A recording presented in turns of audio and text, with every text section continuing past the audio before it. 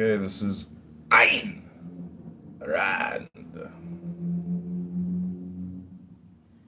FY Elon Musk was on his burner account on X Spaces last night talking to a bunch of anti-Semites making Jew jokes.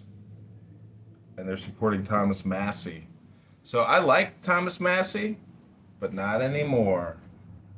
Not when there are neo-Nazis supporting him.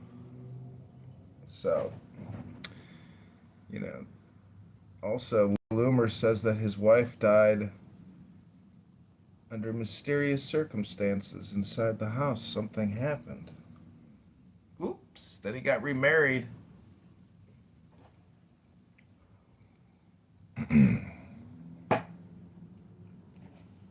Okay, everybody, this is candidate Kitover, running for the mayoralship of Chicago, trying to use my brain to improve my brain by reading what's called a book.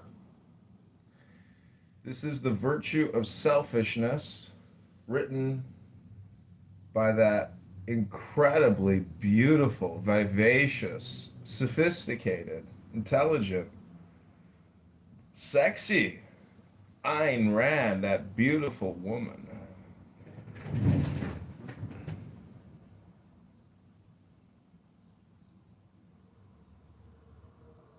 So this is a meditation, part of the John Kitover nonprofit network. This is reading books for veterans that suffer from PTSD, depression.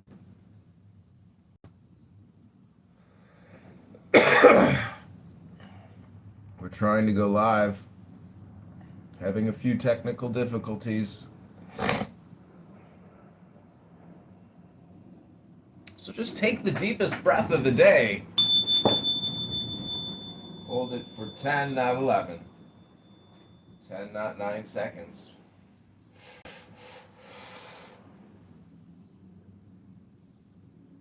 He actually took the deepest breath of the day.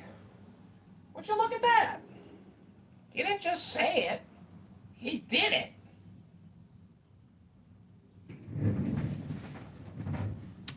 Sorry, YouTube. I think I'm going to have to pass this time, but I don't think I want to sign up for a YouTube subscription. But all I'm trying to do is just create content. And it doesn't always work. We're going to shove along. Also, I'm using AI wearables. Why, you may ask? Well, why not?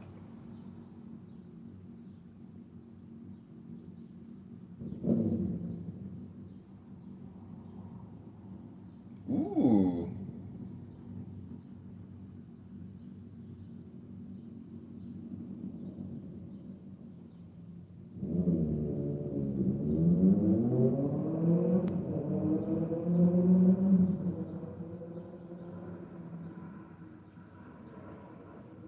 Okay, I'm also publishing this on Instagram underneath John Kitover book. Can you believe it? We're on all these platforms. And don't forget to use your AI wearable. If you got it, put it on, turn it on. It's a chest cam, just like what the cops got. Because why not? And if you got your Ray-Ban, Facebook, Mark Zuckerberg Meta glasses, we'll put those on too. Why not?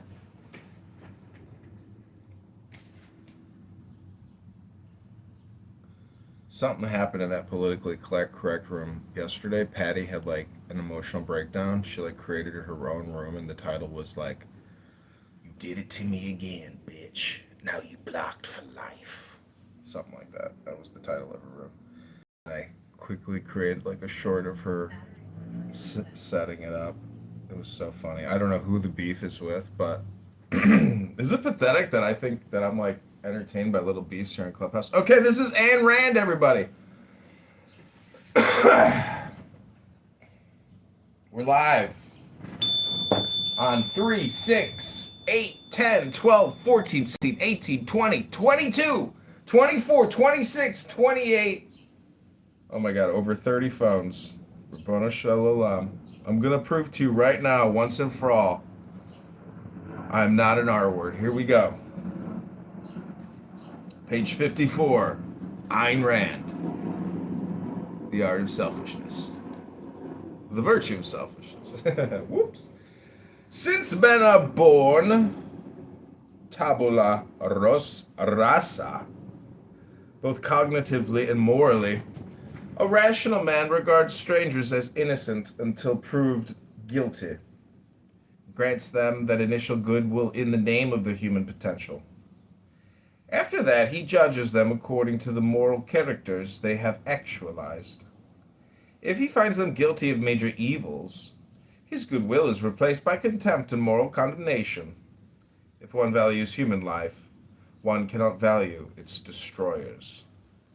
If he finds them to be virtuous, he grants them personal, individual value and appreciation in proportion to their virtues.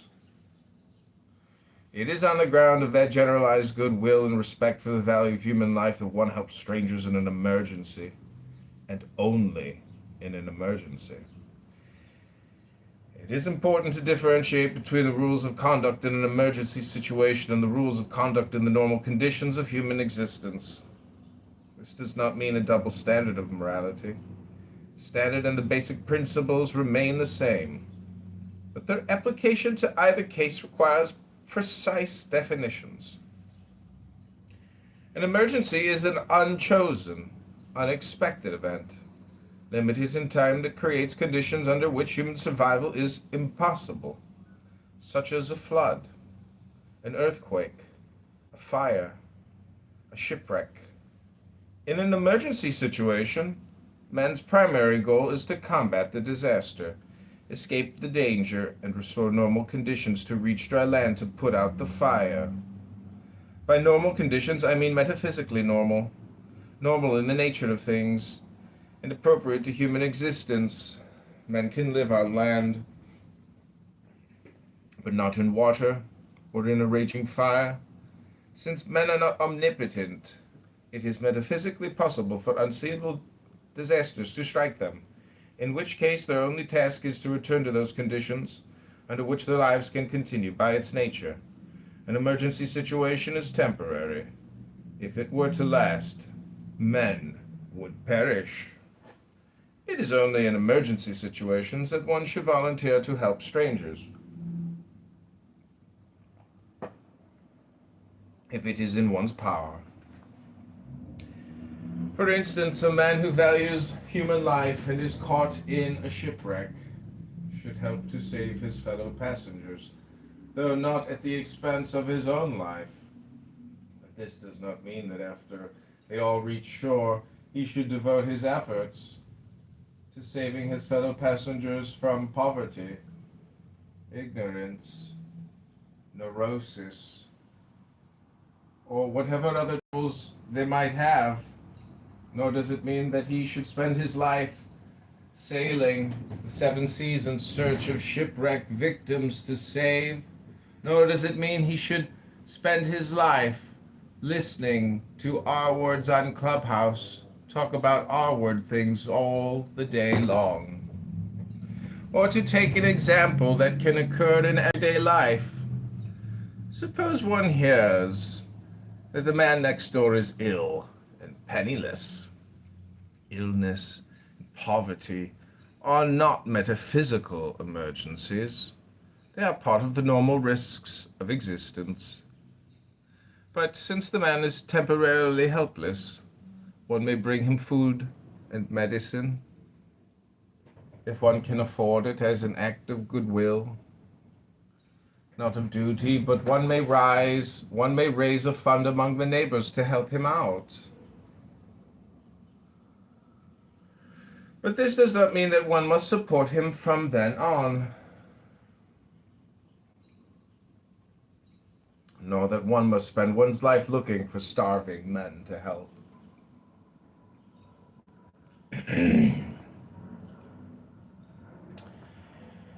In the normal conditions of existence, man has to choose his goals, project them in time, pursue them, and achieve them by his own effort.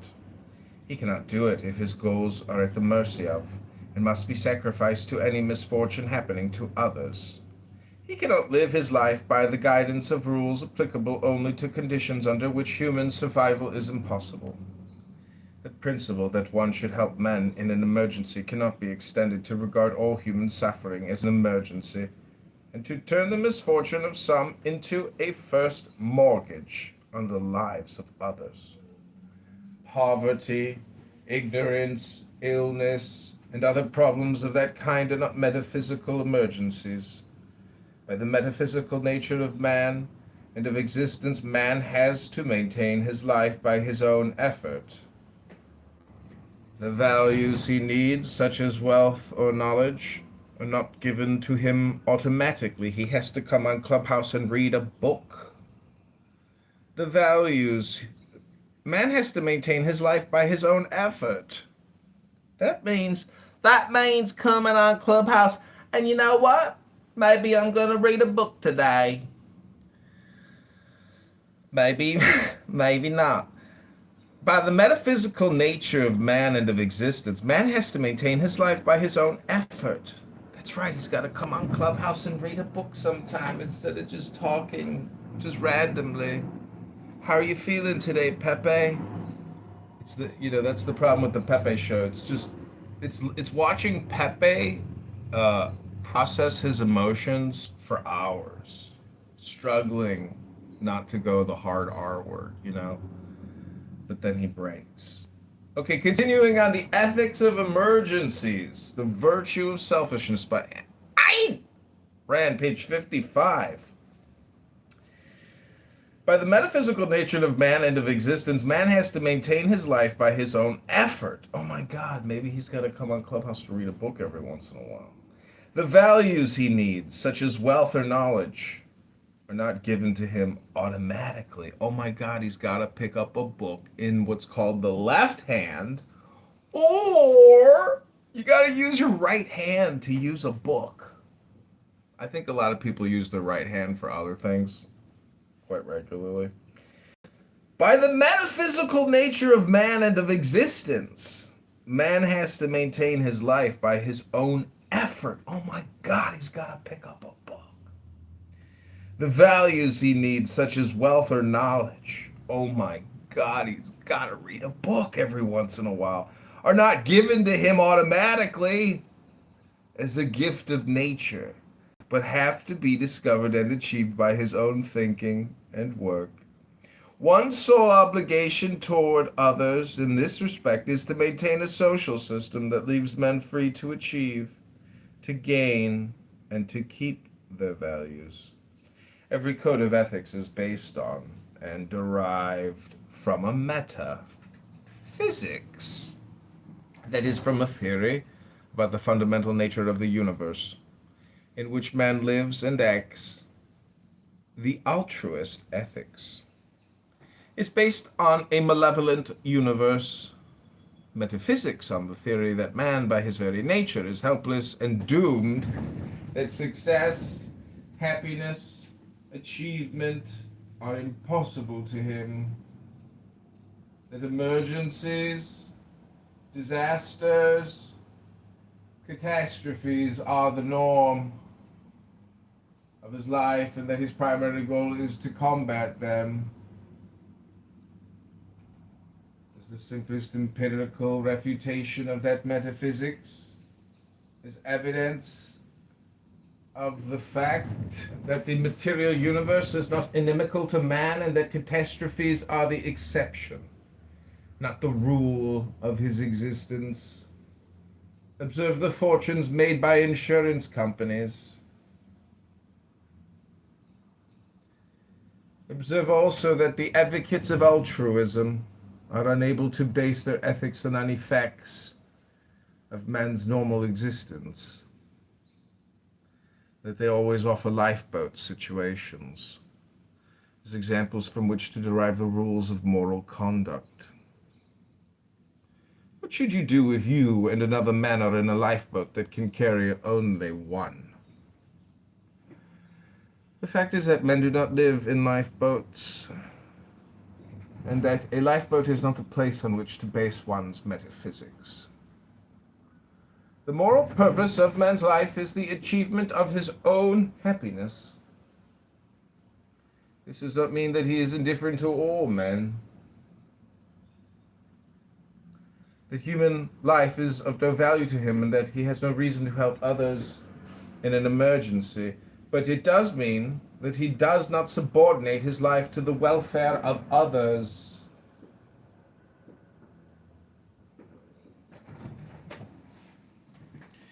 That he does not sacrifice himself to their needs.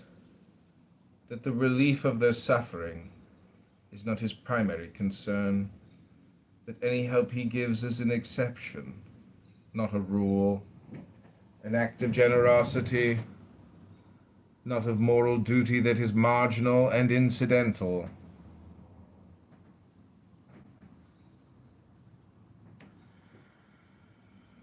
His disasters are marginal and incidental in the course of human existence, and that values, not disasters, are the goal, the first concern, and the motive power of his life. February 1963. Ayn Rand, The Virtue of Selfishness. The Art of Emergencies. Moving on to Chapter 4, The Conflicts of Men's Interests by Ayn Rand. Read by mayoral candidate John Kitover. It is Tuesday, May 19, 2026. Rabbono Shel Olam, prove to me you are not an R word. Some students of objectivism find it difficult to grasp the objectivist principle that there are no conflicts of interest among rational men. Chapter number 4, The Conflicts of Men's Interests. A typical question runs as follows. Suppose two men apply for the same job. Only one of them can be hired. Isn't this an instance of a conflict of interests? And isn't the benefit of one man achieved at the price of the sacrifice of the other? There are 4 interrelated considerations which are involved in a rational man's view of his interests, but which are ignored or evaded in the above question and in all similar approaches to the issue. I shall designate these 4 as A, reality, B, context, C, responsibility, D, effort. A, reality. The term interest is a wide abstraction that covers the entire field of ethics. It includes the issues of man's values, his desires, his goals, and their actual achievement in reality. A man's interests depend on the kind of goals he chooses to pursue. His choice of goals depends on his desires. His desires depend on his values. And for a rational man, his values depend on the judgment of his mind. Desires or feelings of emotions or wishes or whims are not tools of cognition. They are not a valid standard of value nor a valid criterion of man's interests.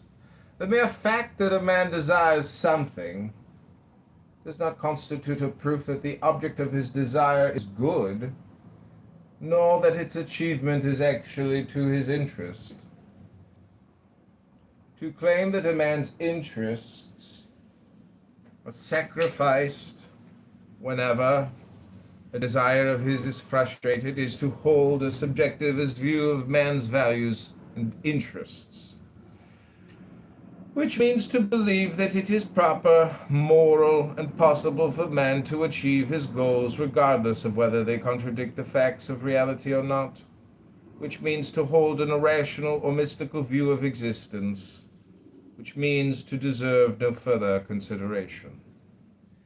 In choosing his goals, the specific values he seeks to gain and or keep, a rational man is guided by his thinking, by a process of reason, not by his feelings or desires.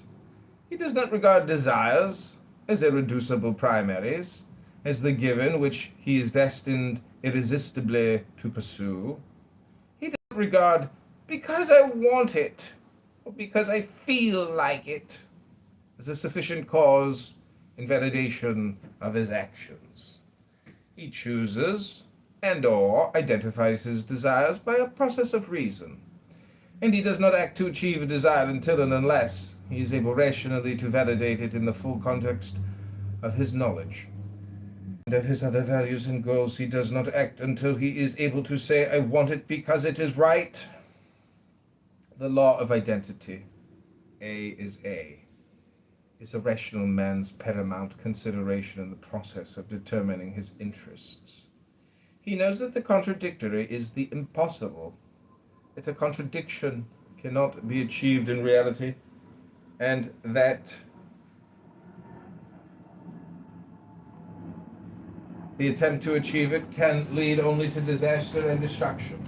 Therefore, he does not permit himself to hold contradictory values, to pursue contradictory goals, or to imagine that the pursuit of a contradiction can ever be to his interest. Only an irrationalist, or mystic, or subjectivist, in which category I place all those who regard faith, feelings, or desires as man's standard of value, exists in a perpetual conflict of interests. Not only do his alleged interests clash with those of other men, but they clash also with one another. No one finds it difficult to dismiss from philosophical consideration the problem of a man who wails that life entraps him in an irreconcilable conflict because he cannot eat his cake and have it too. That problem does not acquire intellectual validity by being expanded to involve more than cake, whether one expands it to the whole universe, as in the doctrines of existentialism, or only to a few random whims and evasions as in most people's views of their interests. When a person reaches the stage of claiming that man's interests conflict with reality, the concept interests ceases to be meaningful, and his problem ceases to be philosophical and becomes psychological.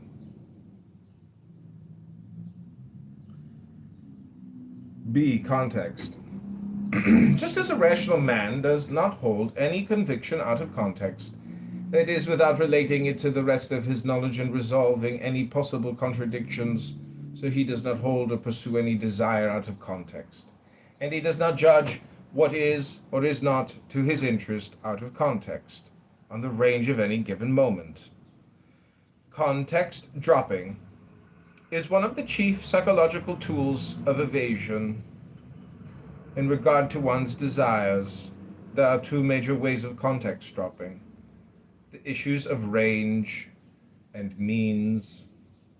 A rational man sees his interest in terms of a lifetime and selects his goals accordingly.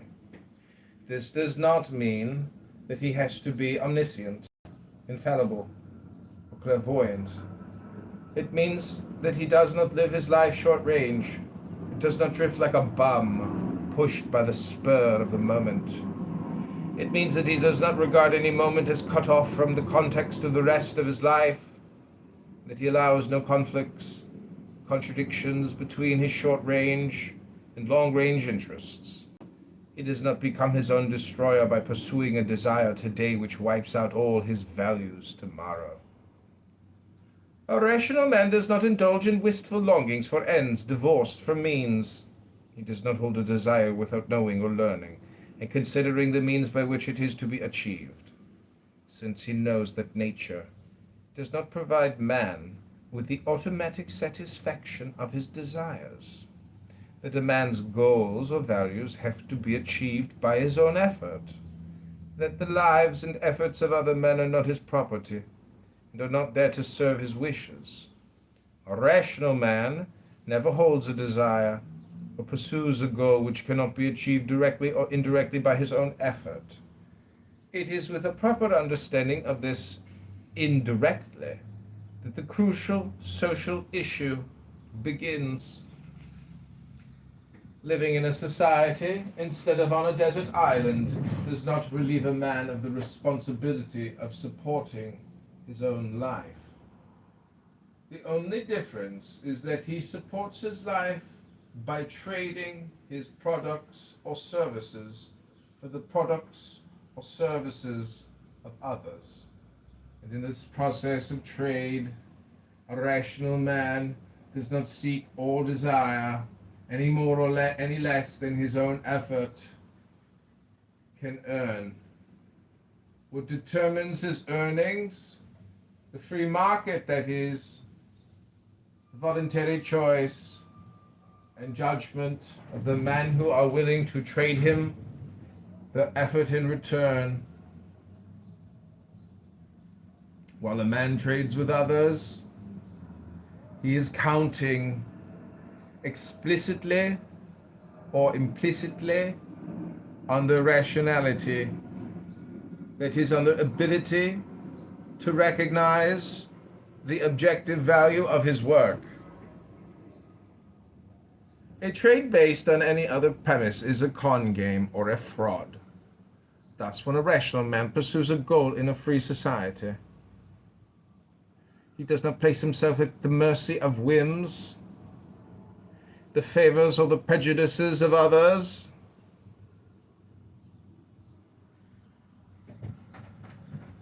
He depends on nothing but his own effort, directly, for doing objectively valuable work.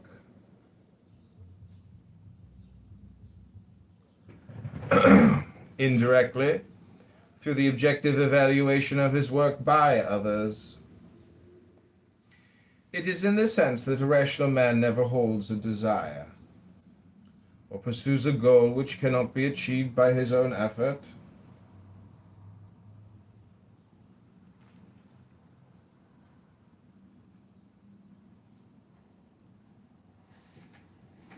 He trades value for value. He never seeks or desires the unearned. If he undertakes to achieve a goal that requires the cooperation of many people, he never counts on anything but his own ability to persuade them and their voluntary agreement. Needless to say, a rational man never distorts or corrupts his own standards and judgment in order to appeal to the irrationality, stupidity, or dishonesty of others.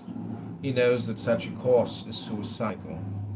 He knows that one's only practical chance to achieve any degree of success or anything humanely desirable lies in dealing with those who are rational, whether they are many of them or few. If any given circumstances, any victory is possible at all, it is only reason that can win it. And in a free society, no matter how hard the struggle might be, it is reason that ultimately wins. Since he never drops the context of the issues he deals with, a rational man accepts the struggle as to his interest, because he knows that freedom is to his interest.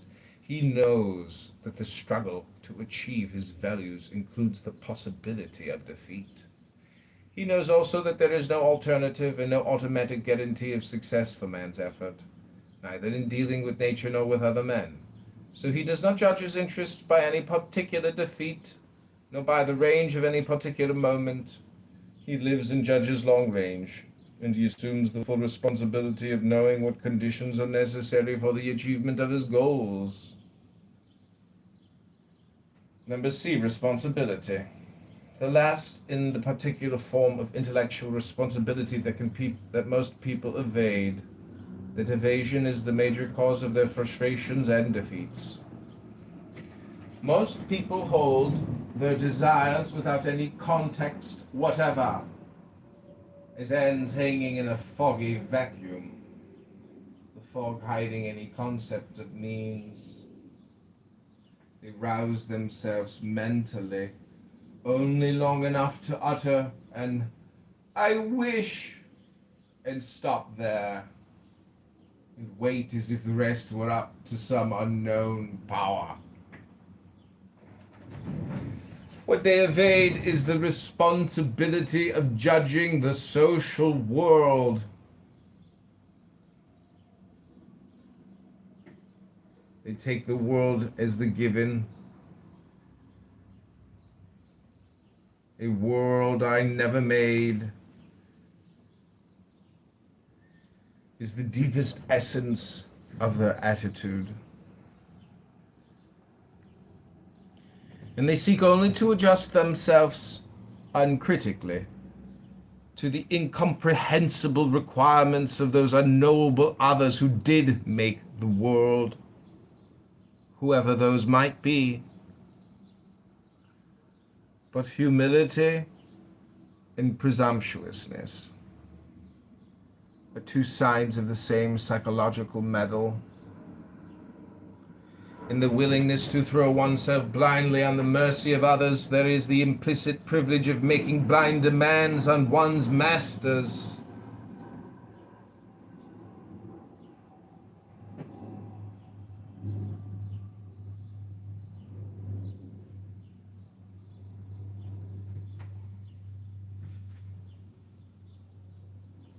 There are countless ways in which this sort of metaphysical humility reveals itself. For instance, there is the man who wishes to be rich, but never thinks of discovering what means, actions, and conditions are required to achieve wealth. Who is he to judge? He never made the world, and nobody gave him a break. There is the girl who wishes to be loved, but never thinks of discovering what it is, what values it requires, and whether she possesses any virtues to be loved for. Who is she to judge? Love, she feels, is an inexplicable favor, so she merely longs for it, feeling that somebody has deprived her of her share in the distribution of favors. There are the parents who suffer deeply and genuinely because their son or daughter does not love them, and who simultaneously ignore, oppose, or attempt to destroy everything they know of their son's convictions, values, and goals, never thinking of the connection between these two facts, never making an attempt to understand their son. The world they never made and dare not challenge has told them that children love parents automatically. There is the man who wants a job, but never thinks of discovering what qualifications the job requires, or what constitutes doing one's work well. Who is he to judge? He never made the world. Somebody owes him a living. How? Somehow. A European architect of my acquaintance was talking one day of his trip to Puerto Rico.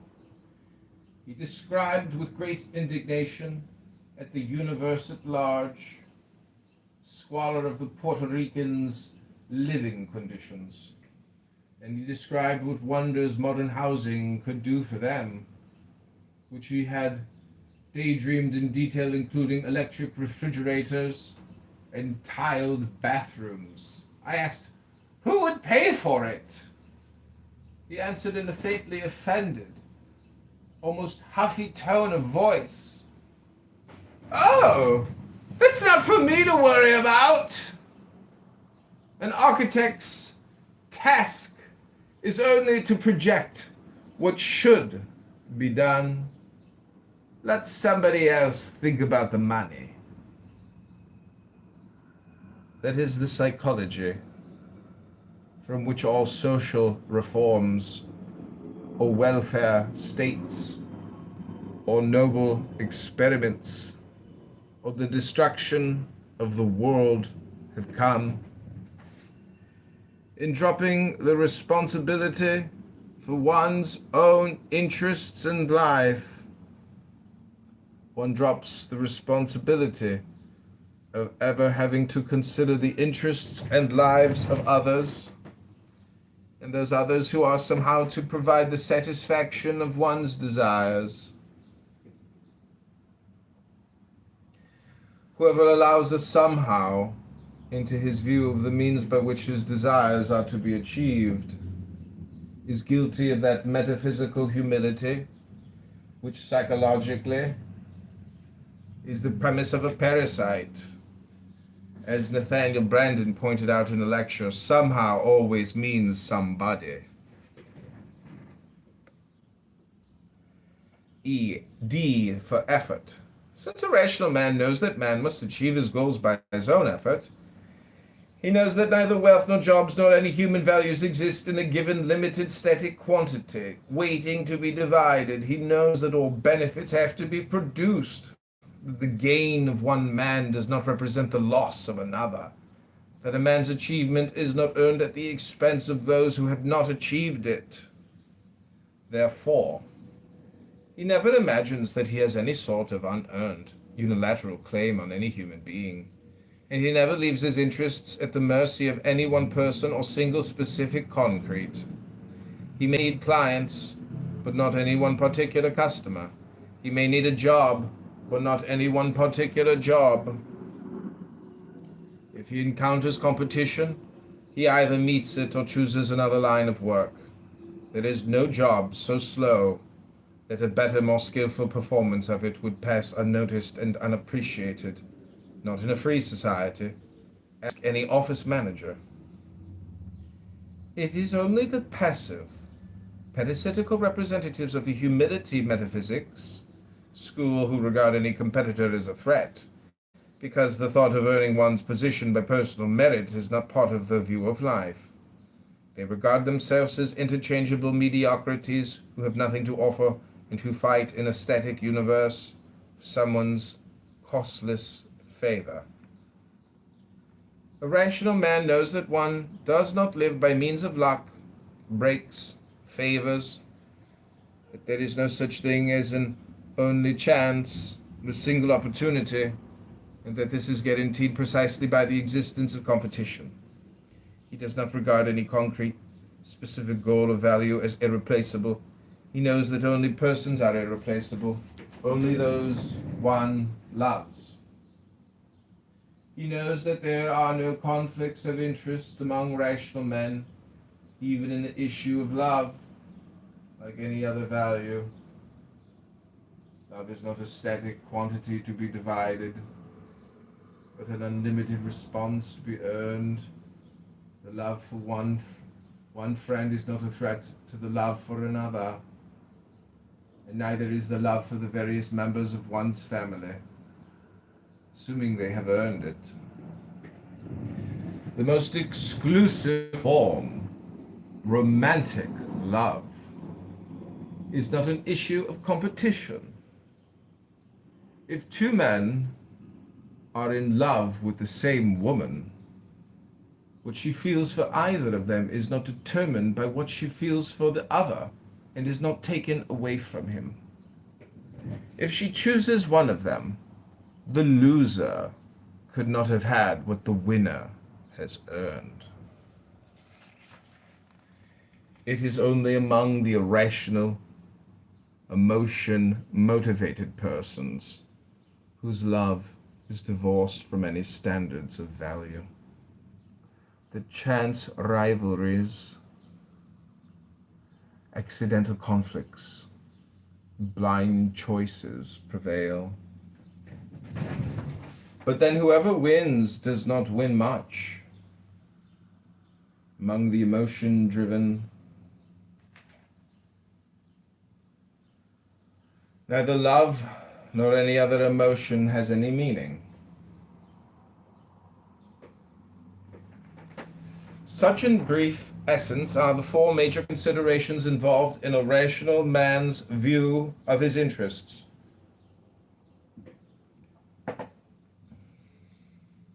Now let us return to the question originally asked about the two men applying for the same job, and observe in what manner it ignores or opposes these four considerations. A. Reality.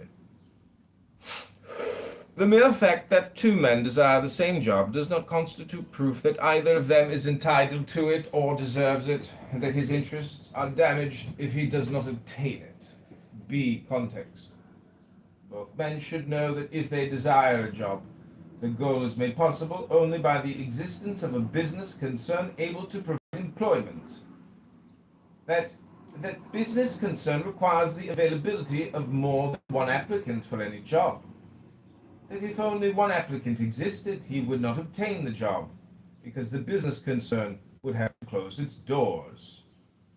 And that their competition for the job is to their interest, even though one of them will lose in that particular encounter.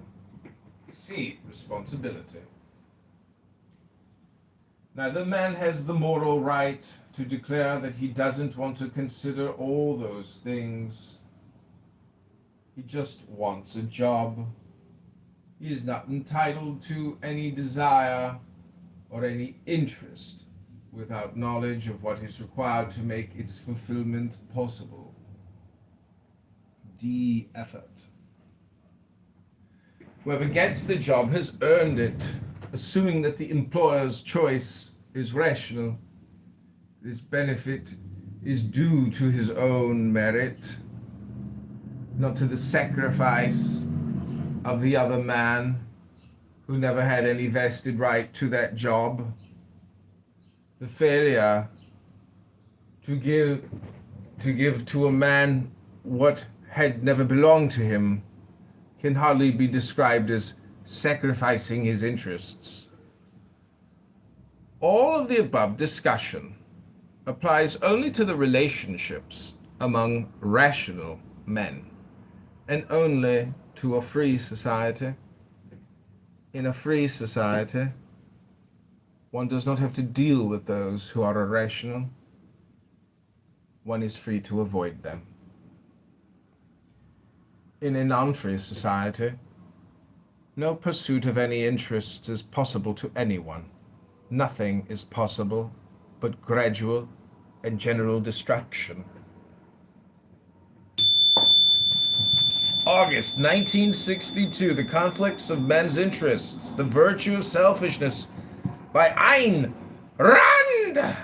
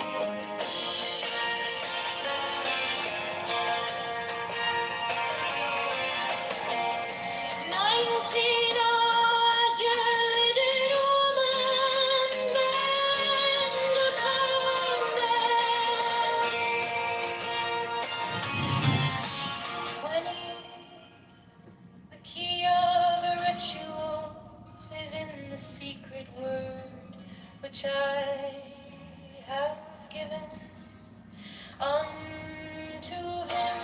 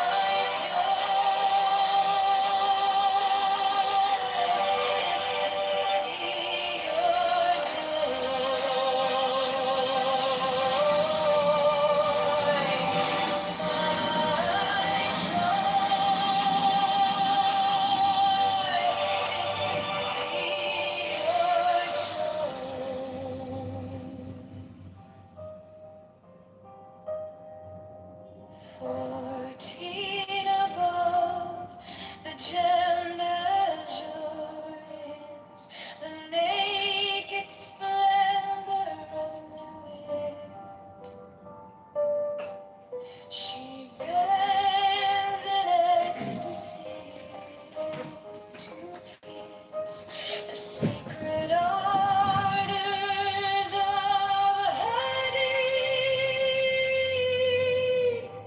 The winged globe, the starry blue, her mind awanketh nachon soon.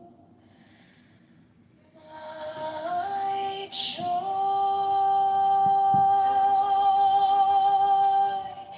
is to see your joy.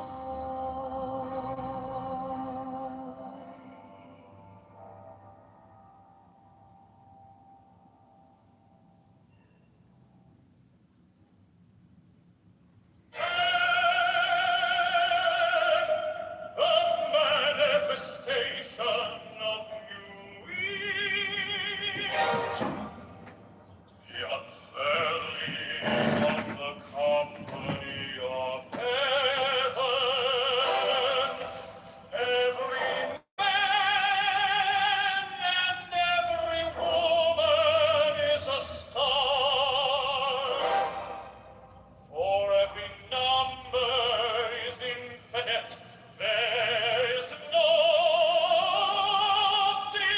difference. Help me, oh warrior of Thebes, in my unveiling before the children of men.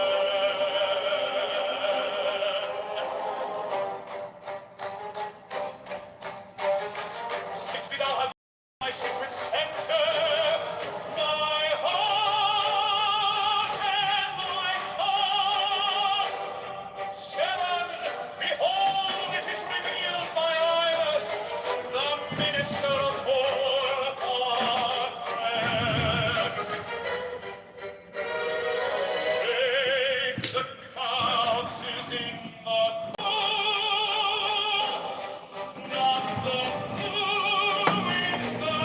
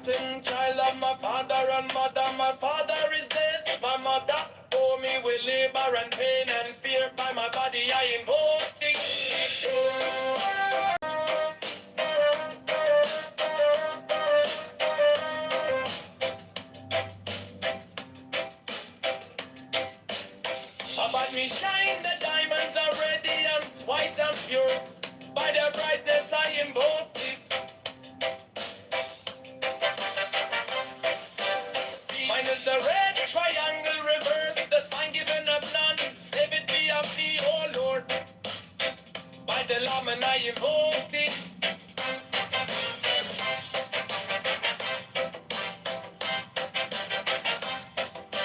Free mine is the garment of white, sewn with gold. The flashing of eye that I wear by my robe, I invoke thee.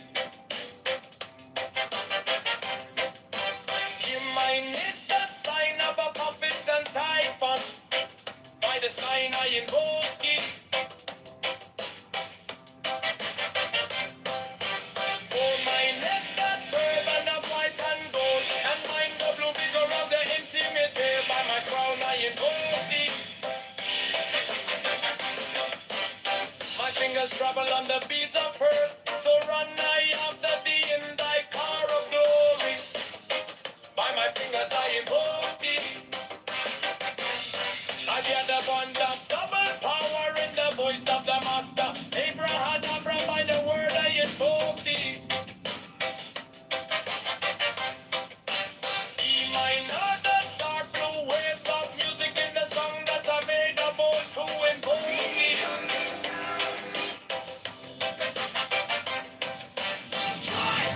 Strike the master chord.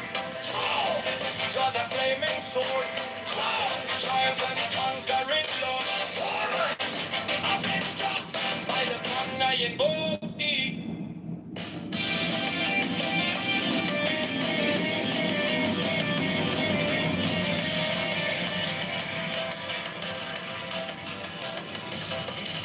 In my hand is my sword of revenge. Let it strike at my bidding. By the sword I invoke thee. The voice of the fight, the voice of the 611 other voices. Every one of them.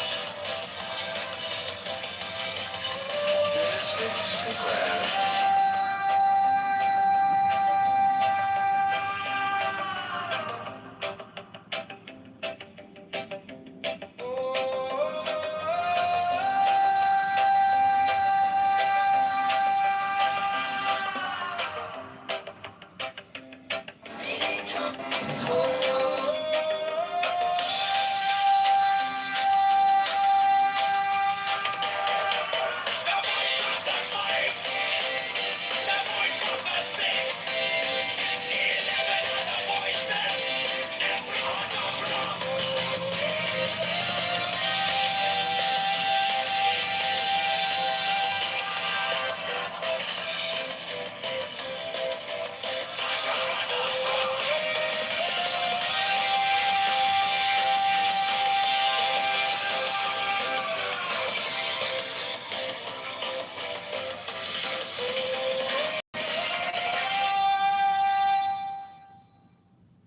Mine is the head of the man, and my insight is keen as the ox. By my head I invoke thee.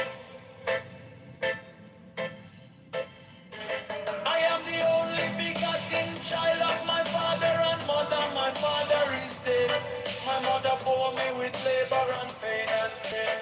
By my body I invoke thee.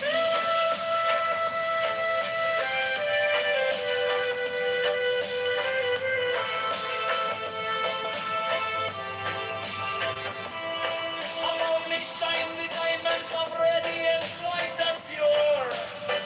By the brightness I invoke thee. Mine is the red triangle reverse, the sign given of none. Save it be, O Lord. By the Lamb and I invoke thee.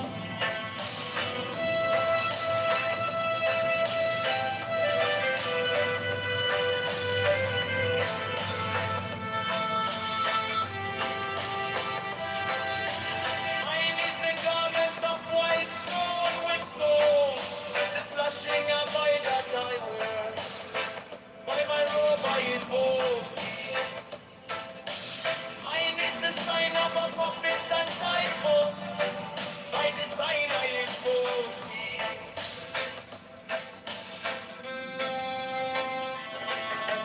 Mine is the turban of white and gold, and mine the blue figure of the intimate hair.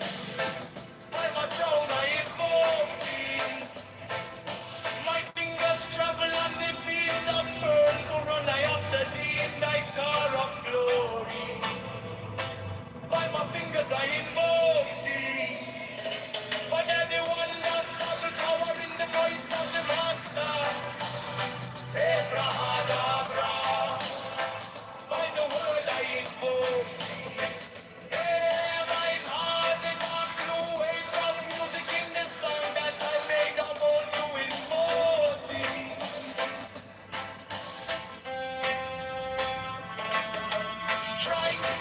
strike the master control. Draw the flaming sword. Crown. Giant conquering Lord. All Lord. Amen God. By the sword I invoke. In my hand is the sword of revenge. Let it strike. By thy bidding.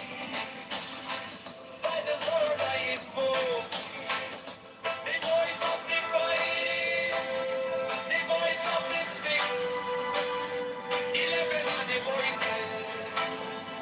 Abracadabra.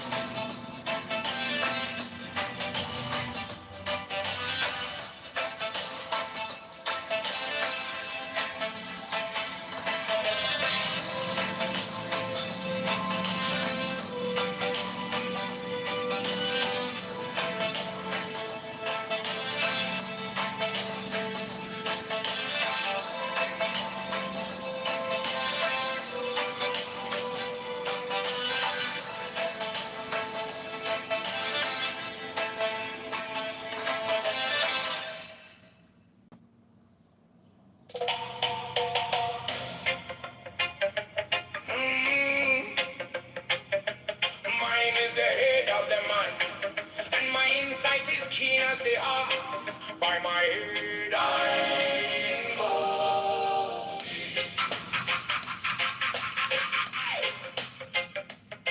I am the only begotten child of my father and mother. My father is dead. My mother bore me with labor and pain and fear by my body. I invoke about me. Shine the diamonds of radiance, white and pure by their brightness. I invoke thee. Mine is the red triangle, reverse the sign, given of none save it be of thee. Oh Lord, by the layman, I invoke thee. Mine is the garment of white, so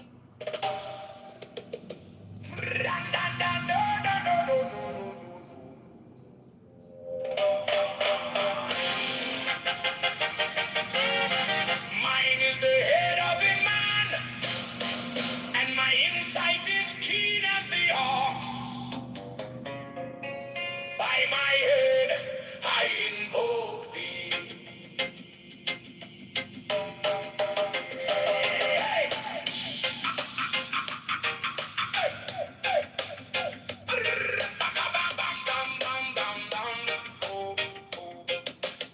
I am the only begotten child of my father and mother. My father is dead. My mother bore me with labor and pain and fear by my body. I invoke thee. About me shine the diamonds of radiance, white and pure. By their brightness, I. Mine is the head of the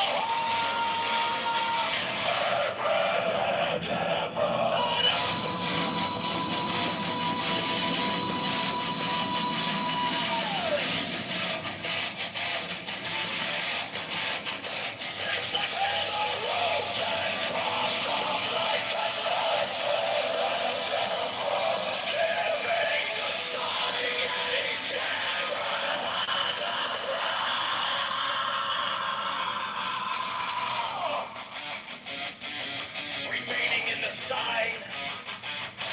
The invocation concludes. Therefore I say unto thee, come thou forth and dwell in me. So in every spirit, whether of the firmament, or of the ether, or of the earth, or under the earth, on dry land, or in the ether, of flowing air, or of rushing fire.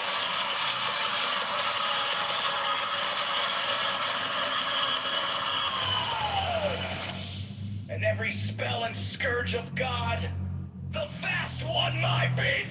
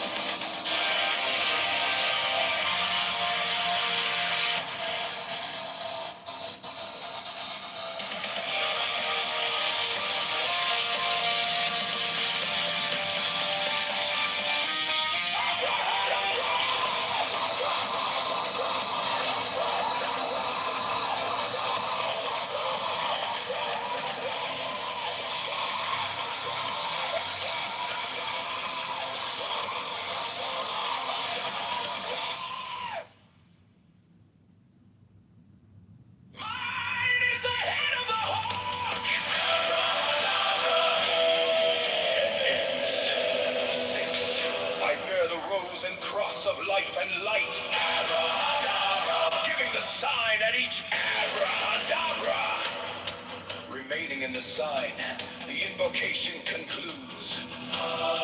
Therefore I say unto thee, come thou forth and dwell in me, so that every spirit, whether of the firmament, or of the ether, or of the earth, or under the earth, on dry land, or in the water, of whirling air, or of rushing fire, and every spell and scourge of God, the vast one, might be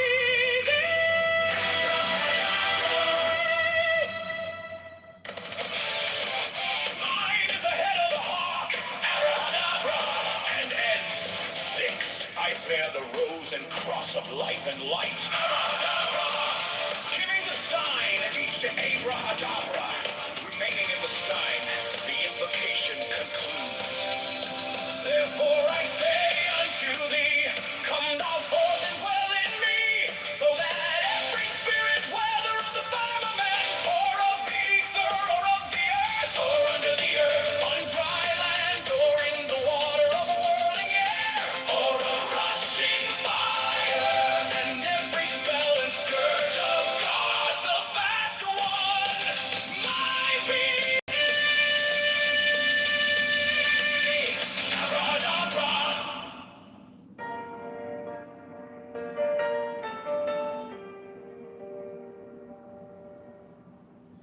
You came like dawn in my hands, soft but stronger than I knew.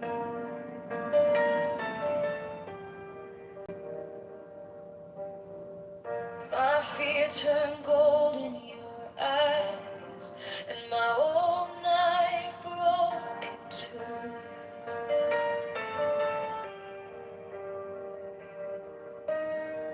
I was lost in the noise, now I'm learning how to stay close to your quiet light in the middle of the day. Stop thinking, let it fall.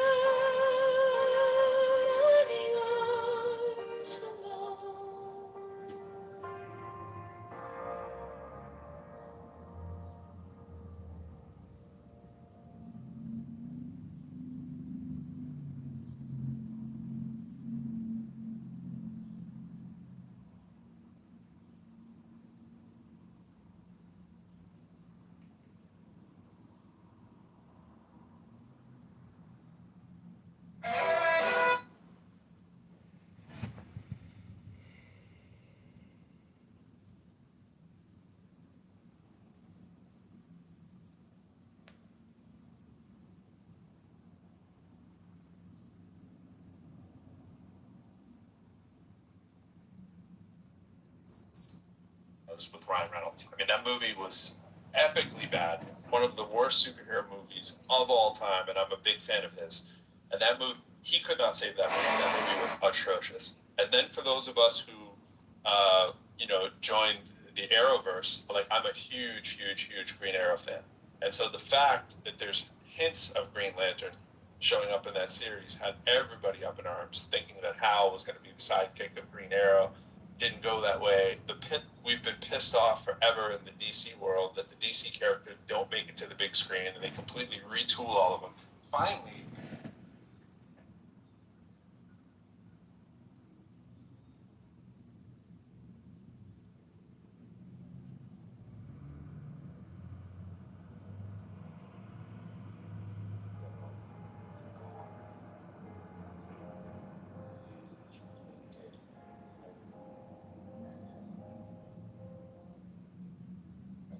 which is wild. But when you're saying things like, the things that Monica's and whatever. And yes, I could make this private, but I just wanted to alert you guys to this situation. And some people are very used to a certain kind of. Someone tell me when this is done. This is obnoxious. I think she's talking from her heart, but it's powerful either way. I mean, Well, you can take it or leave it. It's just my observation. I'm concerned, and it's one thing for people to share opinions, and it's another that people are organizing. It's scary. A lot of people haven't been, they have been targets their whole lives, and some people have been, and they're used to it. So just FYI, I've seen it, and if I don't say something, then I feel like I'm remiss as a friend. Well then, Kristen, it would be helpful if you put in my back channel the people that you heard discussing credible threats of violence this morning. Because Yeah, I will. if you don't, Yeah, I will. good. Like, then I can't. The room that I visited is called Biblical Smoke. Oh, So yeah, if you I was guys in there for want a minute. Yeah. So if you guys want to listen for yourselves, go in there.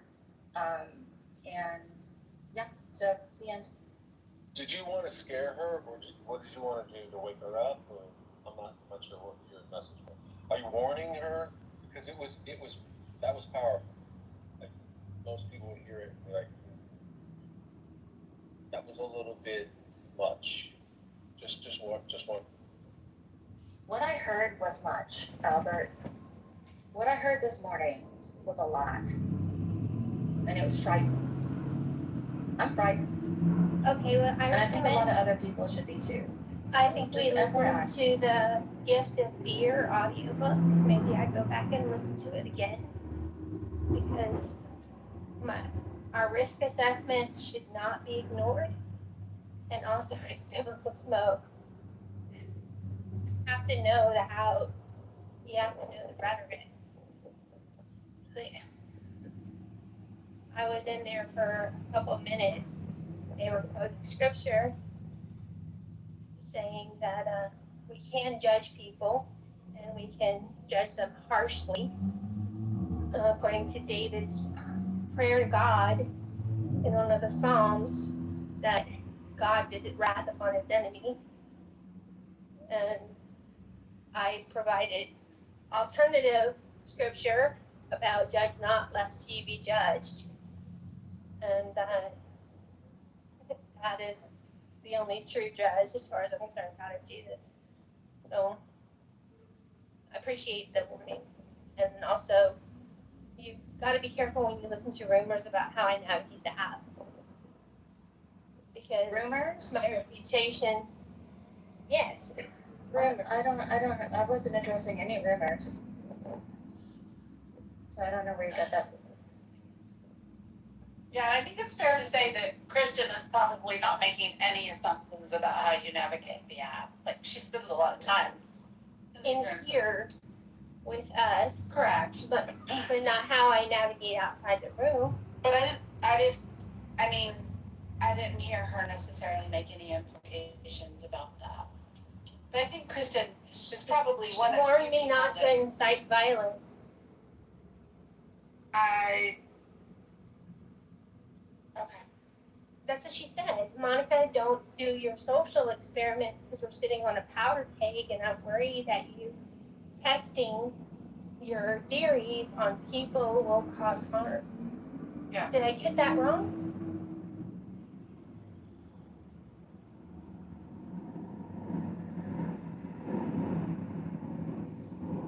I'm not I gonna. think she, I understand the admonition Yeah. because I worry about you too. I think she's genuinely concerned, but she doesn't operate the way you do. Right? So that was my. Kristen, did I misrepresent what you said?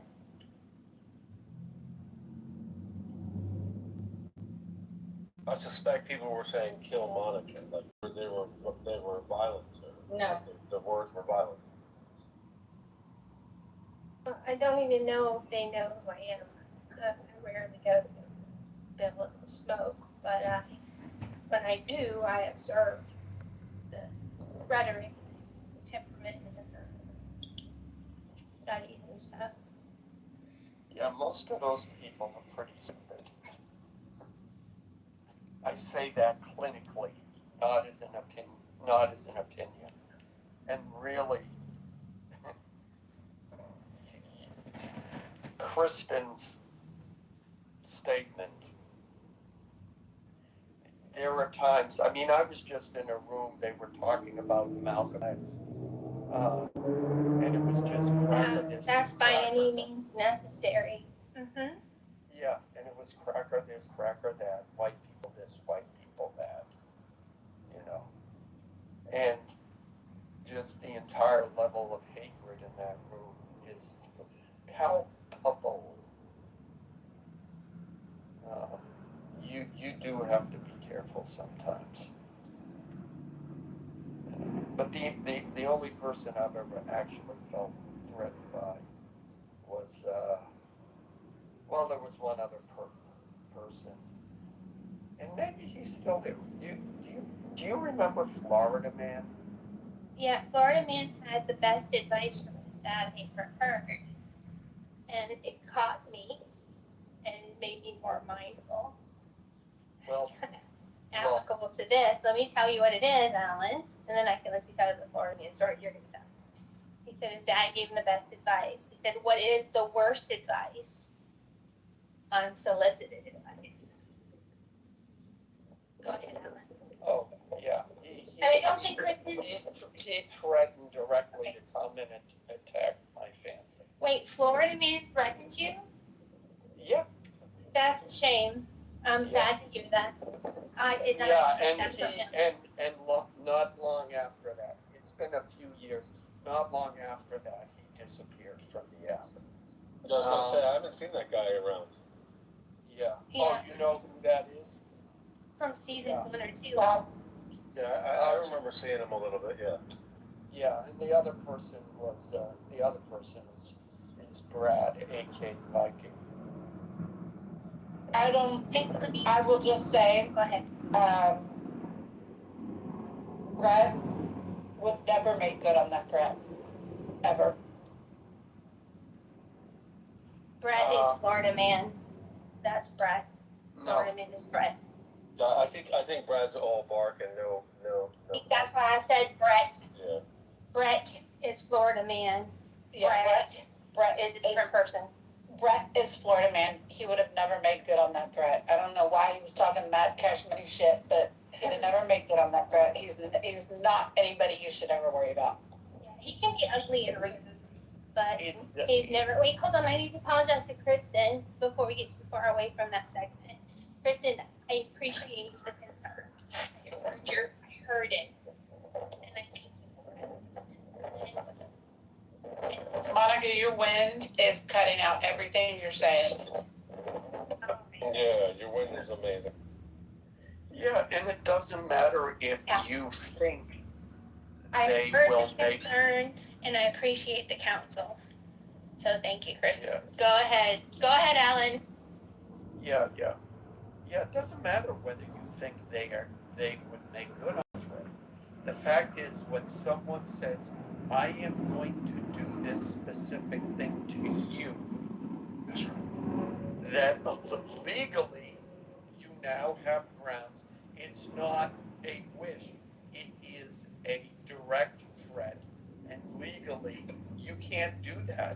and legally I can report that person. Which is why I'm going to do so for the 6th.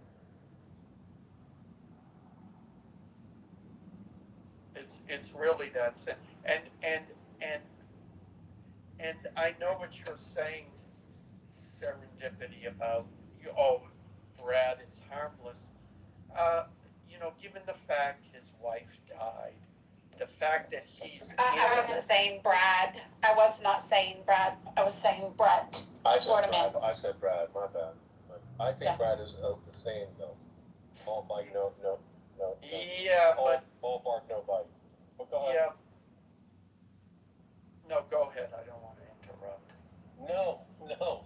I really don't care either way. I hear him, go off. Yeah, no, I get it, but given the fact that, first of all, his wife died, and he refers to that so much, it's clear and understandable, which is why I was giving him a lot of slack for a long time, that, you never get over that. But he wears it on his sleeve and uses that as justification to treat other people badly. You combine that with the fact that he projects this persona of aggression, and that he was in the military, that he brags about the number of guns he has, and then brags about what he will do to you if you ever step on his property. All of those, you put all of those things together, it now becomes more of a credible threat.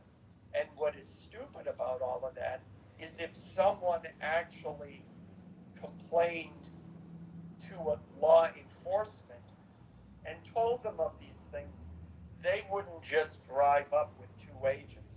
They would drive up with an entire SWAT team to ensure their safety. So that circles us back. Okay, go ahead, Alan. Yeah. Well, no, go ahead, Monica. So that circles us back really nicely to our pet peeves, what triggers us, what pushes our buttons. And I'm now wondering and contemplating, does Brad put out his wounds that are not healed out so that people will use them knowing that they'll get hurt, so then he can go scorched earth on them? Is he baiting us with his bobos? Yes, That's an interesting. absolutely. Why do you got do you want to talk about Brad or No, I'm trying not to talk about Brad, so maybe we can. My bad. No. Let's keep the topic, but take it off of people. Are there people that share their trauma with us, knowing that we'll take advantage of it because some of us, all of us, like we're humans, we're going to take any weapon that's available to hurt our enemy, quote unquote, knowing that it will give him license to hit that harder.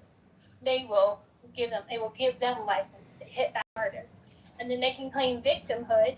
Look, they started it. They mentioned my trauma.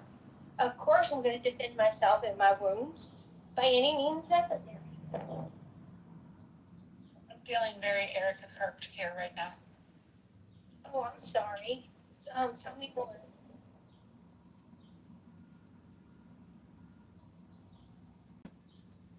The optimist in me does not believe that people share their vulnerabilities for the purpose of exploiting them. I think people just get comfortable and they think they're okay in a room amongst normal human beings, and sometimes they share things that can later be used against them. Can it be both? Yeah, I think it can. Yeah. I would like to believe that I don't something respect that's people that like that though. Do you? Do you respect people that use like supposed vulnerability against you? If that happens once, I turn them off.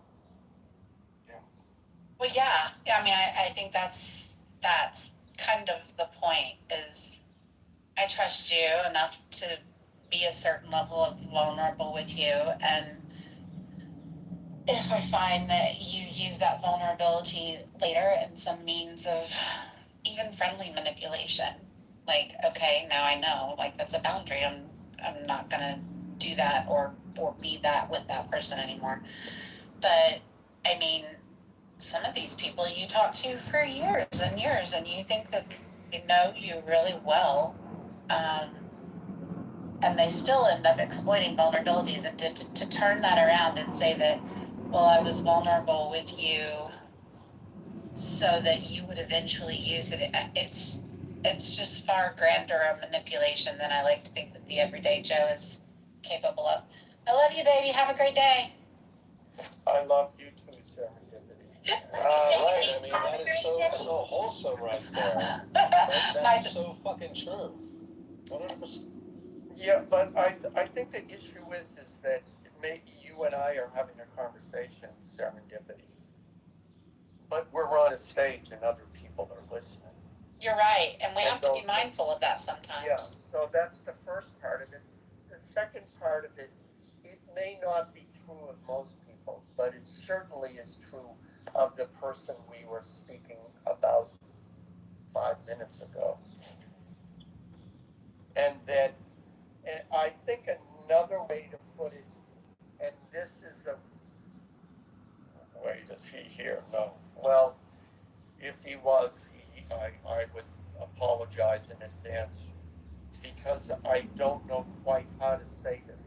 But people get hurt, and then they will intentionally put themselves in the same situation to try to prove to themselves that they can handle it emotionally, even though they can't. So whether they're doing it consciously or subconsciously, they will continue to get hurt and then continue to lash out over it. That may be, I mean, I think that may be a fair assessment, and I think probably more often than not, that's an assessment where it is a subconscious testing of not going to let this be a vulnerability kind of thing, you know. Yeah, that particular person, I tend to extend probably more grace than I should, because of a common vulnerability. Because regardless of the persona that you play on Clubhouse, there's just nothing quite like it, and people don't relate. People that haven't experienced it don't relate to it on the same level, you know. And I've probably given a lot more grace in that circumstance because of that common shared vulnerability. But I will just say that is definitely a trigger for me. I've had it used against me, and to think that people might assume I'm culpable in that I shared that because I wanted it to be used against me, just kind of makes me want to throw up. What? No one made that argument, though. I didn't say that they did. I'm just saying that that's a very personal vulnerability for me, and if people can surmise that about somebody else, people could surmise that about me. And then they will get to know you, and they'll know your heart.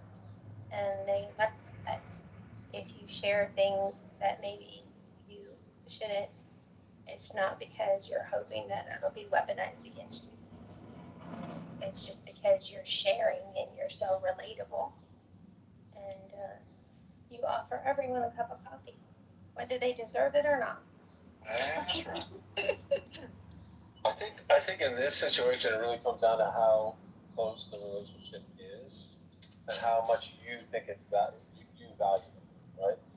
So if you shed something and then someone you really don't know very well tries to call upon something they learn in one or two episodes. Totally different than if someone you've known for years or 100 episodes or a season uses something that they think is like a joke, but then they use it to kind of one up. Definitely different. Yes. Right, but the punch, um, the punch is the same. You know, because that is one of the exact scenarios that happened to me. It was somebody that did not know me very well at all, and I was foolish enough to make a comment about something on a pretty open stage. It was a very benign, innocuous comment, but they heard it, and later they came into a room full of people, and they made the insinuation that I murdered my husband. That's sick. That's fucking sick. I remember that. Maybe In front of a. I need to clarify that actually. When I heard myself say it again, it really, I don't think I said it exactly right. So forgive me for that. No, I mean it's fine. I'm just saying, like, it, you know, and that person's opinion at that point in time, like, they were nobody to me. There was no relationship. It didn't matter. Like, it still packed a punch. Yeah. Because it was said in front of a bunch of people that did know me, you know, and it still packed the same punch. And it didn't really matter if they were it didn't matter to me. It just. Yeah, serendipity, we've all made that mistake. As time progressed on this app, at the beginning of the app, everybody there weren't any political discussions. Yeah. And we were all sharing in details of our lives. And then as we got into these political discussions, and I don't know if you've done this, but I've certainly done it, we will use examples from our lives to justify a point we are making. The problem is then, without realizing, anything you reveal about yourself becomes fair game.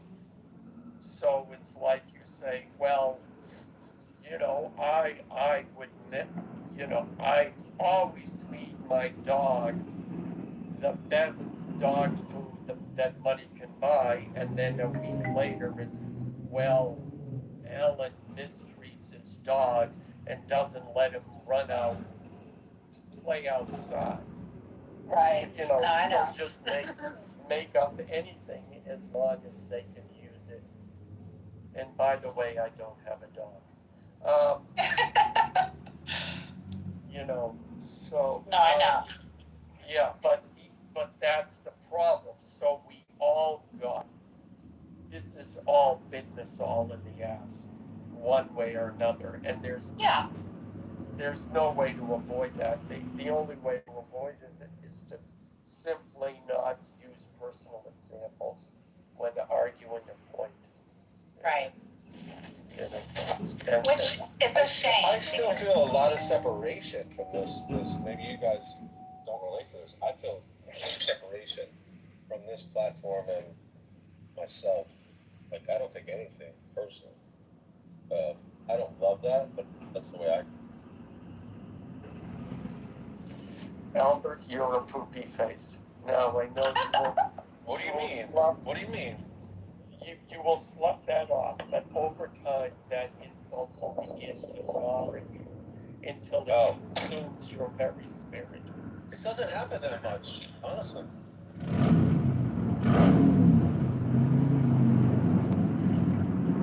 Like, I rarely run into people who just adamantly despise me. Or maybe that's my bad. But You haven't tried hard enough to be unlikable. well, there you go. Well, why would I want to be? I'm not trying. I don't know, though. I don't. Well, actually, on this app, you don't need to try. Sometimes you. That's what I was gonna say. No. Maybe I'm just really likable, Alan. Is that possible? Well, maybe that's Albert, it.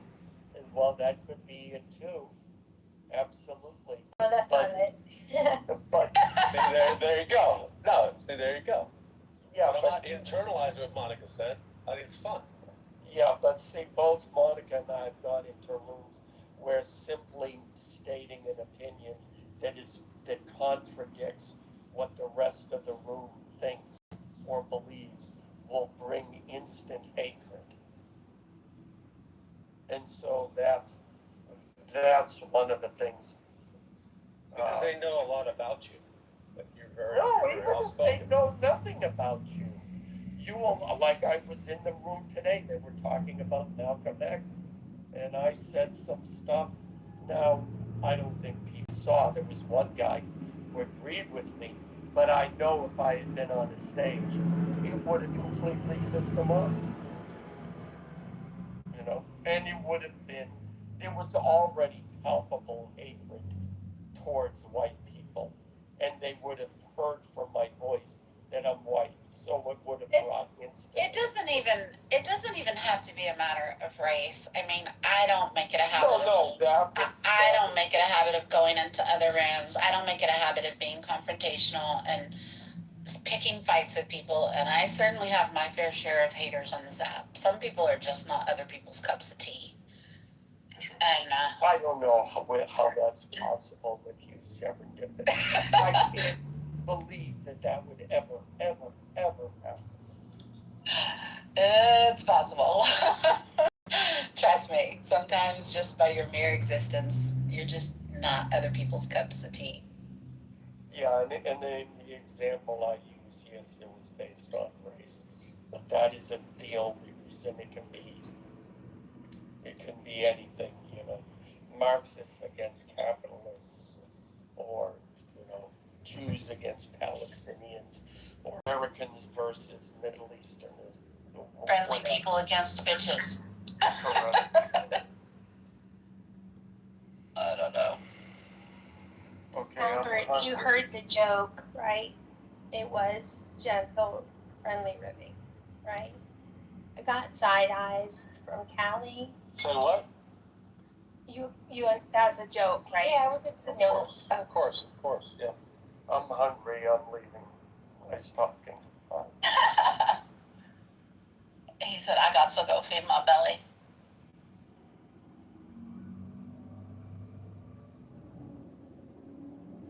Alright, the right tip hasn't come back yet. It's okay. He's clearly in a mood.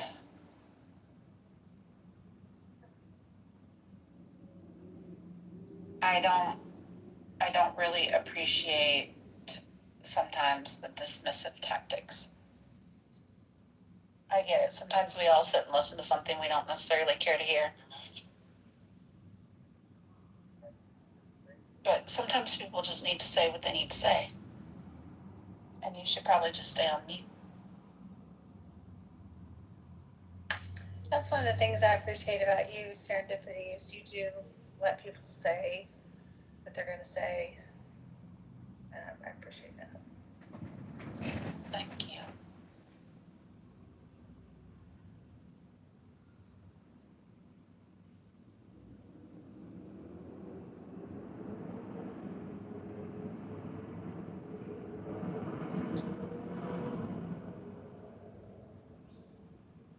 And I don't agree all the time, but therefore, that's why I stay on mute. Dad. Right. It's a good practice. If I'm wrong, though, I need people to tell me I'm wrong. I'd much rather be corrected about a statistic or data or documents that I've gotten wrong than people stay on mute and just let me have it. But isn't that different though than somebody who just thinks your opinion is wrong? It's one thing when you can refute what you say with data or facts. It's another thing when you have an opinion that somebody entirely disagrees with, but it's just your opinion. And then the issue with that is, like, people criticize opinion, and then I and some people take it as a personal attack. Well, it kind of helps when they say, you're stupid, that's a dumb idea. I consider that a personal attack. And, because then they stop and they don't say, and here is why, and then they provide me with documentation that makes me reevaluate my opinion. They never get to the why.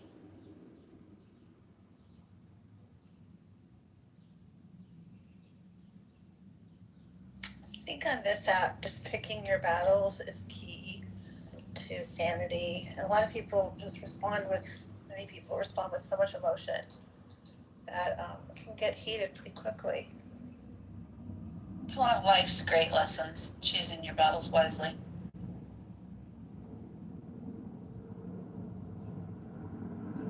Protect your peace.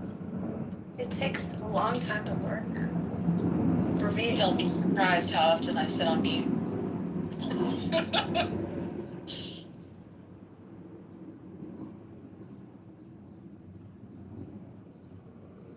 And I still don't always pick my battles wisely, but I had a great role model. My husband was fabulous at that.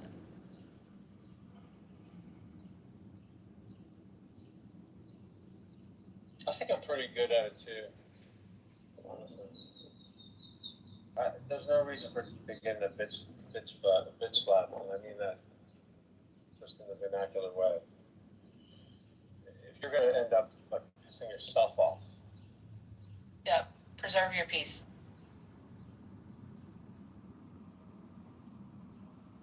Consider the source.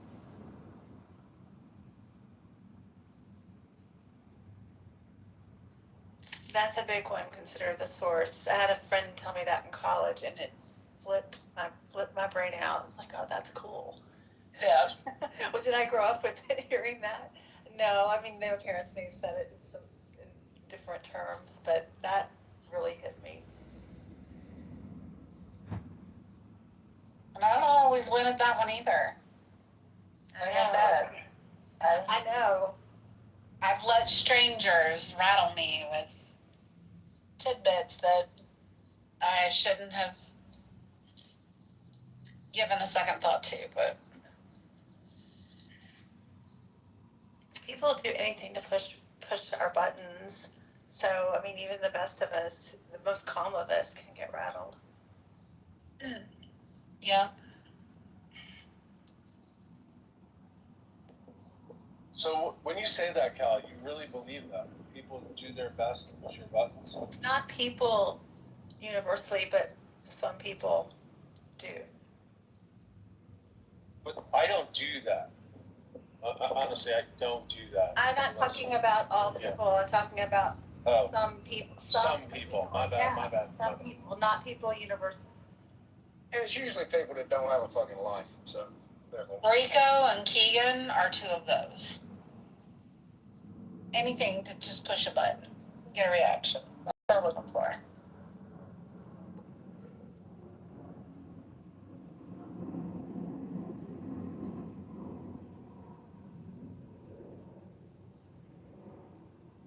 Which is why I get mad at myself whenever I give them the satisfaction of knowing that was a button and you annoyed me. Goodbye.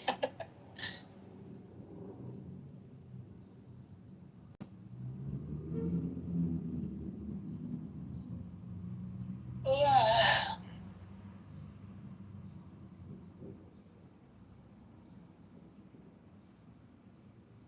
So someone supposedly wise said that you have to be immune to any type of button pushing.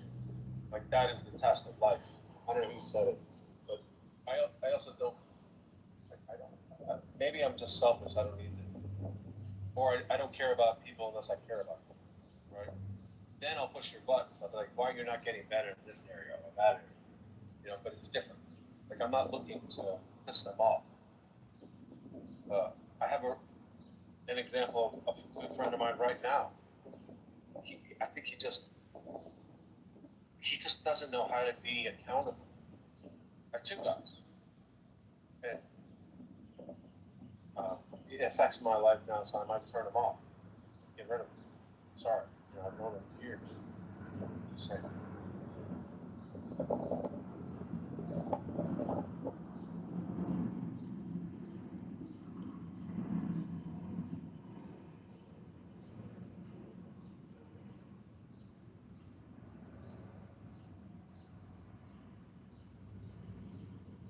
I mean, that's kind of a boundary. Like, just setting a boundary for yourself.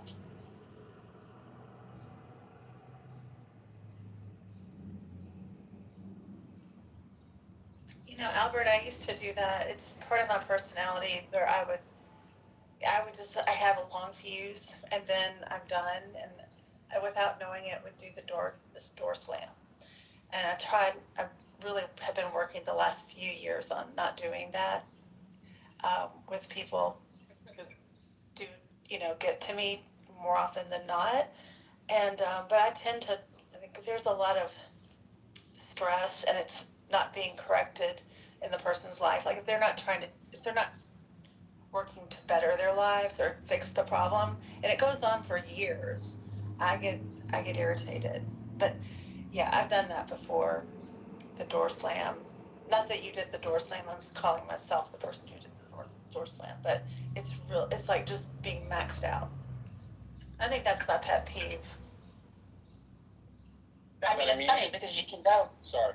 Oh, Go. sorry. I was just gonna say it's funny because you can go to both extremes. Like, you can be that person that's gonna have very hard boundaries, and you're gonna possibly do the door slam prematurely because you're just really good at identifying and setting those boundaries. Or you can be like me, the person that's really terrible at setting those boundaries, and I don't ever want to slam the door. It's like, I might pull it to a little bit, but I don't want to slam that door. So like, those extremes can go both ways. Like, I'm trying to find that happy medium of identifying when the appropriate time to do the door slam is, and being able to do it. Like, I can't do it. I have a really hard time with that. That's like, I had a therapist once who taught me about boundaries because I didn't know what the word meant until I was 42. And she would talk about, little fences, and then somewhere in between the little fences and the barricades is where you want to be. So the barricade, it's like, I can't even tell you how it used to be for me, except that I would get to a point where I didn't have any qualms about it. Just slammed. Yeah. And like, I had another good friend that was that way. Everything's very black and white to them. And when you crossed a line or you stepped out of what they considered to be your character, that was it. They were done. There was no redemption. There was no coming back from that. There was no grace for the fact that people are not infallible. But then the thing is, though, that these people that would test me, I would give them years of chances. Like, oh, this poor person, I feel so bad.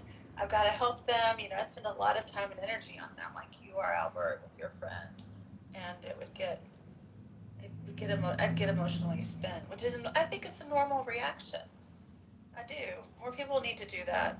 But I've learned to make it more balanced in terms of like, okay, is this fair? Or is this me being, like, I need to set the boundary earlier? If that makes sense. So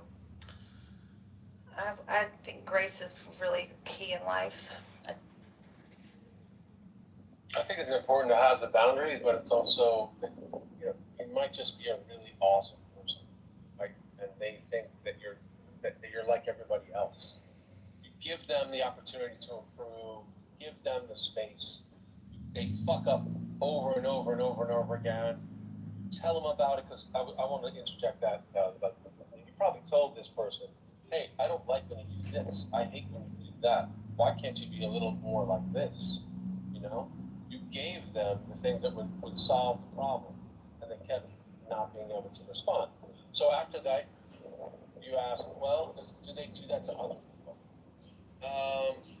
There's a lot of evidence in this person that they do that to even their own family and friends.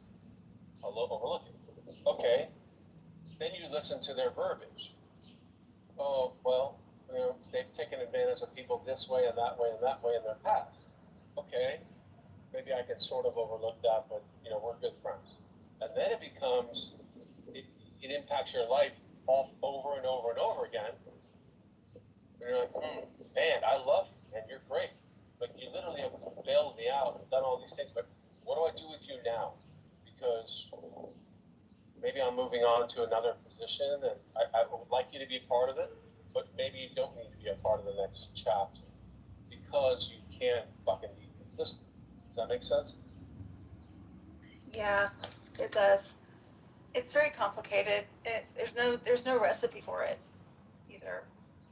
I mean, it depends on so much about the person, their lives, like how they've lived their lives, their faith, all their work ethic, their families, all of that. Like so many factors that it's hard to define. I usually go by my gut feeling of this is toxic. I finally get to a point where this is affecting me this way, and this is after I'm talking years. And I don't even think it just happens. There's a breaking away, and it's like we do live chapters in our lives. I'm learning to accept that there are seasons for friendships. Sometimes they're friends for life. Sometimes there's seasons for friendships, and we change all the time too. I rambled. Sorry about. You ain't wrong. No, that's very accurate. Yeah, I think you're making a lot of points. Yeah. Thanks. I've thought about it a lot.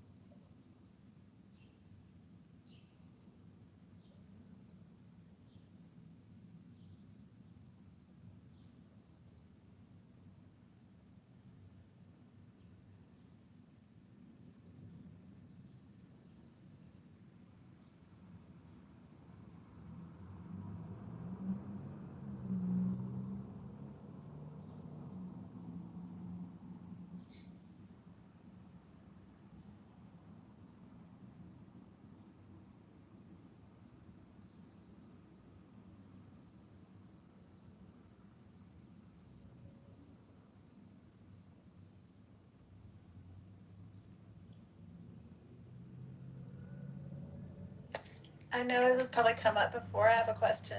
Has anyone in here in this group, this house, ever taken the Myers-Briggs personality test? It's been a while since I have, but it just came up while I was talking about this and in my mind. Like, I wonder, it'd be interesting to hear what people are. I can find a free version, a good free version. Why were people so obsessed with that like 13 years ago? I don't know. Obsessed. They had it at work and everything. Obsessed with what? The INDG or whatever bullshit. Oh, the personality. Are you talking about the personality? Taken it. I have taken it. Yep. Yeah, every homo had in their dating profile for no reason, like, because it's like as if it matters. And those questions are like, so he's like, are you entering in truth? Like, you know yourself on some deep inner spiritual level, or is it the version of yourself that you imagine to be true? It's such bullshit. I don't know. I think kind of the premise behind asking the same question a lot of different ways is to kind of get to that underlying, what do you really think of yourself? I don't know. I find them interesting. I use them in the professional sense all the time. Like understanding the personality dynamics of a person, and they might not always be 100% on, but it can certainly tell you a lot about understanding, for example, if an introvert is just introverted by nature versus antisocial. I think there can be some use applications for it. I don't think it's total hooey. I find that the description for mine very well, I think, suits my personality. So I would just have to believe that was true on some level for other people. Why would you lie about it though? Well, I don't know that it's There's not a half bail. There's not like overt lying, but there's a lot of negotiation when you're answering those questions about parts of you that are machinating beneath your consciousness. Well, I think it's this way, or I want it to be this way. Did you totally disagree with it when you did it 5 times? Teresa, did you disagree with everything? I never did it. I never did it because I thought it was a stupid trend, and the only way it affected you was all these faggots were putting in their dating profile, and it like as if it meant something. And I thought it was like to me, what meant something is that you put credence in it. Like that was a red flag enough for me, whatever your result was. For these types of tests, I don't know why, but a lot of times, like, it basically, I find myself asking the exact same question. In what context? You know, I read the question, I'm like, well, you know, and then I basically imagine myself, and I imagine myself in different situations. I'm like, well, I act differently in different situations. You know, it's really context dependent. I just don't know how to answer it. Of course. I think you need to take the test, Teresa, and then, you know, do it 5 times, and then, you know, look at it, and if you're introspective or you're analytical or not, see how many times you're the same premise, I mean, or not. I thought it was pretty accurate. Mm-hmm. Yeah, and I think I understand the nature of some people to say, well, in what context? Like, I mean, in this situation, it might be this, in that situation, it might. But I think you're overthinking it at that point. I think the test is designed for you to go with your first inclination immediately without putting that much thought into it. Because, of course, different life stressors, different life circumstances can impact how you might feel about a given situation, which is why you can take the test every couple of years and you might yield a different result. I have consistently always yielded the exact same result every time I've taken it. And that's been over the course of 15 to 20 years. I've taken it multiple times, several years apart. I always fall in the same category. I find that the things that it says I tend to be strong in are very accurate. I find that the things that it says I tend to be weak in are very accurate. And I think it says a lot about like my ability, like the type of working styles that I'm going to mesh with versus the type of working styles that I might not mesh so easily with. I don't know. I think you're trying too hard. I don't think it's supposed to be an exact science. It's just supposed to give you an idea. Right. So I would also in school frequently I'd be taking a test and there'd be 4 answers and then the teacher would always say, oh, choose the best answer. But like multiple answers could be true, and I would have to negotiate in my mind. Okay, I believe this is the one that they've determined is the best answer, but it certainly is not the only correct answer, and so it's like, it's just, I don't know.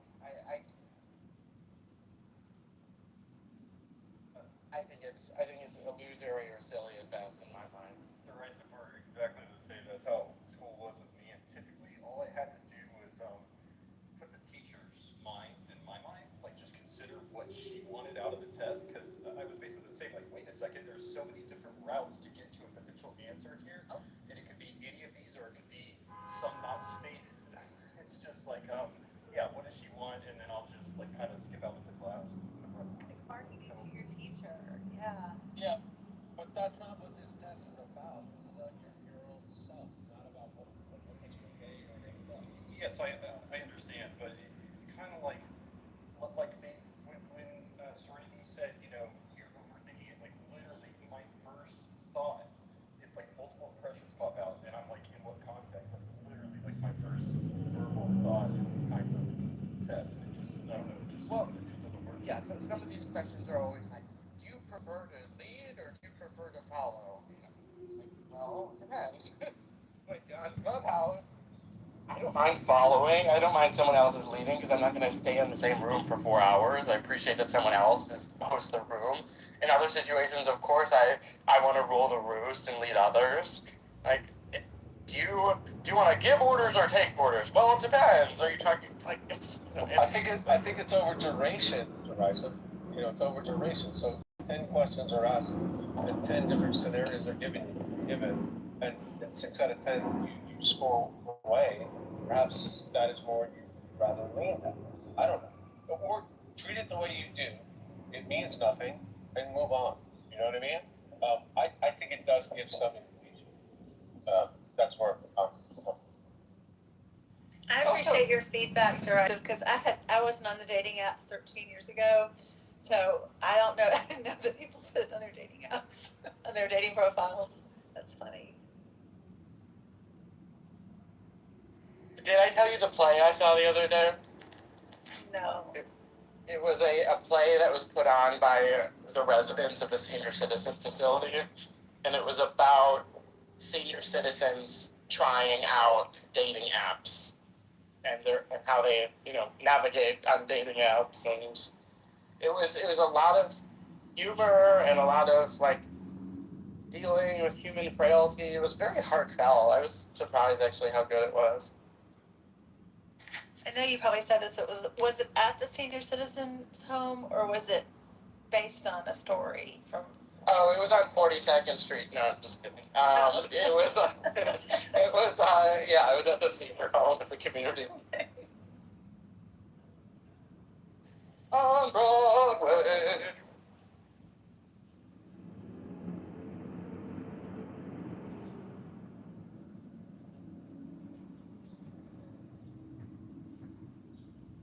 So are people in their 80s using dating apps? That's something new to me. I didn't know that. I think that's cool, by the way. I mean, the play got into a lot of that about how, a lot of people in senior citizenhood, they've lost their spouses that they had for decades, and they find themselves totally alone, but they don't want to be alone. They still want intimacy, but all the complexities of being old,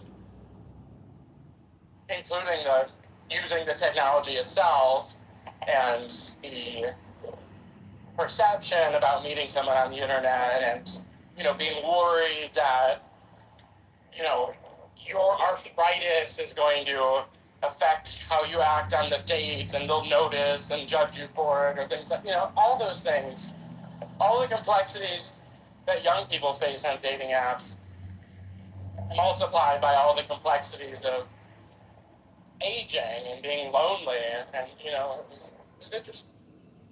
I think it'd be cool if it was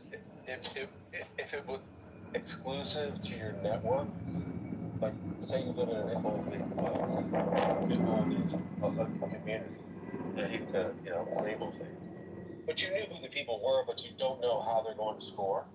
And then you're put in front of the people who you're most compatible with, no matter what they look like. I think that would be fun for that neighborhood. Well, a lot of the dating apps are trying something like that now. They have like an algo that determines, like Hinge does that now. You get a weekly notification of this is your most compatible person for the week as determined by the app somehow. eHarmony used to do that back in the beginning days when I was one of the pioneers of dating apps. They did that then. Is this something different, like more precise? I have no idea. Okay, I'll have to look into it. I'm not going to look into it for me, but I'm just curious for society. Right. I think serendipity, part of it is also, like, I find it reductive and insulting to think, like, specific data points which indicate a meta personality of mine can be distilled into, like, 4 multiple choices, which are, lacking in complexity and neat and organized. Again, I think we're looking for complexity in the results, and I don't think it's a complex framework. I think it's a generalization. It's intended to be a generalization. And not every single thing is going to apply. It is just a generalization. But I think it can be a very accurate one if the test taker is being honest about their preferences. And like I said, it's not a pass-fail kind of test. It's more of a what bucket do you most closely align with. Well, we all know nobody ever fits into the bucket perfectly. The bucket's always going to splash and slop around, But it gives a broad generalization, which I think can be useful. Okay, all right, well, hear me out. is it possible that due to the absurd mutant level of intelligence that I possess, that my human experience is not neatly distilled into a little box, like perhaps other people's are? Oh, Due to I know exactly what box you'd fit in, but I know exactly. I mean, I can work with a team for too, though, love. Don't they have a box for that too? probably. I can work with a team for 3 months or less, and with a pretty certain accuracy, tell you, or most of those people Well, would follow could you it. please? I mean, I don't even know what these things are, so I'll have to look it up. But can you tell me what box you think I am, just out of human curiosity? Yeah, I'll have to look it up. I'll look up the little key code to them, and I'll tell you where I think you fall. But then you have to take the test and see if you fall there. Okay. I think you need to take the test and then have serendipity, grade it, and then you can have a conversation.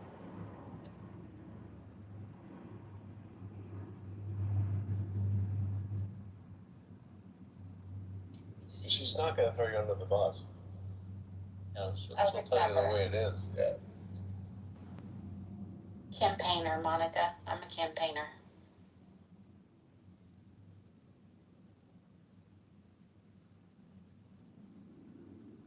Let's see. Derisive. Do you think that you have a pretty accurate assessment of my meta self? Of you? Yes. I mean, maybe. I don't know.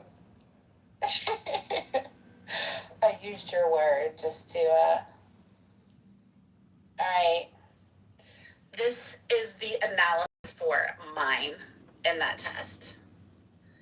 People with ENFP personality types are true free spirits. They're outgoing, they're open-hearted, they're open-minded.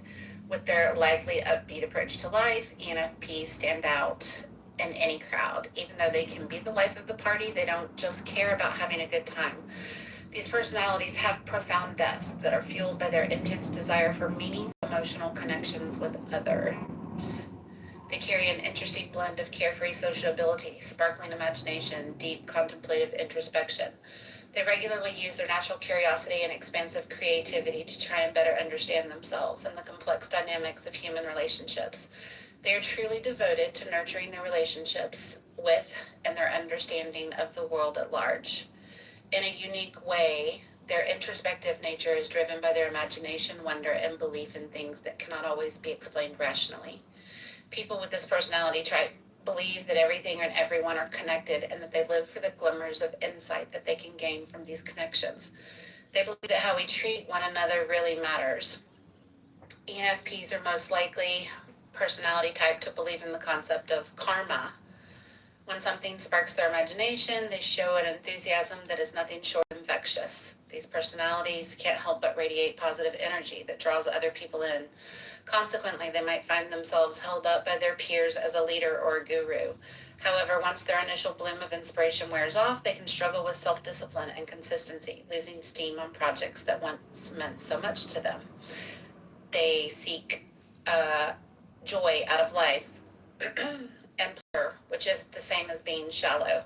Seemingly in the blink of an eye, people with this personality type can transform from impassioned idealists to carefree figures on the dance floor. Even in moments of fun, they want to connect emotionally. Few things matter more to these personalities than having genuine, heartfelt conversations with people that they cherish. They believe everyone deserves to express their feelings. Their empathy and warmth create spaces where even the most timid of spirits can feel comfortable opening up. ENFPs need to be careful, however. Their intuition may lead them to read far too much into other people's actions and behaviors. Instead of simply asking for an explanation, they may end up puzzling over someone else's desires or intentions. This kind of social stress is what keeps harmony-focused ENFP personalities awake at night. They spend a lot of time exploring different relationships, feelings, and ideas before they find a path for their life that feels right. That's it. Okay. Yeah, I mean, that does sound pretty spot on. And also, it's at first I was skeptical, thinking, okay, it's sort of like a horoscope, like you get Right. general enough that you can ascribe it to yourself universally. But there were some fairly specific things in there that wouldn't apply to other people. So, okay, my mind is a little more open now.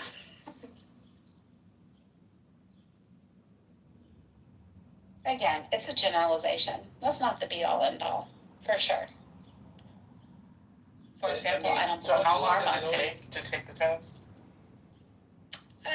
Maybe 10 minutes or so. 10, 15 minutes. What's wrong with knowing yourself a little better?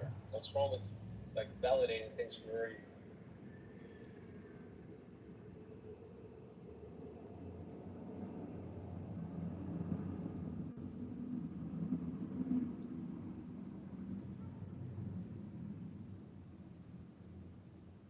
Tiffany, I was diagnosed. Oh, sorry. Go ahead.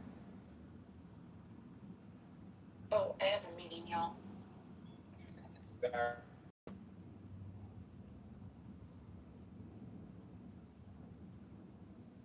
These tests, how's that? I think it's tough. Not only for yourself, but share it with others.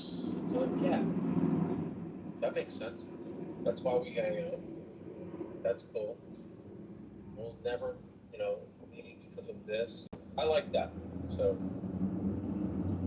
you treat it however you want.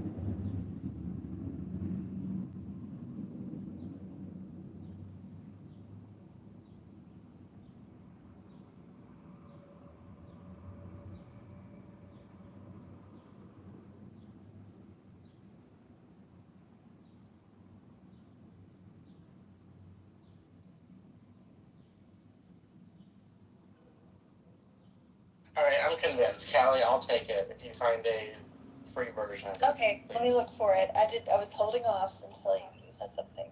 I'll be right.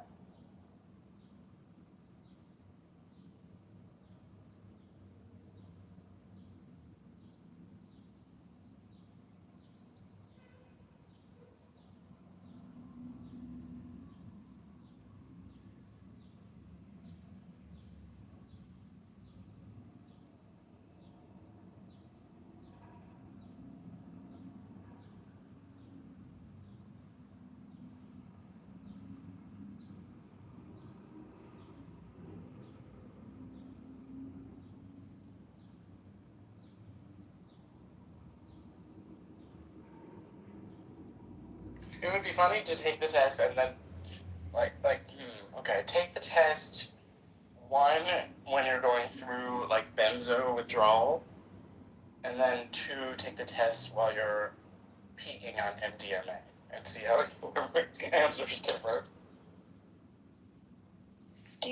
I'm gonna post the one that I've always had consistent results with, in line with where I was how I was tested at work. But do you want me to put it in the jumbotron or in the chat? Either way, I'll just grab it from wherever you put it. Put it in the jumbotron.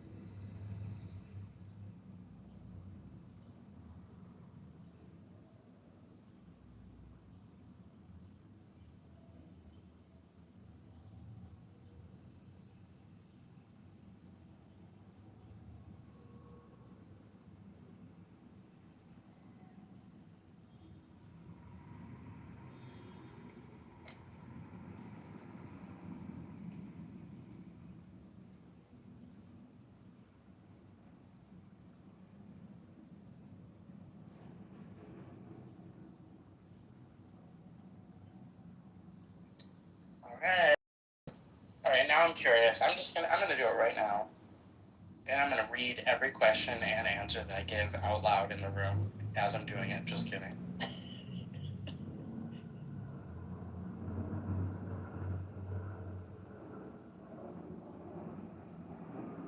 There's this guy on YouTube he's one guy who would act out all the different personalities. He hasn't done it lately, but they're so good and funny. I'm gonna post one of them in the chat. Just take me a minute.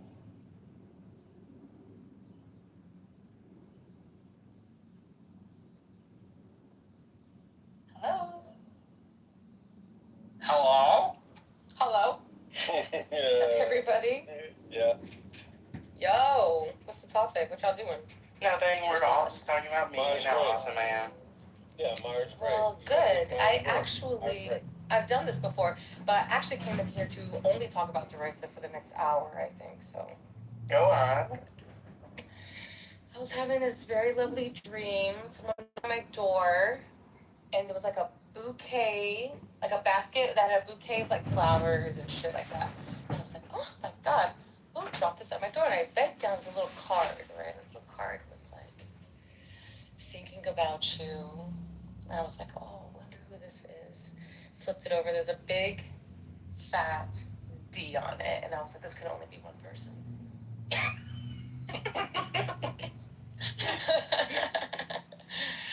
Oh my gosh.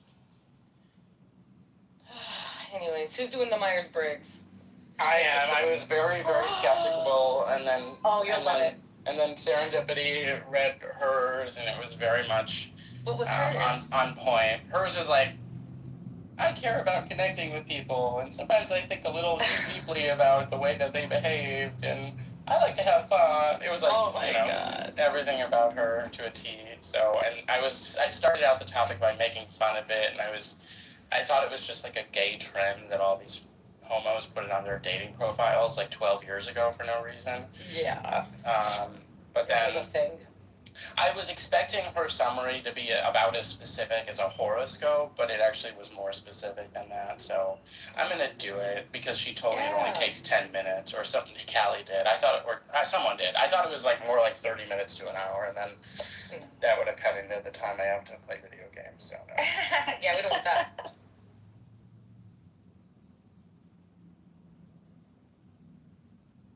We got on this topic as we were talking about door slams, and I think I took us off topic. Monica had a question. You want to go back to your question, Monica? Are you able to talk, or should we keep going as we are?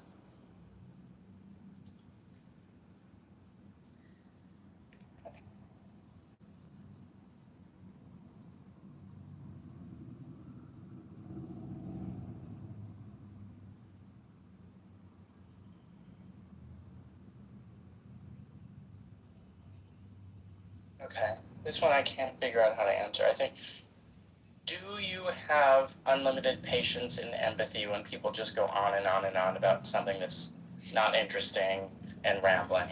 I would say yes. That was for you. That was for you. No, I would say Just kidding. that would be a no. Okay, I was gonna say you're fucking lying.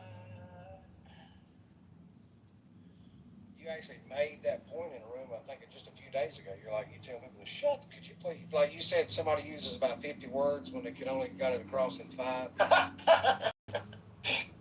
Those are some of my greatest hits.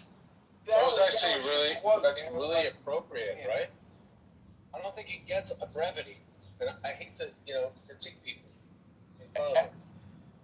And Serendipity, I think, is in a meeting, but I wanted to tell her earlier, if someone can remind me later, that she's like, I used your word, the meta personality, to describe it back to me. And that is actually a literal sign of intelligence, is speaking to someone in a language that they can understand and being able to determine that as you're communicating with them, rather than, it's a sign of a pseudo-intellectual to just use all this like weighty, ethereal, floaty academic language to people where it's going right over their head. Like, that's just being a prick.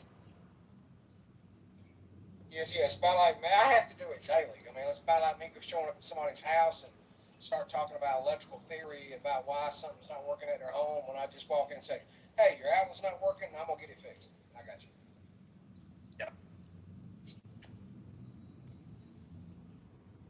I can tell when I'm looking at somebody and they're like, I don't like see I'm that as talking a sign of intelligence. Like if you're overusing unnecessary or maybe let's just say over-articulate words, and you're doing it consistently without any feedback, that's a sign. If you're doing it with someone who understands you because you understand each other's discipline, different. Yeah, you may have misheard what I said. We're in agreement. I said it's a sign of intelligence to speak to someone in a language that they can understand. right, I got you, I understood exactly. Well, I think Albert misheard me or misunderstood what I said in this, or maybe I conveyed it poorly. But no. I'm saying if you're intentionally speaking over someone's head, like that's a sign of pseudo intelligence.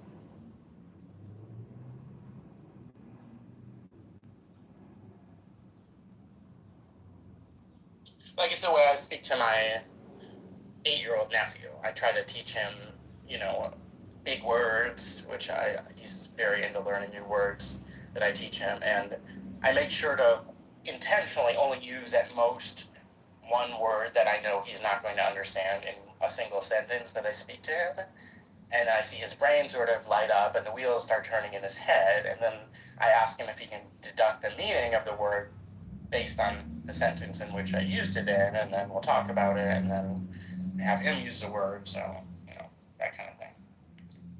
Are the kids today still learning Latin? That was You're very sweet. No. Kelly? no. They got did you go to Catholic school, or? No, I just. You can choose that as a foreign language. I think a lot of universities are even taking out their Latin departments. Really? Yeah. I also think it's not advantageous to hold back on anybody. If you have the vernacular and you're in the flow, with your big word usage or association, don't hold back, because we're in the mode of AI and AGI, and I merge with AI in terms of how I use it for strategy. I don't think we're ever going to go back to the idea of just be yourself. Period. Myself. Period. I was gonna say we had to take it before selecting a foreign language. So like in middle school, I love it. I mean, I think it's a foundation. It's just everybody needs to take it. It's useful. It helps with what words actually mean. Like I can break down words especially if it has a Latin, something Latin, right? Love that shit. Like, oh, I know this fucking pronoun. I love it. Amo, amas, amat.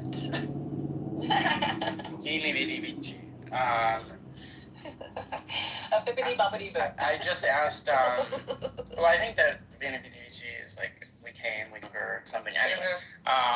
We saw something like that. Yeah. Go. Okay, I just asked the AI, when was the last time Latin was widely spoken? And as a daily native language, between 600 to 800 AD. So it is. Okay. I guess that's about what I would have guessed, but I don't know. I played this game not so long ago. I forget what it was called, but the whole point of the game is you distributed all these cards to people, and each card would be a significant historic event, like women gained the right to vote, or the printing press was invented, or, the Protestant Reformation, whatever. And all the cards had to be arranged, and the only point of the game was you had to determine which events came before which other events in order. And it sounds easy, but it actually, as the game gets toward the end game, it gets much, much harder, because there'll be a few events that happen only a few years apart from each other. And anyway, the whole point of the story was that I played with a group of really smart people and I won. Period. Okay, so actually I'm going to score myself down on this Myers-Briggs text for narcissism thing. You should do the Myers-Briggs test and then go to like your I'm doing AI it right that you use the most. You do go to the AI that you use the most and be like, what do you think my Myers-Briggs would be? I See what also those- think you should not. I also think you should could care less what other people think. You Period. want to do it right, yeah.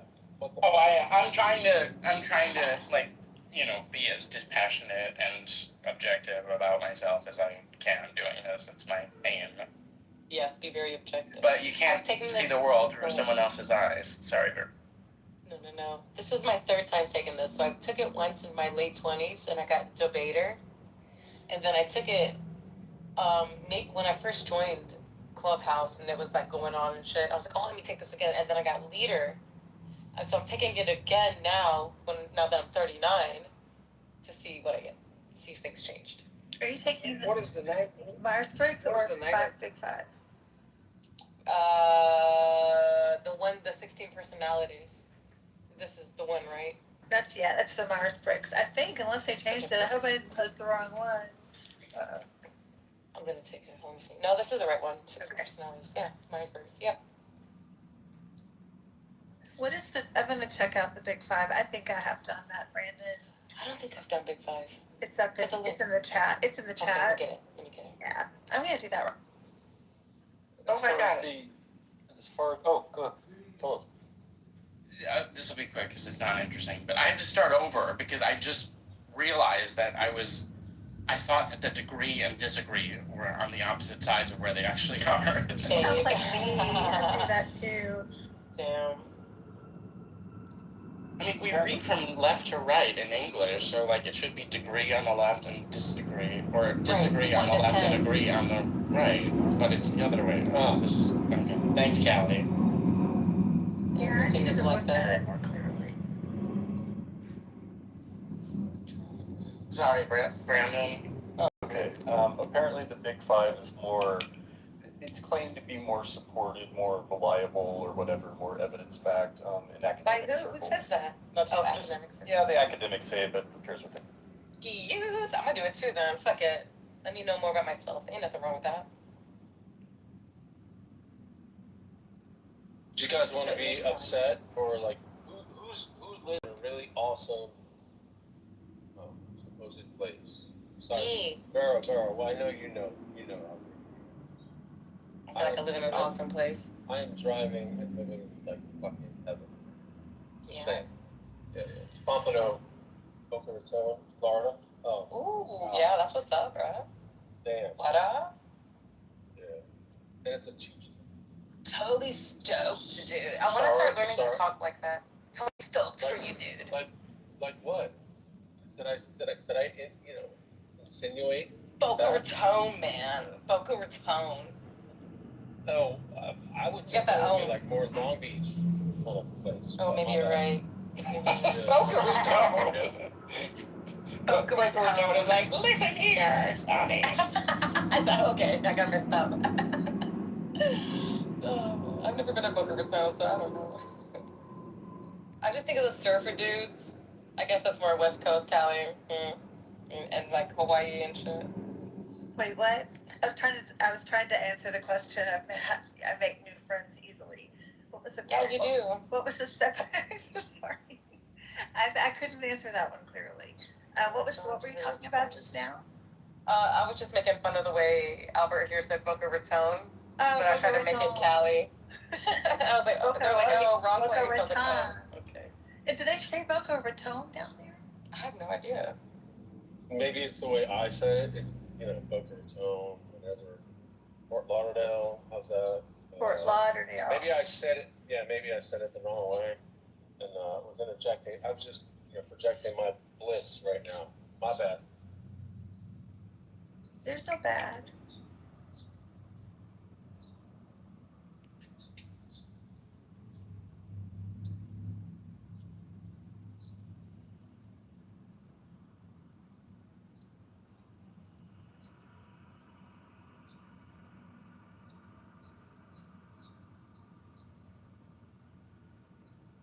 I went to go tanning on my rooftop the other day, and this pretty little girl was there. She was like a woman, pretty young woman was there. I got to talking to her. She's from Houston, Texas. She's 19. She's a dancer. She's dancing for money. On Broadway, though, not like for fucking. She has a job on Broadway? Apparently, she was a part of some. She was an extra for something, and since then, she's been like queued up for different jobs, different roles. Oh, good for her. So she literally like moved to New York to try to make it on Broadway, like so many others have, and she's doing it. And she's doing it. That's awesome. I was like, damn, bet you know.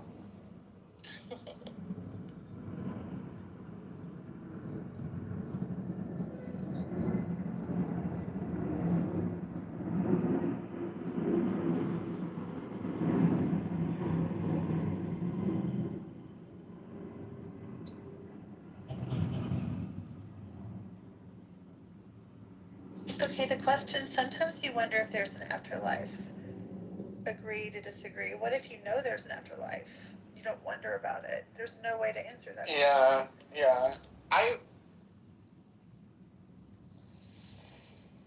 I would like see with the way that I would think that they are framing this question. I would put you like agree all the way to the extreme extent. I fully agree, but yeah, that's like something that would go through my head also. Like, that's true.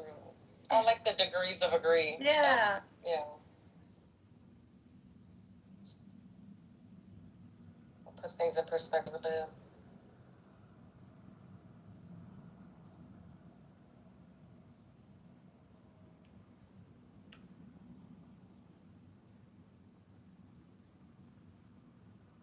When someone thinks highly of you, you wonder how long it'll take for them to feel disappointed in you.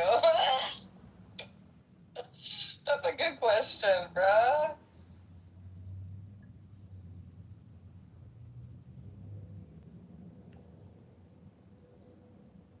You know what's strange is nobody called me, or I called somebody 20 minutes ago, and I still have a red phone.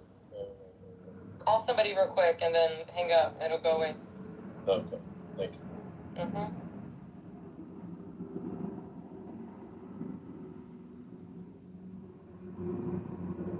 That is so weird because like older versions of Clubhouse had no problem with that, and then for whatever reason the newest few iterations have that bug.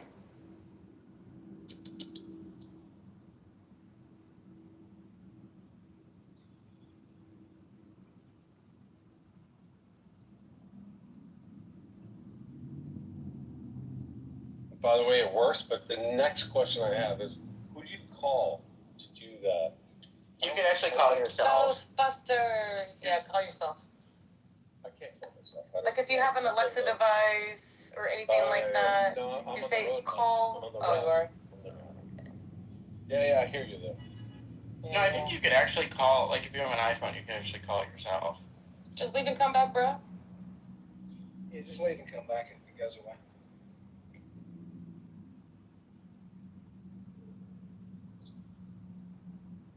Can I tell you, honestly, I've seen more attractive women in the last 5 minutes than I have in 5 months. Okay, period. All right, that's what's up. Sorry, just so you guys know. It's okay because you haven't seen me yet. You know what I'm saying? Yeah. Well, I mean, did I say anything like that didn't insinuate? Honey, just laugh about it. Just laugh about it. My bad. Just laugh. Just be cheeky, bruh. You see this guy? Everybody, do y'all see him? Thank you. Can't even be cheeky for a moment. Okay, I'm back. Sorry. Hey, girl. Hello. Serendipity, that's it. When you were gone, I paid you a very thoughtful compliment. Aw, you did? Are you being serious? My Myers-Briggs personality indicated that sarcasm could be thinly veiled at any moment. No, it was, yeah, I mean, earnest and honest. It was, when you said, I'm using your word, meta personality, and repeating a concept back to me, I said, that is actually a sign of true intelligence, is speaking to someone in a language that they understand, in particular. Versus just being like, weighty and academic and ethereal and using floaty language to talk over someone's head to try to sound smart, which is a sign of pseudo-intellectual. Ooh, that reminds me of somebody. Thank you, Derisive. I appreciate that very much. You're welcome. Apparently, I just took the wrong test. I took the 16 personalities again, and then it asks you to pay for it at the end. Wait, is that the one I'm taking now? The one in the Jumbotron is the 16 personalities. I don't know why my link went there when I clicked on Brandon. Let me find out. I'm almost done. Okay, so I should stop it now, right? No, Yes, no. yes. Look at the link. Look at the link. What does it say? It says 16personalities.com No, I didn't have to pay for it. No. /free I did not have to test. pay for it. I just finished it. I did not Okay. have to pay Well, for then it. I don't know what I just took. I took something else. Okay. Then. I just got mine. Forget what I said. I just got commander. So I went from debater to leader to commander. Baby, fuck out of here. So you use the same link that I'm doing, Vero? Yes, sir. And that's the INDG or whatever? Yeah, ENTJ alpha. Okay, so I am doing the right test, so I shouldn't You are stop. doing the right. You are doing the right one without a paywall. Yes, no paywall. So basically, your time is limited, and don't waste it living for someone else's life. Period. Fuck out of here. Hello? Natural born leader, unparalleled drive. I'll write this down. Everyone write this down. In fact, never mind. Send me your emails. I'm gonna email She said, I'm going to email you. I need you all to read this. Your approach to life is characterized by ambition.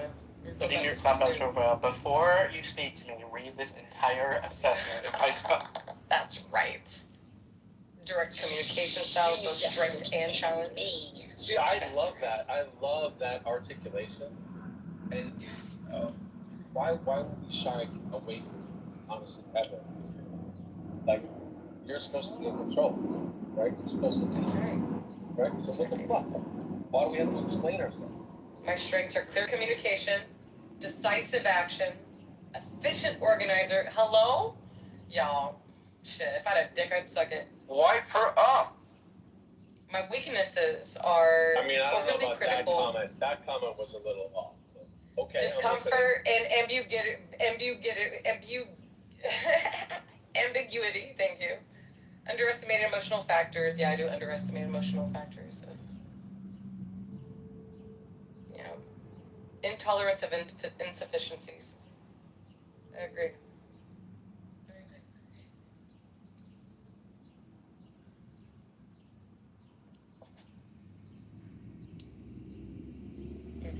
My strengths are I can take constructive feedback. See, that goes to my INFJ, like I judge. And I should. Self-motivated. Albert, you're an INFJ too. I'm on the edge of PJ. In fact, people are close. Yeah. But I mean, are you a strong J? I don't know. I've taken it. I've got ENFJ and I've got INFJ. I got ENFJ in college. I think I was pretending to be an E back then. Actually, I got ENFP back then. But now I embrace my INFP/J. Other commanders are Gordon Ramsay, Jim Carrey, Whoopi Goldberg, Malcolm X. Period. Tony Soprano. Period. Doctor Strange.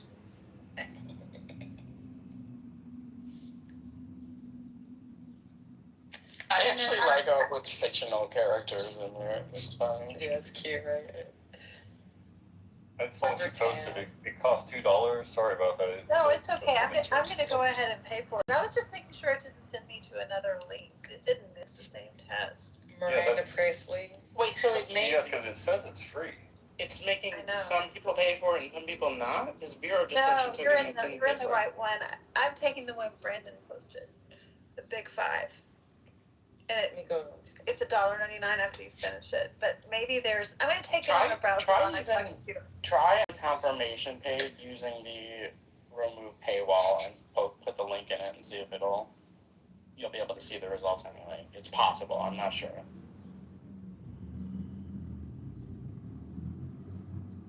Wait, what do you mean in the link or in the URL? The URL from the summary page. Okay. possible that like the It's actual. possible that I'll go there. Okay, hold on a second. I've never done it with quizzes.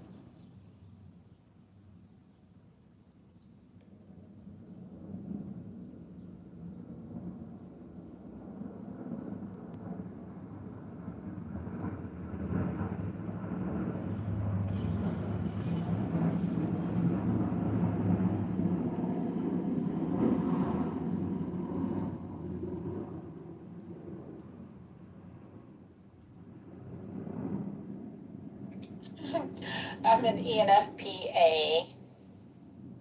You took it again? Is that the same as before? Gotta try. You gotta try. Yes. ENFP, yeah. So you got the same thing again? I did.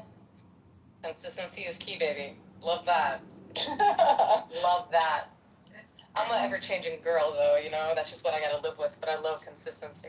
I was thinking it would be funny if people took the test on two very different states of mind induced by different classes of drugs. Like one on a drug that gives them like universal love and empathy for all living things, like MDMA, and then another drug where they're like withdrawing from benzodiazepines, where they like just hate everyone and everything. It would be funny. Okay, so apparently I found the big 5 personality test for free. I'm gonna put it in the chat. You found it. Okay, great. I found it because I'm good like that. Yeah, you are because I'm a good like commander. Here's in the chat. Okay. So the last initial after your like 4 letters is either an A or a T. I'm an ENFPA, which is assertive, which I just don't understand how they would consider me assertive. However, the contrast to assertive is the T, which is turbulent. And I would just like to say that Monica has a T at the end of her results. I have an A, okay? I think you're like definitely assertive with your children, right? Yes, I am. I am indeed. Monica's a little turbulent. Do you guys find that at all surprising? So there's an A and a T after each type. Okay, I need to retake it then. I think I'm probably A. It should be in your results. Well, I didn't take the one with the A and T. I haven't taken it. I haven't taken it in like 5 years. I'll take it again. Yeah, the last one is you're either assertive or you're turbulent. Why can't there be something in between assertive and turbulent? Like, what about calm? Like, I think I took a test one time and said I was high calm. This was in the 90s. I don't know what the test was, but I was laughing because I'm like, they think I'm high calm, well, they can go ahead and hire me and see if I'm high calm. What does high call mean? High calm, CALM, but it's like you think between assertive and turbulent, there'd be something like lower, like maybe like, I guess you could be calm and assertive, but turbulent would not be calm. I don't know, like something, there needs to be a third letter.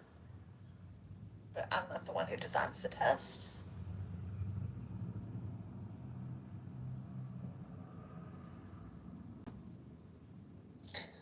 Assertive.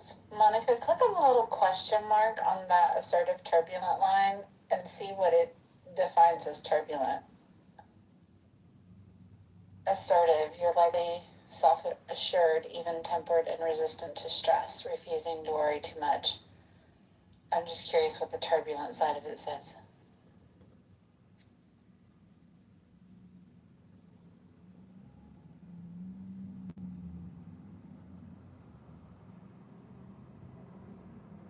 Yeah, I'm just gonna share what I'm seeing right now, and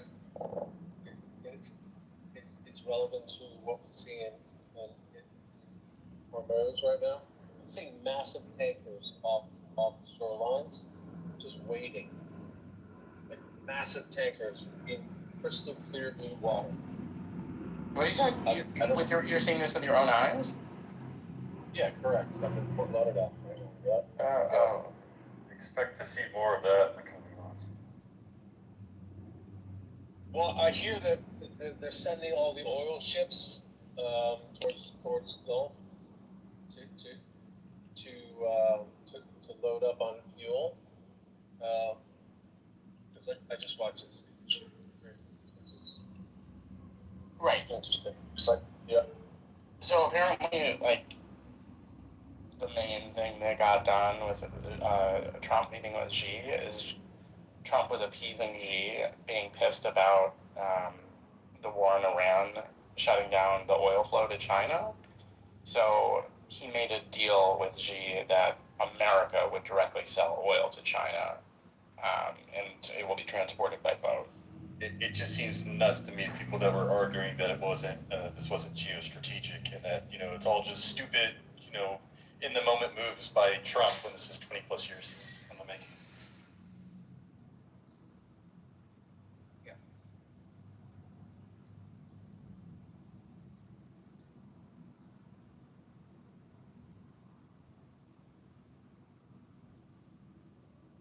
Yeah, I would pull over and give you guys a quick scene, but it's white sand with crystal clear blue water and massive oil tankers in the background.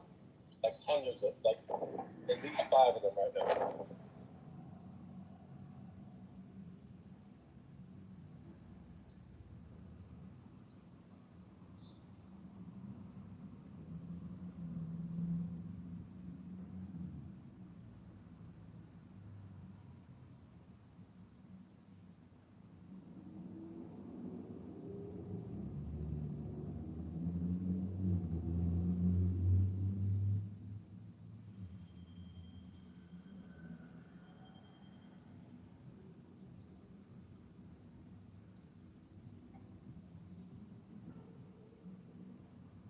Okay, just completed the big 5 that I posted in the chat. There's no paywall.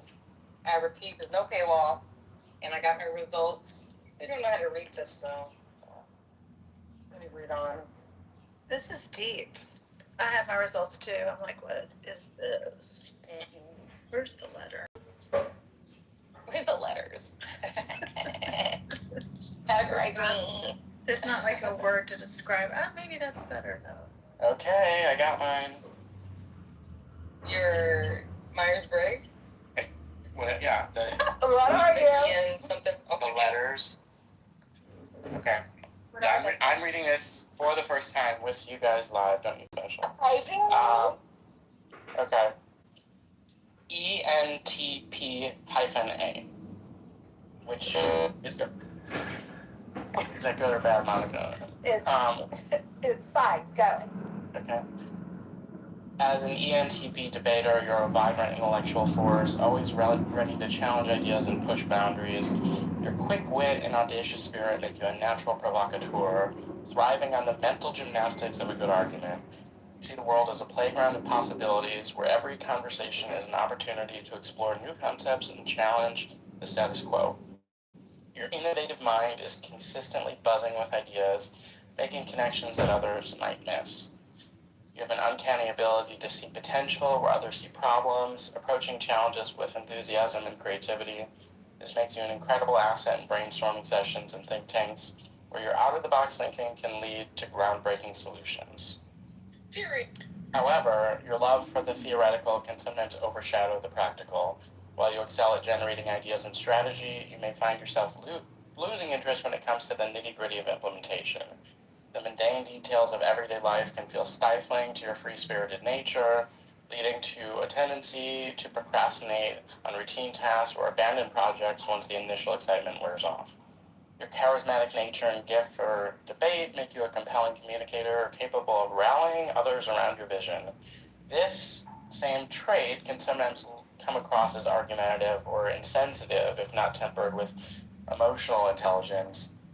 Learning to balance your sharp intellect with empathy and tact is a key part of your personal growth strategy, allowing you to harness your full potential as a visionary leader and innovator. In your professional life, you thrive in dynamic blah blah blah blah blah blah blah blah blah. Okay, you thrive in dynamic environments that challenge your intellect and provide entrepreneurial spirit makes you well suited for roles that involve strategic planning, problem solving, and generating new ideas. You're at your best when tackling complex challenges that require creative solutions, making you an asset in fields like consulting, technology, or research and development. However, you may find yourself chafing under rigid hierarchies or structured work environments. Your independent nature and love for debate can sometimes put you at odds with traditional authority figures and established systems. Finding a career path that allows you to exercise your creativity and leadership skills while providing the flexibility you crave is crucial for your long-term job satisfaction. Consider roles that let you be innovative, such as entrepreneurship, strategic consulting, or creative direction, where your ability to see the big picture and generate novel ideas is highly valued. Your strengths and weaknesses. Okay, the strengths are boring. The weaknesses: difficulty staying organized, impatient with mundane tasks, overly critical of authority, reluctant to commit, dislike of constraints, easily distracted. Okay, all right. I always showed up as ENTP as well whenever I took these tests. And the weird thing is, whatever conversation I have with the AI, it always says INTJ. And I'm like, what the hell is this? How does that make any sense? It's a completely different cognitive stack. So I guess those. And when you say the AI, you mean like you just ask an AI that has a history with you to guess what you are? Or? So it depends. I've done it on different AIs, and some of them, I typically, so it depends what you think about this stuff. What is and isn't law, but I typically remove all the settings to build a bit history of me, but I think it does anyways. So yeah, independent of which AI it is, it always does that. And I mean basically like just having like a regular conversation. It's typically what I do at the end of conversations is I'll ask certain things like, let's just do a kind of retrospective analysis of what happened in this conversation. I wonder why we doubt all these things so much, like these tests, and we're like, oh, they have to not really know me. Like, why do we doubt so much about what other people or other things perceive us to be? Sure. What is that? Well, because the AI in and of itself doesn't have a sense of its own self. It just mirrors what you say, and so it has problems with any kind of like sense of self, reflection or anything. It's based solely on what you program into it in a given session, and what I program into it is different, over time. So, Brandon, Apologies, derisive for the observer. I was hoping serendipity would guess what you were before you shared what you were, and that's the only reason why you got on. It's a it's a great, it fits you, I think. And go ahead with your question to bring. Okay, all good. So you said, which one does the AI think you are again? It says like extreme INTJ every single time. Like INTJ. Oh, okay, because I just asked the AI that I talk to the most, which is Google Gemini, and it says it's guessing that I'm INTP, the logician, or very close to the ISTP, the virtuoso. So yeah, it's also wrong, but I think it's because sorry, go ahead. I think that intelligent people, maybe they just know to be like kind of more introverted-ish when they're trying to get intellectual stuff out of the AI, and so that it biases that way. I think it's just because probably how I use AI. Like I usually use it when I want like a very complex question distilled very simply and quickly, So it's probably just going based on that. Yes, it has general data sets, and then so that's a good thing to talk about. It's trained on the full set of conversations from people on the internet and all different kinds of contexts, all different kinds of situations with humans. And then we go to a specific outlet, the AI, and ask it things in a kind of channeled and directional way. And so it's not as universal.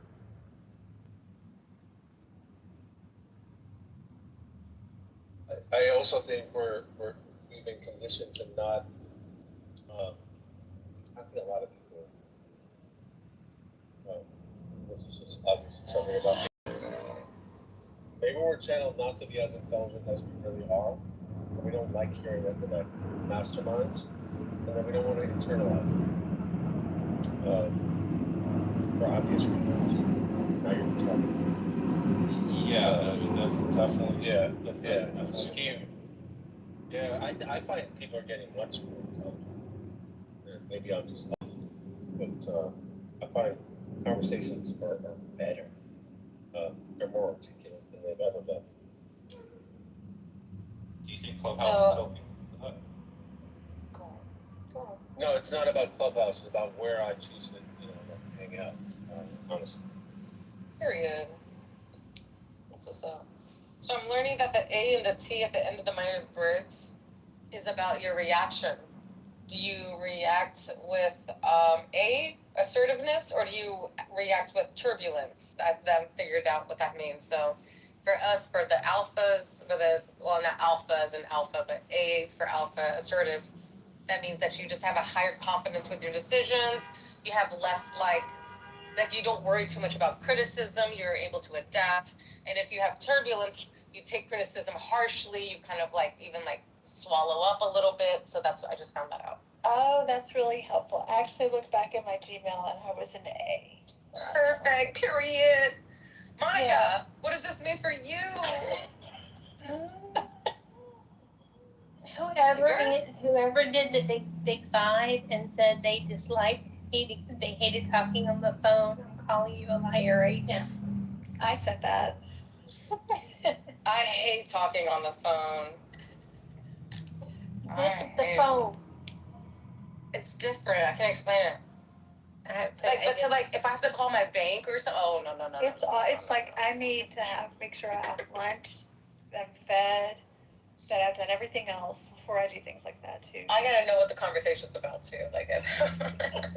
Well, just know that your call is very important to us. Oh my God. Please hold for the next available agent. Thanks, Brandon, for the big five. That kind of helps me look at this a little bit differently. Sure. That always makes me angry. Your call is very important. It's like, no, it's not. No, it's not. I wouldn't be on hold if it was, and I wouldn't be talking to some fucking retard in India or Colombia if it was. Oh my God, the last time I called T-Mobile, I was asking the customer service agent if she had a degree in IT or engineering. And this bitch, you know what this bitch responded with? She's like, I do have a degree, but it's not in IT. I was like, bitch, get off the phone then. Give me somebody with a degree in IT, boy. I can't. Oh my God. From an accredited fucking college or a trade school or something. She got me tight. It was because I was asking a technical fucking question. They just kept giving me the runaround, y'all. And after a while, you get fucking tired of it. And y'all do too. Don't play. The other day I had a question for Amazon on Amazon's chat, and they sent me to 6 people before I had the last one that resolved my issue. And I remained calm through the whole thing. But maybe 10 years ago even, I would have been irritated. I would have been, okay, I don't have time for this. I forgot my period. That's probably. I'm okay with saying that. I've always been okay with saying that. What are you on your period? Actually, hold on. Am I? You're right. I am about to start my period.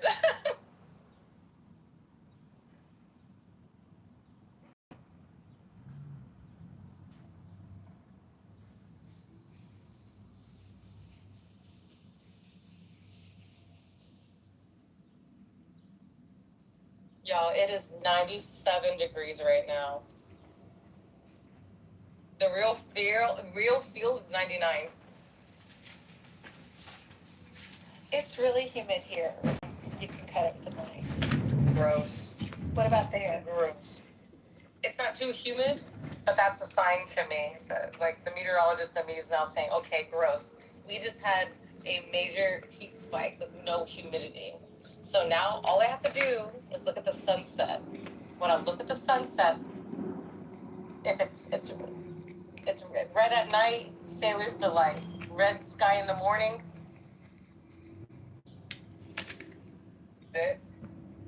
I don't know what you're talking about. Yes, I would need to see the link of what you're talking about, but that has nothing to do with what I'm talking about in regards to. No, baby. What I'm saying is, I live in the state of Georgia, and they had it where there was truckfuls at night of unmarked ballots that they were bringing in, and so when people are like, they counted it 2-3 times. Of course, you can count it 1,000,000,000 times, and then add another 1,000,000,000 ballots to it. It's still going to be a rigged election. No. Yes, That's not what they did. That's not what they did, and it's not how they counted. They counted the ballots. The only thing I realize is not those laws. unfortunately, I like to go based off of sources and then gather my own conclusion from sources. So with that being said, I'm not saying what you're saying is wrong or right or true Yes. or untrue. I But what got I'm you. going to say is I would need to look at a source that said that and made that the reason as to why each and every time those ballots were counted, that's the reason why they made that conclusion. Well, because of the truckloads of ballots being shipped to Georgia. I'm not Okay. saying that myself. And let's consider in the future doing a Kitty Coco show, because it could be cute, just a name. It would be. I love Okay. it. I love that. Now, Beaver, the 11,000 votes were votes Trump was trying to find, not trying to not get counted, but he said, all I need is 11 and 70, 11,070 votes, something like that. He was trying to get those votes, not have those votes So counted. you think they're gonna just make up 11,000 something fake votes? You telling me because Trump's the one that called asking for it. No, see that's just gross misrepresentation. Oh, so what was he doing? So what was he doing when he was asking for and to get 11,000 votes? All I need is 11,000 votes. That's all we need. Is 11,000. Trump knew he had won the state and then that there was fraud. So okay, what fraud? What fraud? What fraud? If you need just 11,000 of it to be corrected and investigated or whatever, dude, then do you want to tell them, yes, waste resources to find 200,000? I mean, Trump's wasting resources now, so I mean, I don't really. Actually, I have to agree with Coco. He should have. I hate to say it, it would have taken longer, but he probably should have. He should have. Well, you guys actually think the fucking election was stolen? No, that's all funny. And I'll get reparations. Reparations. Yeah. Like, I actually returned. I'm sorry. Like, to think that you actually have to be returned. What's the title about? So the J6ers are gonna get reparations code over. Yeah, It's a settlement payout. It's a settlement. Mind you, Trump said it was for the period first. No, I love it. Mind you, Trump said it was for the period. In this lawsuit, at first the lawsuit was for Trump in regards to Matthew. I guess his tax return transfers have been exposed or some shit like that. And so at first, that's why Trump was suing the IRS for like $10 billion. And then he said that the money from the settlement would go to charity. But then all of a sudden, as soon as the judge was supposed to make some type of, I don't know, was supposed to do something, he started looking at the case. He switched the case from his lawsuit to getting getting a settlement payout for the Janet sisters. Yeah, I apologize to Trump and his sons. That is retarded. He has to apologize. IRS has to formally apologize. I'm perfectly fine with that. I mean, if his transfers were exposed and they weren't supposed to, absolutely, the IRS owes him an apology. But a $10 billion payout is something that he does not deserve. Also, flipping that lawsuit and then turning it into something for Jan's sister, to Jan's sisters for it to, I guess, get approved faster because he knew what he was trying to get was not going to happen. And then he switched it to 1.6 billion, and that's of taxpayer money. Last time I said Republicans aren't the only one that pays taxes in the United States of America. Not only do I gotta give my taxes up to watch kids be bombed in other countries, but I also gotta give my taxes up to domestic terrorists Right. who fucking attack our capital, police officers, kill people, kill other civilians, take shits on the desk of politicians. Mm-hmm. Like, this shit is crazy. Right. You know what? Let me tell you something. In my city, my hometown, literally, and this is the shit that pisses me off, y'all. In my fucking hometown, shit is fucked up. The infrastructure is falling in. Not where I live now, but where I grew up, okay? The schools is fucked up. The kids don't got playgrounds to play on because the shit is deemed unsafe by the city, right? We got overpasses held up by wooden fucking boards. The water pipes are fucked up. At least 2-3 times a year, people get put on a advisory to boil the fucking water. You understand? And I gotta give up my money, my tax money, right? To some motherfuckers who attack our fucking capital, the people's house, and to bomb little kids and shit like that. Yo, this shit is crazy.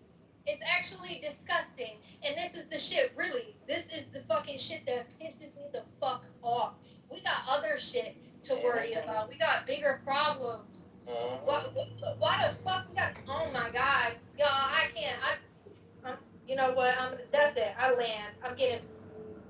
I don't want to piss anybody off, but It reminds me of the Travis. Thank you. It reminds me of the travesty. Don't you remember, Beaver? When it was in my hometown, my city, where my brother and my mom live in Chicago, that atrocity that happened when that black man was wrongly killed. And they totally crucified the cops that wrongly killed him. But then on top of that, we had riots in the streets of Chicago. They were burning down mom and pop shops. The government wasn't doing a damn thing about it. And I'm sorry that we had a shitty president that was asleep behind the wheel when we had 13 dead American Marines, and the president didn't even fucking apologize for it, forcing vaccines down our throats. So yes, ma'am, I know that. Kidding! Viking warrior woman!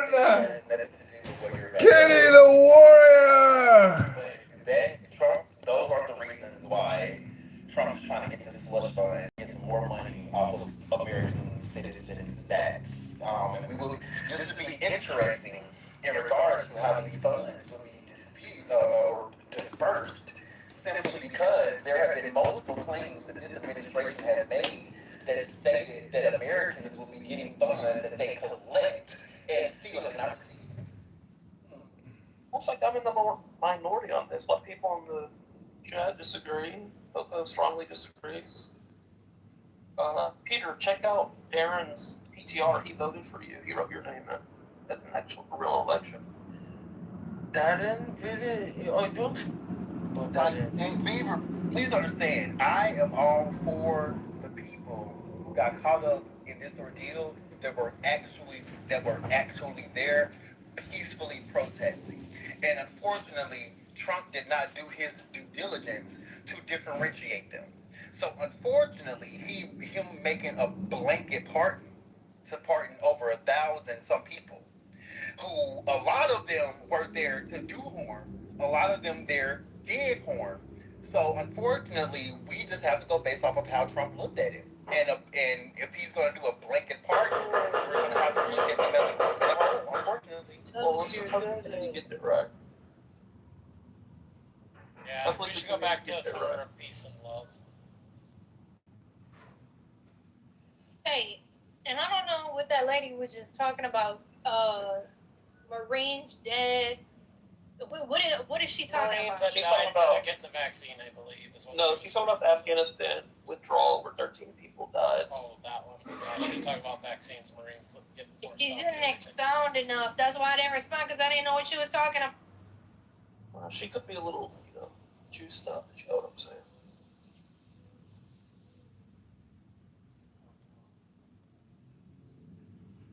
But honestly, I just think that I think that it's very unfortunate when it's quite obvious how Trump is using these independent government agencies to try to only protect his supporters, when America is made up of not only his supporters but others as well, other people who does not support him. And unfortunately, he is not the president of Republicans. He's not supposed to be the president of only Republicans. He's not supposed to be the president of only MAGA. He's not supposed to be the president of conservatives or even evangelicals or whatever they call themselves. He's supposed to be the president of the United States of America. And when a person shows you who they are, believe them. So when a That's right. when a president is only doing things to benefit his own party, his own family, to where his own family has generated more wealth than pretty much any president in the first year of their either term. Wrong. I think that's very. I think that's very telling. I think that when you are making decisions and you're only having meetings with senator Republicans and or Republican representatives, I think that does a disservice to America because America itself is diverse. America itself has always been a nation that has progressed on coexisting, and so with that, it's very unfortunate that more things aren't being done for everyday American citizens. Wait, Coco, you gotta be a little bit more truthful with that, because I hear a lot of black people say that they don't like Obama because he didn't do enough for black people. Well, that's not what I believe, so I'm not going to. I hear a lot of that. I've also heard a lot of that, and it's mainly because Obama focused more on gay rights rather than giving black people reparations, and that's basically why they mad. Because we thought that Obama was going to be the nail in the coffin to get the reparations that is rightfully due for Black Americans. However, um, he didn't, and a lot of Black Americans that basically left a bad taste in their mouths for the Democratic Party, and they haven't looked the same as the Democratic Party says. So, but yes, you are true. A lot of Black Americans will definitely say that Obama didn't do anything for Black America, even though he did great things for America itself. And then he has certain initiatives for Black Americans in certain communities, for whatever aspect. That's besides the point. You had a better chance of Bill Clinton pulling that off than Obama. Yeah, but I didn't go when I voted for Obama. I wasn't able to. But during Obama's first term, I wasn't able to vote. But but I was able to vote. And while I voted for Obama, I was able to vote.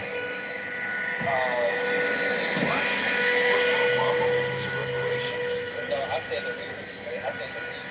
Reparations is not the reason. Oh, okay, thank you. I voted for Obama. And honestly, Black Americans have a better chance of getting reparations on a more at a state or local level than on a federal level. In my honest opinion. But hey, I'm here for what Trump is doing. Trump is waking up a lot of young activists here in the United States. Trump is waking up a lot of people that have been silent to make us believe that they're for democracy and stuff like that. And now our Supreme Court is showing their true colors, the Supreme Court majority. And now certain states that have a Republican majority, mind you, some of these senators just reaffirmed the Voting Rights Act literally during their political I guess terms or whatever have you. Even what's that name? No, not Mason. One of the Republicans that was one of like the main advocates for Trump and the ballroom fund. I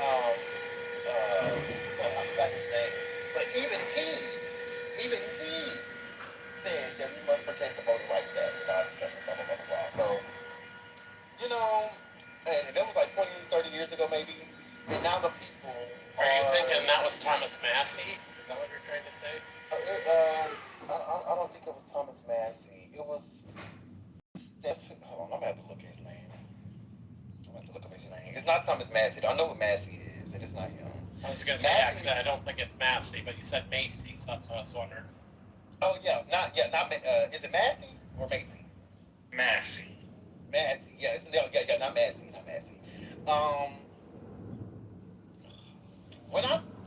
When I find his name, it's the dude who tried to get the ballroom funding at the conference for it or whatever, the press conference for it, he was the person that spoke about the main like senator that spoke about the ballroom funding and how much it was needed and what it be needed for. Um, and I cannot remember his name to save my life. All right, let's forget about the ballroom, man. I want to ask you a question. What do you think is a fair amount per person for reparations? For January 6ers or who? No, for black folks on if they have a claim for the reparations. What do you think a fair amount would be per person? Oh, that will kind of depend because there's different forms of reparations. Of course, there's one form which is the monetary form. But then there's other forms as well that would be economic. That would be like, for example, tax exempt on certain things, or like don't have to pay tuition for college, or certain things. So I can't I can't honestly answer that question because it it could be done in many different forms. And what I would recommend is for is to be like Native Americans, to where like after a certain I believe a certain bill had to be passed, but Native Americans after that bill was passed, they were tax exempt from certain things. They also get a monetary compensation for a lifetime. So with that being said, I would say start with that. I would say start with the way that they gave Native Americans reparations. Yeah, how come they got theirs then? Because unfortunately, due to the ethnocide, because mind you, Native Americans were also very melanated as well. And unfortunately, a certain group of fair-skinned Native Americans, which were then classified as the five tribe, I guess, the five recognized tribes through the federal government. That's why they ended up being able to get reparations, because of their proximity to, Wait, at that time, white people. Coco, Native Americans do not get reparations. They're not tax exempt from anything. They have to pay federal taxes just like any other U.S. citizen. No, That's a fact. You can look it up. They are tax exempt. Native American. They are tax exempt from certain things. Yes, they are. What are they tax exempt Yes, from? they are. I think they're exempt from a sales tax. State sales Meaning the tax. state, but the federal tax they still have to pay. But I didn't make a differentiation of federal or state. I just said they're exempt. So you made a sweeping statement. If you want to go, through the logistics of it. Persia, we know it wasn't Greece, we know it wasn't mere division of Greece. So the only part left that could be the end was that supervillain. And that supervillain is stated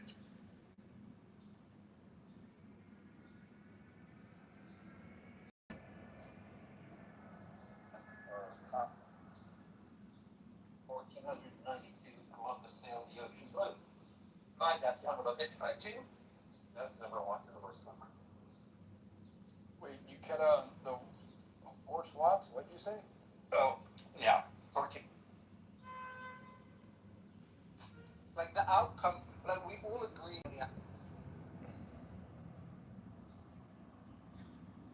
That's a good description. Thank you.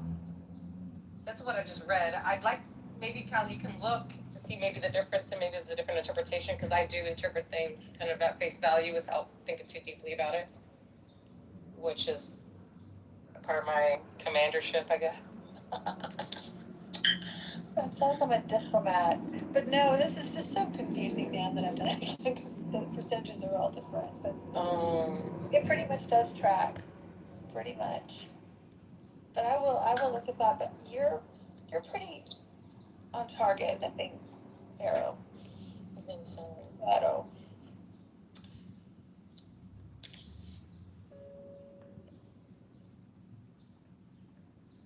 Especially this part, it's all too easy for my type to feel weighed down by internal pressures when their reality doesn't match their great aspirations.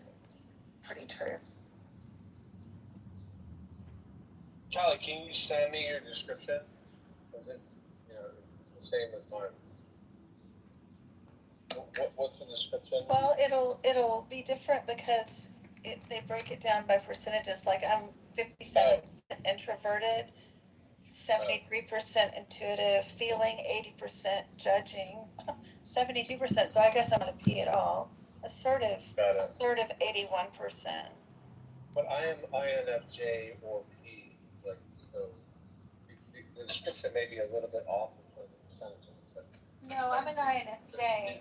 I'm an INFJ dash A, but I used to be even between the INFP and INFJ personality profiles in many situations, but this time it's pretty clear that it's J.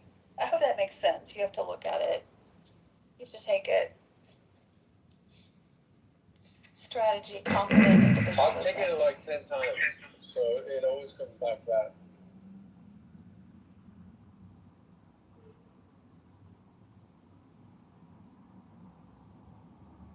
I have a few close friends who are the same type, and we often butt heads, I've noticed.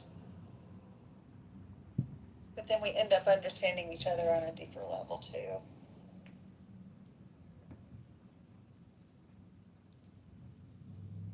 As far as I've been told, it's the rarest combination of the phone.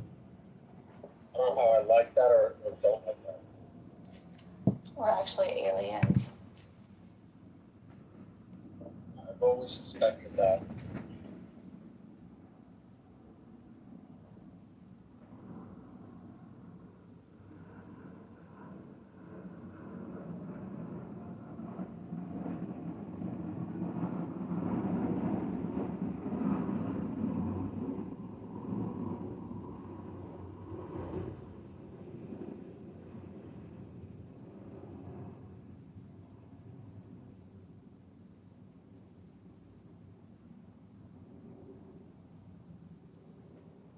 You got me lifted, shifted, higher than the ceiling. And oh, baby, it's a wonderful feeling. You got me lifted, feeling so gifted. Sugar, how'd you get so fly? Sugar, sugar, how you... Y'all know that the singer to that song, the Sugar, Sugar, how you get, that's Baby Bash, right? From like early 2000s. You know he was on this app?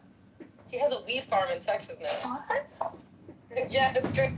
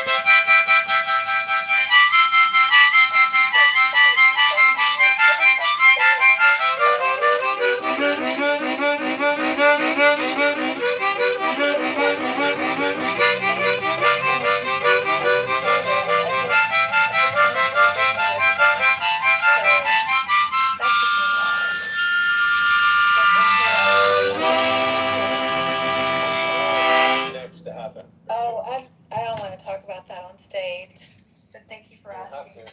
Yeah. You don't have to. I asked it. I'm thinking about it. I have different scenarios in my brain, like different things that would work for me. And so I'm applying to different things and working on other things too that for myself, that would, any of those scenarios would make me happy. So I'll share more as I go along. I just don't want to jinx it. But thank you for asking. I appreciate that. I hope that wasn't too closed off. It was immediate and pretty precise. It's all good.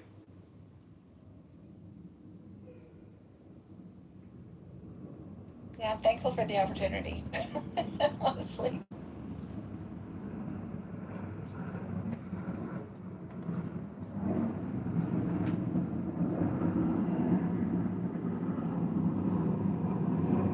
I find just the question happening, whether you know, externalize it or internalize it, it's helpful.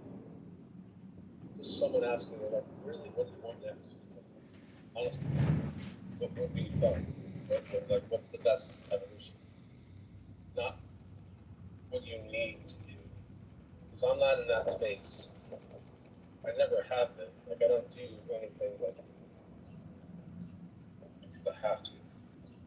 INFJ.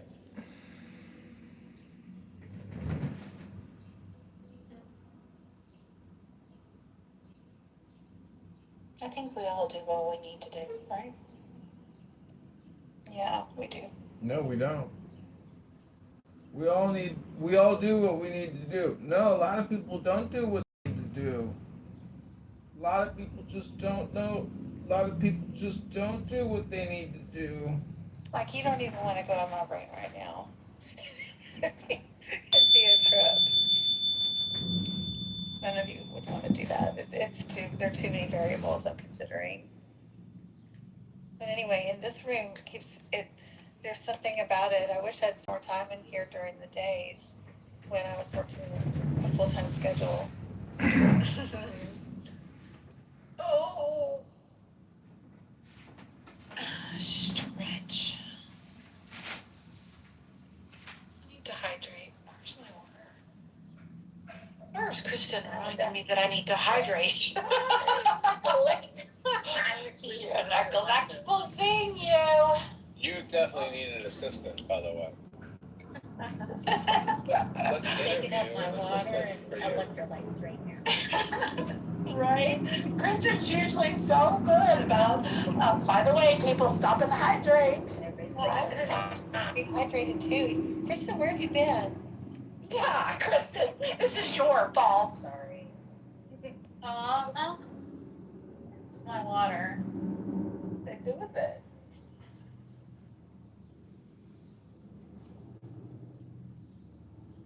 That's one of the reasons why I'm not hydrated, because I clearly, oh, here it is.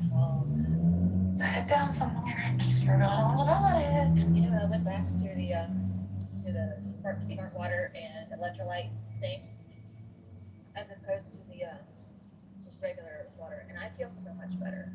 Yes. I feel so much like I have energy. It really makes a huge difference. I tried to be frugal. No, I need to be penny pinching it out there. Wait, I have to ask you, are you just doing smart water with like pre-added electrolytes, or are you adding your own? I'm adding my own. Yes, okay. I just want to make sure. And I'm using liquid IV, that's what it's called. And I tried this sugar-free, it was awful. I just use regular, whatever flavors. But like the one that I tried, the Pure Relight. Aqua, it's just energy. This is the only thing that's added there, and I don't know, I just wasn't looking at it closely. I thought, oh, it's an energy drink mix, and I'll get it for $4 for 10 packets. Well, there's nothing in it. There's just flavor and caffeine. Whereas the liquid IV is, it has sugars, but potassium, vitamin C, niacin, vitamin B, vitamin B12, and antioxidant.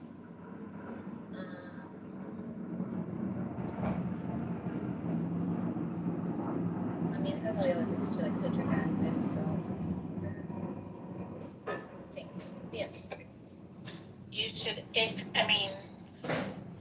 if you're really noticing marked improvement, I would highly recommend Relight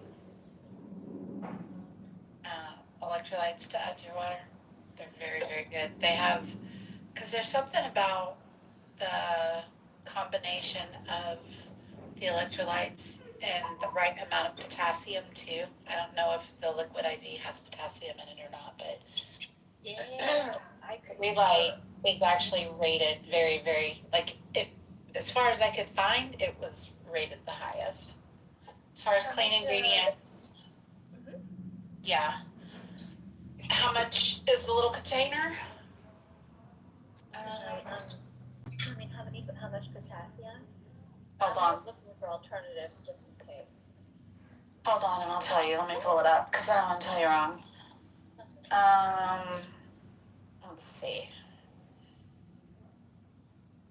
Hi, Fred. Be safe.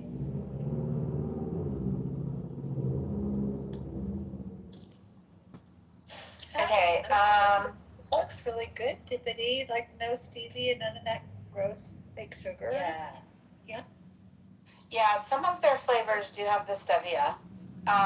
So be careful. Some do, some don't. I really like the lemon lime, and I don't think the lemon lime has got stevia in it at all. The 810 milligrams of sodium, and then 400 milligrams of potassium, and 50 milligrams of magnesium. That's what the Relight has in it. This one doesn't have magnesium. I am using an alternative. I didn't want to put more, but you know Mio, the brand Mio it has drops, flavored Yeah. drops. And this one has. Ooh, that's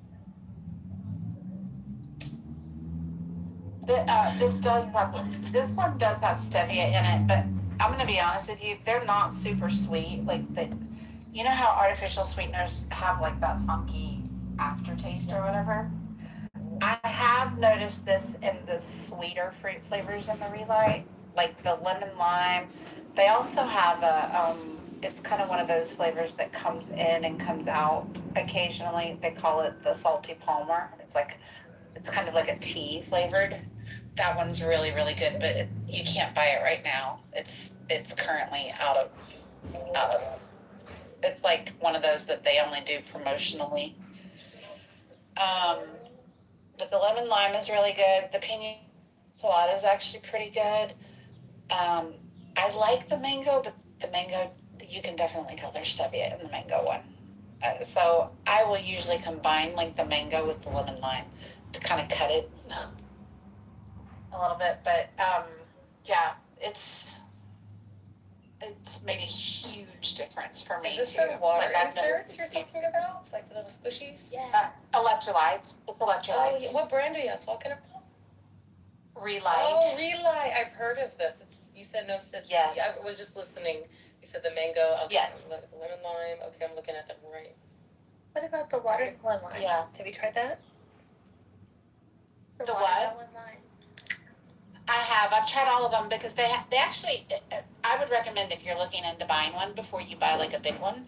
They have a multi-pack with like the single servings of all the different flavors. That way you can try them yourself and see which ones you like and don't like. I didn't see if they had that till now. Thank you. Yep, I would do that, and that way you know for sure yay or nay on whichever flavors. Because some of them definitely have like a sweetness to them, and others don't. Have you ever tried the unflavored? Yes. Okay. Yep. I have. And it comes in the unflavored comes in the variety pack too. Thank you. That way you can see, yeah. But it makes a huge difference in hydration, y'all. I just can't even tell you. And I do just the Redmond salt. You can do just the Redmond salt too. A Redmond salt. I've heard of that. I've heard of that. Some good electrolytes. It is. Yeah, it's so hot outside. Some of the black tar got stuck on the bottom of my shoe. That's how hot it is. It's melting. You're not being a little bit dramatic. You want a photograph of this? It's disgusting. No, I saw that, and then you have weather. That's how It's starting to melt. That's a major heat wave. Like it'll be 60 degrees in 2 days. What's That's going why on I with moved New around. York? Mind That's you, why I they moved. laid this tar maybe 3 days ago, so it's still a little soft, Yeah. okay? My Okay, so now we have some context. There's some sugar, but it shouldn't be melting on my shoes after 3 days. It should, it should be. No, I That's why I moved out of New York. Yeah, it's nasty in the sun. Lost.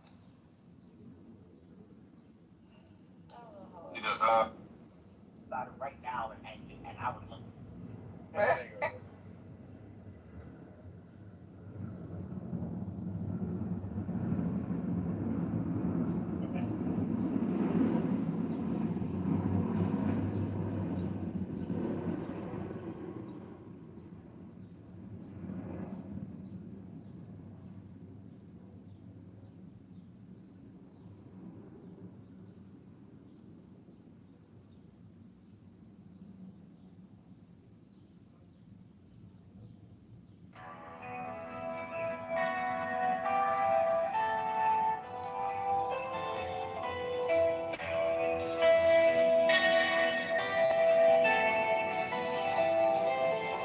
I am the charioteer of the east, Lord of the past and of the future.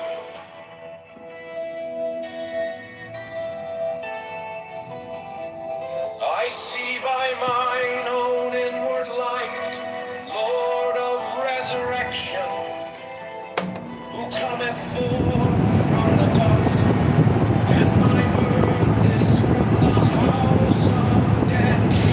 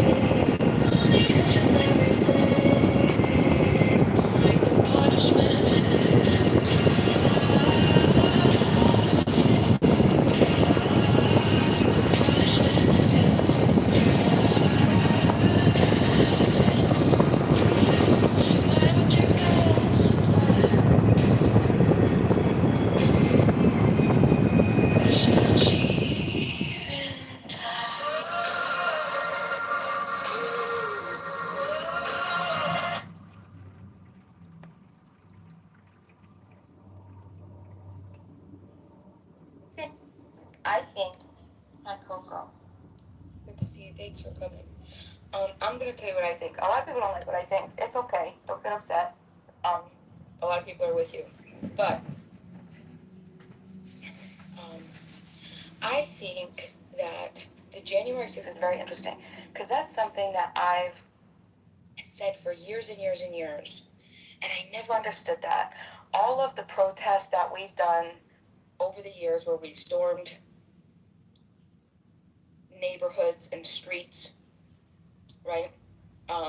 There was the Wall Street, there was obviously the BLM, okay, these types of things. I'm like, that's useless. It's such a bullshit. It's bullshit. Okay? So in the case of the BLM, we had people harm, just bad actors, but the cause was good. The cause, I believed in the cause, the original cause, right? Then you had a few bad actors that caused all the bullshit damage, right? PCS, which tracks insurance claims, property claim services, that's what PCS stands for. They quoted like a $1 to $2 billion nationwide overall estimate of damaged property done from the BLM riots, okay? And I'm like, and what did it do? Did it get us any closer to holding police accountable? Did it get rid of the shield doctrine? Did it get rid of qualified immunity? Did it do any of the things that, no, it didn't. I think it did. Maybe a little, I think some, maybe a little bit here and there, but not in the way that should have been done federally, nationwide. Sure. There shouldn't be a question of allowing the states to come to the terms to whether or not their own local, part. No, this should be nationwide. Justice is justice, and there shouldn't be any type of oppression or abuse, police abuse. That should be. I mean, I don't think anybody would agree with that. Okay, and so I would always say, I would just storm the Capitol. Like that's where you want to go. You want to go. Well, how do you think a bunch of black and brown people storming the Capitol would go? Sorry, hold on. You don't have to. Hold on, wait, let me finish. Sorry.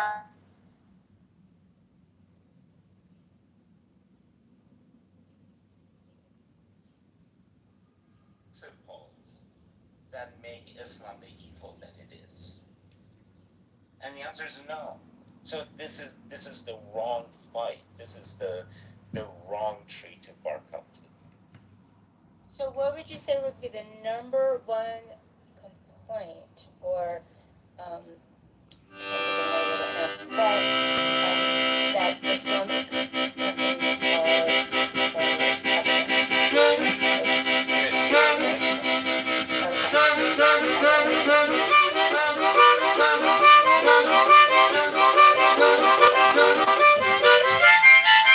That's the number one. I do not think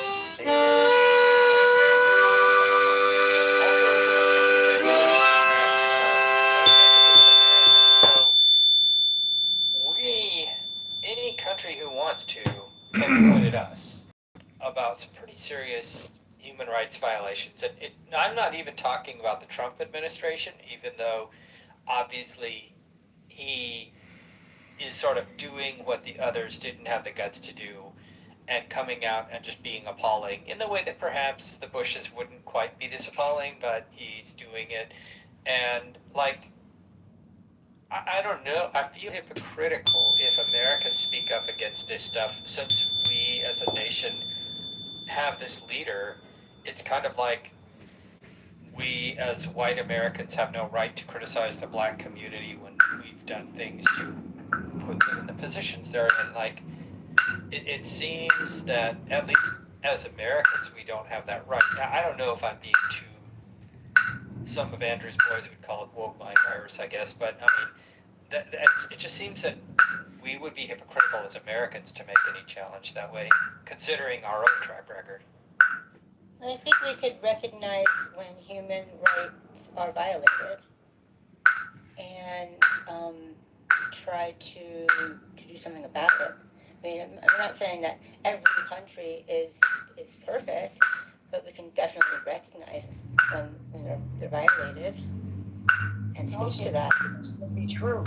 You know, I can hate Trump and still love America, right?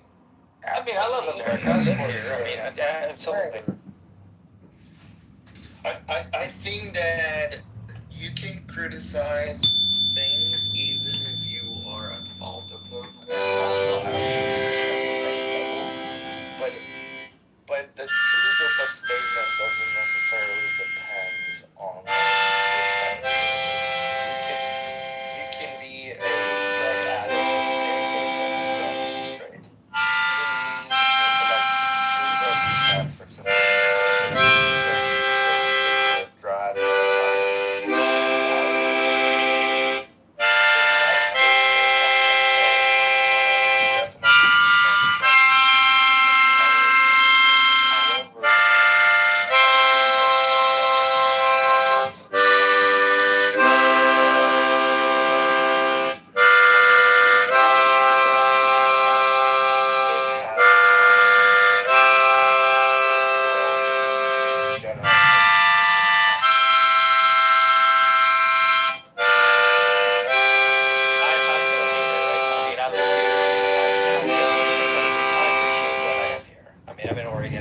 I appreciate not just the West, but I appreciate my state. But I recognize its faults.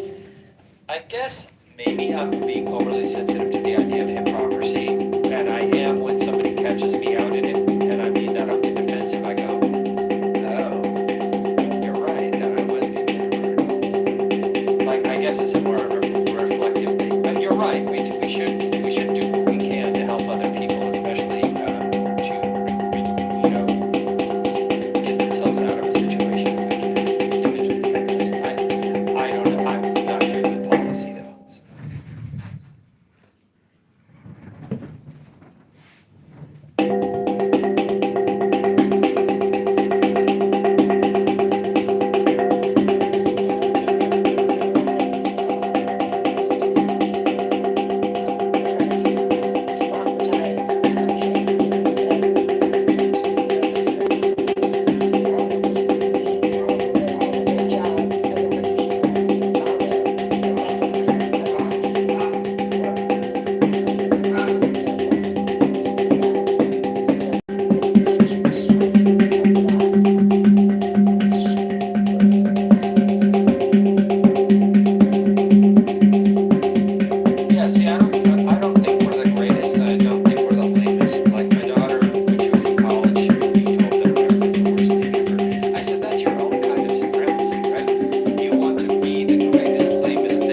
Instead of just saying, we're just here, we're doing the best we can.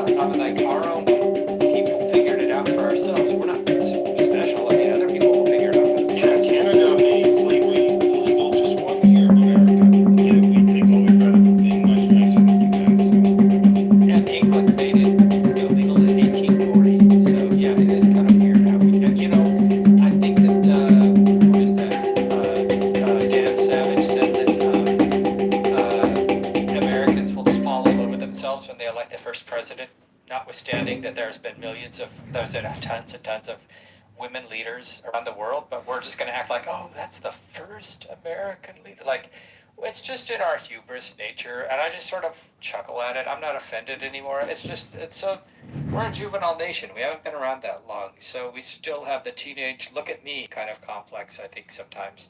But again, not a bad thing. It's just a thing. And in our foundation, we were standing against tyranny, and we weren't purposely trying to subject people to tyranny and subjugate people. Well, unfortunately, accepting folks that weren't considered citizens at the time. I guess we were subjugating slaves in a terrible way. But as our nation entered the civil rights movement, we had in our foundational belief that we weren't there to subjugate, we were there to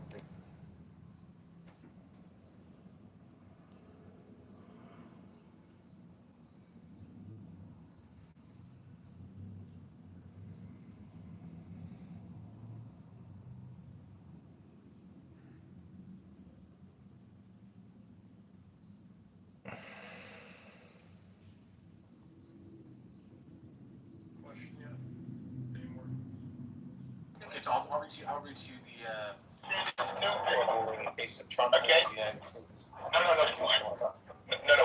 what you just said, I want to make sure I'm clear.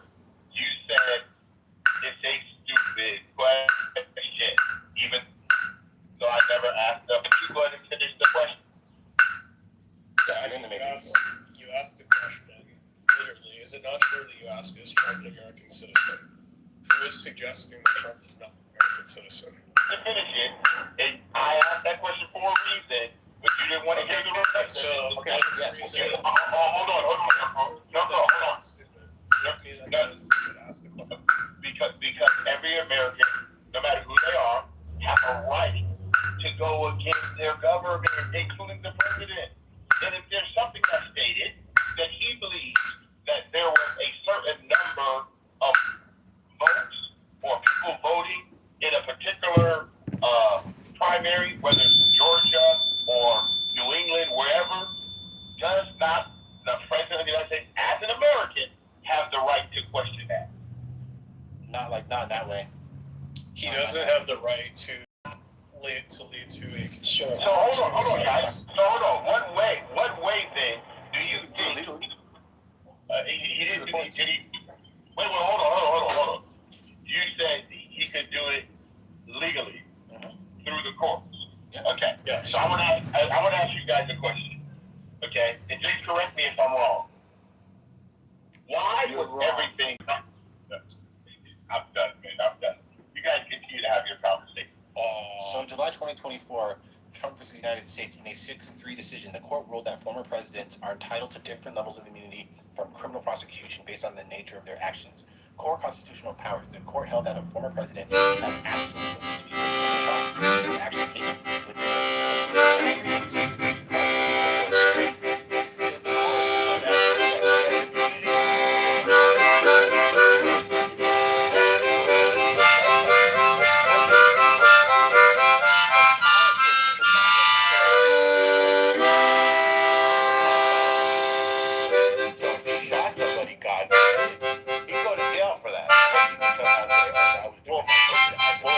it gets a little bit deeper. Check this out. For other actions that fall within the outer perimeter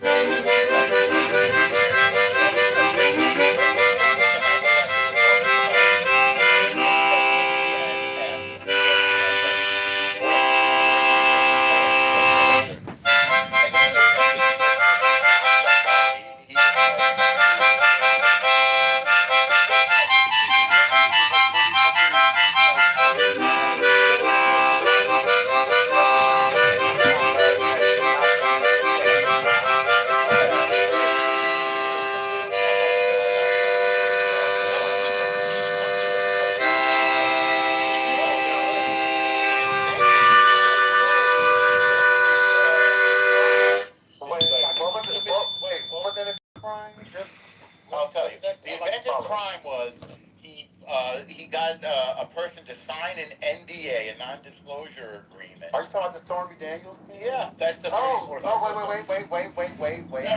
wait, hold on really quick, because we talked about that like a couple of days ago here in Well, Trump. you really need to interrupt for this? Yeah, Let me finish the thought. Well, let me finish the thought. Wait, you weren't talking yet, almost. Yeah, well, actually, no, you weren't. No, what it was they took two misdemeanors and they extended the statute of limitations and said that the two misdemeanors were done in the third felony, and that felony was never specified. Most nonsensical invention I've ever heard. It was a far-fetched legal theory from Alvin Bragg.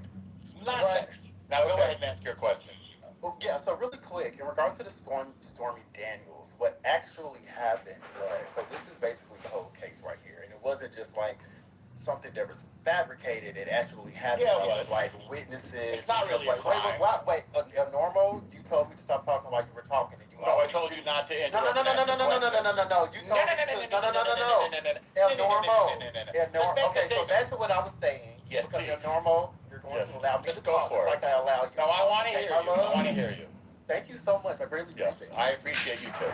So with that, now with the whole like Stormy Daniels case, so really what happened was, so during Trump's campaign, I guess it was like 2016 or 14 campaign, whatever the fuck, during his first campaign or whatever, his lawyer, whatever that nigga name is, Michael Cohen. Cohen, yes. Michael Cohen. It's not Cohen, it's Cohen. Michael Cohen paid, I guess, Stormy Daniels to not say things in regards to him and Trump because they were hurt their campaign or whatever happened. She signed an NDA, a non-disclosure agreement. Wait, I'm talking right now. So with that being said, Cohen paid her $100,000 to do so. Right.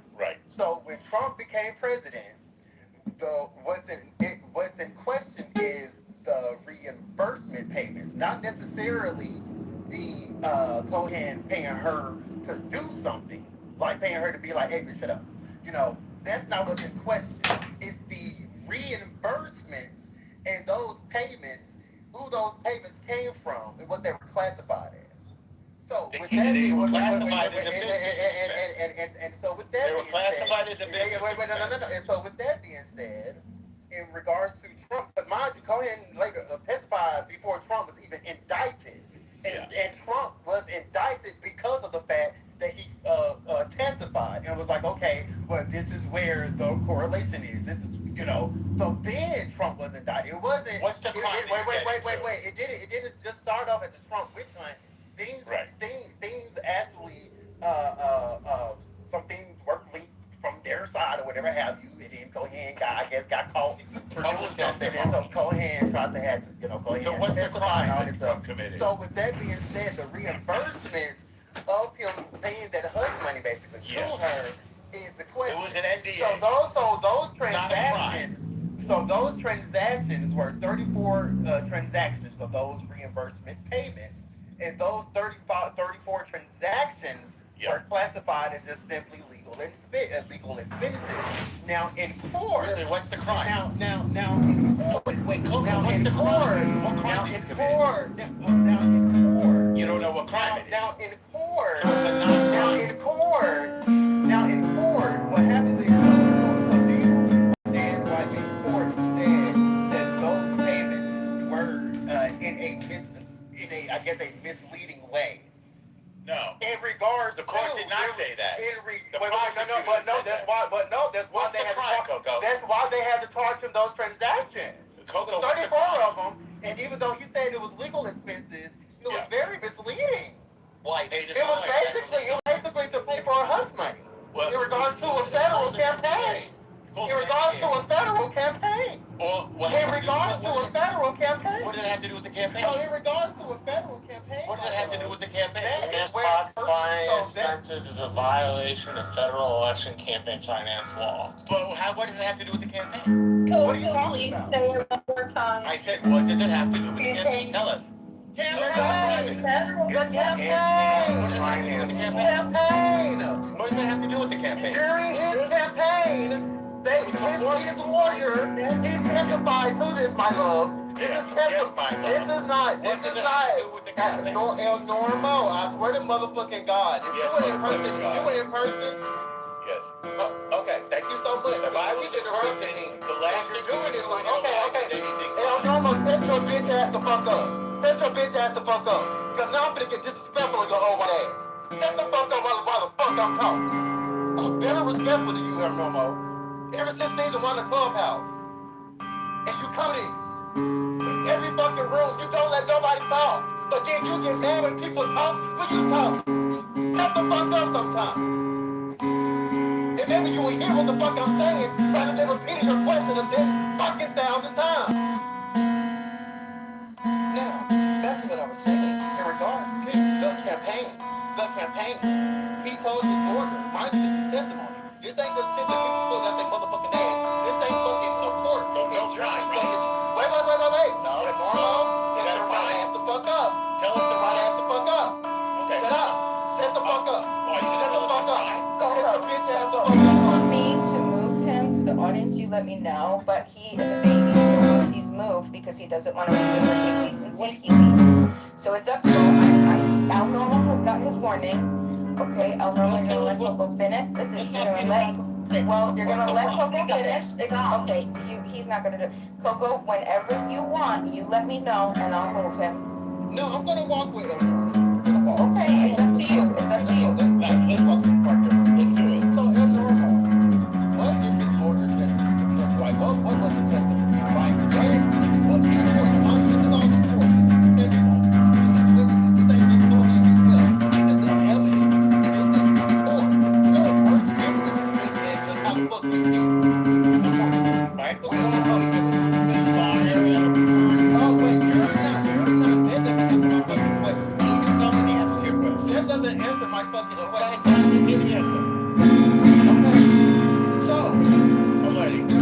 By the way, at some point you don't know what the crime was, right? Is that true? I said there's no crime. And I told you what it was. So just because you say there's no crime, is the court that said that it was a crime, I guess it's just not valid, right? Well, the court never specified the crime. No, that's the point. A jury found him guilty of crime. A jury found him guilty of one of those reasons.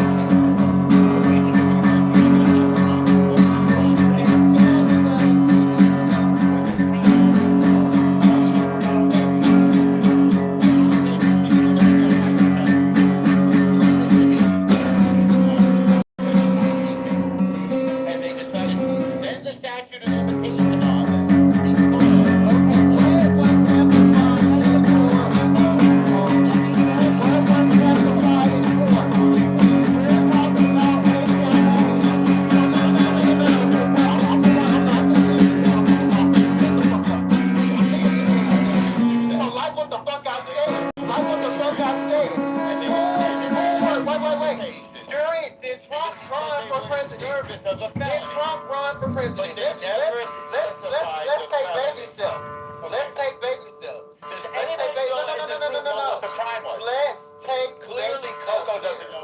You're going to answer my fucking question. I find it very interesting how you want your questions to be answered, but you ain't answered none of mine. I want them to be answered. Shut the fuck up, kid. Stop answering fucking questions, dog. You don't know what the fuck up. Shut the fuck up.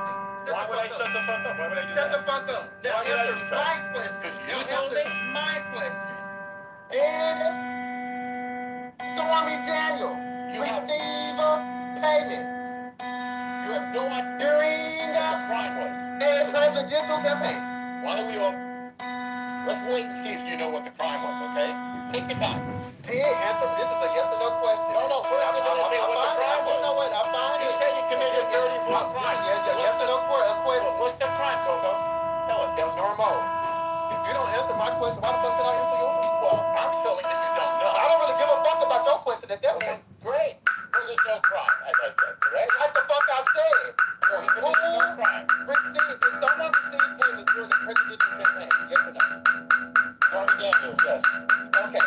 Stormy Daniels received payments from the lawyer. From the lawyer. Yeah. In regard. Yeah. Not simply because of you.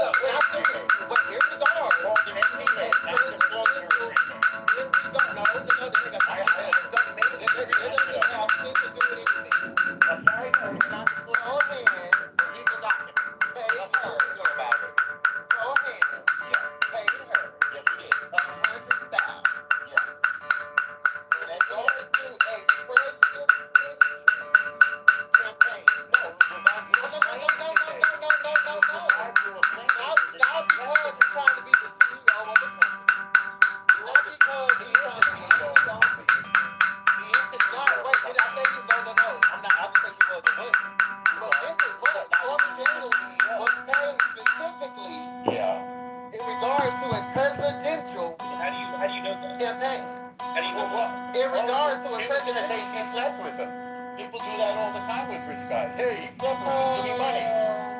So he asked him for money. He got him money. And he signed an NDA. Maybe Go it read was the like. NDA. It's the So it was prior. no, there's no crime, right?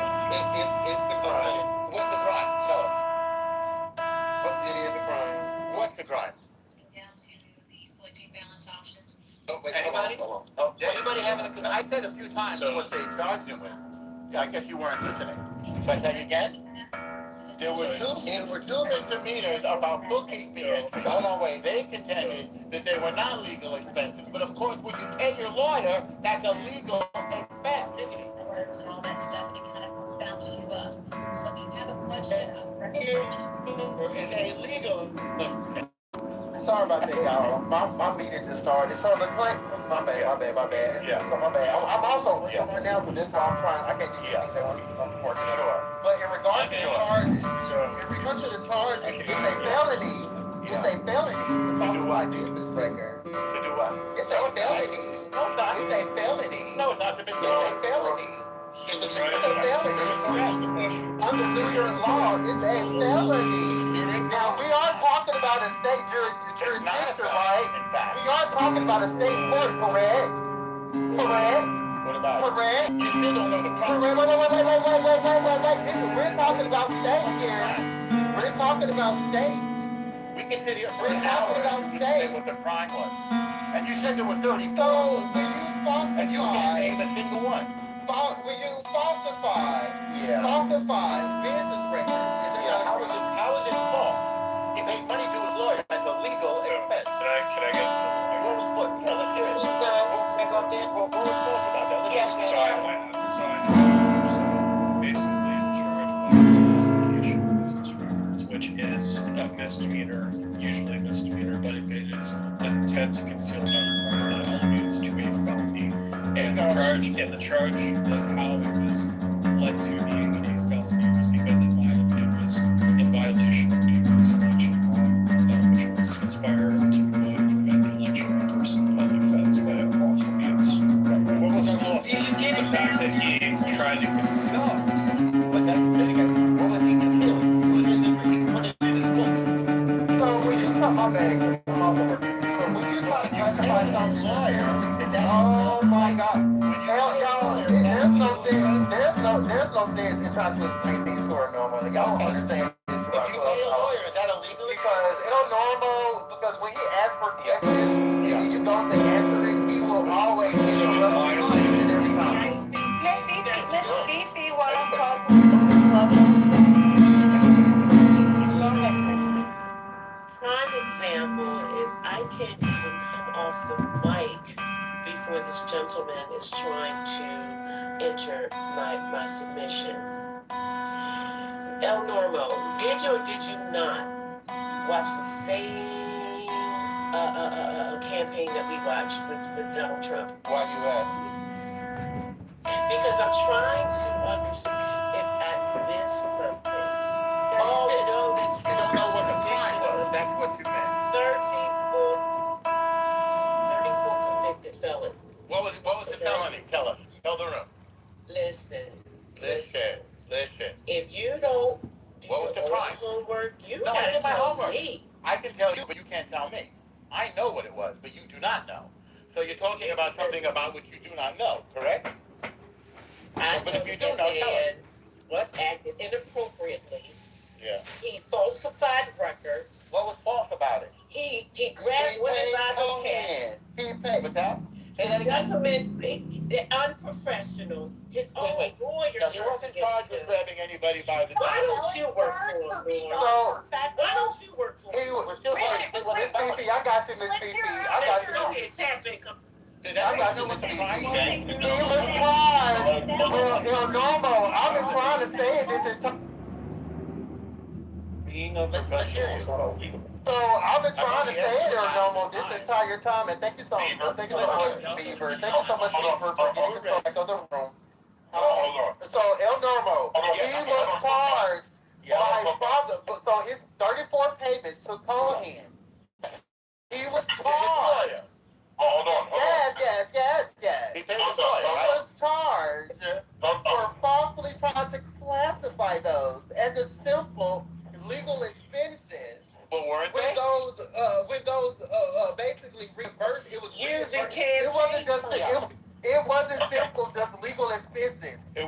reimbursing Cohen to what Cohen testified for and was found guilty of in court. That was the whole reason Trump's ass was even indicted in the first place, was because Cohen did something wrong, testified as guilty, and he was found guilty for it in court. Yeah. And those payments were payments to do with Trump. They were thinking for felony.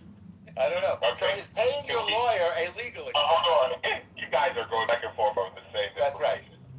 Okay, so let me make sure. I'm going to be very calm here. Okay. We said it was 2 misdemeanors. Yeah. If we go back and look at the case It wasn't 2 misdemeanors, it evolved. Yes, it was 2 misdemeanors. Hold on, guys. Hold on. I'm just going to walk through it.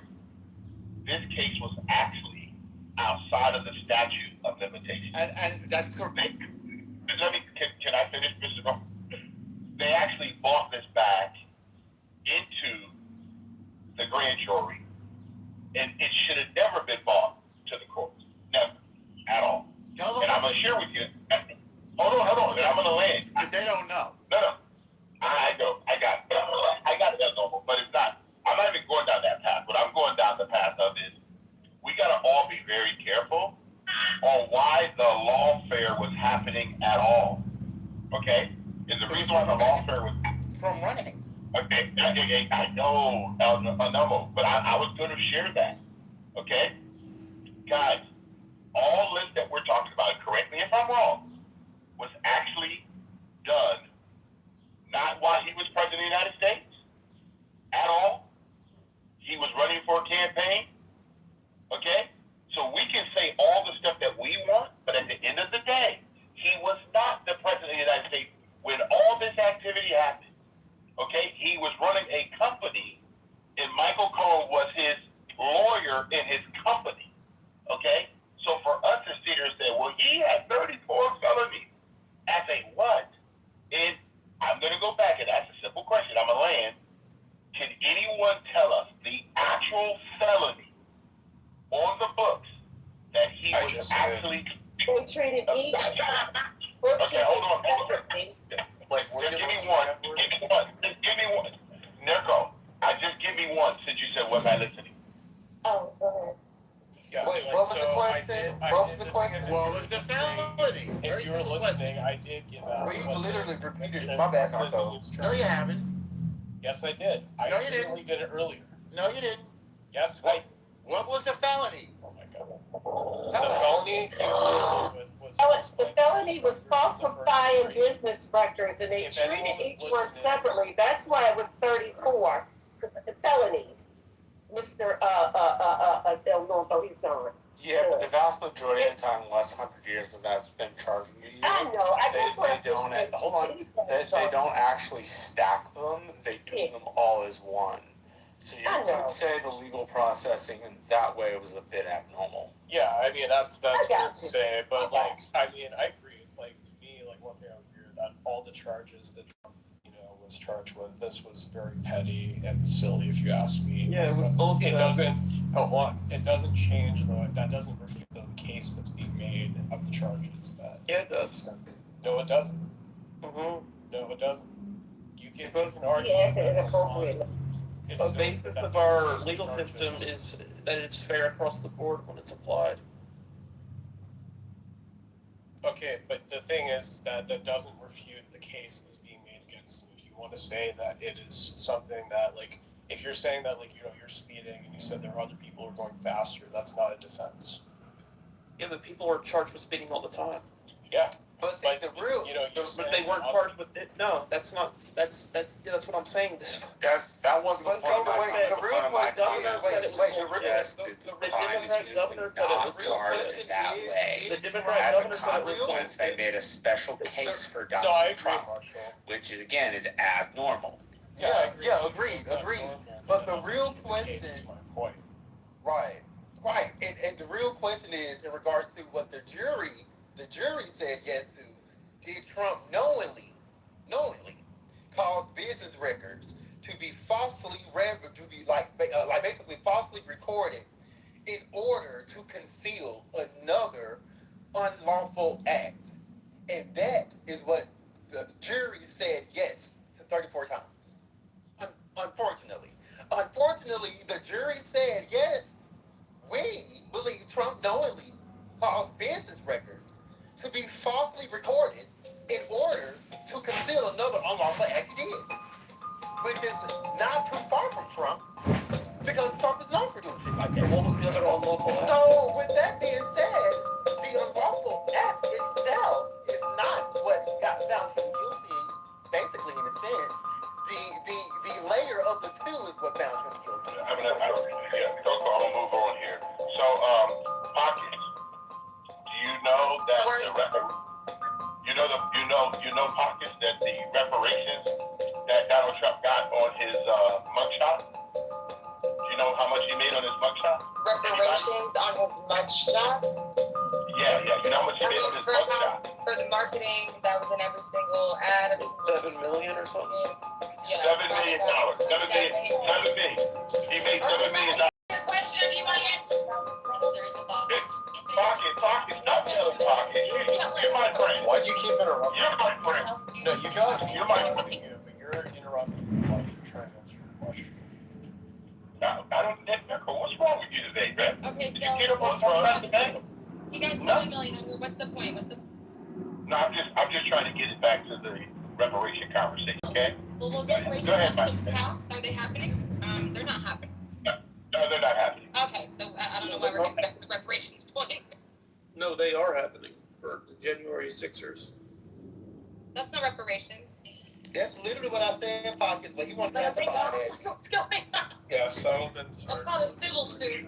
Like, what are we talking about? Yeah, those are settlements aren't reparations. Yeah, there's settlements, yeah. Against the government that went against, listen, the government infringed the people.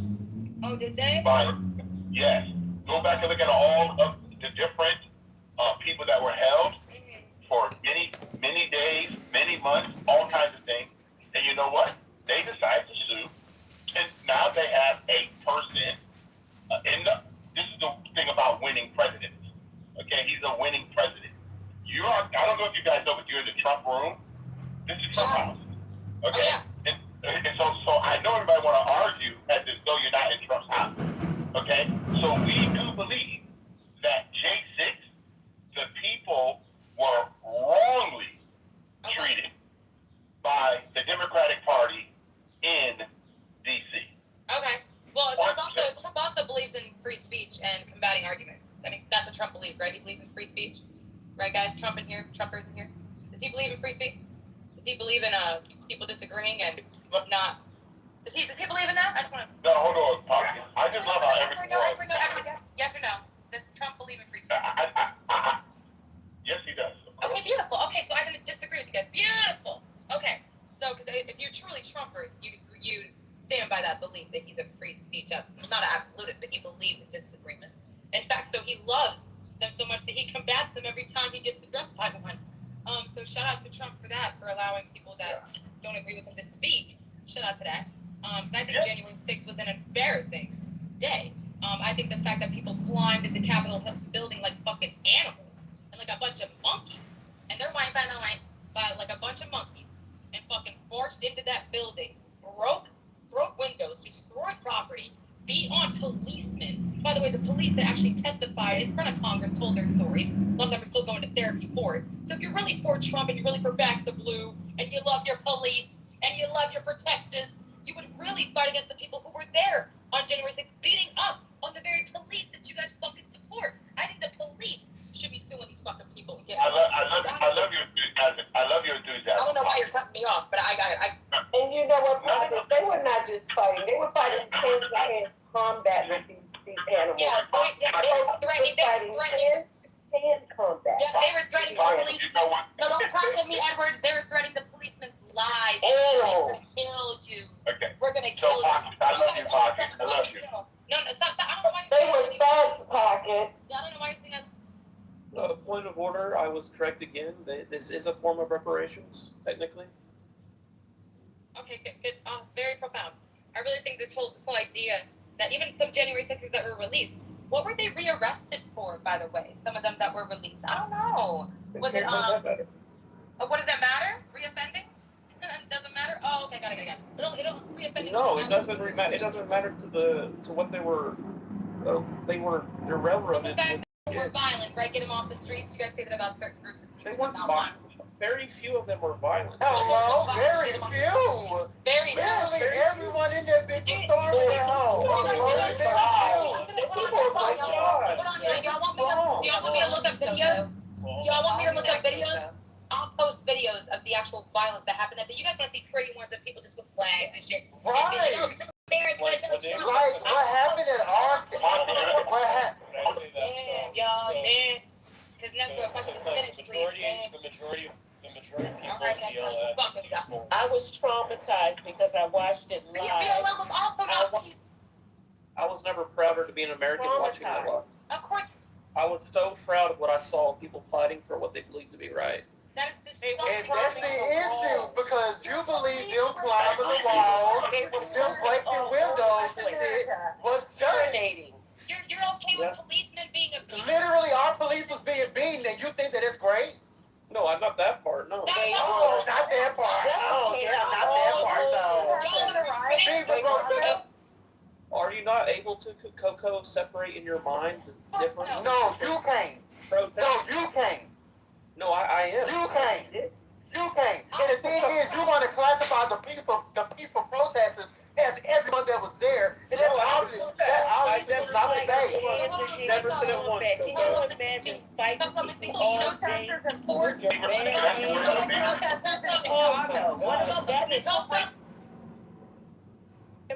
All right, let's let Edward get out his point. Go ahead, Edward. Oh, come on. Yeah, this is my question.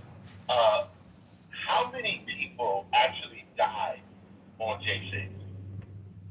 One. How many people died as a result? How many people died as a result of J6? 5 people.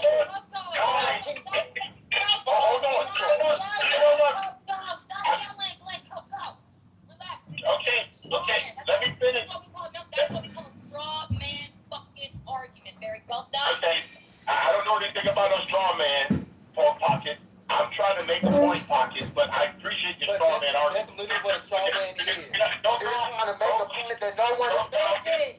That's what a straw man is. If you didn't know what it was, now you do. Thank you, Coco. I appreciate all of the loudness you said, okay? Yay. Okay, so this is very important for Edward. He's an American. If on J6, the only person that was killed was Porter of America, who served in the military and shot by a Capitol Police officer, and I know it's very embarrassing. You guys can say, but your side is all good. You guys are so wonderful. But my question is, what was he doing, though? Was he one of the peaceful protesters that was just standing outside, just protest? Wait. See, a lot of people want to talk about her dying, but they don't want to talk about what the fuck she was doing before she died. And I find that in context, court matters. Context. Ashley Babbitt was encroaching, so she took that risk, and she was killed. And look, that she inherits that risk when she's reaching somewhere she's not supposed to be. Beaver, may I speak, Beaver? After Coco? No. She didn't deserve it.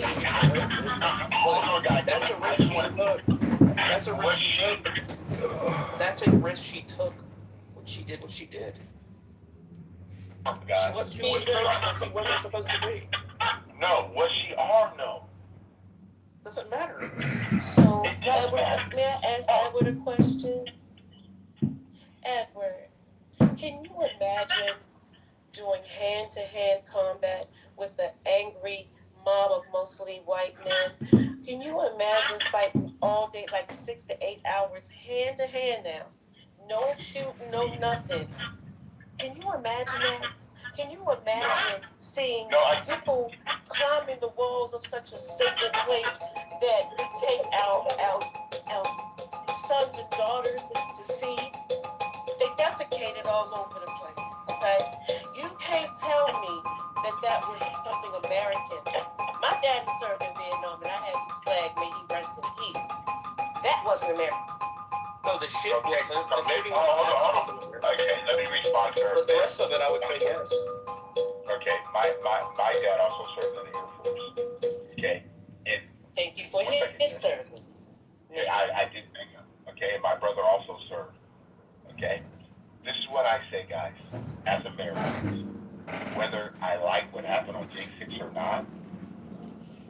know what it's like to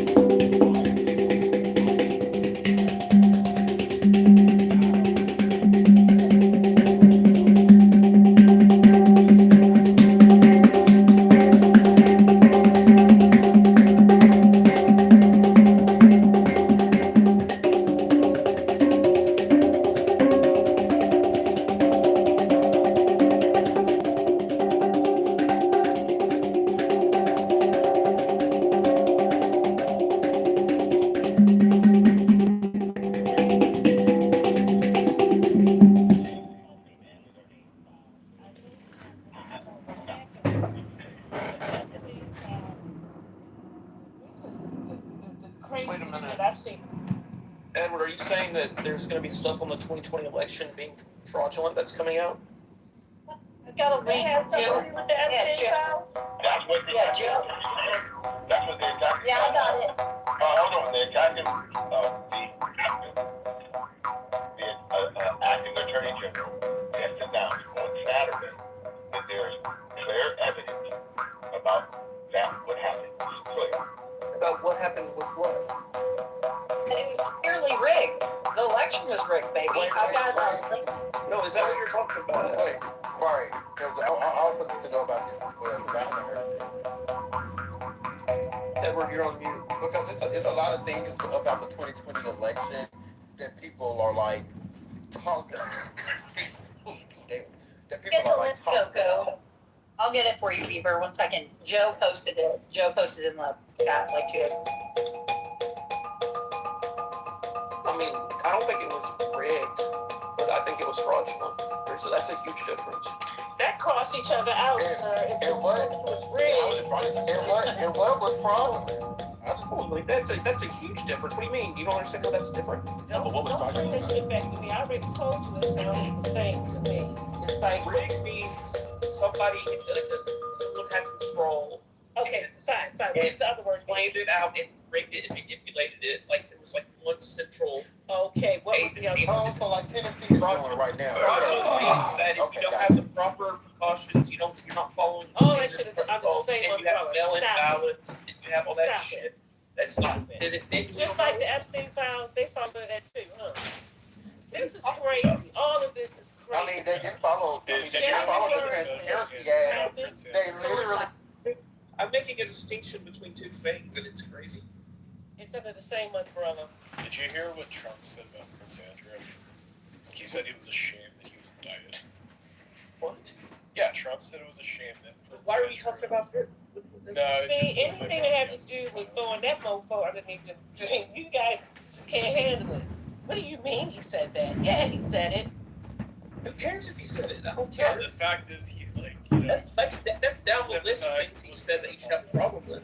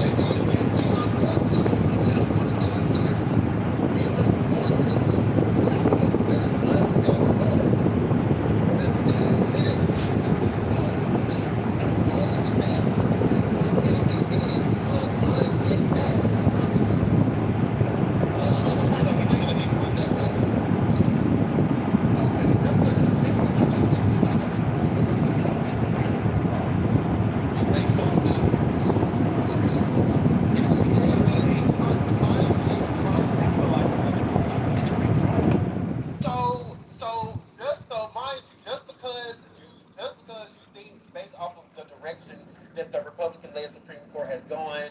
And do you think that that's a righteous or a decision based in integrity or just based in partisanship? I think the system. I think the system is set up to where it's drawing districts. No, answer my question, bro. I'm trying to answer. Do you think the decisions have been made with integrity, or do you think the decisions have been made with partisanship? Under the way that this current framework, yes. Oh, okay. But it's a bad framework. Okay. So whether you think the Supreme Court is going to rule in favor of Memphis does not disprove basically what I'm trying to say is even if they don't rule in favor of Memphis doesn't mean that it was the right ruling. It doesn't mean that it was a ruling based off integrity. It doesn't mean that it was a ruling totally based off of partisanship. And unfortunately, that weakens the structure of our fucking democracy. Because everything just can't be, partisan all the fucking time. But the blue states are going to do the same thing. Okay. Oh, the red state's doing it, so what? Yeah, so why are you complaining about it? Why are you complaining about it? I'm happy about it. It's going to be in our favor. What are you talking about? What exactly is going to be in your favor? We're going to gain more seats. You're going to gain what seats? If you project in the next Senate race. So do you think actual Republicans? This is a huge win for Wait.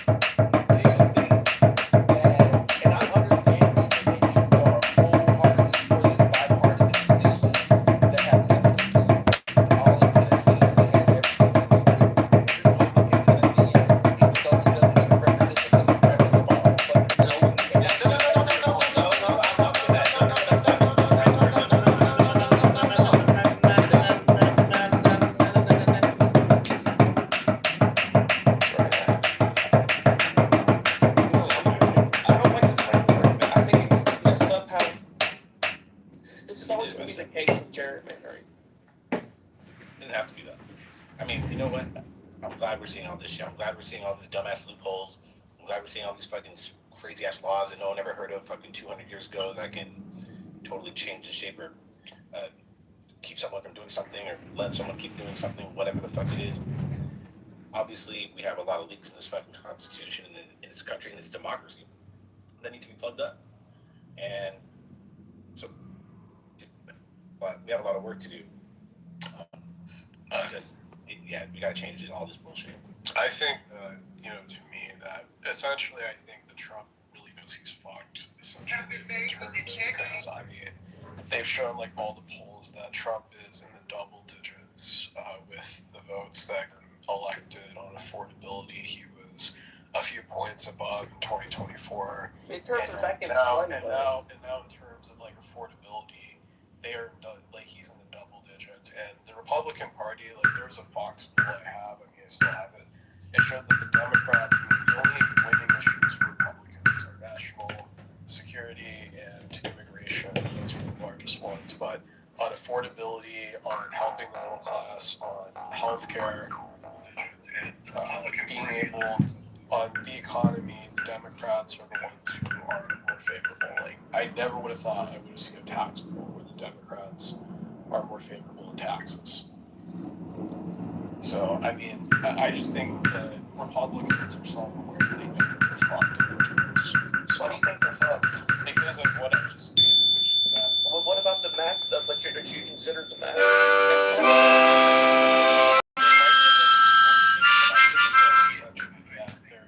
not going to be overcome the fact that the Republicans, at the very least, are going to lose the House. I mean, that's what history shows us.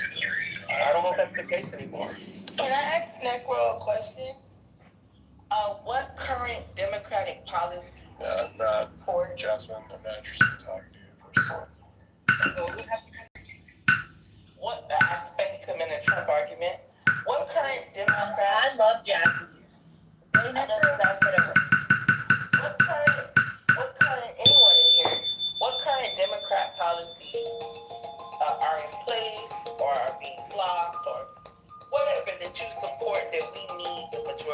House be Democrat for? What are you guys? Sell me on what you're trying to hold on to.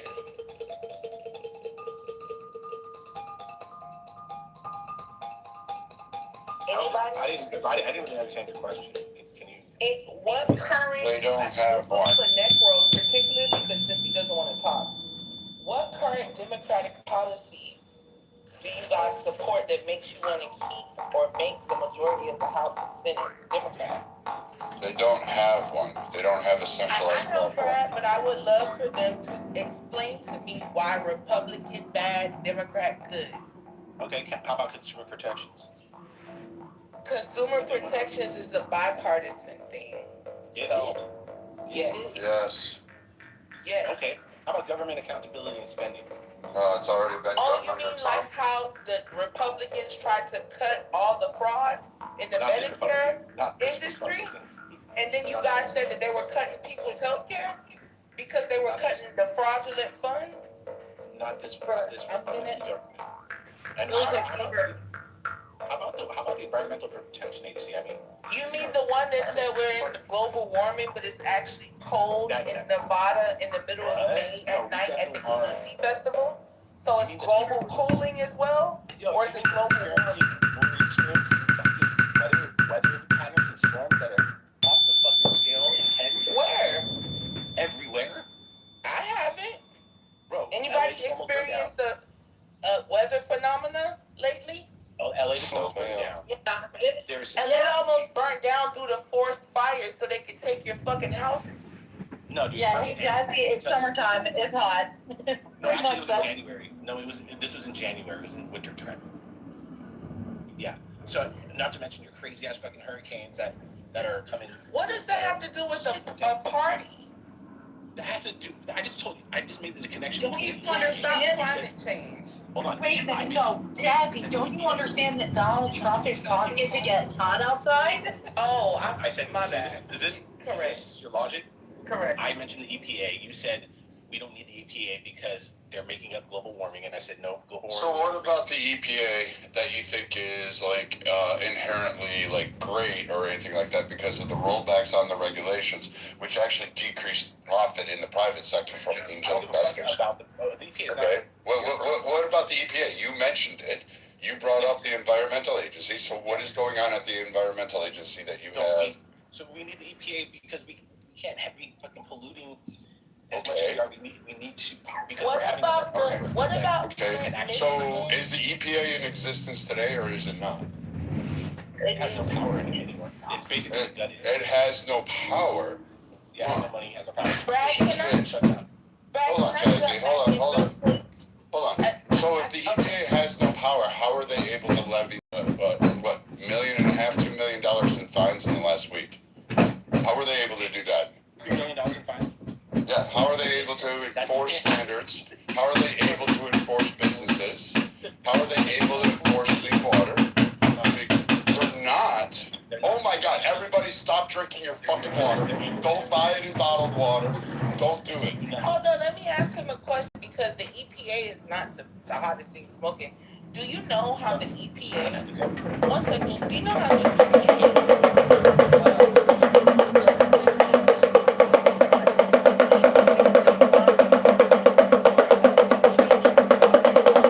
was also the CEO of Halliburton Energy at the same time, right? What the EPA did was the chairman was bought out by Halliburton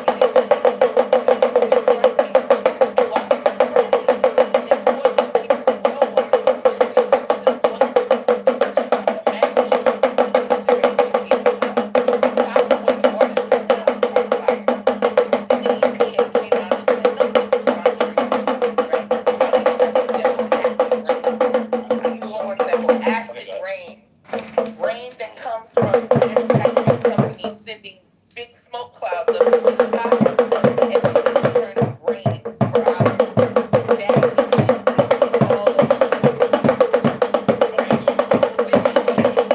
No, there's no findings of this. You poor people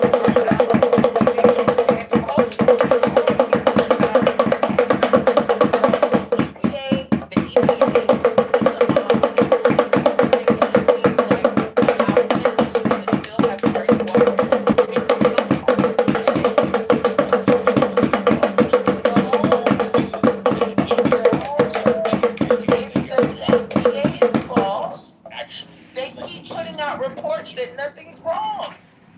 Nothing's wrong with using that type of pipes underground and getting water flowing through it for a long time. It's not gonna rust. Yeah, so What are you it's talking about? It's not gonna rust.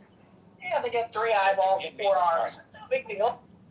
You had major regulatory rollbacks, endangerment reversals, right? Which ones, Joe? Stop reading the CNN hardline with the fucking opinion piece. Give me the actual thing you're in the issue with. Fine. Let's see. The greenhouse gas endangerment finding was rolled back. It removed that. Okay. It removed the federal justification for numerous vehicle engine. Okay. What happened with the greenhouse gas initiative? So essentially, what happened with the greenhouse gas initiative? It removed the restrictions. Okay. Why did it remove the restrictions? What was the causality? He wanted to try and, I guess, increase the amount of automobiles. What are the levels currently at? Dude, I'm not a fucking scientist. That's not what we're going. Okay, that's great. Not what we're doing right so now. If they're at the lowest point in history and the ozone's repaired, do you need to have those current restrictions as well as the oversight and the billions of dollars going into it? Because they were restricted to begin with. No, it actually didn't have the significant impact. What the fuck are you talking about? Really? Because you have the Amazon rainforest being burned off faster than anything else, right? That would have fucking been us here.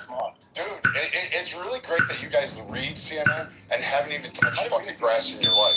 You don't know what the fuck you're talking about, but yet somehow or another you think somehow that you're just gonna read a CNN headline and a fucking opinion piece and then be able to critique this. So yes, those restrictions that cost billions a year across the major industries actually didn't help doing shit.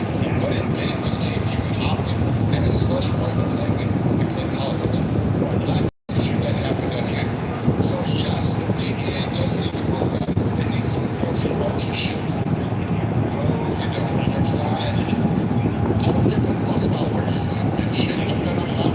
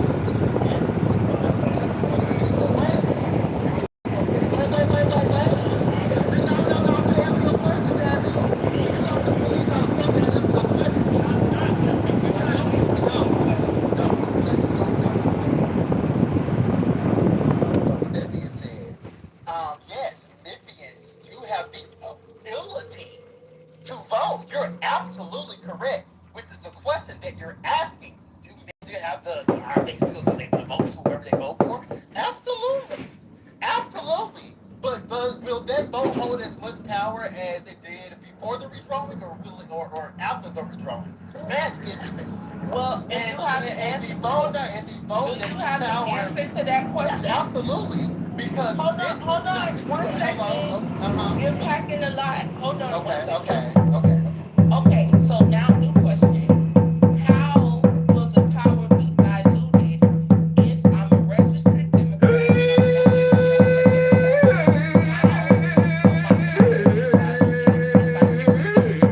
and I'm not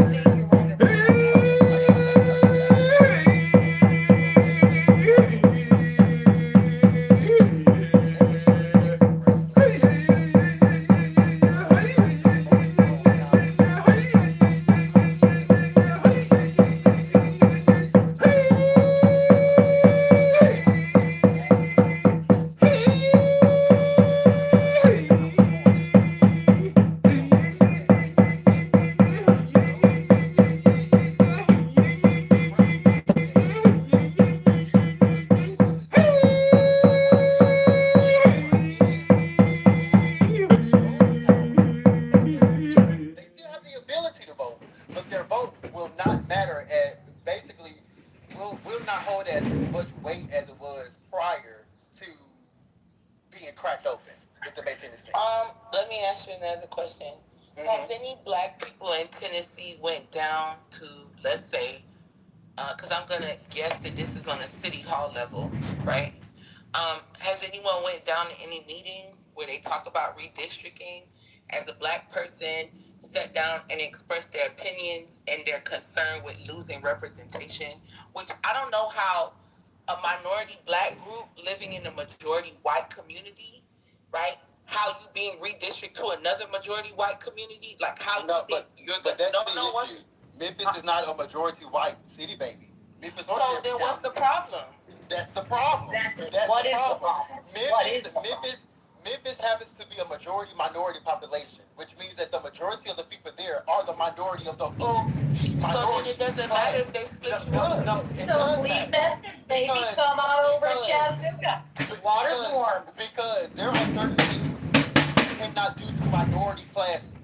Yeah, I'm sorry, but that's what the Constitution. So what makes you think if they hold on 1 second? What makes you think if they redistrict you that people will start doing things to you? That's not the argument. Well, you just said there's certain things you can't do to minority classes. Yeah. So I'm asking if you're redistricted, what will start? I'm trying to get on your side.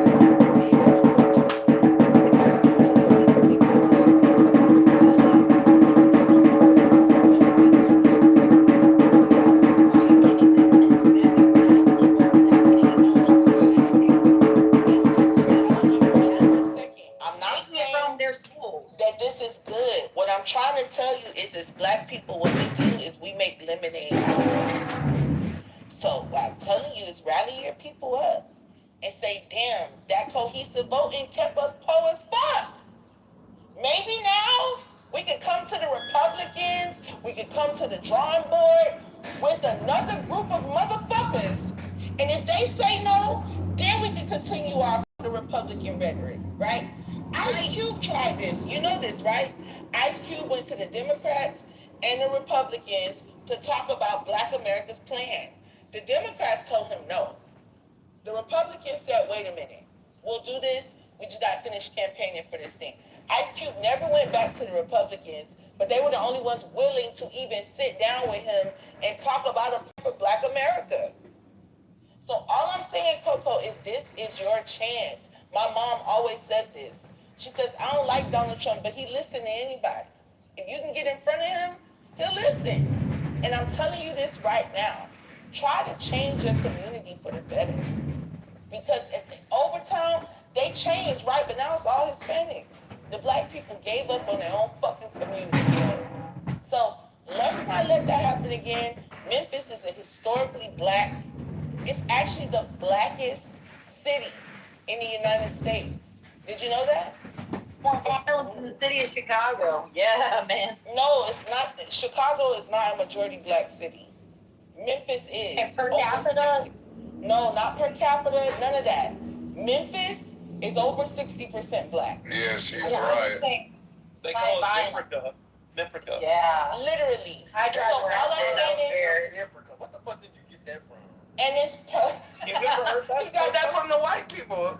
Gotta have her. He got it from the conspiracy theorists. Good. Right, I'm done though, and Kendall wanted to talk, so after whoever, let's let Kendall get in there. And I'm just telling you this, Coco, as somebody who's Black, like I know I troll a lot, but bro, we gotta understand that there are some white people willing to help you get where you need to go. And I think you about to get in front of them niggas right now. Cause the last set of white niggas was not helping. Okay? That's all I'm saying. Okay. All right. Hey, Coco, to her point, who's the craziest white guy that always stands up for you on this fucking app? Right. 100%. That's right. But see, Biden is like the only like diehard Republican that I fuck with though. You know what I'm saying? You know, because you know, that's my nigga. But don't call him that. But oh wow, I'm crying. I'm crying. But no, Jazzy, I see what you're saying, and everything that you're saying, it could definitely take hold. What I am upset about is the progress, the process in which, not progress, but the process in which it happened. It happened because of a Trump agenda which does not present. That's wrong though. Agenda. But no, this is why our senator said that we needed to change the mouth what she said. This came out of her mouth. Put it on her social media. We want to have the Trump agenda. What she said? She said to us, we must accomplish the Trump agenda to achieve the Trump is something. She said something, but she said the Trump agenda. And I ain't never heard nobody else say that but her. Well, she said. So it can't be a mass thing. Girl, I'm run by a Republican governor, and I ain't never heard Ron DeSantis say this is Trump's plan. Well, I'm just letting you know. You're talking about Marsha Blackburn, and she was saying that she wanted to make sure that like we grow Tennessee, or that she was all about. Tennessee red. Mm-hmm. Yeah, and she wanted to keep it conservative. And I'm with that. Like I love Marsha Blackburn. But I think I know what's going on. So do you think? She's never done anything for my community. Wait, Coco, do you think that red equals black hate? Do you know how Marsha Blackburn has been in office? What legislatively has she passed to even help Memphis in particular? Okay, hold on. Nobody from Memphis better have voted for her. I'm going to say that. And this is what I'm trying to tell you, that cohesive voting bullshit. She has not done anything for Memphis, but I guarantee you more than 50% of people from Memphis voted for her ass. You want me to look it up? I mean, you may be true. So why the fuck? Sorry, I'm outside. My neighbor's gonna be like, what are you doing with your vote? That is not the argument that I am making. That's the argument I'm making. I'm trying to show you the bigger picture here, right? Marsha Blackburn. Never mind. I'm gonna go. I see what you're saying, Jazzy.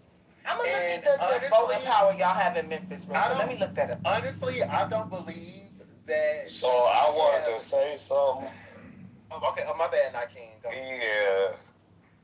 Just real quick, because we went through gerrymandering and stuff like that. And the way that they, like, actually chop it up, they use certain social issues that people actually gather around. And, like, you might have one kind of social concern in one district versus in another when it gets incorporated.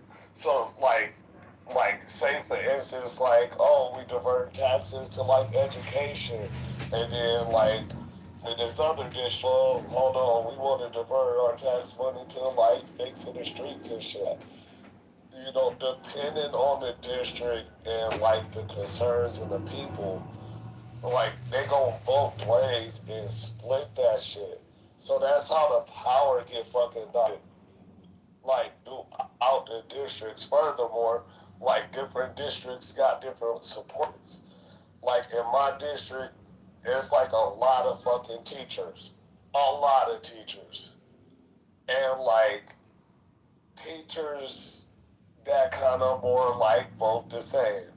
Which can be kind of good, but kind of bad. Because if you get the brainwashed motherfuckers, they finna vote based on who the fuck they friends is, that's not finna have a beneficial outcome. So this whole, like, you know, like, voting power shit and shit like that, true enough, people need to be on one accord, but if people looking out for their friends and all of that kind of shit, like, it goes the other way, and that can just prove to be an issue down the line, but people don't know it until the vote's over.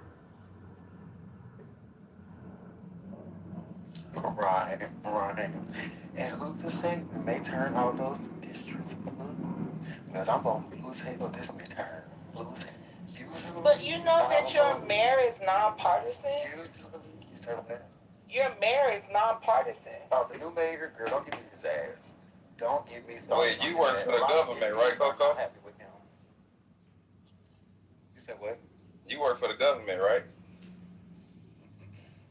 No. Yeah, you clocking back in. Yeah, I said, yeah, go ahead and get back to work. I'm not clocking back in. You gotta get off by now. Bye. So my question, Coco. Damn, nigga, why you telling them? Yeah, my question is. Because he was talking about government working last time. He said Donald Trump worked for the government. He need to get to work. Why are you voting? Why are you voting blue? Like, what policies do they have that you need to keep? Well, there are personal reasons why I won't be voting for certain Republican legislators. Like, for example, you for Democrat policies. I don't want to hear about no feeling shit. What policies do they have that you want to keep in place? That reason, Hello? I am, because he trying to She gotta wake him up. Hey, he trying to walk me around the park, and I want to get straight to the swing. I'm at the store right now, so I can't engage like I want to. So do bear with me. The Democrats ain't got that much motion for you to be So that's what I'm trying to silent say, about like, the policies. I want y'all to wake up and smell the fucking Arabic coffee. And what's that? I need to know what policies do the Democrats have that you want to uphold and keep? okay, while she's doing that, can you tell me what the Republicans have? Oh, Yeah, yes, I was just gonna say that because wait, just ask me a question. Don't crash out. Real quick. So to answer your question, there are a lot of Democratic policies that a lot of candidates, even new candidates that have emerged from this whole redrawing thing, have stated in regards to raising minimum wage for Memphis. Wait, hello? You just asked me a question, but now I'm trying to answer it. You want to do horse noises. Which one you want to do? You want to listen or you your horse now? Which one you want to do? Well, when I asked you, you said you couldn't engage. Wait, I said be mindful that I may not be able to engage like I want to. But you waited for her to ask me a question to answer. But go ahead. Okay, you know what? Go ahead and answer your question. You know what, Jesse? I'll answer because I can't. I got to talk to you a certain way, and I'm gonna have to do that. No. I'm gonna have to do that in the car. So go ahead and ask your question. There's some things that I care about that the Republican Party has. My good clean sister, little sister Jay, is to tell me just there may be some people in the audience want to know why not to vote Republican in their district and how important it is to vote. Period. Go ahead, Jeff. Well, I wouldn't say vote Republican, and I know this seems like an exercise to try to tell him not to vote blue.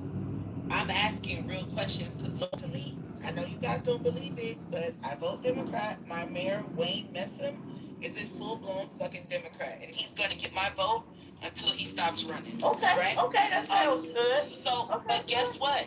He has policies in place here in this city. I'm talking that about most Democrats. baby girl. Talk to me. Okay, yeah, but I can't.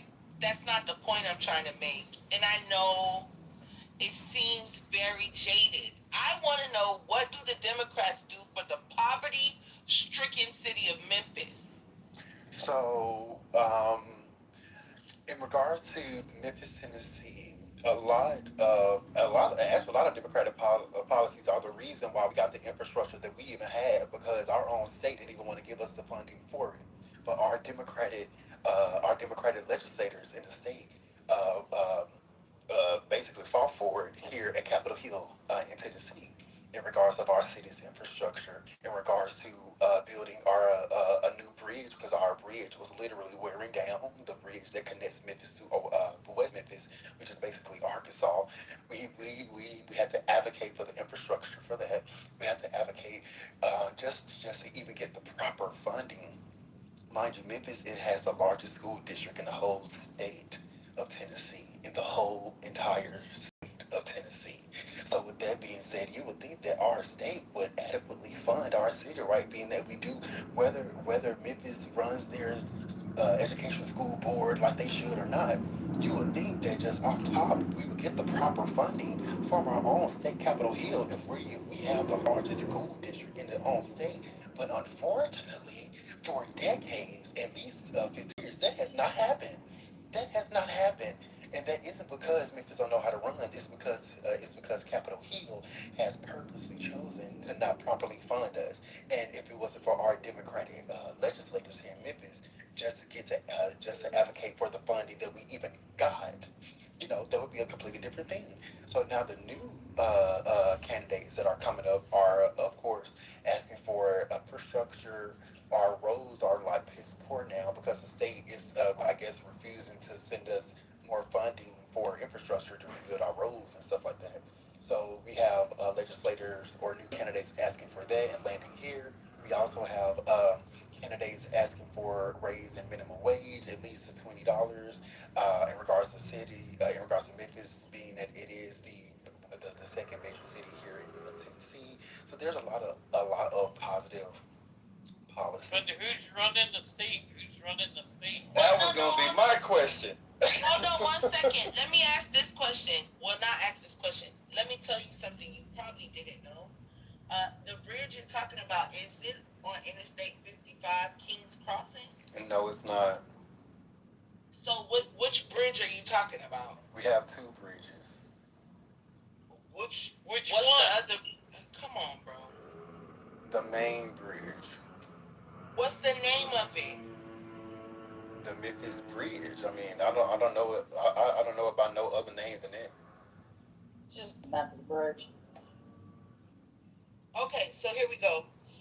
There are two main highway bridges spanning the Mississippi River in Memphis, and the state rebuilt both of them. The Tennessee Department of Transportation wouldn't be the city of Memphis, that would be the state. And the Arkansas Department of Transportation. And the contractor that did it was the Kuwait Infrastructure South Corporation. The new structure will replace the 75-year-old span to meet modern seismic codes over the New Madrid fault line. So The state's doing that. the state is doing that, Coco. So you said the state withheld funding, and this is why I be telling you about black leadership. We had this issue in Miami where they were receiving all the funding they needed for everything and kept saying they didn't have the money. To the point that they just walked away with the money. Right? So, Coco, the state did rebuild that. The fact that they told you they didn't is crazy. That's not what I said. We had to have a representative that advocated for that infrastructure funding. It wasn't being advocated at the Tennessee Capitol here. It had to be presented to the floor, and if it wasn't for our representative. Because you have to go through the Department of Transportation, not the state. You're hold on, girl. I'm at the checkout line. Hold on, girl. Yeah, Hold on. if your representative isn't representing you, I'm just telling you, the Department of Transportation is over all interstates and highways and roads. What? It's okay, though. I'm gonna be quiet. I'm sorry. I love you, Jazzy. Oh, you're helping. Shit, man. I don't They're say not go listening. red or you dead, but these niggas say vote blue no matter who. Hold on, I'm And it's almost not outside. good for black people, bro. It's not good. Hold on, I'm almost outside. I know, it breaks my... I wasn't hearing anything, Jazz. Okay, I'm outside. Okay, I'm outside now, Jazz. What the fuck you was saying, girl? What the fuck was you saying, girl? What the fuck did you just say have to do with what the fuck I said? Oh my God. He learned a new word while we was in there. Now, repeat your damn self again. I said... He said the state paid for it. Okay, what the fuck does that have to do with what the fuck I said? The red state that you live in, Daddy. The red state you live in. What did I say? What did I say? What did I say? What did I say? Just vote blue. What did I say? No. Tell me what I said that resulted in you saying what the hell you just said. You said... The government of the state Department of Transportation had to go through Tennessee, not just your city, to pay for it. Is that an argument that I was making? Yes. What? Was that an argument that I was making? Yes. No. That you had to. Okay. So tell me exactly what I said. You said the Tell me exactly. Wait. Before you continue. Keep in mind what we were talking about. Now tell me what I said. You said Memphis is the one who had to go and get the funding, but they didn't because the state was already making the funding available, and Memphis was holding it back. That is literally, I said our gonna vote blue no matter in regards to the infrastructure, mind you, the Memphis Biz was part of that bill. It was just part of the bill. But our representative had to advocate for it on the floor. No, because it was already there. Because oh my God. Okay, you're missing what I am saying. No, we hear you. You're missing what I am saying. We hear you. There was a specific bill. I'm not talking about what you're talking about. There was a specific infrastructure bill for that bridge. That was part of it. But it was mainly for the city of Memphis, though. There was an infrastructure bill, and I would have to look it up. I forgot his motherfucking name. But the representative of D9, if it wasn't for him, we would not have got that bill. We would never have gotten that bill. That's what they told you. But okay, I'm just telling you facts. So you can sit up here and be emotional and be like, well, that's what they told you. I don't really give a fuck about none of that.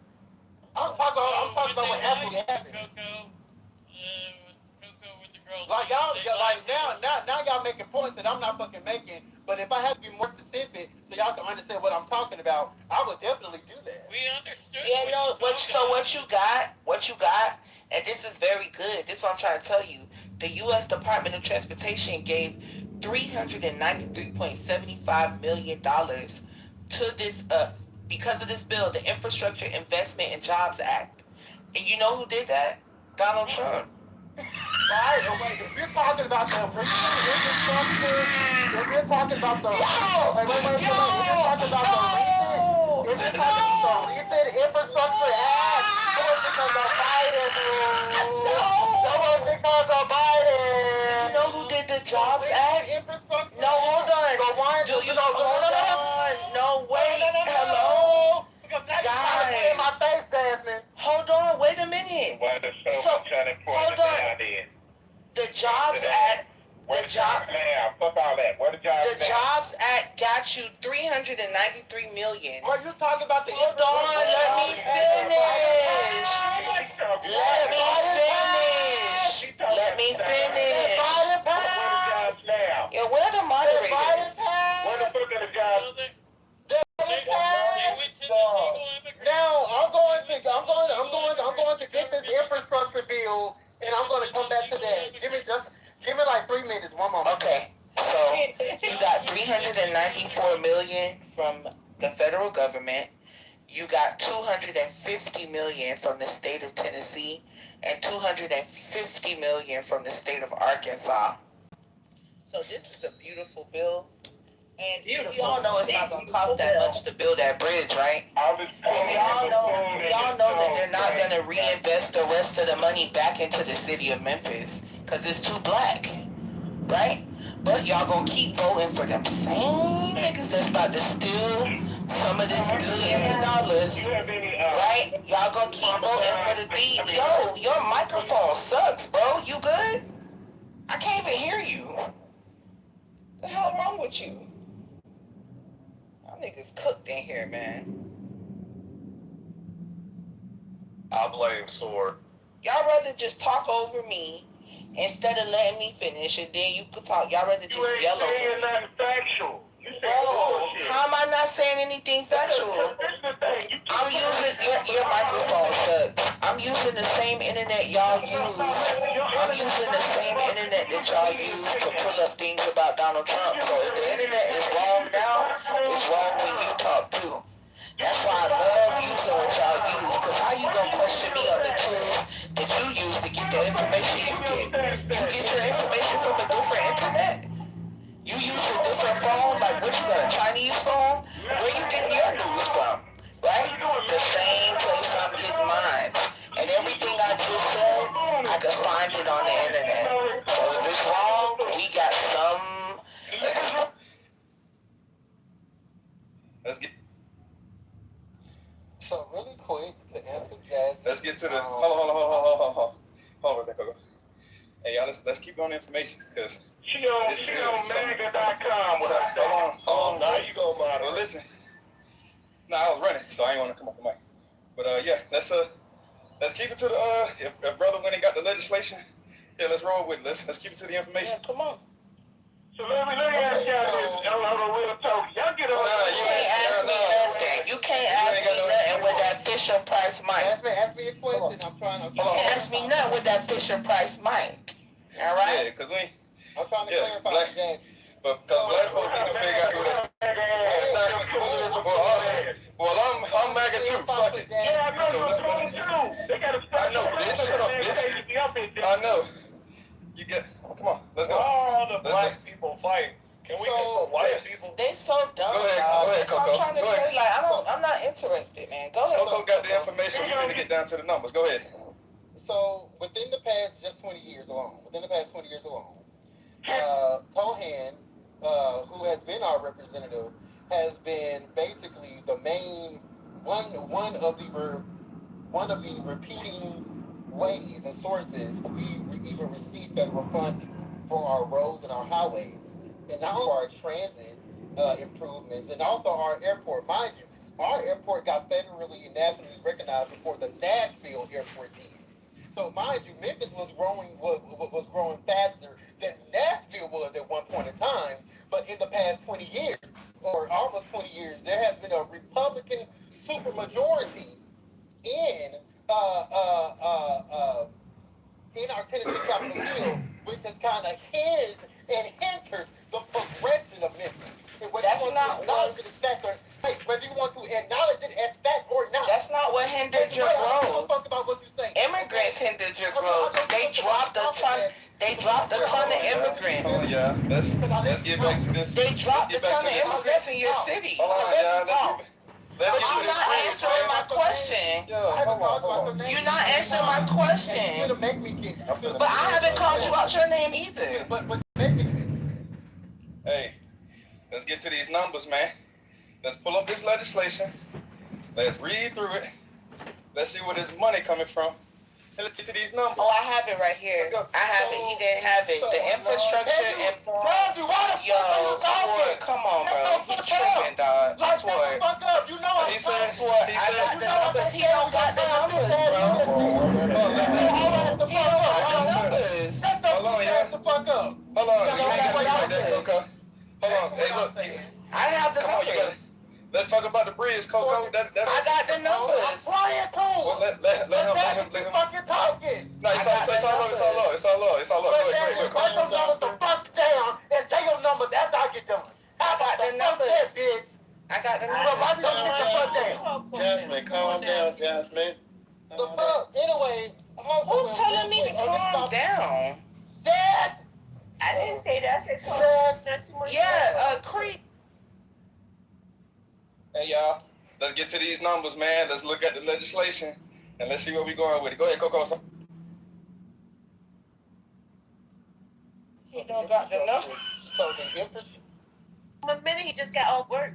Come on, y'all. Stay out the way, y'all. Come on, y'all. Come on. Be fair. Come on. Go ahead, Coco.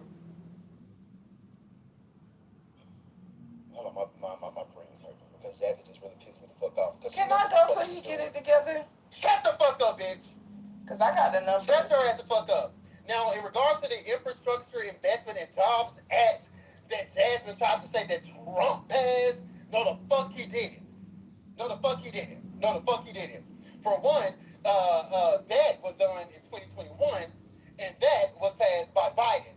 Now, that has aided to Tennessee in regards of getting large amounts of money from the federal government for an infrastructure package for our roads and our bridges, our public transit, our water systems, our airports, and the whole reason that the Nashville fucking airport is getting all of the I ain't gonna say all of the. I'm not gonna say all of the investments that is getting right now, but a lot of the investments that is getting right now in regards to is remodeling is because of the Infrastructure Investment and Jobs Act, alongside state pass funding as well. But if it wasn't for that, Tennessee would be a lot basically begging for more money. But basically, the Infrastructure and Investment and Jobs Act provided that. And Jasmine tried to say that Trump passed it, and that's why the fuck I interrupted her, because she knew she was wrong, and she over here laughing about it. That was passed in 2021, baby. And I can put the link in the chat to prove it to you, baby. Now, in regards of Cohan, if it wasn't for his involvement. Trump did pass it. Hold on, y'all. Let him go. If you can, Coco, either while you're doing your thing or after you get done doing your thing, put the link in the chat. But go ahead.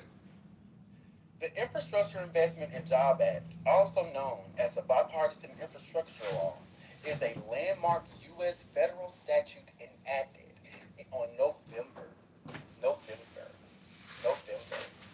When can I go? 15 of 2021. Yeah, when can I go? 2021.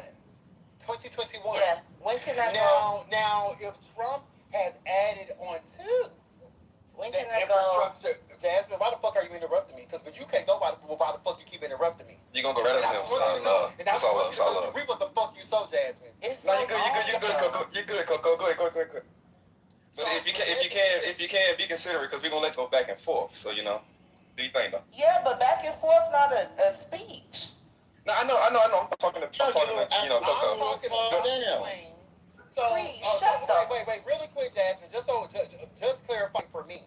You're saying what I'm saying in regards to the Infrastructure Investment and Jobs Act that was passed in 2021. You're saying I'm wrong about that, correct? No. Oh, okay. So I'm not really sure what that. So what do you argue? I'm not. Anyway. All right. Well, go ahead. Turn it over to Coco. Jazz. Go ahead, Jazz. Get yours off. Every president has done the infrastructure. So what you saying, y'all? So let Jazz go. Go ahead, Jazz. Trump added a one federal decision when he left office in 2019, I guess. It says, while the Trump administration did not author or initiate the IIJA, it did contribute one specific piece of legislation, the codification of the One Federal Decision Policy. This was an executive order established during the Trump era aimed at setting a 2-year goal for completing environmental reviews and permitting processes, right? So this specific thing in this bill made it so they could even look at your fucking bridge in the first fucking place. And they found that there were 2 steel beams that were not up to environmental code, right? So thank you, Trump, for, like you said, they would never look at your bridges. It's been years, right? But thanks to the One Federal Decision Policy, they came in and looked at your fucking bridge. Every 2 years, they're going to be assessing infrastructure, like bridges, to make sure people don't die and fall off of them, right? So, I mean, that's all I was saying. Donald Trump helped you. You said, hey, in Memphis, the Republicans for the past 20 years wouldn't look at the bridge. That's not what I stated. That is what you said. That's not the only thing I stated, Jasmine. And if you, I didn't say that was the only thing you said. Okay, but don't try to paint it like I said it like that. Don't fucking. Can I get a word in? You did. That's how you talk. I got you, Sean. Let him know. Yo, all right, you good? You good, Jazz? Coco, y'all good? Well, hold on real quick. I'm almost done. Because the numbers that I presented, he said that the money came from the city. No, the money came from the state, 2 states. Because like you said, the bridge goes from... And I think you misunderstood Hello? what I was saying. That's not what I said. Come on, Coco. Come on. We're going to let you respond. Go ahead. Okay. So long story short, you said that they wouldn't give you the money for the bridge. An executive order caused them to look at your bridge, see that some steel beams needed to be replaced. And what you've been crying for 20 years happened, thanks to this executive order. Not only that, some niggas that run Memphis stole some money because you guys got money to rebuild the city, not just the bridge, infrastructure in the city. Have they done that, Coco? Have they done that? I can speak now. Yes or no? Yes. Hello? So they've rebuilt more than the bridge? Yes, they should have. Okay, well then they ain't still no money. I was wrong. So finally, somebody in your state, maybe it's the Republicans, are rebuilding the city of Memphis after 50 fucking years. And Smokey. This is happening under Republican leadership, yes or no? Okay, Jasmine. What you said? You little Hello? terror. You little terror. No, it's not happening. Man, can I get a word in? Bro, yo, I really feel genuine. you know what's crazy? You kept muting me when I cut him. Everybody done cut me off. No. And nobody was muted. No, it's all right. Good. I'm done. No, not you. All right. So let's bring in 2 new voices. It seems like we split down the middle. Creed, I take it that you stand on the Democrat side. So I know Creed was in here first. So go ahead, Creed. Sean talk. Let my cousin Sean. Okay, all right, go ahead, Sean. No, we got 3 in here. All right, go ahead. Yeah, don't put me in that family. Jazz, I apologize. I wasn't trying to let nobody cut you off. I'm used to it. Nobody wants to hear what I have to say. But then I when want we're talking, I'm supposed to sit here like a Go ahead, let my cousin Sean talk. Like, the fuck we talking about? Now my volume going down. I'm good. Go ahead, y'all. All right, Jazz, whenever you're ready to talk, let me know. All right? Whenever you hear some shit you want to get in, let me know. Or if the Go ahead, shows only one taxpayer, but the all right, hold on. Let's listen to Coco real quick. All right, go ahead, Sean. Go ahead. Like I said, you have situations federally where Tennessee in general is going to be the hub where any tech company, like you got Oracle building $1 billion plant in that bitch. It's going to expand its already existing platforms in Tennessee. So when it comes to Tennessee, it's one of those states where it's cheaper than Texas, but it has no corporate or state income tax, where 20 to $30 billion of active emerging private sector infrastructure investment is coming in. So it's benefiting from both the Tennessee build-out, freight brokerages, trucking, warehousing, staffing agencies, skilled trades, industrial electrical contractors coming in that bitch, concrete, Martin Marietta, they building the plant, steel fabrication, HVAC, fiber, the whole gamut. In West Tennessee, Memphis and Stanton and Jackson, is focusing on their EVs, AIs, logistics, manufacturing. So to be honest, it benefits from both parties. It benefits from both the Infrastructures and Jobs Act, and it also benefits from the first go round that old boy was in the White House, and the second time when it comes to a big beautiful bill streamlining federal permits. Shit that take 5 to 7 years can be done within 24 months. So you have Fast 41 permitting reform expansion. That's a law. The full law states on fixing America's Surface Transportation Act permitting provisions accelerates federal approvals for pipelines, liquefied natural gas, transmission lines, ports, highways, and mining projects. So that situation is scenario of federal policy working. And the major benefactors would be Kinder Morgan, which they're building another plant, Energy Transfer, and Senior Energy. Then you have the National Energy Emergencies Act 2025, LGN export expansion policies, where you have rapid LNG export approvals, pipeline infrastructure, offshore drilling, and refining expansion, and grid modernization. So, when it comes to this situation, it takes 2 to 3 years for a lot of this shit. Biden infrastructure bill is $150 billion in funding that's being paid out to 50 states this year. But the corporate private sector investment from companies leaving overseas and actually reshoring or expanding their plants in America is also rising. So I can credit a bipartisan scenario on that one. So I would say both Trump's policies and Biden's funding bills are both going to help the Southeast. So, we can disagree. We could disagree where, $20 trillion is coming in because of the tariffs and Trump's reshoring the situation. So people in Tennessee should be buying the land in Jackson because y'all about to get gentrified. Because when you got like West Coast money, East Coast money flocking down south, it'd be like economic bullying. But I'm done. That was so good. Well, you're both right. I don't disagree with y'all. I think we trying to get the one up on one, and it's really reoccurring because Trump didn't cut no Biden policies out of the mark. He's just keeping the scenario all industrial, no different how President Biden put tariffs on semiconductors and forced Taiwan semiconductors to move to Arizona in 2023. Biden didn't do tariffs.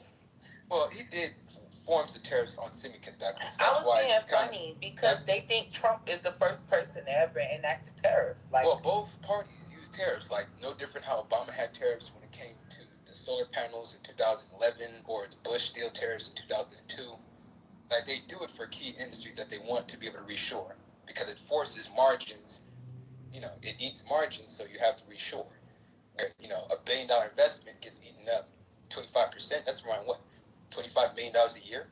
As a corporate CEO, he's supposed to mitigate the risk. So build a $10 million plant in buttfuck Tennessee with no corporate income tax, and you get a tax credit, and you don't have to deal with the 25, 35, 55% tariff.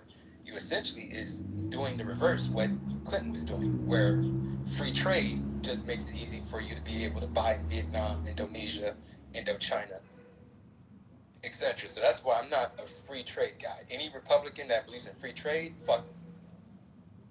Because that's how we got fucked up regardless. If it was Richard Nixon or Ronald Reagan.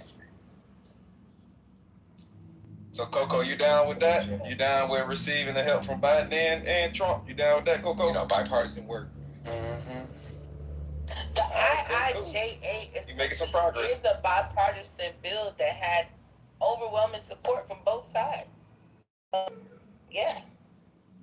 Well, that's because it supplies jobs, and they can also have supply chains close. So just in case if China pulls up on Taiwan, we don't be stuck like we was back in the COVID era, where everything was in China and production wasn't close. What's going on, Jay? Well, we made some progress today, fam. Well, I think a lot of y'all need to be freight brokers, to be honest, because a lot of y'all Southern hicks can be able to Hello? No, you ain't Southern. You in Florida. That ain't the South. Are you? Yeah, y'all like the South. I'm talking about Alabama, Georgia, Tennessee. Y'all Caribbean. Y'all Caribbean. Something wrong with y'all. I don't know what it is, but okay. Different how the West Coast like. That's why she's smiling. I'm smiling because y'all be going to like Orlando and Miami, and then you're like, yeah, that's not Northern Florida is southern. Yeah, we going to the Caribbean. There's parts, once you leave West Palm Beach, you're in Georgia. Havana, Cuba. Havana, Cuba. Super Bowl 64 is going to be in Nashville in 2030. Motherfucker say, hey, fuck you, Buck. I hope y'all got enough parking. They don't. They're building it now. They're building it. They don't. They're building it. They're building it. Horrible. They said they never coming back to Miami because we have no accommodation. So the Republicans had to gerrymander Sword because the West Coast and East Coast was gonna make this shit blue. So they had to redistrict this bitch up and dice y'all out. Basically, yeah, I agree. Because the California, you don't understand. The West Coast motherfucker is too extreme. Where like Southern Democrats still believe in gun rights. In the West Coast, we don't believe in gun rights. We believe only body that should have guns is police. Then we defund the police so nobody has guns. So that's how crazy. That is crazy. That's kind of how retarded that we get down. Where you too irresponsible. Like Michael Bloomberg in New York, he only felt that police should have guns. Where he feel incompetent to have a gun. That's why I kind of wanted. Motherfuckers to vote Bloomberg, so y'all can be able to get like that some of that East Coast love, where you don't get no guns, or he just go for a federal gun buyback. Didn't he not even let people walk around with a soda? That's because. Was that him? I fuck with Bloomberg's gangster, man. That's because he thinks New York doesn't deserve guns because there's too many illegal immigrants there. Probably, maybe. Speaking of constitutional rights of Black Americans. Also, Tennessee. Speaking of guns, Tennessee, the state of Tennessee have heavily regulated, like gun laws. Open carry. What are you talking about? We got open carry. Wait, yeah. So if anything, if Memphis wanted to do a gun reform to break down on the crime, they wouldn't necessarily be able to because of the structure that the state. But you gotta understand, baby, that shit don't work. Like LA, we got the strictest gun laws. Chicago got the. But the state controls the gun laws. You gotta understand, strict gun laws don't mean shit because as a thug, I'ma still keep my burner with me, even though that I know you ain't got your burner, so I'm just pretty much gonna take your shit. Give me that. No, that's real nigga shit. That's real nigga shit. That's not the argument I'm making. I'm just saying. I'm just saying. That's why I fuck with Donald Trump. That's not the argument I'm saying at all. That's why I fuck with Donald Trump because he like Richard Daley. Richard Daley was a bully. Donald Trump is a bully. And at this point, man, we just need motherfuckers that's just strong on the world. You feel me? Just strong on the fuck out of just running over the country. Just strong. Democrats have been doing for years. Hey, Sean, that's what. Why can the Democrats feel do like it? a man? Is that what you're saying? It's Say what? so. Where's your father? What was that? I said, does Donald Trump make you feel like a man? No, I made money on Donald Trump. I work for the Department of Energy. No, I didn't ask you that. You said that Donald Trump is a bully, that some guy was a bully, Donald Trump is a bully. I like that. I'm like, Richard Daley. Whoever. So it's not based on Republican or Democrat. It's based off the character. I didn't say anything about that. Well, that's what I'm talking does about. Donald Trump make you feel like a man? No, I've been a man before he was in office. And I'll be a man after he's out of office. Like I said, Fifi, man, I love you, Fifi. Why? Fifi, you drinking coffee today, mama? That made me upset the way you said, it's all good, I'ma chill. How you think? Tell you what, you make me feel like Mama Fifi. Let him know. Fifi, you okay? It just hurt. No, they make me feel I'm about to door there and shoot some coffee. He was like real pumped or something. I'm like, come on. Don't do that. Donald Trump makes me feel like he's a man. I'll take that. Unlike and it's not just him. You know what? And it's all good, baby. Listen, I do apologize. I just think that there's a lot of men who feel like you. They feel like, he don't give a F. That's what I like. So I'm like, it's like he's like your inner ultimate. He like 50 Cent. I'm gonna give you an example. He like 50 Cent. He like the white 50 Cent. They both from Queens. Yeah, like Donald Trump give me 50 Cent energy. Like 50 Cent. Yeah, just ghetto. White thug. Just ghetto. What about Ted Williams? That's what we need, a white thug. Crazy how somebody could look up, how somebody could like somebody that's literally actively working against Black Americans to be able to have to lose their voter rights. To vote. That's fucking crazy. Never understand a black man that can literally support the undermining of Black Americans voting, and you're like, I like him. You can't I vote. like that guy. Well, like I said, some of y'all niggas don't vote. Damn. Hang on. Why is it that only the niggas don't need to vote? Why is it that the white people don't need to vote? I'm joking, man. I'm joking. Go ahead. Where can a black man not vote today? Yeah, exactly. You're not really joking. Let's hear Because that. you don't have your ID? Where can a black man not vote? I'm interested to hear. I didn't hear this. That's because they're defending. The Republicans are the main one being called for voter fraud. Can you tell me where you seen the normal? Have you seen this? Where can a black man not vote? Normal doesn't see racism. He doesn't even think it exists. Oh, shit. Oh, yeah. Normal thinks racism doesn't exist, so. I never said that. Where can a black man not vote? Yes, you have it. Go, you was about to call him my nigga. Hey. Black Americans talk about racism. You always come on stages to dispute Black Americans about our issues around racism. Never mind. You always troll Black America. You've been trolling Black America for years. You've been trolling Black America for years. Just like you're doing right now. You troll Black America. And then bring your goofy ass on stage. Thanks for coming. Calm down, y'all. Thanks for hanging out. We're gonna talk to Alnorma. All right, hold on. Let's slow it down. Yeah. Go ahead. After the sister go, then I want to learn. after normal go, then let's let hold on, wait, hold on. I'm trying to bring some order. Just tell me where you can't vote. Yeah. So the sister. People can vote. What's that now? Say it again. Republicans made it for black people to vote. Okay. Why can they not vote? What's taking black No, the fuck Republicans didn't. They stood in our Barry Goldwater did not support the Voter Rights Act of 1965. You're a liar. Republicans did not. Republicans were against the 1965 Voter Rights Act. In fact, Gary, you're a liar. Gary, Creed, you're wrong. You're wrong, Creed. Shut up. Wait, hold on. You be quiet, Jasmine. Hold on, wait, please. You go to 1965 and he's talking about the 1800s? I'm not talking about no damn. He is, though. No, he's talking about our initial right to vote, you dummy. He said. Sean, we'll get back to you this year sometime. You're wrong, Creed. You're wrong. Only black men were allowed to vote, and even in that, black men weren't allowed to vote. All right, so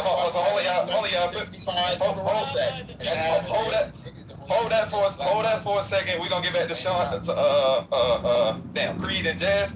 Let's let there was a lady that wanted to go. Sean, and then we got Cool C. You want to get Cool C in there as well. So whoever the sister was, go ahead and go. Please go ahead. And then Sean, and then Cool C, and then we're gonna get back to Jazz and Creed. Were you talking about me? I'm the sister that you're. Whoever that was. Go ahead, sister. Everybody's gonna vote, right? Including white folks, Latinos, Jews, and blacks, right? Yeah, I just wanted to know where they can. Thank you. I mean, I am curious because I care about all Americans, and if I have to show my ID just to get liquor, and I have to show my ID to get a pack of cigarettes, I should have to show my ID for the greatest gift that it is to be an American, which is to vote.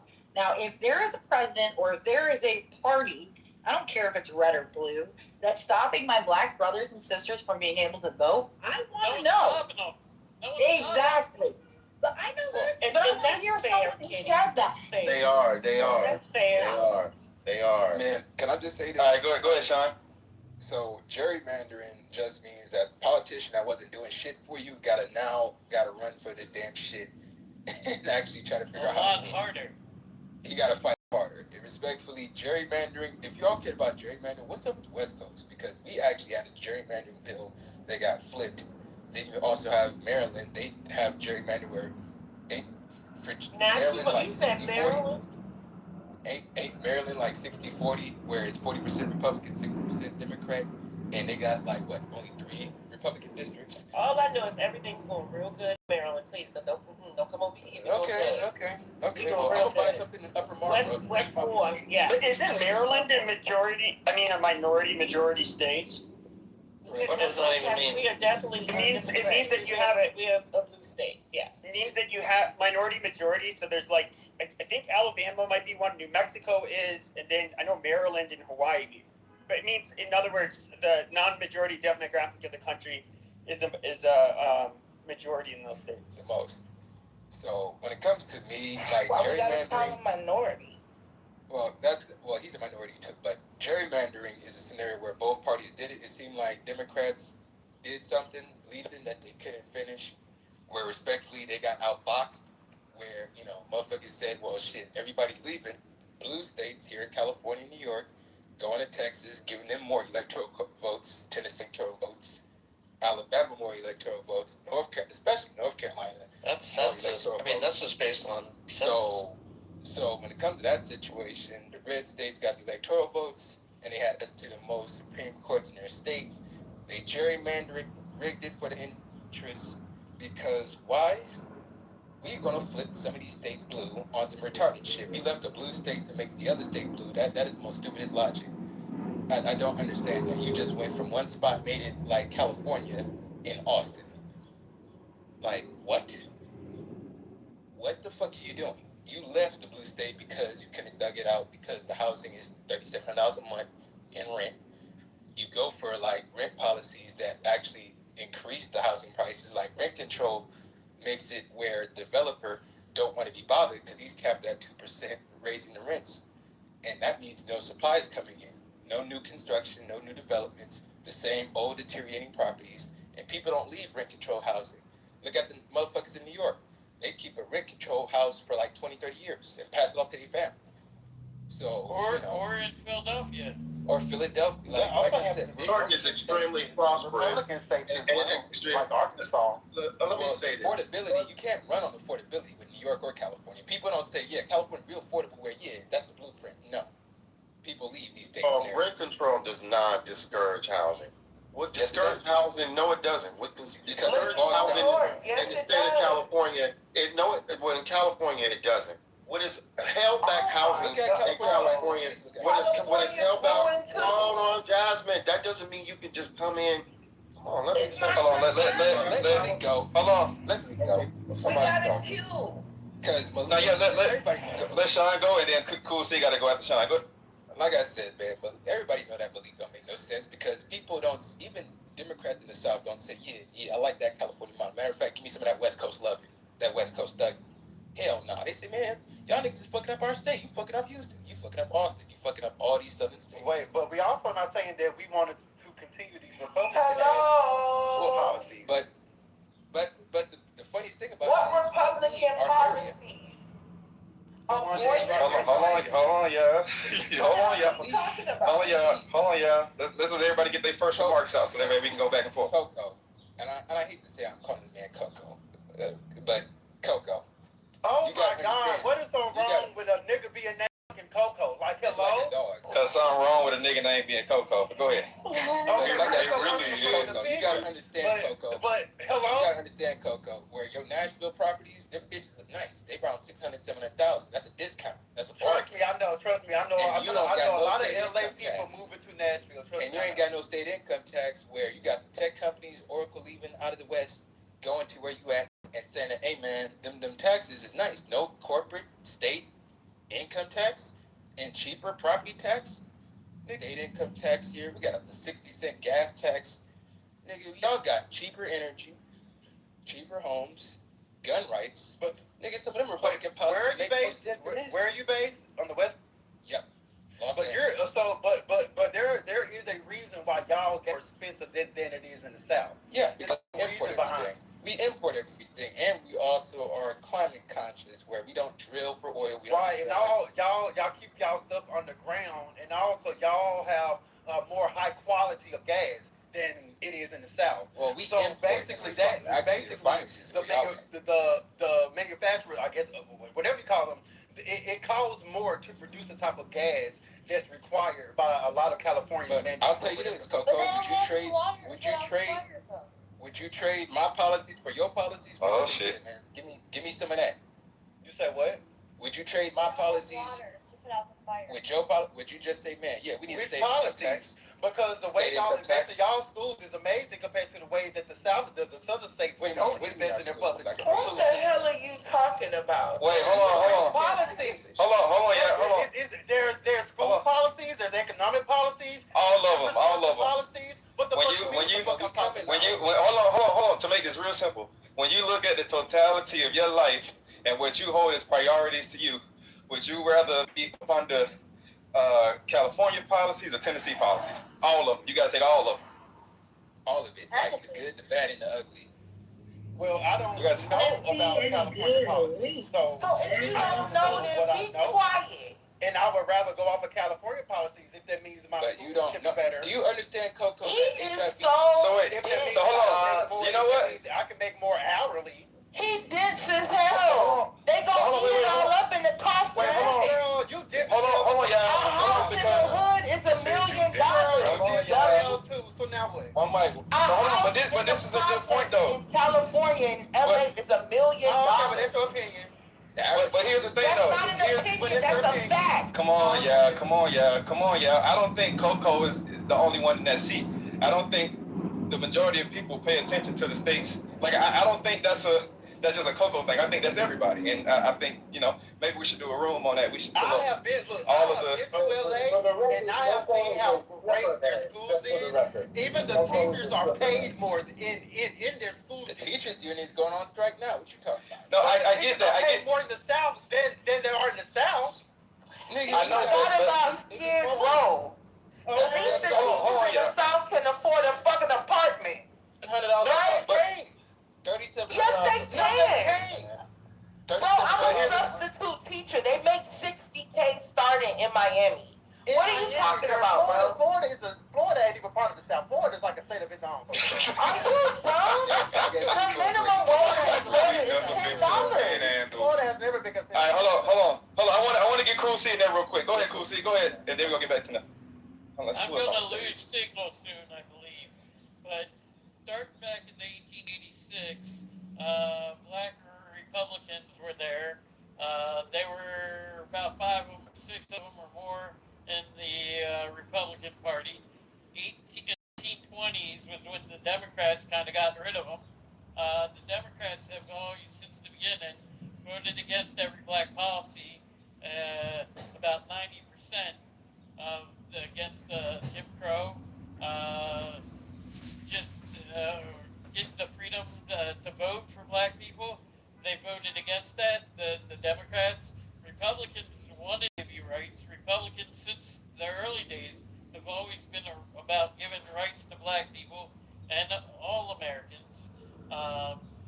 The Republicans want to keep illegal immigrants out of here, so they don't take jobs that are designed for Americans, like trucking, like other jobs out there. So basically, Republicans are against the KKK. That's a Democratic involved thing. The Democrats introduced Margaret Sanger, Planned Parenthood, to control the black population and the poor population. Yeah, the Republicans want babies to live. Yes.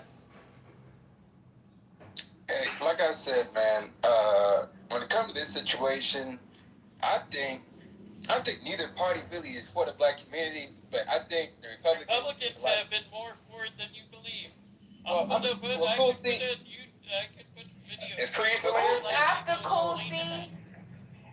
Creed's supposed to go, and then go ahead. I could put videos of black people explaining these topics to other black people. I'm gonna say this, man. The open border shit, I agree with, because open borders don't help no American, to be honest.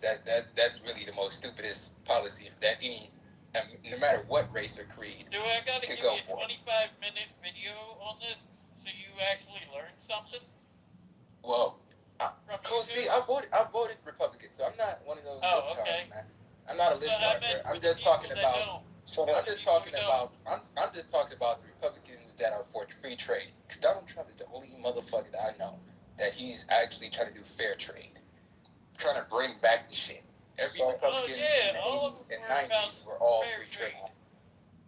Like, to be honest, that destroyed the black community the hardest with NAFTA. Well, the reason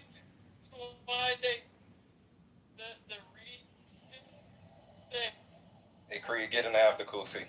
No, you remember he told me to let you know when I wanted to talk. I want to talk right now. Yes, ma'am. Yes, ma'am. Yeah. Well, cool. See, you don't got no argument with me. You don't have an argument with me. You silly as hell. You know. I'll put it 25 Go ahead, Jazz. video. And then, Ann, did you want to say something? I'll put it 25 You good, Ann? Anybody else? I appreciate it. I'm good right now. Okay. Who we got? Go ahead, Jazz. Okay. Oh, my bad. So, I just wanted to bring this up, and I'm gonna read this because I know you guys are gonna trust the fucking thing I say. It says here, after the American Civil War and during Reconstruction, most black voters who were allowed to vote strongly supported the Republican Party for several reasons. They were the party of Abraham Lincoln.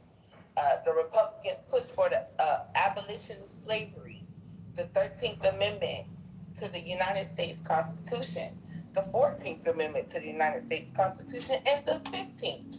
Meanwhile, in the South, many white Democrats at the time opposed Reconstruction and black political participation.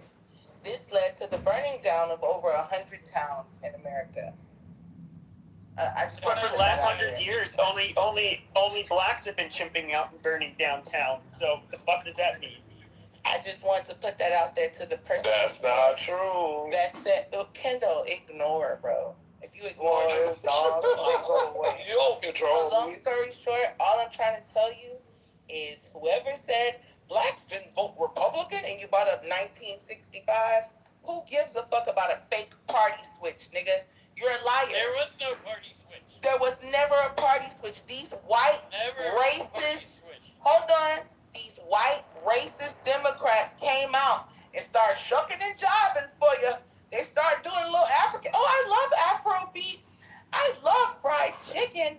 I love black dick. Right? They start doing shit like that. And all you motherfuckers bit the bait. These are the same racist slave owners. These are the same poor white crackers that used to whip your granddaddy's ass. Right? These are the same people. And y'all can't see it. Y'all like, they switch parties. They's Republicans now. Well, why they crying that they trying to split Memphis up and get you some more taxpayer dollars from them white people? They don't want you to thrive, nigga. They want you to keep supporting your own and keep draining from your community. What don't you understand? I'm done. What more can I say? That's what Well, I was saying. the thing is, the Democrats of the South kept it back. Well, the thing is, They didn't man, want it you really don't voting. matter because They want you depending on the government for housing. They want you depending on the food stamps. They did that in Chicago. They moved you from the South to Chicago, the hoods. They do it to white people too.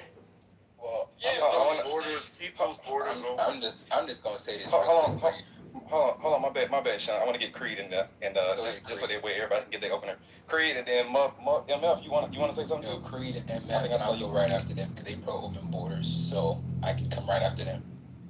All right, go ahead. Creed, it's on you. If you in here.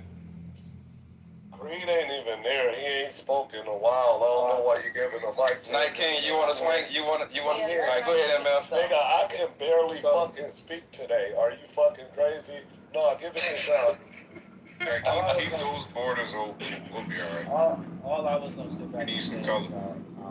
I hear the whole Democrats Republican switch. I heard that, the Democrats fucked with the KKK. So I guess in the last election when Kamala ran, did the KKK vote for Kamala or did they vote for Trump? Kamala. Trump. Bro, where is the KKK?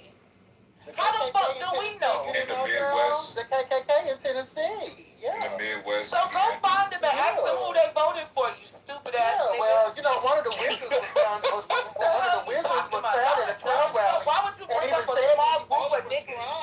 We don't give a fuck about 10,000 crackers, 10,000 poor patients, wet dog ass niggas. I agree. Robert Byrd's eulogy. So, both parties, I guess you would say, is clamorous because, Biden's big homie and Obama's eulogy for Robert Byrd was the same member. Bobby Brown. No, for the Grand Wizard of the KKK. He said Bobby Brown. What about Grandma's eulogy? crazy, dog. I'm just trying to understand how y'all trying to tie that. Like I said, SPLC got caught giving the Klans some bread, so you know it is. Oh yeah, the Democrat people that fight for justice, the Southern Poly Law Center, Southern they were Poly. just found funding the KKK. They're Democrat funded, owned, promoted. Hello? Who? The Southern Poverty Law. The law firm. The law firm. Southern Poly. Poverty Law. What about them? They were funded the KKK. They was giving money to the that is not what happened. So please don't. It's in the indictment, bro. That is not what happened. What happened was This gonna be interesting. I can't wait to hear this one. Go ahead, Coco. Let's hear this. Now, first, so I can be able to accurately attack what you're saying. What are you saying about the Southern Poverty Law Center? They was giving money to the KKK.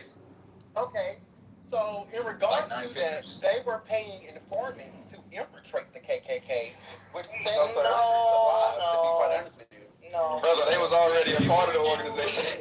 No, I mean, hello. The last FBI used informants to break up the Black Panther Party, did they not? But already a part of it. Wait, when that same FBI uses the Southern Poverty Law Center to infiltrate domestic terrorists like KKK, all of a sudden y'all find that to be, oh my God. Hold on Coco, one second. these people, hold on, Jazz, hold on. Organization, you would be, hold on. If this was a Republican organization, if this was a Republican organization that had so-called allegations, and they gave the same excuse you just did, you would not buy it. No. You would not buy it. Oh my God. So apparently y'all don't know what the Southern Poverty Law Center has offered and advocated for. So because I know context, I know exactly what they say when they said that they paid informants. So what information did they receive? To basically split dick on KKK people. What information did they receive? Did it lead to any KKK arrest? I don't really give a fuck about what you're talking about. Did it lead to any KKK arrest? What they was doing. Did it lead to any KKK arrest? Absolutely. When? Absolutely. Where? It's on record, girl. And if you What's on record? Pull it up, I can. What's on record that they took them? Yeah, pull it up. Yeah, pull it up. Because in the indictment, the CEO admitted to this shit. They admitted to. He said that they paid informants. He said that. No, he didn't. Yes, he did. No, he didn't. Yes, he did. Hold on, Coco. I let you talk, bro. I let you talk. He admitted. I just asked the brother if I could. Go ahead. Trump turned in Epstein. Was he informant? Yeah, on record, federal informant. That's a good point. 2006. That's a good point. Before he was even busted, he was caught. Trump was in there. Go ahead, Jazz and Coco. It's on y'all. Yep, bye. Let me just keep the borders open because I want to see more color. I posted, well, I can't post it, On your side, but it says this here. So I'm gonna show you, Coco, in legality, why this is a problem, and this is double jeopardy, right? It says historically, the Southern Poverty Law Center became famous in the 80s and 90s for suing KKK groups and other white supremacist organizations into bankruptcy. So you then sue them into bankruptcy and turn around and fund them, right? That's a conflict of interest. Suing the same people that you're making payments to, which is why now this is a criminal case. That is what? That is not the indictment, but yes. Hold on one second. I can tell you the indictment. Wire fraud, conspiracy to commit money laundering. Coco, that's just the charges. That's the charges, right? But when you go down into the specificity of it, why those charges are being brought, I'll tell you right now. They have had allegations come up against them that they paid confidential informants who were inside the extremist groups, including KKK affiliated groups, in order to gather intelligence. right? That's what I said. And also, they misled the donors about those payments because the people that were donating to them did not know they were giving money right back to these organizations. They thought they were fighting them. So what's happening now is I am staging racial events to happen so I can then go and sue someone. It's just a money laundering scheme, bro. Okay. Like, what are you done? Hello?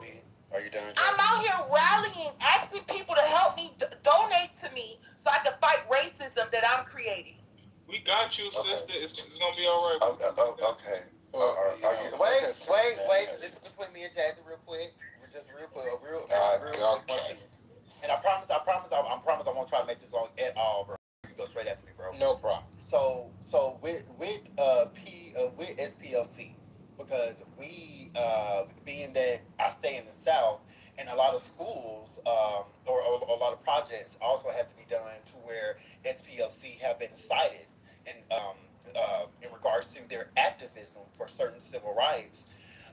It's been on record. I just got that spoken out.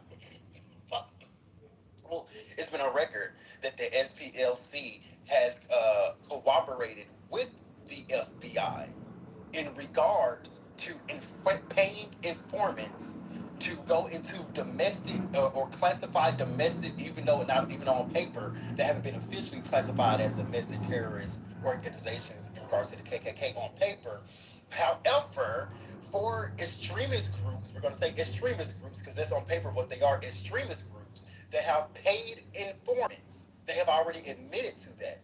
It's been on record that they have been in cooperation with the federal government throughout the years. So not just with a Democratic president or a Democratic administration, it's been with both Republican and Democratic administrations. In regards to, since its foundation, since its formation, the SPLC has, especially after Jim Crow, and certain extremist acts that terrorized Black Americans, they cooperated with the FBI to then infiltrate those extremist groups to then sit up there and say, hey, when is a meeting going on? Or when do they plan to do a bombing? Or when do they plan to do this? Or when do they plan to do that? Just like the FBI did in regards to infiltrating and paying informants, because we all know that informants were paid to intentionally break up the Black Panther Party, and not only the Black Panther Party, but the Nation of Islam within America as well. But that's besides the point in regards to Malcolm X. That's informants were paid. His group was infiltrated by the federal government as well, and that's how the fuck he died. But in regards to civil rights protections and civil rights activism, SPLC has cooperated with the FBI in order to basically go into those extremist organizations and pay informants to do so. Okay. They were paying people that were more or less in leadership positions that were actually going on to do things like the Unite the Right rally in Charleston. That was the whole problem. These weren't merely informants. These were people running. Shut the fuck up, Jazzy. It was between me and him, bro. There were people. I'm just saying something really quickly. They were saying they were basically shut your ghetto gaggers. They were basically paying people that were decision makers, knowing that they were actually funding what they were wanting to do. All right. So, real quick, it says here, I asked the internet, can a lawyer sue a group that it has paid informants in? Yes, it can. Legal problems arise when the payments incurred crimes, evidence was obtained illegally, and guess what? When the organization misrepresented how the donations would be used. Hello?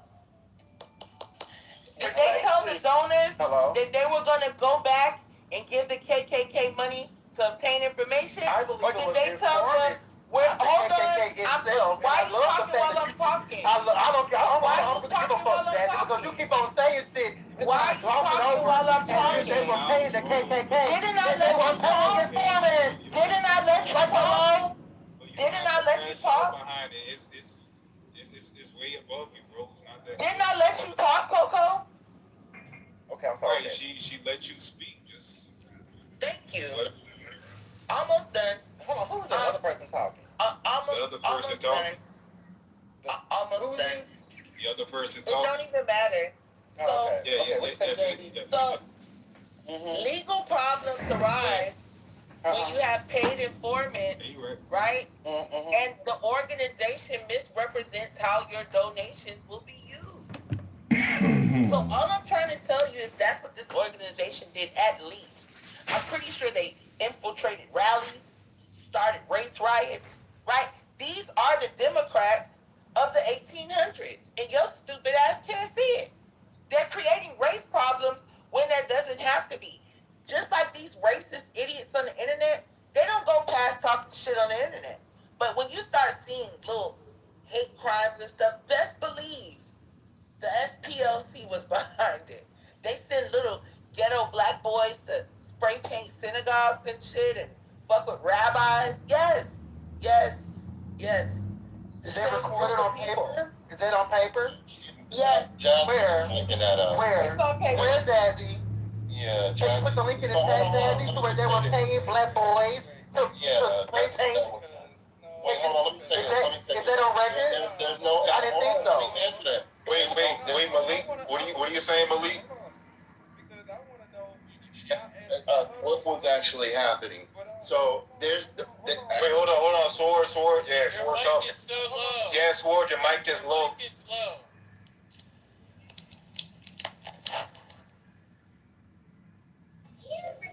Hello?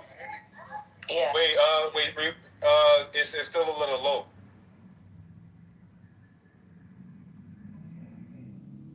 Damn it. Yeah, y'all gotta stop talking over mods. Control yourself. Can y'all hear me? Yes. It's still low on my end. Can y'all hear him? I can hear him. All right, go ahead, Creed. Go ahead, Creed. I was just saying that Jasmine just made that shit up. I put in the chat what the United States government is accusing SPLC. What did I make up? All this stuff about them paying black boys to harass people and stuff. I did make that part up. Yeah, exactly. Yeah.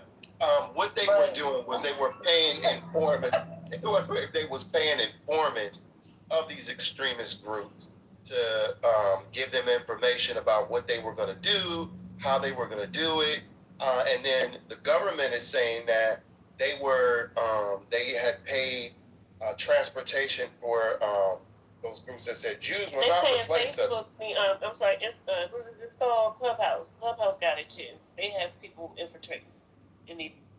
That's a fact. I didn't read that. I didn't read none of that. Baby, you can tell them. I didn't read that.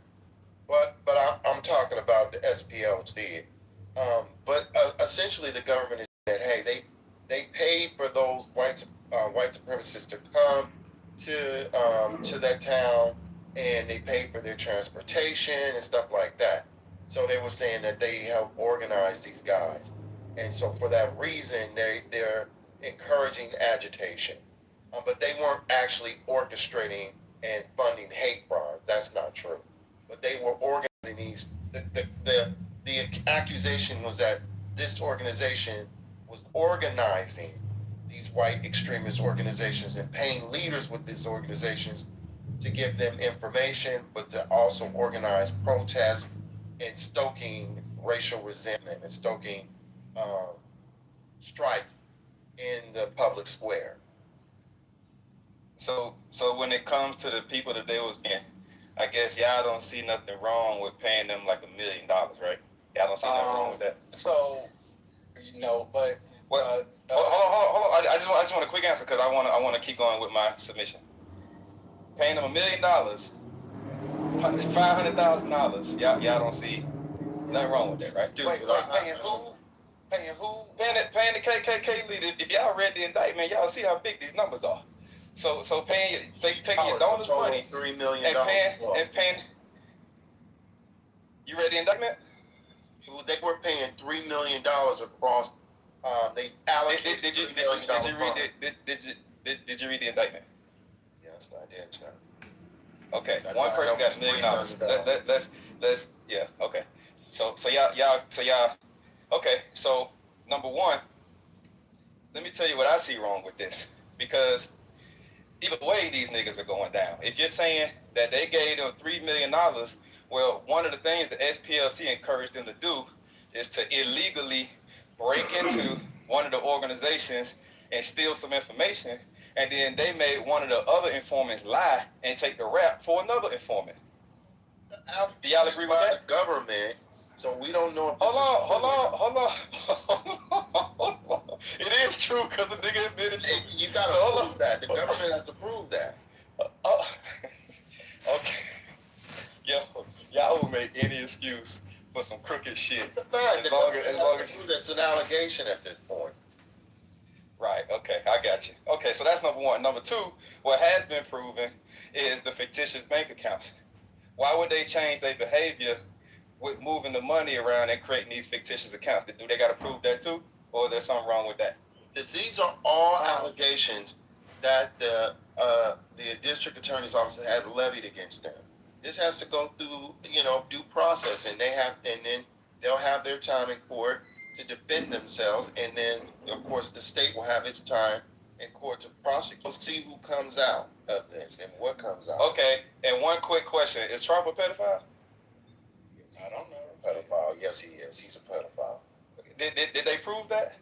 No, I just believe it because I just believe he's a sicko. Wow. Wait, hold on. Because when you hang around, when you hang around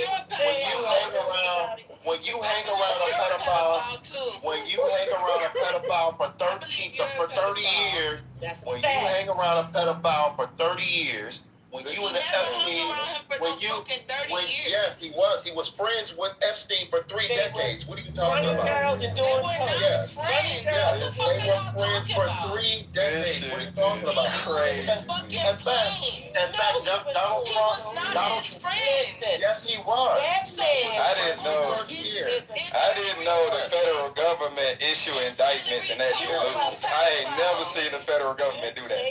They did it to Kentucky and they lost. They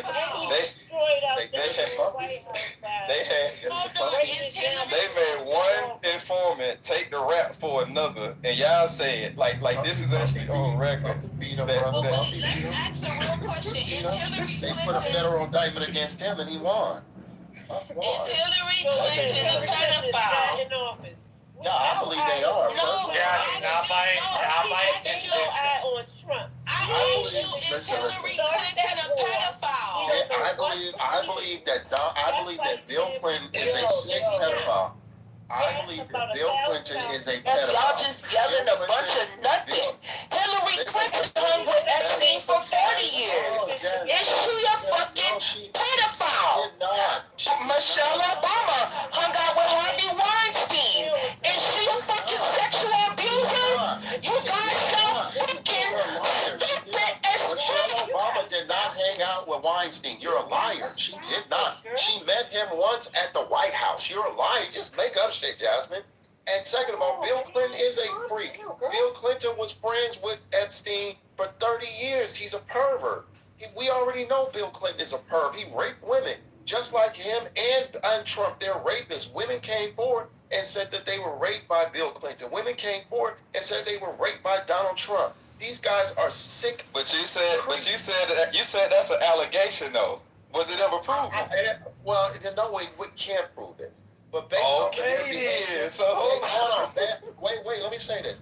Based on their behavior and what I've seen over the years, myself, and what I've been able to analyze myself, right? Not what the government has told me, but what I've analyzed myself, creepy, and the fact that numerous women have come forward and testified under oath and sued Bill Clinton and sued Trump about raping them, and the fact that they won cases in court against both Trump and against what's his name, Clinton. He was messing with Stormy Daniels while his wife had it. Yeah, but not only Stormy Daniels, the other woman won when she said that Donald Trump inappropriately touched her and sexually harassed her. She won that case, and then Trump smeared her in the court in the public. He smeared her in the public square in interviews and stuff. She took his ass back to court a few years ago, and she won another $24 million. Initially won, I think, $6 million, and she won another $24 million against the bastard. And he took it all the way to the Supreme Court. The Supreme Court rejected it and sent it back to the lower court, and she got her money. These guys are sickos. They're perverts. So wait, what was the reason the Supreme Court rejected it again? Go ahead. I don't know. They just rejected the case. He took it all the way to the Supreme Court, and it got rejected. The woman that sued him for sexual harassment. Oh.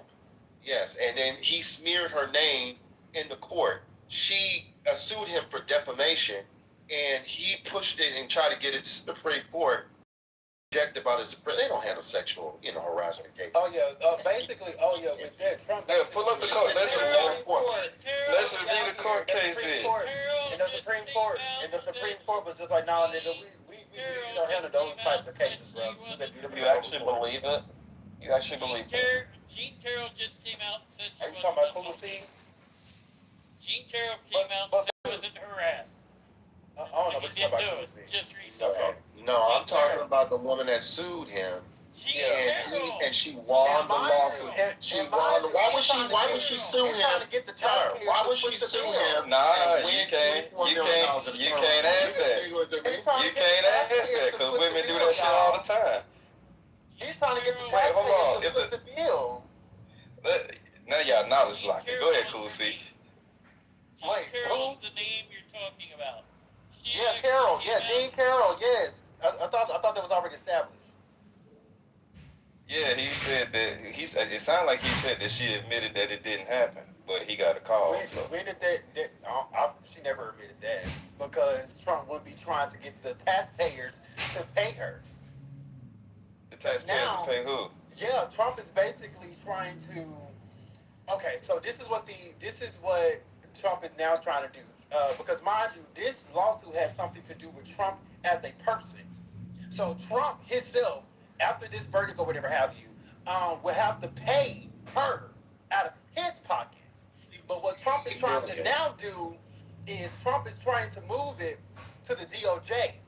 Trump is trying to move it to where the DOJ is being charged and not Trump himself is being charged. So if Carroll does come out correct, the DOJ would pay her the money, which would be taxpayer dollars, instead of Trump paying her himself. Mind you, Trump chose to say what he would say, whatever the fuck he said about her. It wasn't us. It wasn't the taxpayers. It wasn't the DOJ. So he's still fighting it then. Yes, he is still. But hold on, Coco, because we've seen courts rule against Trump just because he's Trump. No. Okay, we've seen court. Wait. And we have seen court rule against Trump because it was a court. He was wrong. So now what? Right. Exactly. So wait, real quick, I'll read it for you. Go ahead. First of all, she's never recanted. It says, no, Jean Carroll has never recanted her allegations. She has consistently maintained on the public record that Donald Trump sexually abused and defamed her. Her claims resulted in 2 landmark civil lawsuits where jurors found Donald Trump liable for sexual abuse and defamation, awarding her a total of $88.3 million in damages, both at the initial 2023 verdict and the subsequent 2024 defamation judgment have been consistently upheld on appeal. You said 2023 when Biden was in office? Wait. Oh, okay, that makes sense. So basically, Trump, ever since 2023, in regards to the defamation, what the fuck does Biden have to do with the jury? So Trump tried to appeal it, and when he appealed the same thing, it got something to do with what's going on right now. Well, let the DOJ play out. You just gonna make shit up now. Oh boy. Nah, I mean, y'all. I'm trying to practice what y'all doing. Y'all making shit up about the goddamn, the SPLC. What you say, Coco? Go ahead. I put in the chat to back up my point. Right, that's just a summary. Well, you got it from somewhere. I like reading the actual court case so that way it goes straight down the middle. No, brother. What I did was, in the chat, I made a statement on this stage, and I put in the chat the statement to the evidence to back up what I said. So I don't lie. I come with facts. I didn't say you was lying. Yeah, but I didn't say you was lying. There was never any substantial, any smoking gun that showed that Donald Trump was a fucking pedophile or anything like that. Like, this is I never said anything about the pedophile. That claim I made. I did not make that claim. I never made that claim. Never made that claim. He knew about it, and to me, I think he should have did that a little sooner if he was not involved. Now, I'm not saying he knew about that ring, and yes, he did know.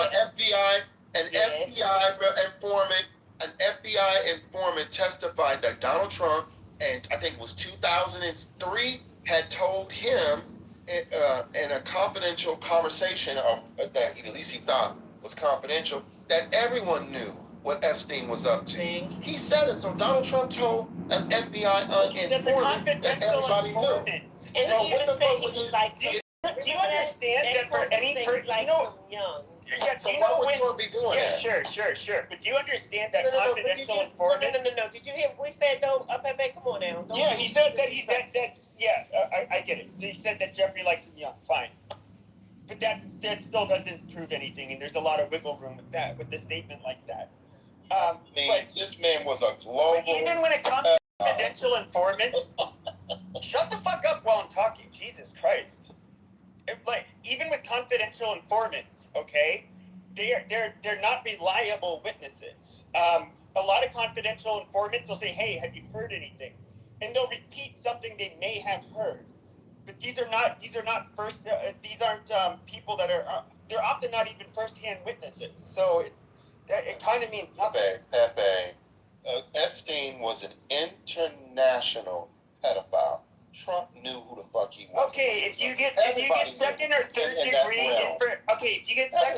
degree information, all right, how likely is it for it to actually be accurate? Like, it's just retarded. There were young underage girls at his parties. There were witnesses to it. There were thousands of witnesses to the fact you're that making Trump it sound like, okay, so he's somebody who had parties. At his party. Shut your fucking mouth. He's somebody who had parties. Talking about? He's had parties. Okay, you stupid fucking ape. Shut the fuck up. You have a real problem controlling your fucking mouth. Inferior little dick white supremacists. Oh, little dick white supremacists. Shut the fuck up. You have a little cock, and that's why you're in your feelings. You insecure, ugly faggot. Shut the fuck up. They need to take down their sister. He's just upset because his father did it to him. Really quick, when we talk about SPLC really quick, because Spore had brought up SPLC, and I wanted to talk about it when you mentioned it, but I was talking about the whole Trump thing. But first of all, in regards to SPLC, I just want to let people understand what SPLC has historically done and what they have been historically known for, and why them paying informants to go into the KKK to basically snitch on their asses and other extremist groups definitely fits their mission in regards to who they advocate. That's not the allegation. Wait. So with that being said, when we talk about SPLC, I want us to go back to one of their major cases, the most major. Wait, case. hold on. Before you move on, let me reply to the first part first. Before you move on. Okay. All right. Because you finna make it real long. Number one, when it comes to it being for the mission, that don't matter because you gave me, as a donor, you gave me a purpose limitation as to what you're gonna do with my money and how you gonna do it. So if I found out you funded KKK, motherfucker, you could have told me. Okay, but that's not what's going on here, brother. No, but the allegations that were made. I understand.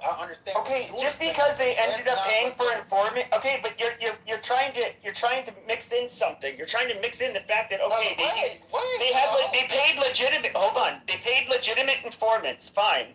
However, that does not excuse what they did when they were basically funding somebody that was actually orchestrating, these hate groups in certain events. That's a whole different fucking story. It's an allegation, correct? As of right now, because it hasn't even enough for them to be indicted on it. Sure.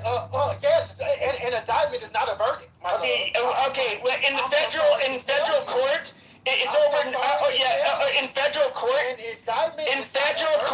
in federal court, 99% of the time that indictment ends up becoming a fucking conviction. So I mean, I would be really careful with that. So it is still alleged, but that's not what I'm talking about right now. Okay, you're talking about the legitimate stuff. We don't care about that. Oh my fucking goodness gracious! Like, okay, they did legitimate funding. They paid for legitimate informants. Fine, nobody's disagreeing with that. I could have been done. Oh, the CEO admitted it's no, bro. I'm gonna say what the fuck I was gonna say because I could have been. Go ahead, brother. Go ahead. So, in regards to the history of the SPLC, one of their major cases, which is what the DOJ kind of used as reference, was the United Klans of America, which was a civil lawsuit that happened back in the 1980s, and it was a big deal. It was basically it was one of the main ways of how the KKK basically got fucking bankrupt in their region. So, with that being said, after the KKK had lynched these people were caught in charge, had lynched Michael Donald in Alabama in 1981. The SPLC attorneys sued the United Klans of America after their members had lynched a black person in Alabama, and as a result of them being sued, that came down to a $7 million civil judgment against the group, and that basically dismantled and bankrupt that entire organization. And why this matters is they didn't necessarily like punish individuals. It eliminated one of the largest KKK factions in the U.S. at that particular time. And so basically after that, that's when clan activity in that particular region was basically significantly declined. Now for other how does that absolve them of their guilt? So you said Coco, and that's 1981, right? You said 1981 for the year? Yeah. Whatever that. All right, so 81, 91, 2001, 2011. So 45 years later, we still dealing with the Klan. I mean, they're still alive. They didn't just die after the Civil Rights Act. No, the Klan is absolutely a nearly defunct organization. It's just like they are still actively. Hello? Huh? Do you know what made the Klan dangerous? Like back in the 1940s and before, the Ku Klux Klan, literally, your town sheriff, the local police chief, the judges, the dentists, the doctors, everybody, a good chunk of the males were part of the Ku Klux Klan. Fast forward to the 90s, you have some ardent white supremacists that, and it's still it's relatively small. There's nobody of worth that's in the organization. Now you have a few members in random odd places. They can't go out in public or do anything. The Klan was dangerous because of who they were and because they acted as the extrajudicial body that would lynch people. They don't have that clout anymore. They don't have the ability to do. When's the last time the fucking Klan has gone out and lynched somebody? I mean, realistically, if anything, it moved on to like neo-Nazi types as opposed to the Ku Klux Klan. I mean, they're not really active anymore.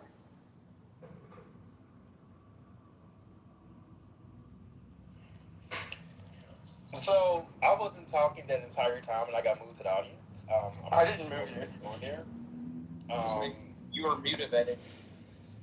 So I wasn't talking. Like, hello?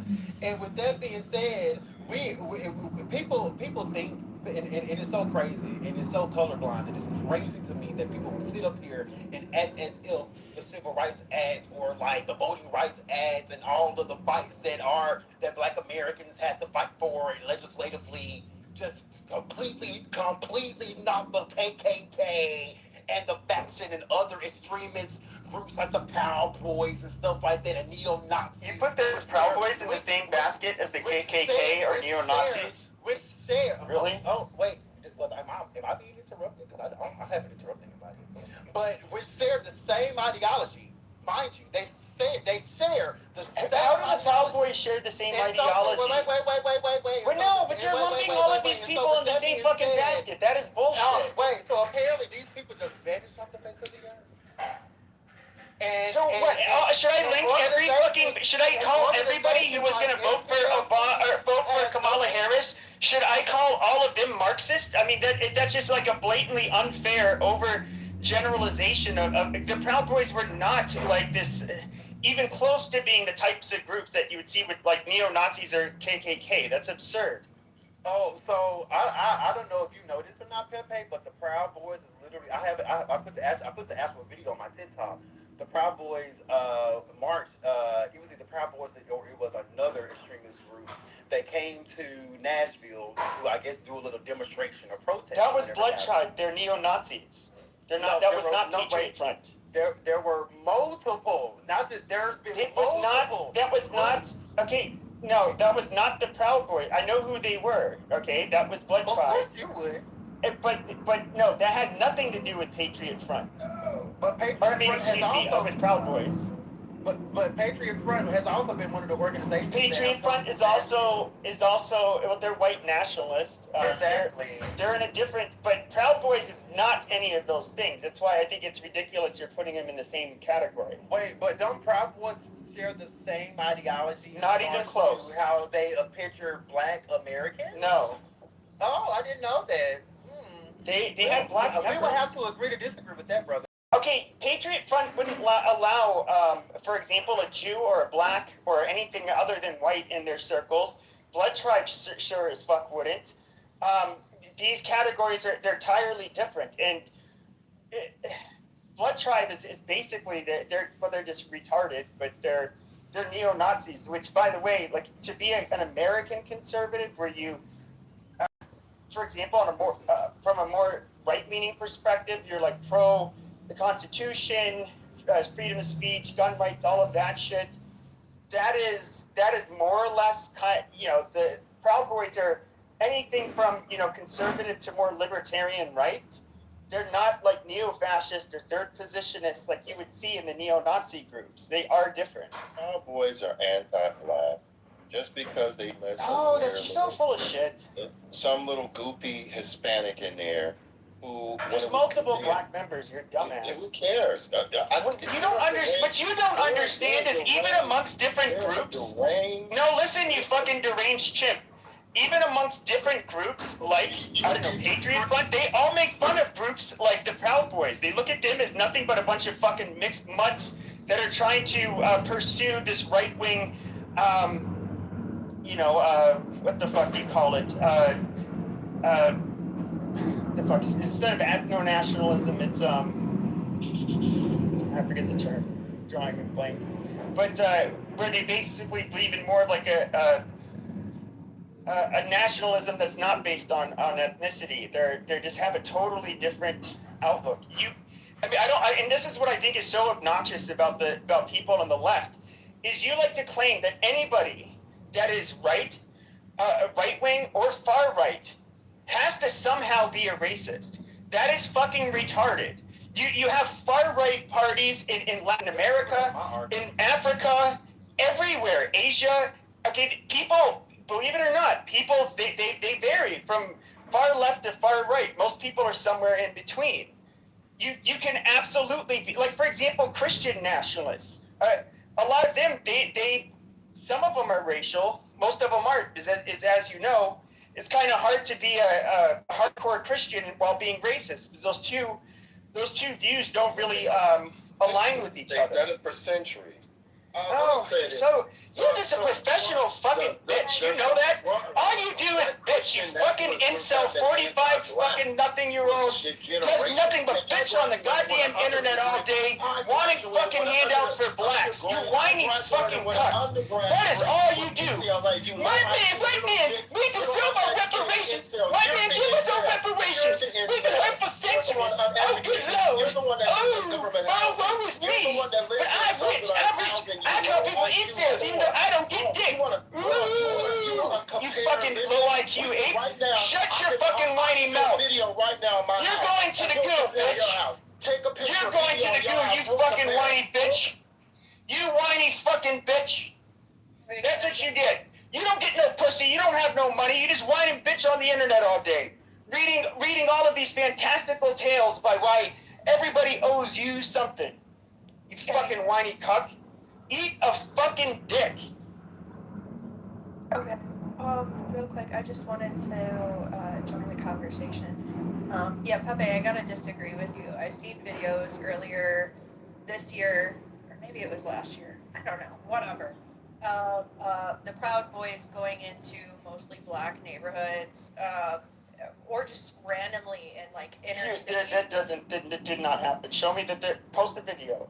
I can guarantee you that did not happen. I'll go through my Instagram and find it. But they were going into these neighborhoods and like kind of like what Chud the Builder was doing. No, they do not. No, they don't do that. You have to understand too. They're what we would call optics cucks. They deliberately avoid using racial language. And pretty much the only people they would attack were like the Antifa types. They were used to going back and forth on the street with them, beating the shit out of each other with makeshift weapons. That's long been their MO. They did not go after people based on race. They completely avoided it. The ADL has actually documented this. Like there's a lot of documentation on this. And it's not only going into like black neighborhoods, they've also just went, to black churches or the AME church. They took a black, so it was Enrique Tarrio, a black Cuban, who took a flag. Know what you're talking about. This was late at night. He took this was in DC right before the inauguration, and he ended up taking he got charged for this, but nobody was at the church. It was late at night, and he took the Black Lives Matter. Okay, you dumb bitch, you gotta go to the audience because you just don't know how to shut the fuck up. But there was a Black Lives Matter flag hanging on the gate on the outside of the church, and he took it off and he set fire to it in the street. And as you know, they do not like Black Lives Matter or Antifa. Those were two groups that were largely marching on the same side that would end up butting heads with Patriot Front, with Proud Boys. So that's the only thing it was about. They were not racial. I'm telling you, I'm somebody who is like in these circles for fucking years. They are not racial. That's why people that are racial fucking hated the Proud Boys. Okay, I have some links on my. I just want to finish my thought really quick. I do have some links, like in video evidence, over on another app. I'll look for it and I will drop it in the chat, no problem. And I'll post some links from the ADL, what they've documented. But yeah, we disagree. So the ADL? Are you fucking serious? The ADL are nothing but a bunch of fucking smear merchants. I mean, it's a fucking trash organization, and everybody from Elon, a lot of people on the right are suggesting that Trump needs to go after them. I mean, they absolutely attack from the left. They're not a bipartisan, group that fights anti-Semitism. They're anti-white. They're anti-right-wing. They're all kinds of shit. They're incredibly fucking biased. Do you have this same notion for extreme right-wing, journalism, to where the viewpoint is from extreme right-wing ideology? Do you have the same notion for those? Well, you just said extreme right-wing. That would already denote that they're considered extremists. Okay. I just want to make sure that you keep both the same. Can you hear me, Pepe? Yeah. Hey, wait a minute. Okay, it's not coming through my ear, but anyway, I was asking, are you racial? You said you run with some of these circles. Do you find yourself like in I was very racial. Say it again. Yes, I've been very racial. Okay. Thank you. But I would say that the Proud Boys have been classified as an extremist group. due to the deal. I mean, they were in Canada. I don't think they were here. Yeah, that's what I'm saying. But like, there is I know what they got in trouble for. They got a federal charges after, and it was kind of fucked up. Antifa is used to use in numbers while wearing their black disguises. They're all wearing the same thing, which makes it hard to identify anybody. And they would attack the Proud Boys. They've done it to a group of Proud Boys. Then the Proud Boys they ended up coming by like outside where the Proud Boys were meeting in New York City, and they ended up the Proud Boys ended up beating them up, and they got indicted on federal charges and sent to prison. There was one guy who I think was like a local. He had clout in the organization. His name was Kyle Chapman, and he was more on the white nationalist side. And he was. This is like 6, 7, 8 years ago. He was told he had to leave. And so, other than that, I don't really. They don't really have this history of being racial. A lot of the most notable members, like in Portland, I forget his fucking name. He's this big ass guy, like huge motherfucker. And he would go there, and of course you can imagine you have this big Pacific Islander, and Antifa would try to approach him, but it's like, what do you do with the guy that can like eat you for lunch? I mean, it's. But you know something, these people got to be careful because they can get fucked up. You know that, right? Who? Whoever the supremacists are, they just got to. The extremists are okay, but this is what I find funny. Do you consider Antifa extremists? Can somebody point me to the Antifa headquarters or like their leader or like, because at least with the Proud Boys you have a leader. It's like Antifa's leaders. Well, they have affinity. They have what they call infinity groups. So it's not centralized, and they don't really have leadership. They'll probably have people that have more clout in the community, but it's not. There's no official hierarchy. I don't know. But Antifa is absolutely. I believe they were labeled. I think Trump labeled them as an extremist group, like they're officially one. Yeah, I think Trump did. Yeah, I do believe that Trump did label them. But they actually have killed people. They caused billions of dollars in damage. They've hijacked parts of cities. Well, you said they killed people, then you jump right into something else. What did they kill? There was one guy from Patriot Prayer that they ended up. He ended up straying away from the.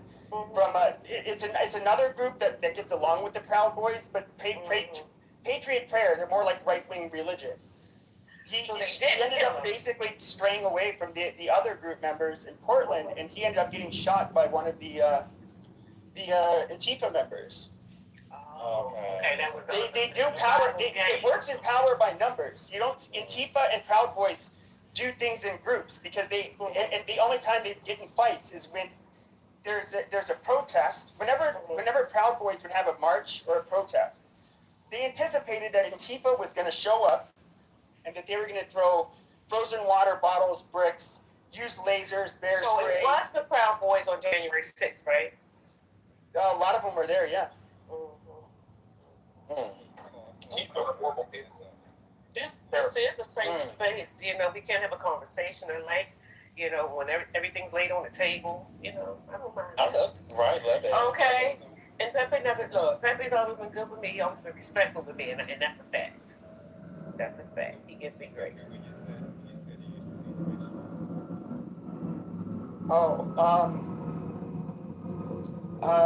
I was a right-winger who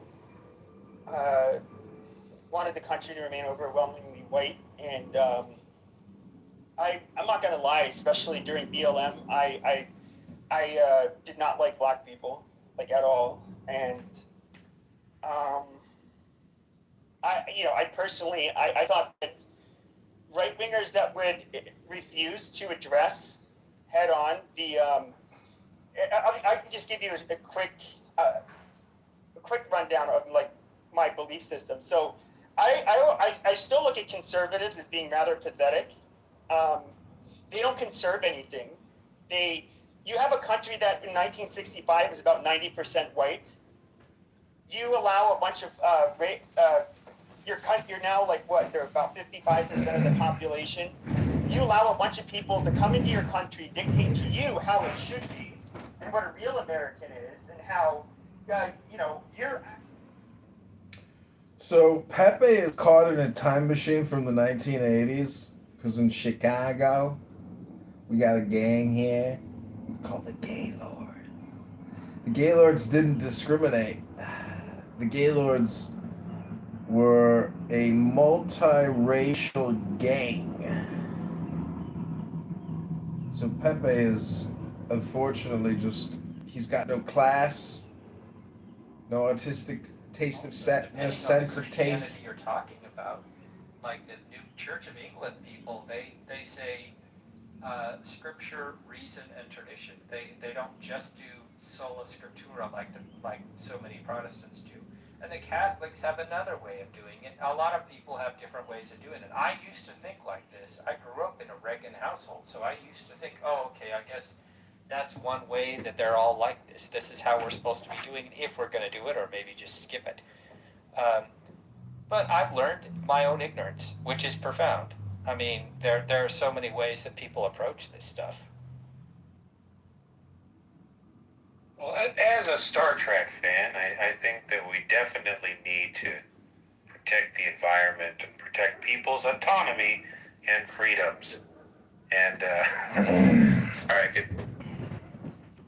Yeah, I want a holodeck. That too. I want a holodeck as well. Let's build one. Yeah, let's drop a bunch of acid and build one. Yeah. Just use your third eye and you can see it. What? That's more about insight, but yeah. I know it's fun to cartoonify stuff. I know Christian people that try to they try to cartoonify science or atheist people too, and I'm usually in defense of you guys in those situations. How cartoonish do you mean? What do you mean cartoon? Oh, what they do to cartoonify the third eye or different, what they would call woo. Christians and other people who are sometimes more fundamentalist will try to do to atheist people, and they have no rational realization that, no, they're just people. They just look at the world in a different way. Like, no, they're not amoral. They're not they're not saying that, oh, because I don't have a God, I can go rape people. And like they totally take it like that. And so it's sort of like a similar, the challenge, right, is to not do that either. I myself. talk mad shit about vegans. Like, all fucking day long, I'll talk mad shit about vegan. They're bug killers. They kill bugs. Wait, vegans are bug killers? I didn't think they would even eat fried cricket. No, they're terrible to go to dinner with. They're like just literally the worst to go to dinner. Oh, the dogmatic ones. Yeah, I've known a couple that are like, they call themselves leather vegans. They're not doing it for animal rights. They're doing it because of perceived health. And if you sit there and eat a steak, they don't get bitch at you. But I'm sorry. Like, no, I'm not sorry, but I'm gonna take all the offense to that from now. It's over. I'm a vegan. I feel offended. I'm not excited about this. So you kill insects? Definition. No, I do kill insects. I kill them all. She Oh my kills God. grass. I run on it. And she ruins dinners for her friends. Yeah, you don't eat it. I'll ruin all the dinners. None of her friends have fun having dinner with her. Well, none of my friends actually eat dinner. You forgot. I live in the world of models. They love it, but they can't. If I ever hung out with you guys, I'd sabotage by just like leaving a cookie out. One Oreo. We had cake. What's that, Twinkle? Twinkers? I love Twinkies, but I haven't had one. Twinkle, twinkle, little star. No, I haven't had one in forever. Number one. so I used to believe the 70 years thing about Twinkies, but it's What's not a true. twinkle? What the hell is a That's twinkle? what she eats. Asha eats Twinkles. Twinkle? She means Twinkie. It's a twink who's pissing at the same time. Ew. Oh my God. That's pissing twink! Barrier. That's funny as fuck. Always goes so off the rails. That's so hilarious, though. Oh my god. It's a twink with a lost bladder control. Oh yeah, like a super soaker. Well, I know the medications to give to fix that. Almost so there. that's good. So if he is like a little diva as a twink, is it Twinkle Twinkle Little Wait a Star? minute, Usher was speaking. What's he say, Usher? I was listening. No, I was just saying that I know what medications to give to fix that. I did learn that part, so yeah, but that's okay. Go on. I think I'm getting here early and I'm gonna go work out on the track tomorrow because we end up by the track to film, so I'll do a workout and then I'll get changed and ready for set. Whiny. I hope you get a good sleep tonight because I know being on set a lot really just fries your brain. Like it's just, and it's just. As your body, but like I have to be up I have to be at an appointment at 7:45 in the morning, so it'll be like track season. It's fine. We do double workouts. I'd be up by 5:45 every morning, and then I'd have a second workout at 2:30. So we do our long run and get like 9 to 13 miles in the morning, and then we do. So I just want to get back to like some of that. It'll be nice. That Like sounds being exhausted. No, it's that wonderful. sounds terrible. It's amazing. Your body is in the best shape it's ever been. It's just like lean muscle. It's amazing. It's fantastic. Everyone should aspire to be able to feel like conquer the world all day, every day. Sorry. I mean, that's what the Second Amendment's for, you know. Let's kill get my ass. Oh my God, are you still riding here? Yeah. I always thought the Second Amendment meant I could wear short sleeve.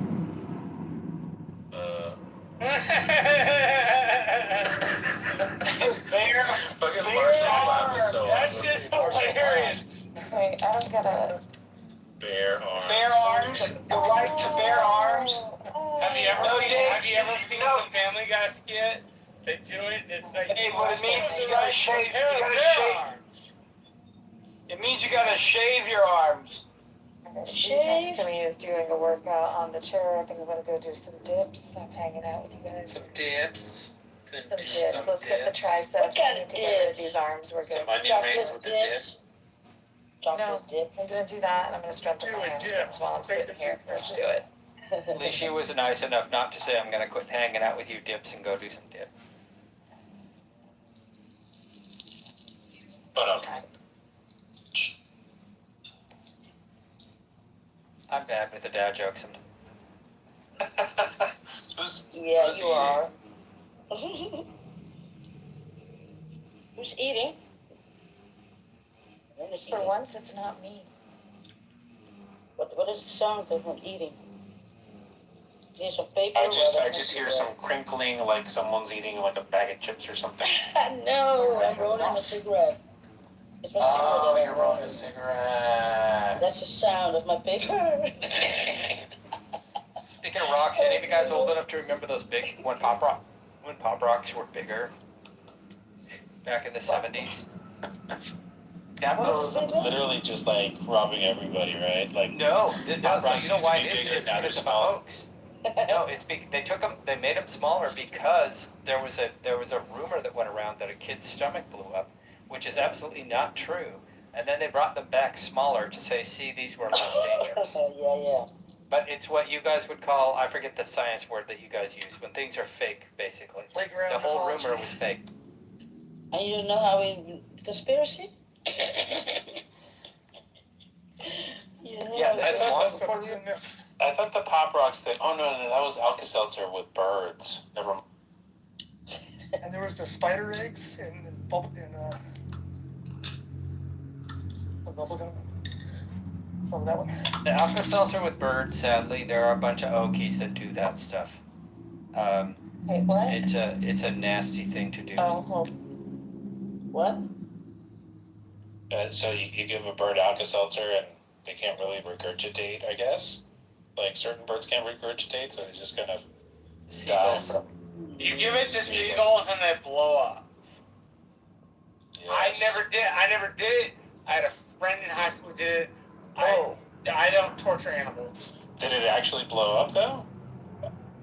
He said it did, But I was never able to tell how much Yeah, I don't want to know. I don't want to know. I've never been there when it happened, but I know the goofy ass, like, one could say trailer trash people that I knew that used to do stuff like that.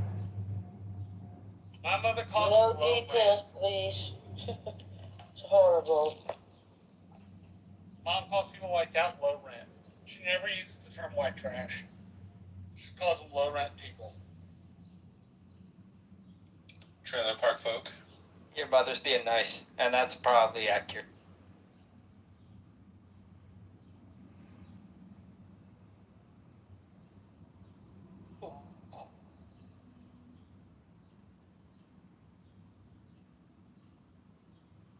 Hey, Benjamin, are you done talking?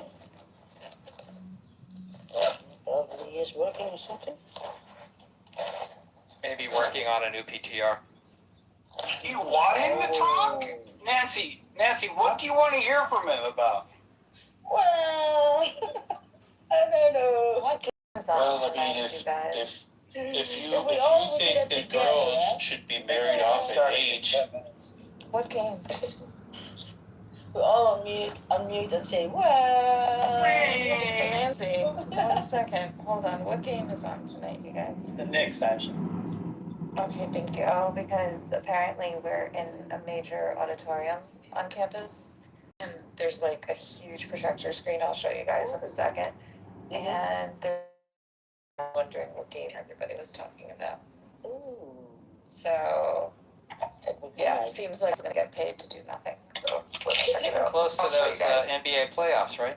I mean, my team, the Trailblazers, is long out.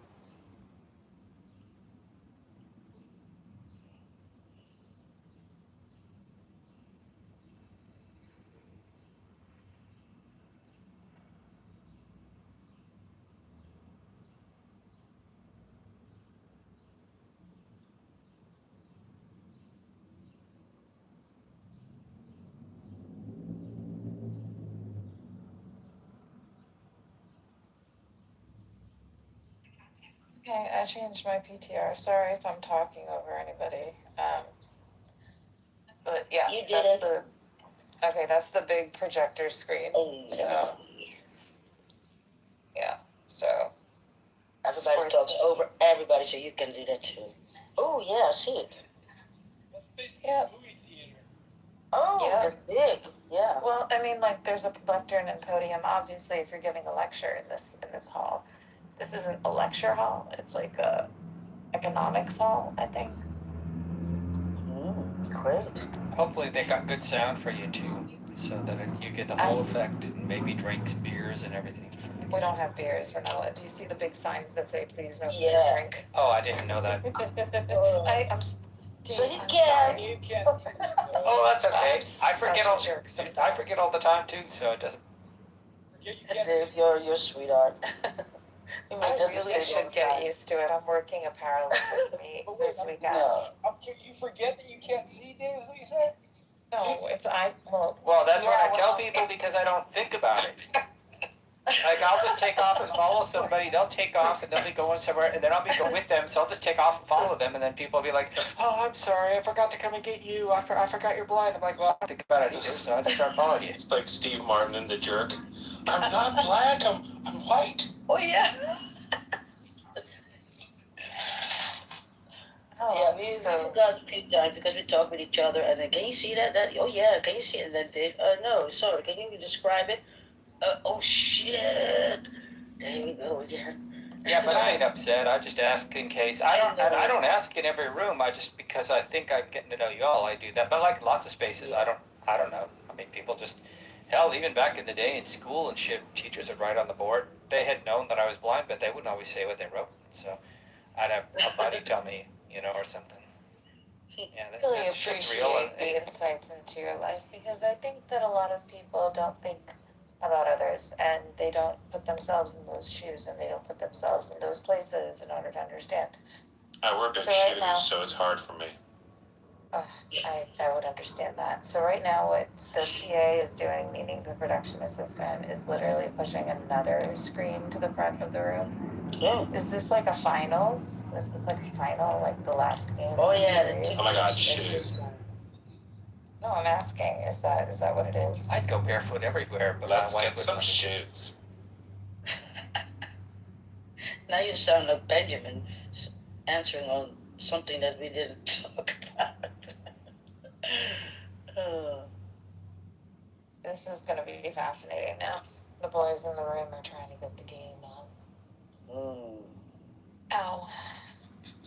Oh, good. This is great. So, I just got a notification. Well, first off, foremost, I mean, what's his name? Bill Cassidy is out. And GOP Rep Thomas Massey will lose the primary to Trump-endorsed Ed Gallrein in Kentucky's 4th District, CNN projects. Wasn't he one of, like, the most allegianced people to the president? Massey? I mean, nobody is safe. I agree. You could be the most loyalist, like, Trumper, and he'll still throw you under the bus whenever it's convenient. Okay, we've got laptops coming out, trying to connect it to the front of the screen. Yeah, I mean, that's known.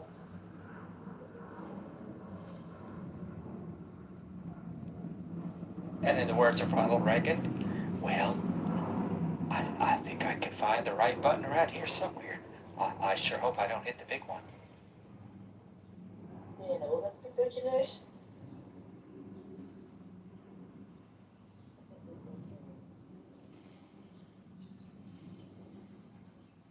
Hopefully our bicyclist buddy will be able to tell us when he lands so we know he got home safe and all. There's always one more hill. One more hill you gotta ride. One more hill. Anyone see Michael yet? Anyone see Michael yet? Hey, Roivus, which Michael? Oh, no. Shimon. Alright. I thought Crow saw it. Then I won't say anything. Okay. Oh. Does he die in the end or what? We don't know what happens to him. Yeah, but Revis, when you do your impressions, do you grab your crotch like the way Michael used to? Oh yeah. He starts at his knees. Did you guys have no, like, I fucking worked at his studio for like 5 years. I was on staff there. I had like medical benefits there. So I'd like, we do Michael Jackson tours. It was like, you do not talk about the pedo stuff. You just don't. It's not. No, of course not. No fucking way. So you met him? You worked with him? No, he died in 2010. That was the same. No, I think 2009. He died like pretty soon, close to when I started interning there.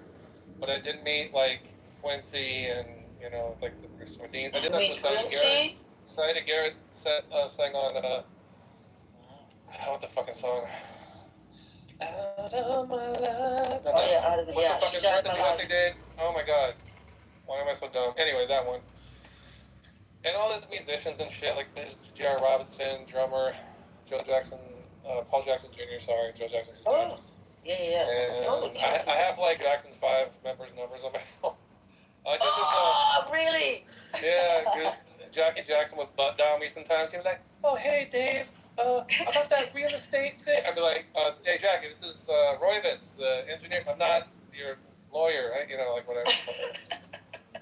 Anyway, yeah, so it wasn't a great movie or anything, but the performances were good. If you like Michael Jackson and you just want to see, you know, kind of like you're into his music, then you'll have a good time. I liked it. I don't think it was great, though. I think it was kind of I was surprised by the performance, and then I find out that the kid's related, so that made sense for me.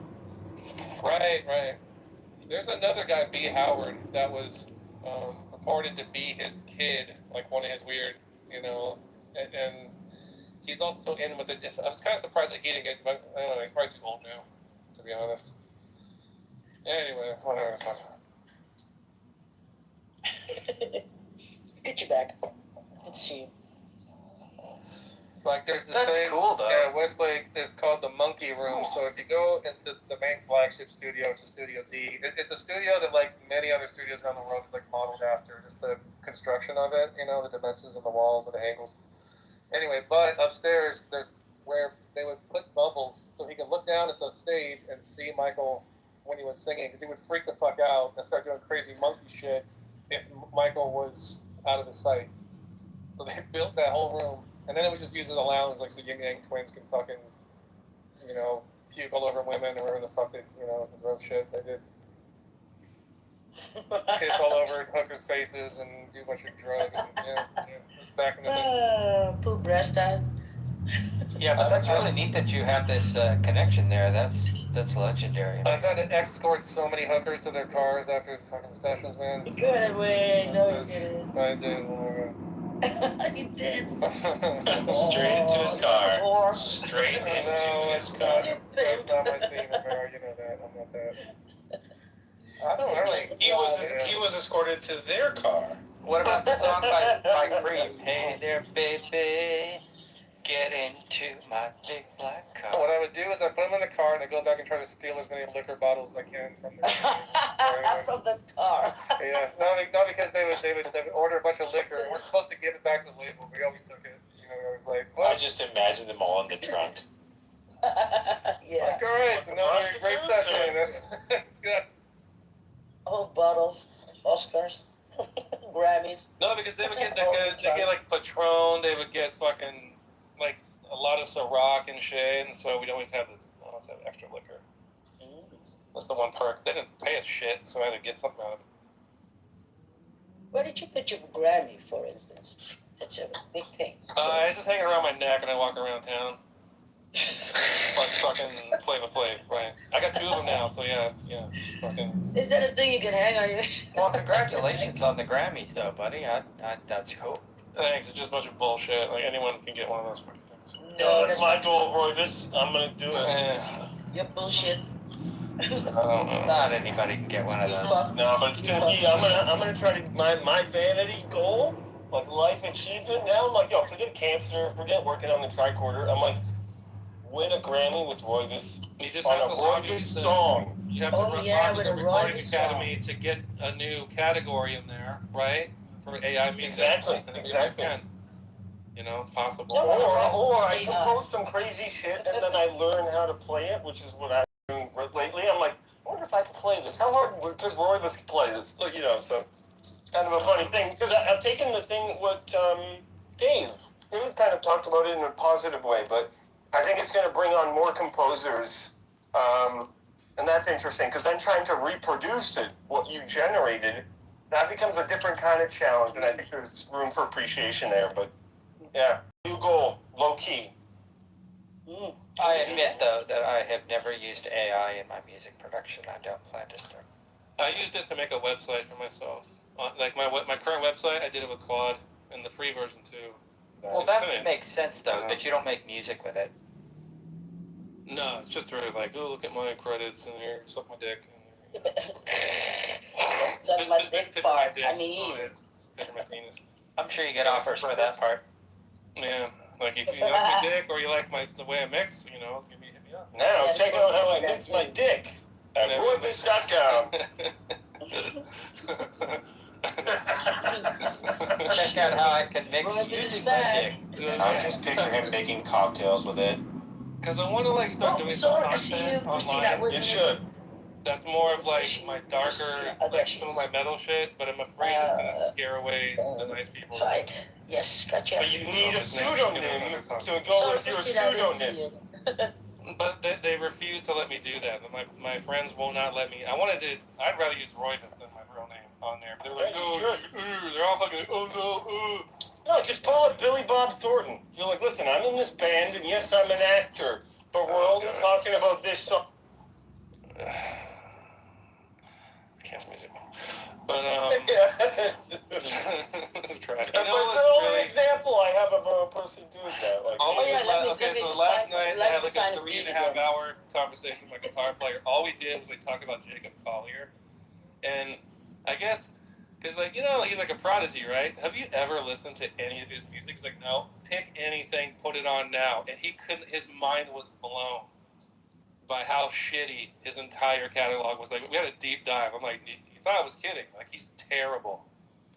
His singing voice alone stresses me out. Let alone it's fucking whatever the fuck. Nostalgia does AI something generated. weird to memories. It Yeah. sounds like AI generated bad Disney music or something. I don't know what the fuck he's trying to do. Well, and sometimes I think a prodigy, what happens is, so like for most of us, we learned how to do the shit we know how to do. And the people I know who are prodigies, they end up in a world of shitification. And a lot of people don't want to talk about this because they don't know how to do, like maybe they learned one or two tricks. I know a couple keyboard prodigies, which is really bad to be a keyboard prodigy like that. In the keyboard spaces, you're expected to fucking know. Everything that Roivas was poking fun at us, he's spot on. The thing is, like Dave, because if your instrument, no matter how good you are, no one gives a fuck. Oh, if you were a guitar player, I know that. They would just like fucking worship every note you play. But you can just sit there like you are right now, with your little hands going, doing the crazy. Well, guitar shit. is like slow motion masturbation in front of an audience. Oh, girls love guitar As soon as you look up, what's his name? I hate guitar players. No one's like, oh, look at this keyboard player. No one ever. Maybe No, I Keith love Emerson. keyboard players. I don't fucking know. Huh? Yeah, my wife liked the keyboard. It's a different kind of music that draws women to keyboard players. So when I was playing prog, they weren't impressed by the keyboard work then. But then when I switched to New Age and doing wineries and piano, especially acoustic, there's a serious pipeline from piano to pussy. If you ever, right. Well, see, No, one guy, Steve Vai. That's it. But if I'm ever like drinking wine at a wine bar and you're playing there, always throw in some fucking Gentle Giant. And like, I'll fucking buy you a glass of wine. I'll send one over. Just play some fucking, something from like, Playing the Game. I fucking love that album. Oh, right? Yes. And you know what I did one time? What's the bass player's name? Schulman? What the fuck's his name? On a dare, I played a George Gershwin style version of Painted by the Rolling Stones. And all these fucking fancy ass people were like, oh, that's a different Gershwin tune. I just haven't heard. And my friend is like dying in the back. He owed me a lot of beer for that shit. And he's like, God damn it, I didn't think you were actually going to do it. Then I couldn't keep fucking laughing. But, summertime, the living's easy. But, oh, that's a fun one, too. I really like Gershwin, but when I know he's great, I just don't like her. But, I'm not a big Gershwin fan, but rich people are. Yeah, it's like rich blue hair. Rich people? It's the rich blue hair rinse factor. What are you saying? It's the reason why all classical music fucking sucks. Just jazz You go there, Oh, you have to listen to fucking Beethoven's Ninth Symphony over and over and over again. And maybe they'll shoehorn some like fucking Stravinsky in there for like but it's fucking. Sadly, the classical music followers want to be seen as refined. I mean, there are people that have real appreciation for classical. I have real appreciation for classical music, and I know a lot of musicians who do. But my friend who was, I've known people that were opera singers and stuff, and they said they hated it because they put on the whole show, and half the people in the expensive seats, they're there to say they're at an opera. It's like, Yeah, that's why I listen to classical music. No, that's not like any. A lot of people like I this shit. said like most music, like mainstream for sure. Is like So, that. right, the same reason I listen to classical is the same reason why I listen to punk rock and metal. The same fucking shit, and you can have the exact attitude that rock music does in the classical world. That's why I listen to fucking, the Boarding Quartet playing the Shostakovich string quartet cycle. That shit kicks ass. That's like refined. That's not like safe, nice music. It's crazy. Oh, it's good stuff. I love it personally. Yeah. Just right, Christina? We don't do the fucking Chopin. The fucking. I admire Chopin's piano, and I admire. As well as piano. I know how to. I heard Shostakovich just recently. That was a great performance the orchestra did playing Shostakovich. Symphony, or what? Shostakovich. What did you hear? Was it a symphony? Was it one of his operas? Concerto, maybe. I got to look at the program. I don't know which one it was, but the last 5 movements they played 45 minutes, so it was long. It was awesome. So you don't get 5 movements in 45 minutes, but yeah. What? Whatever they play, it took fucking 45 minutes. Yeah, I'm agnostic on this shit. I just love how it sounds. No, that's cool. Yeah, cool. That's the best part, dude. Don't let anyone get you hung up on that. That's the best part. I'm not hung up, but what you said was like, you don't have 45 minutes and 5 minutes. I'm like, what the fuck? So here's a little little bit of a thing. So between the fourth and the fifth movement, because at one point no one was used to that, and then people just automatically clap.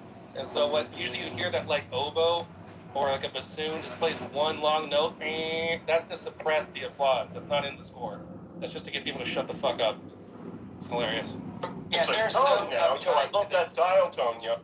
Yeah, they're so uptight in a symphony hall that they don't want you clapping along. There's none of that. You sit perfectly still, and then you only clap when the thing is fully over. That's exactly how I have sex. It doesn't matter because there's that one fucking like old lady unwrapping a little mint for like 28 minutes, you know? Don't move at all and just clap. Dude, that was the perfect plan. That buddy, that was just fucking awesome. What's funny is like one of the most famous. It was like what the fuck's his name? Stanislav Richter performance of Mussorgsky's Pictures and Exhibition on the piano. It's like the best recording of it, but the entire like audience sounds like they're dying of consumption. Like it's just like coughing and it's like it's so hard to fucking listen to. But it's like so if you're really into classical music, you start getting like those kind of things in here, you know. Yo, AI does such a good job of removing that stuff. I listened recently to Feynman lectures remade with the audio. I was like, yo, say word Feynman sounds different. So I'm going to post a link in a second. Have a listen to what he supposedly actually sounded like. There's a purist movement in this kind of in the recording thing. They don't like doing that because it does change. But what if we have the microphone today? I can go into that same room, record a bunch of people that say they sounded like Feynman. I know, but you don't understand. It's like anything that alters the original signal is not going to be, especially the classical. Yeah, but people don't hear it. Only musicians hear it. Maybe like right, but he's right. That's just the snobs, dude. It's okay. It's normal people. I'm are kind of fine. the same way. Like if I'm gonna listen to like a 1930s blues recording, I want to hear the fuck. I don't need to clean up all the noise. Like yeah, but so check this. I watched those lectures and it's like today's lecture on physics. Hello, today and blah blah blah blah. Because all the men sounded like that. That's how the mics picked it up. And as a kid growing up, that's what those mics always sounded like to me. So I thought that's just how those people sounded. So now going back, hearing it differently, I was like, yo, this is not my Feynman. But Reyes is right about a 1930s blues record. Anyway, that's how I call that fucking. You know. I like the Yeah, so check the link. I need it to be dirty and filthy and nasty. I'm trying to listen to it. The Depth of Primal, Raw, and Unforgettable? Trying to listen to what? The Richter? Being dirty and filthy and nasty is something to aspire to for everybody. Been the same one. No, Sorry. the thing I sent. And if anyone plays Gymnopedy around me, I'm going to stab you in the back of the brainstem. I'm going to be like a Mesoamerican fucking god with my erection in your brainstem if you fucking play that. When you play what? I didn't even have to put your penis in people's skulls, right? And well, this one's more than like dialed in. Get a room. Different maneuver. I'm going to play. Then you're going to listen. Oh, yeah, listen to Miss Nancy. Yeah. Here we go. Furthermore, the man who computed the consequences, he even may have been the same one who made the guesses, may have made some mistake in the analysis. Those are obviously marked. So when I say if it disagrees with the experiment, it's wrong, I mean after the experiment has been checked, the calculations have been checked, the things have been lumped back and forth a few times to make sure that the consequences are logical consequences from the hypothesis again, and that in fact it disagrees with a very carefully checked experiment. Crazy, right? Yeah. I would wonder about the fidelity of certain kind of musical instruments being done too. But he talks like my grandpa when he was younger. Like my grandpa's from Hell's Kitchen. So let's see where your grandpa. They were taught. So people were often taught to talk like that. I saw a video on this, and they were trained that was how you're supposed to talk in public. It's the Mid-Atlantic accent, right? It's a Mid-Atlantic accent. Yeah, and it was a refined thing. Yeah. So, just to share with y'all, the piece they played was Symphony Number 5 in D minor, Op 47. Yeah, that's Opus 47. Yeah, cool, dude. Yeah, nice. It was awesome how they performed. It was great. You have a link? Should I play it? Do I have a what? It goes like this. Do you have a link? Should I play it? I have already say. I have a recording of it, but. You play it a bit. And by the way, the only reason they say opus is they used to public. So when it came to manuscripts, an opus is like an album and the number. So when they would say opus 3, number 5, that means it was the 5th work in a series of works called an opus. And so that's where you get that's my magnum opus or my premier work. That's like saying that's your golden album. What's the K stand for? It's the guy's name, right? Whoever cataloged his shit. That's why Mozart has the K. So the op. I thought it's because they had so many ops, you know. What is Opus 1? Motherfucker. Opus. There's not an Opus 1. I mean, so opus is what would be an album today, or a group, it's and just then a composition. It's like a group of compositions, and then they're numbered within the opus. So you would have Opus 1, number 2, Opus 2, number 5, or whatever. And so that's why that was just a way to package and sell them. So people try to turn it into this snobbery thing right now, but it was just a way to catalog. And that's a song Opus 1, that's why I asked. If that was something. I'm singing Shostakovich's Fifth Symphony. Yeah, go on and sing. That's right.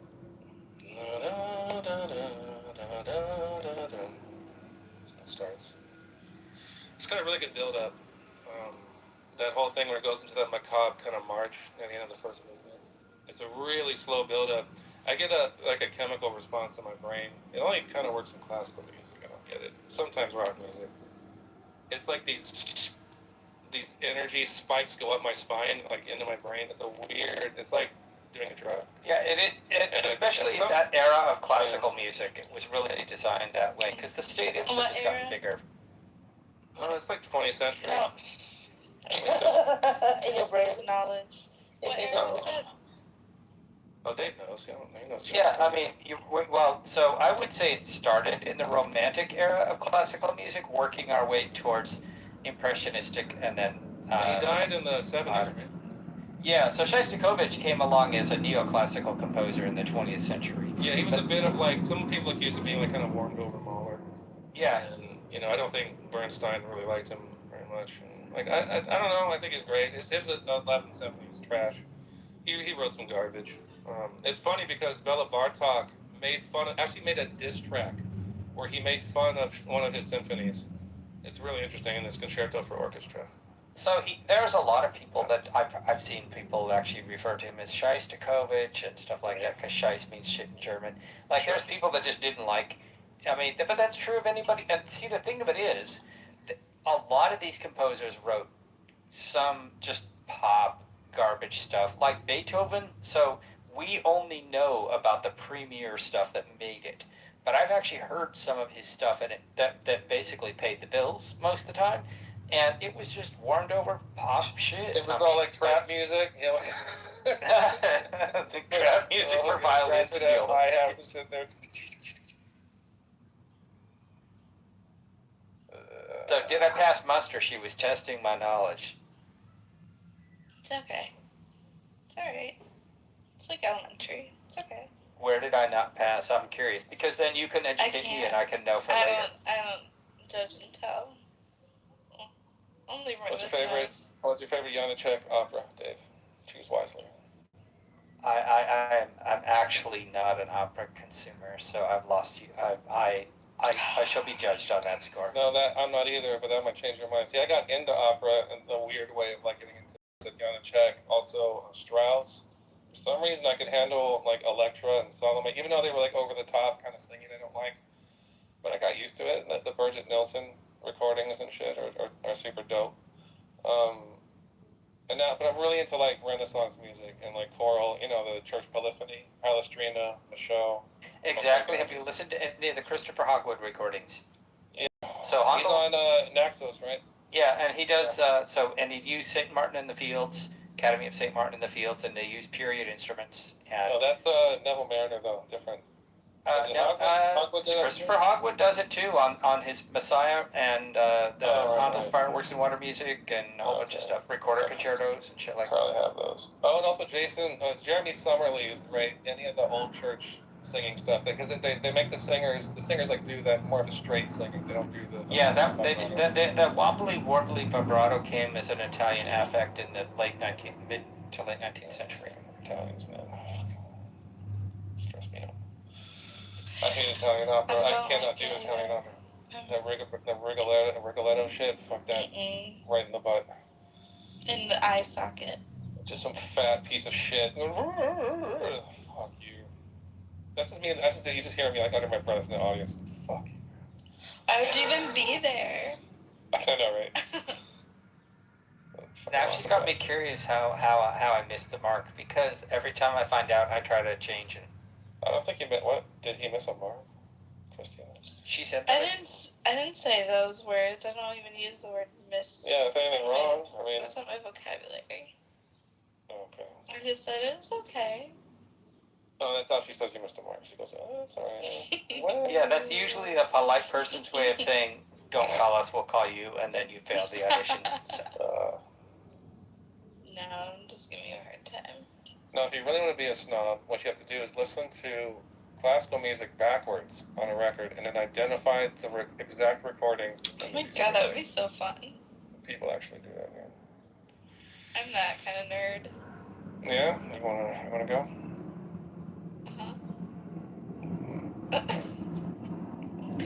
So I'm gonna probably. So I see you, Rufus, fly over one day. Fly over He's dying? Who's dying? Rufus is dying?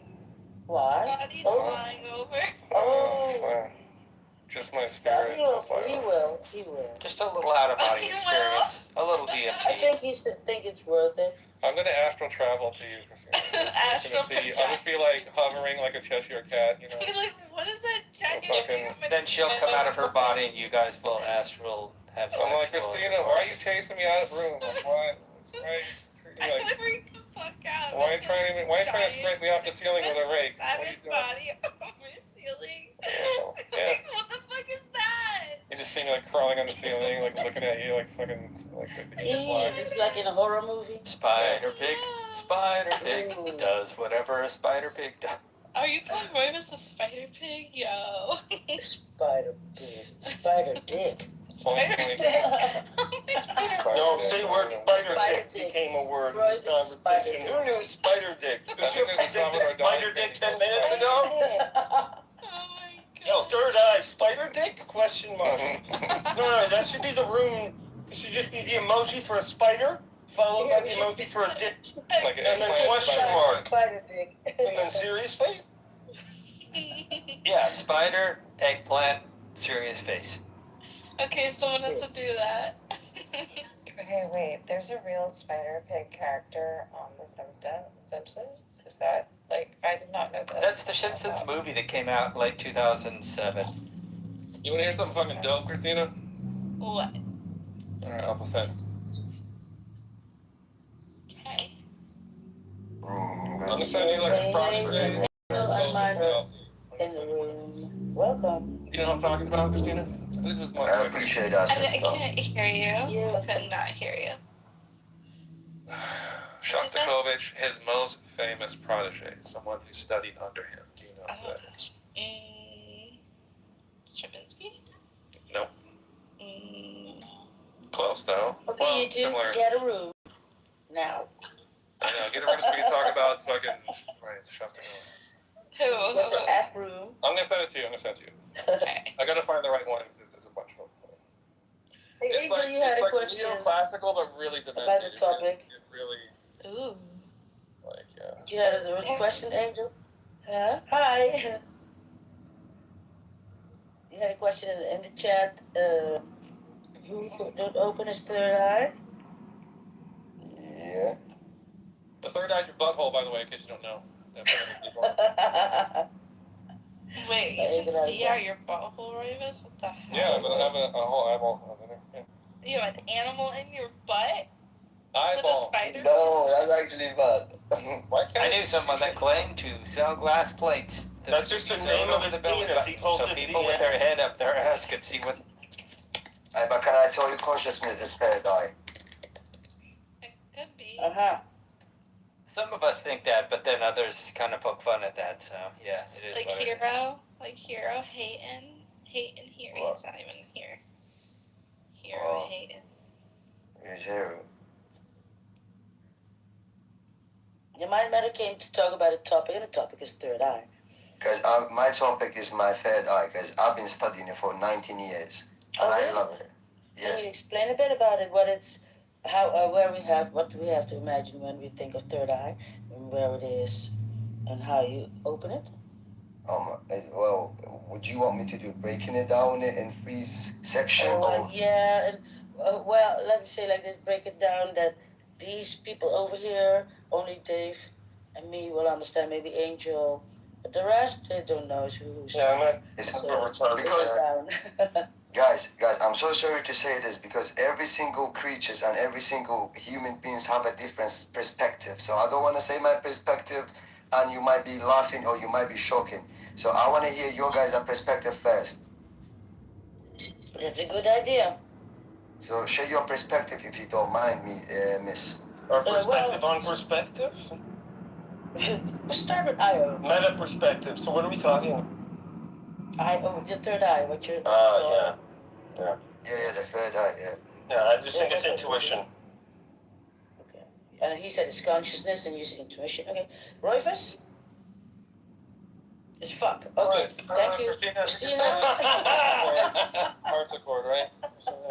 What's that? What were we doing? Probably a harpsichord. That's what you're hearing.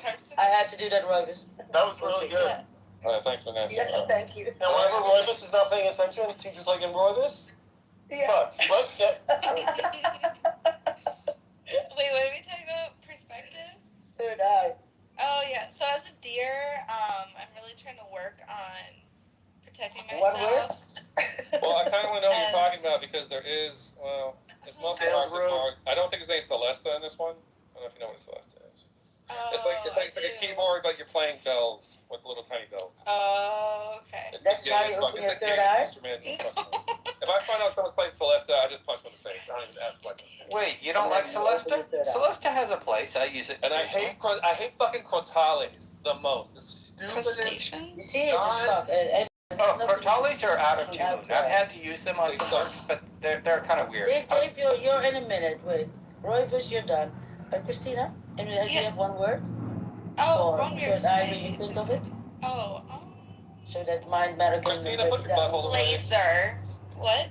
Put your butthole away. Laser? Laser. In what sense, laser? Like, focus. Like, you just got that laser focus. Yeah. And JCC, what do you think? Of third eye, maybe you can put in one word for now.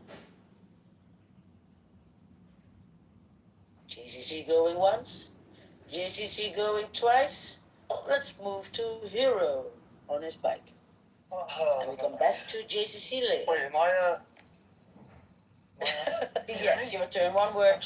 If you think of the third eye, what would you think? Because mind matter is the new speaker here. Third eye. It's like the thing. I don't know. I don't really believe there's a thing. Oh, you're breaking up. Really breaking up. You hear nothing. Whose turn is that after Hero? Sorry? I said who's gonna be on the queue after Hero? Dave. Benjamin is not there, so. Can I say something? I have an angel, of course. Sorry. No, it's okay. Well, I mean, we're talking about the pineal gland, right? Yes. Yeah. Yeah. How we open the third eye. But wouldn't that? I don't hear you. Your mic is open, but we don't hear you. Guys. Oh, sorry. My bad. Okay, no, never mind. Someone else. Well, that's fine. Dave, one word. Insight. She's working. I don't want to bother her. That might just be prepared piano, Christina. Inside, okay. I think it's easy. No, just joking. Okay. Yes. Did you hear me, Christina? No. No, we don't hear you. You know when you I'm stick listening shit in the there, piano? miss. That's what they're sticking shit in the piano. That's what it is. It's called Yeah, piano. you can play in the background. It's like some junk. You can mind matter can. So you heard all our comments on the third eye, how we think about it. So you know now a little bit, I guess. Yeah. So. Okay. Well, I can tell you, acknowledge is one of the very first rule of third eye. Acknowledge. of any small things that exist on this creation. We don't know. We have an awareness of it, but we don't know what's the program for it. What's the subconscious? How can we program everything? How can we understand everything? The patterns, the particular stuff that you don't even care about, the small creatures that you're walking on like ants, small stuff that you don't even think about it. This kind of stuff is called super consciousness. If you don't have it, you can't get the third eye. That's what I think. What are your thoughts on fluoride? Why would you want your third eye? I want my third eye to find my after death, what's going to happen. That's all it is. What do you mean? Like seeing another dimension that I can see in this third dimension. How do you know what's real in that reality? That's a very good question. Well, I can't tell you because we know that there's reincarnation happening, and that's gonna make you more concerned that you might thinking might be another different form of us that is gonna be intelligence more than us. But what if you don't believe in reincarnation? Well, we have Pac-Man theory for that. What? Pac-Man? Pac-Man theory. Pac-Man theory? Like P-A. Yeah. C. Yeah. Man. M-A-N. Yeah, that's what I said. Pac-Man. Yeah, Pac-Man. Oh, what's that? Because Pac-Man is a game. A computer game? Well, it's similar to that. It's very simple definition. I can tell you like that. Okay. It just connect with you, and it's three forms basically. Scientifically, it's three forms. Your physical body and your energy, which is inside you, your energy that you're using for functional projections that you're using in your reality, in your present. That's basically it is. Like there's three forms if you break it down mathematically and scientifically. But they can't because you don't see things, so you cannot measure them. Well, I'm still studying. Like I'm not saying I know everything. Yeah, but I know that part. I'm still reading some books that I haven't slept for 4 days about it. Oh, 4 days. Yes. And what was that you cannot sleep about? What was so important that you cannot sleep? Well, the very things that is important, when I walk outside, I see charity, nobody cares about it. Mm-hmm. Well, I see an old man with gray hair. He works from 9 a.m. till 5 p.m. Nobody cares about when he goes home. Like, this kind of stuff is upsetting for the community. And when is this happening? Is it going to happen? Or? It's happening right now, but you're not aware of it because you don't have the third eye. But I don't live in that environment. Doesn't everyone have a third eye? What? Yeah, exactly everyone. Whether or not it's been squeezed open or not, we all have one. Well, fuck that, yes. Benjamin. Sorry for my language, guys. Hey, mind matter. Most people in here are maybe more skeptical. So, and I say this as somebody who has Taking a spiritual furniture in my practice. butt right I must now. say that everybody knows me very well. I didn't say that as an insult, but I don't know if he knew what he was walking in. Yeah. I'm so sorry. I did apologies for my language. Sorry. I said that he had to break it down because nobody. Well, Dave, to be honest, the title of this house is called the Atheist House. So. Right, for native English speakers, that's easy to catch, yeah. Okay. If I told you, I'm so sorry, miss. Miss. Yeah. I could have. When Benjamin spoke to our third eyes and all our chakras last night, like miss. Open the. I'm not a miss. No, he was impressing me. Don't miss Jen. Okay. He's a doe. I'm a doe. Yo, doe, what do you know? Doe. Commando. But See, I think this is kind of what you get. Mind matter, you want to say something to me? Are you doe? I can't lie, I forgot it. Let Hero talk. Hero, go ahead. Hero, there you are, yeah?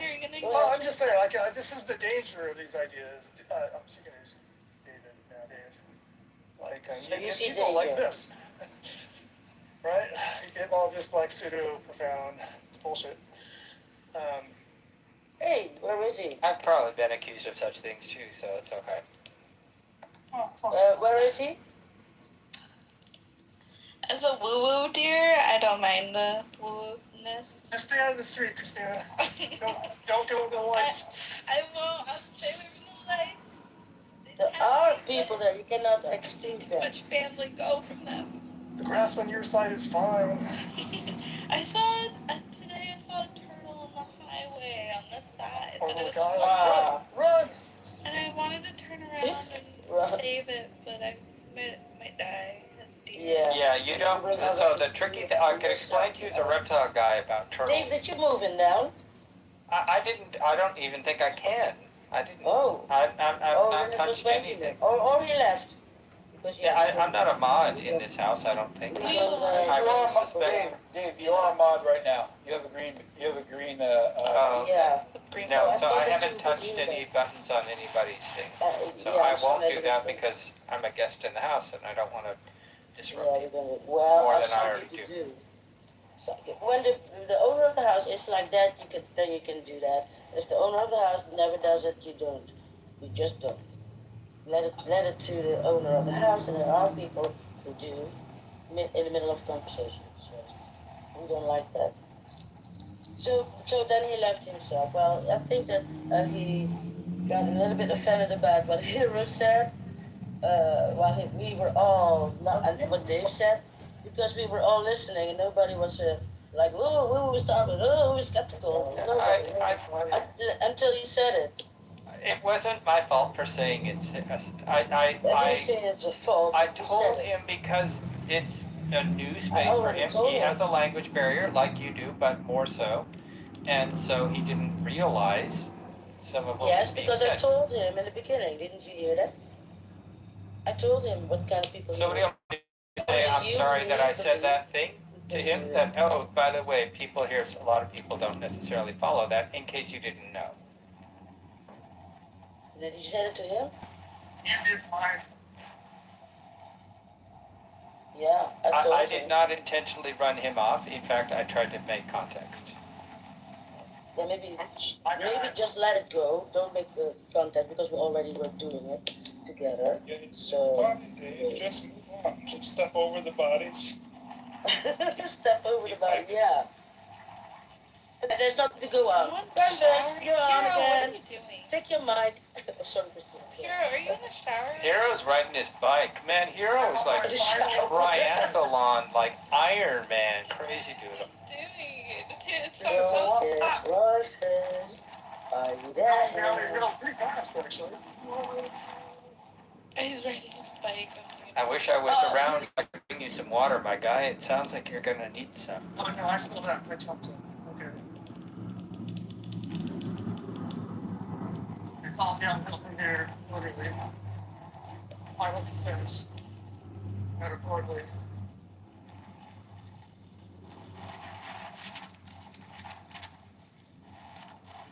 Okay, Rufus, if you're on again, I'm done.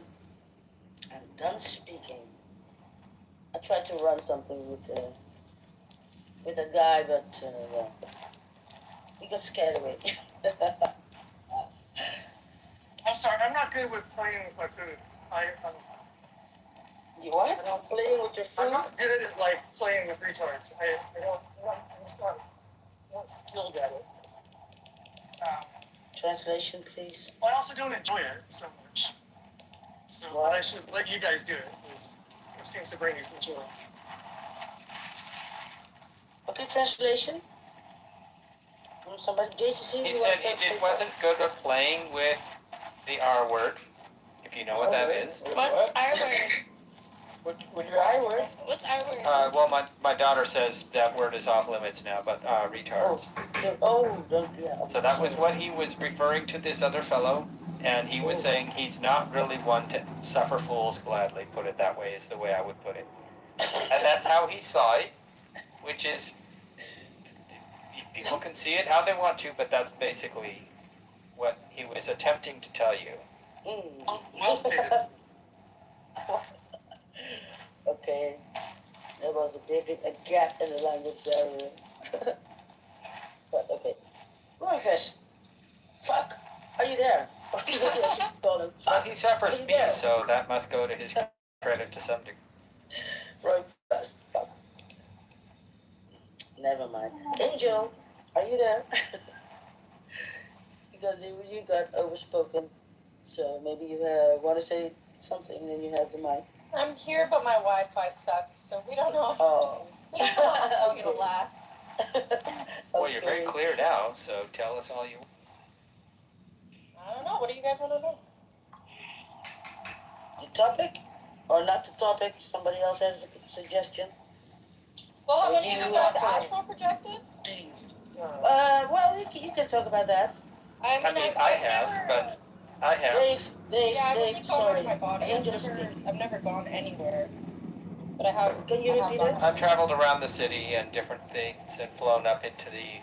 Now I'm completely blind, so I can't tell you about colors and things. But I did astral project twice.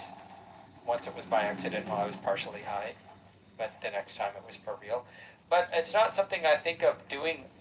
It's not. I don't know how to make it happen deliberately, though. Which again, I know that makes people say, "Well, maybe it's not real," and they're free to say that. I think I hold out, like. No. The people that I know who do it the most, they don't know how they do it. I did it through meditation, but yeah, the people that I. It's just. Oh, now you're muted.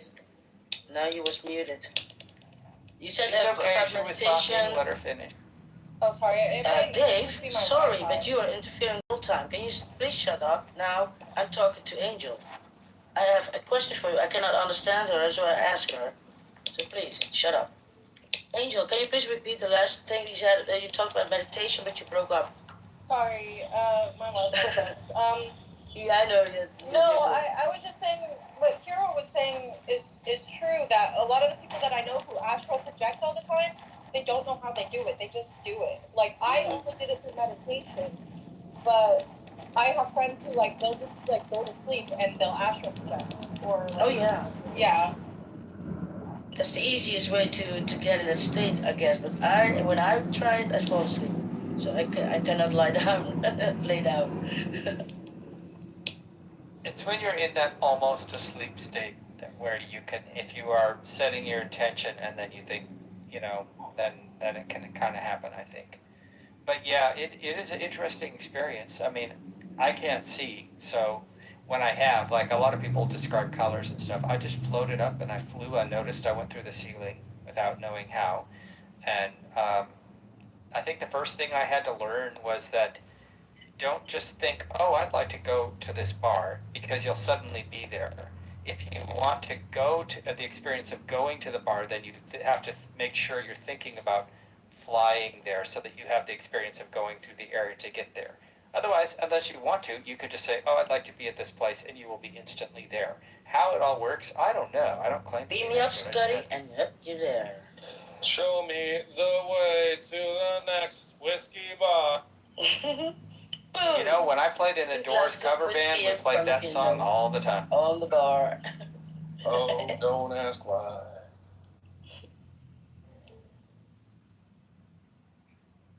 I am the Lizard King. It's on after. So, Angel, we heard something, but it was up and down. What if my name was the devil?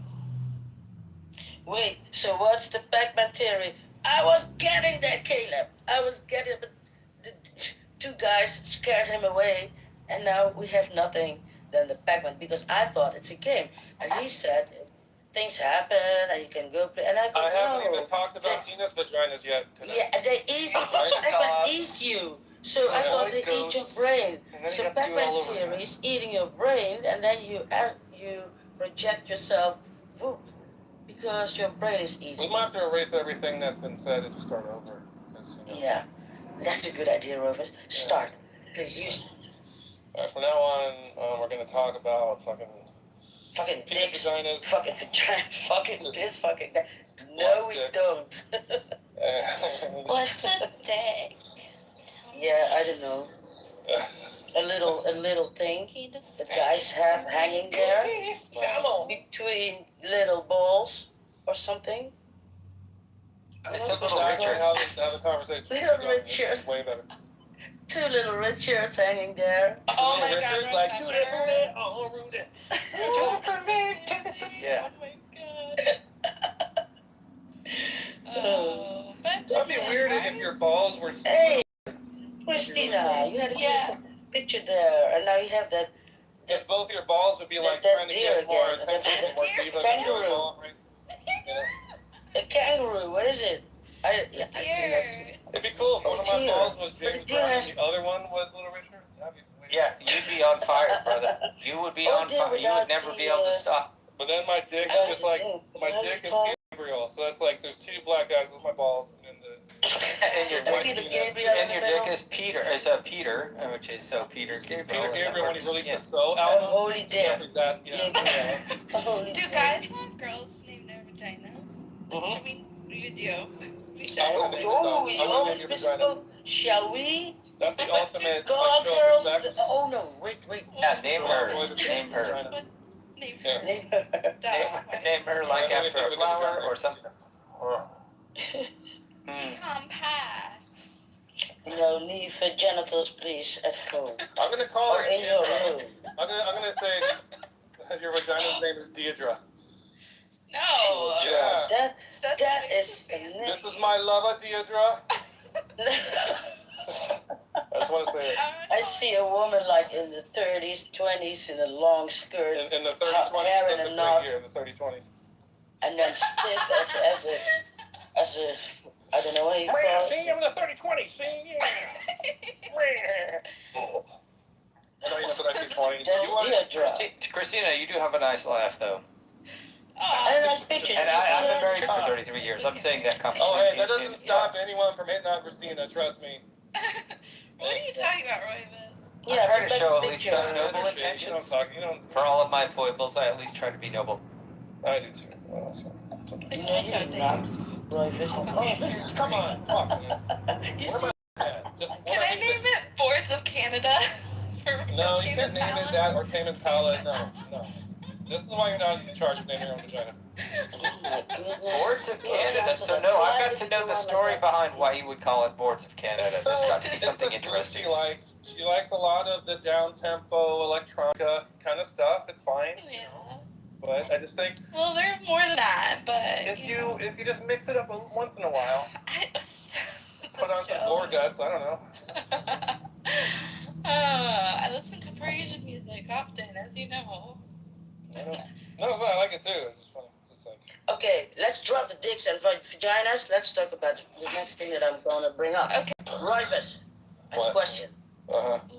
I forgot it, but I have a question. All right. Okay. You're ADHD. You know, ADHD. It's easy. It's 1, 2. What the hell are we talking? Oh, keys, Miss Nancy. What was it? Focus on the keys. Mm-hmm. Right. I was distracted something. I don't know. But I want to say, I fucking totally just like. How did he stole get my in the couch? Put your butt in it. I was about to go to work, and I was like, I'm just gonna like steam clean my couch. So I was banging. Get I it sound all like it's prepared. covered in jizz again. Yeah. Oh my god, yeah. Oh yeah. No, I want to talk about music music anywhere in my house. For a second. You better bring a black light. Bring a black light to Raven's house. It's just I got it. It's like the movie Seven, the Before I crime scene. forget it.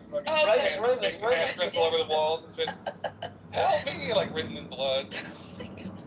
Really, written in blood. You did not say written with a pen, written with something else. I know this sounds very Iron Maiden of you, Rivers. I like it. That's the question. Right. Miss Nancy has a question. Okay, for real. Yeah, so what? Say, famous artist, eh? And then I think like, okay, now I want to have a great song and I want to be a hit. Right. And I go to you. What would I I can't help bring with that. to you? No. That's your problem. I can make you sound like $1 million, but I can't help you. I can't help you go viral with this shit. That's your own. You gotta marketing. PR. Yeah, doing this. You need T Diddy for that. Just doing what I do is like that's the that's beginning. oil. That's nothing compared to the marketing you have to do to actually get your shit. I'd say burning the It's midnight actually oil, but proportional bringing to dollars, the idea right? to it, that kind of makes burning the So midnight like your oil. record, well, your record will sell money if they put money into it, like marketing. Same with video games. Like, oh, it cost us $200 million to make this game. What'd you spend on marketing? $250, and we made $1 billion back. So it's literally proportional to that. There are algorithms that can predict how viral a song could be for what price. And that's a weird thing, because that takes the art out of music. Yeah. There's no art in music. Oh shit! I was like last night. I was Anymore, like I talking write write to my for music guitar player, libraries, and I was to like be writing honest. some vocal ideas, and I'm just like, why the fuck are we doing this? Like, we're old. This is stupid. No one cares. No, you stop that. Right, and then I get the no, stop that part of my brain. Like, oh, it's Royvis. You gotta do it, because that's fun. No, you gotta do it because fuck you, universe. That's why. Speaking of which, I'm I have to get going and start the lullaby room. So when you guys are ready to crash out and knock off, you can come by and visit us. I'll swing by later, maybe. Although I have to order dinner and probably get another long ass call. Lentil soup. I made it last night. Did you eat it all? No, it's So what did you I do? ate like a little half bowl of it. I wasn't really that hungry when I was done. It takes like 2 hours to make, and then it's like. I eat like half a thing of cottage cheese and like a tomato, you know. Oh my god, ew. By that time, I'm having an orgy, and you get that sounds delicious. I don't care what anybody says. Cottage cheese By that with time, I need to. By the time I'm like 2 hours into it, I need to clean up I need to clean up the nitrous canisters from all my fuck parties.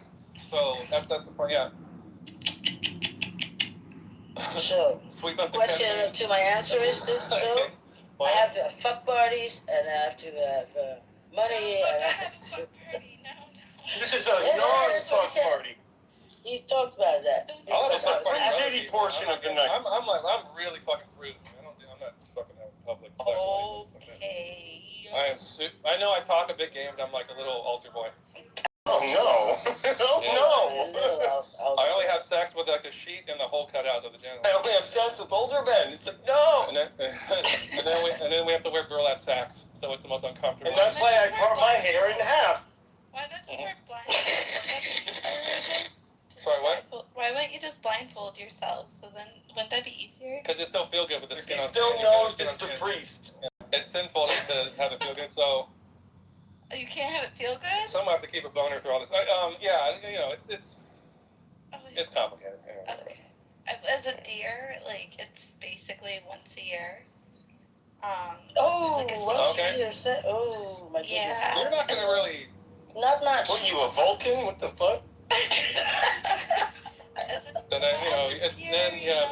We John, help. You should do like a 3 children hour long here are sex talking about seminar, vaginas like, and after that. dicks. You know, that's funny, because I feel like that's a challenge for Roy, but he's like, once a year? Hold on, I think I would like to apply for that position. Shall we bet on it? Make a bet?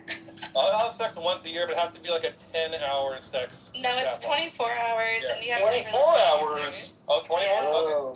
Okay. Don't. What men are you? Don't try to like show up all brave and stuff. You're gonna die. Anyway, so it's a different kind of escape room. They lock us from the outside. 1 year? He just lock needs Roy really out. big antlers, like, you know, like the bigger they Yo, she wears antlers? Yo. No, I don't. During sex? With Roybus, a new kind of Rammstein music video. Oh my God. No, Christina, I'm a lot of fun. I'm just a lot of trouble at the same time. I really know that. Stop that. It's not worth it. No. So too hot, but meets Roybus. Too hot. You started good, and then you broke it down again. Have you ever seen that video "Pussy" by Rammstein? Yeah. I'm glad I did. Yeah, that's what I'm thinking. Yeah, that's exactly what I'm thinking. I'm like, I have a dika. Dika. You have a pussy. It's such a good song. I think I've seen Let's that. do it, click. You seen that, Christina? I think so. Let me see. Everyone's seen it. Yes or no? You see that consideration that he has? No, you just stop it. You don't break it up. Christina, I'm not sending this to you because it's smutty. I don't send that stuff to you. So this just because it's kind of funny, but it is. He's gonna bring it. Porn, but you know. Yeah, he wants to bring it. it basically is pornography, yeah. So. Yeah, I think like. But it's a music video. No, but it's a cool song. Like this is, you know, they're just being edgy. Oh yeah. Oh, I can see. And you have Wow, sex with that that? sounds like ass and looks terrible. Oh, let me smoke one first. No, it's not a good. Yeah. When I have to have sex on that song? See, you're killing my boner, Miss Nancy. You know. Oh, sorry. Yeah. I knew that I would. There's a method to the madness. I know. Just pay attention. There are many ways to defeat. There, just sent you a pussy. There you go. Hope you enjoy it. Does it have a name? It's called Pussy. Pussy. Yeah. It's the name of the song. It's great. It's like the chorus goes, you have a pussy. I have a dika. That's always dika. Dika. Dika. What's the problem? Yeah, it's like a person who hasn't learned how to speak English yet. They're like, there's an E on the dick. Yeah. Oh, ew. I have a dika. So every time I say that now, you'll get a little inside joke. It's funny. Yeah, and we say, I don't say it. Like that's how I put moves on women. Like, well, then I have two pussies here. I have three. You go to the restaurant and they're like, you will have a dika. Dika. I'll have a dika. Oh, that guy's gay. He wants a dika. Doesn't mean you're gay. Just means you like dick. There's nothing wrong with Oh that. yeah, that's right. Yeah, Dicks You know, you hold your own dick, right? So that's pretty gay. It is gay, isn't it? Like, isn't touching a dick kind of gay? Well, you can ask your wife. Here's the funniest one. Here's the funniest one. Guys, I want to beg. He's crossing off Roy just right now. It's like, it's like. No, listen. The funniest joke that I ever heard from a guy was. Remember that movie Billy Madison? It's like the shit. Never mind. What? I had a joke. What is it? So for men, like they masturbate, they use their own hand, they grip their penis, so they're used to the grip of a man. Yeah, we have of a man's hand, to the equipment. the strength. Put it that way, right? I think this, Io. I think this. No, hold on, And so when you meet a woman with a very manly hand, you're like, that's almost like my hand. Women always jack me off. It's always retarded when they do it. It's always like it's silly when they do it. Their little hands. And I'm gonna need some bigger hands, lady. As if you have an elephant dick. I'll come in like I don't know how to like make myself finish in like 2 minutes. I need to do a little stealthy. But if a woman's doing There's it, a hand Hours. It's like a retarded person jacking me off. Yeah. Fuck you, With a little like trying to like, what are you doing? What's going on? With his little hands. Is this Atari? Is this like a video game? No, I'm gonna put my photo up with my big hand. We're gonna play Pac-Man. Pac-Man theory. We're gonna do the Pac-Man theory. I don't know what a theory is, but we eat your brain. I think Christina would like giggle a lot. I think that's the one thing. Wait, what? I don't know. I think She's even trying to giggle at that comment. See, that's how ridiculous it is. She's like, oh my god, it's so funny.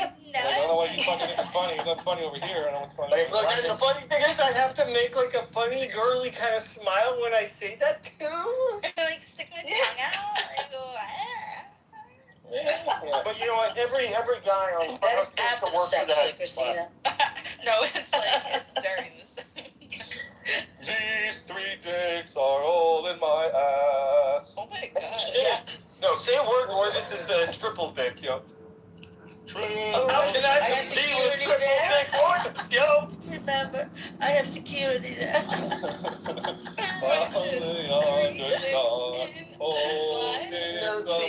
heard of aliens, you know, having like 2 hearts. He's like, nah, I got 3 dicks. Glory, beauty, right. 3 hearts.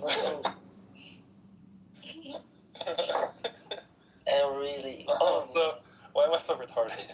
Well, where were we? You're not retarded. No, see what happens when you lose blood flow to the brain. One head to the next head. You screw us, brothers. And another one. With the best music. Wait, so when a guy is being pleasured by a girl, are you saying it's never gonna feel as good? No, well, no, it's just different. Like when I do it, it's to like get it done. It's like just get it over with. When I'm with this woman, it's like because we're having fun. And you want to make 24 hours full? She doesn't. She's not. You're not gonna have the grip train. You're not gonna have. It's like a performance. You're not trying to race like through Shakespeare or Hamlet or a movie or a film. You're trying to enjoy it. And when you're alone and you're watching Hamlet, you're like, what the fuck am I doing? I know all these lines. Just get to the point. You know the kung fu grip? That's what I have.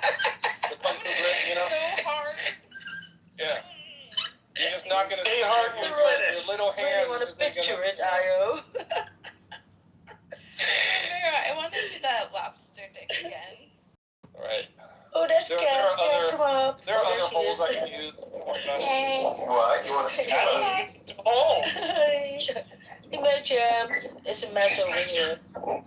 Listen, man, I don't know how long you're there. I gotta order my food. I'll be back. Just invite you. But okay. I really want fucking Israeli food right now. Just one. What is Israeli? Shawarma. Is it pizza? This place, Christina, will blow your mind. It's so good. It's like one of. It's just. It's like going to Gaza. No, yeah, I've been to fucking Israel. I swear to God, I've been to Jerusalem. No, but if it blows your mind. Yeah. It'll blow your mind. Boom! Israelis don't have their I was own just thinking, I don't get this joke. But Language it's like, you know. Hey, at least I'm making jokes about the genocide. You're not even bringing it up, Miss Nancy. Yeah, I didn't. I know, am I going to get blown up by a Palestinian if I get this food right now? It's been a while. It's been a while. I had to change my profile picture to go with the question. If you Oh, like I to love your have profile it, picture. use another dicks. Well, The I other only one have too. one. I only got one. If you No, you got 3. That's the new song I just wrote. Yeah. Oh, sorry. It's called How Many Dicks Do You Want? I got one. And in parentheses, I got one. That's the name of it. I have 0 because How I. many dicks does it take to get How to the many roid dicks? of How many dicks does it take? You know what? I got one, girl. And and then the DJ says, and another one. And then what's wrong with me? I'm gonna drink later too. I'm gonna get so nasty tonight. It's gonna be bad. Oh, please don't. Please don't. This is him in his comfort zone. Please don't. Oh, that's always fun. We get to hear about period sex. Just TV and Oh my God. Once a year, period sex. It's annual sex. No, see, when I have it, I can't be on my period. I have to be ovulating as a deer. Oh shit, that you're that young? No, Well, yeah, she wants it to really count. If you're gonna inseminate her, it's just one. You know, she's got the she's got the menstrual. She's got it all planned out. Oh So you're gonna meet me Friday at 3 p.m. You understand, motherfucker? And she's like, one chance only. And you go like, okay. I'm like, well, I guess she's gotta get it done. You know, sure. Right. But you have to have deer play. I just show up naked with a tool belt on. I'm just like, I have like my measuring tape. I got a hammer. Stick in yourself. All right. Well, You seems to be a stab problem yourself. here. I see you're. I show up wearing a You're too hijab. wild. And you stick We're about to yourself make in the your worst butt. porno ever filmed, by the way. And that Arabic woman turned out to be a man named Roivas. Oh, no, I know. There was a tribe of Roivas, fuck. Who knew you could hide such a tall man in such a small... The hairy chest should have tipped them off. Like it's not. They wouldn't talk like this, but the problem is they all went extinct. Who? Who went extinct? There was tribes of men who had enough self-respect that wouldn't talk like this. The problem is they all went extinct. Whoa, what? Hold on, is this Benjamin thing are you coming from? I'm having fun. The women are having a good time. There's nothing wrong. It's the laughter of women that annoys him. He's not... Yeah, if it bothers you, then maybe you're the issue. Like, I'm actually... Yeah, talking about sex and penises and vaginas and poo-poo, but, you know, everyone thinks it's fine. Everyone likes it, but you. I'm so glad you changed your profile pic back, Ramiro. Are you Are you not entertained, Kat? No, from what it was, he had that weird, like, tongue parasite thing, and he finally changed it back to the skull. I fucking love I really parasite. wasn't It's so cool. saying that I was bothered by it. What I was saying. I keep thinking that Benjamin has like the Pink Floyd cover for Animals on. He's like, you don't appreciate music like I do. That had the good sense. With the best music, DJ Khaled. Needs a salad. Oh, yeah. We have to do a radio show with Christina. They very sadly yes. only went extinct. Yes. And all that's left is us, right? Descendants of people who can't keep our mind out of the gutter. Who is this man speaking? There was a classical Who's this old man Maybe we should meditate again. What if there was a classical pianist and he would just like take his pants down, his trousers, and just piss on the front row of the audience?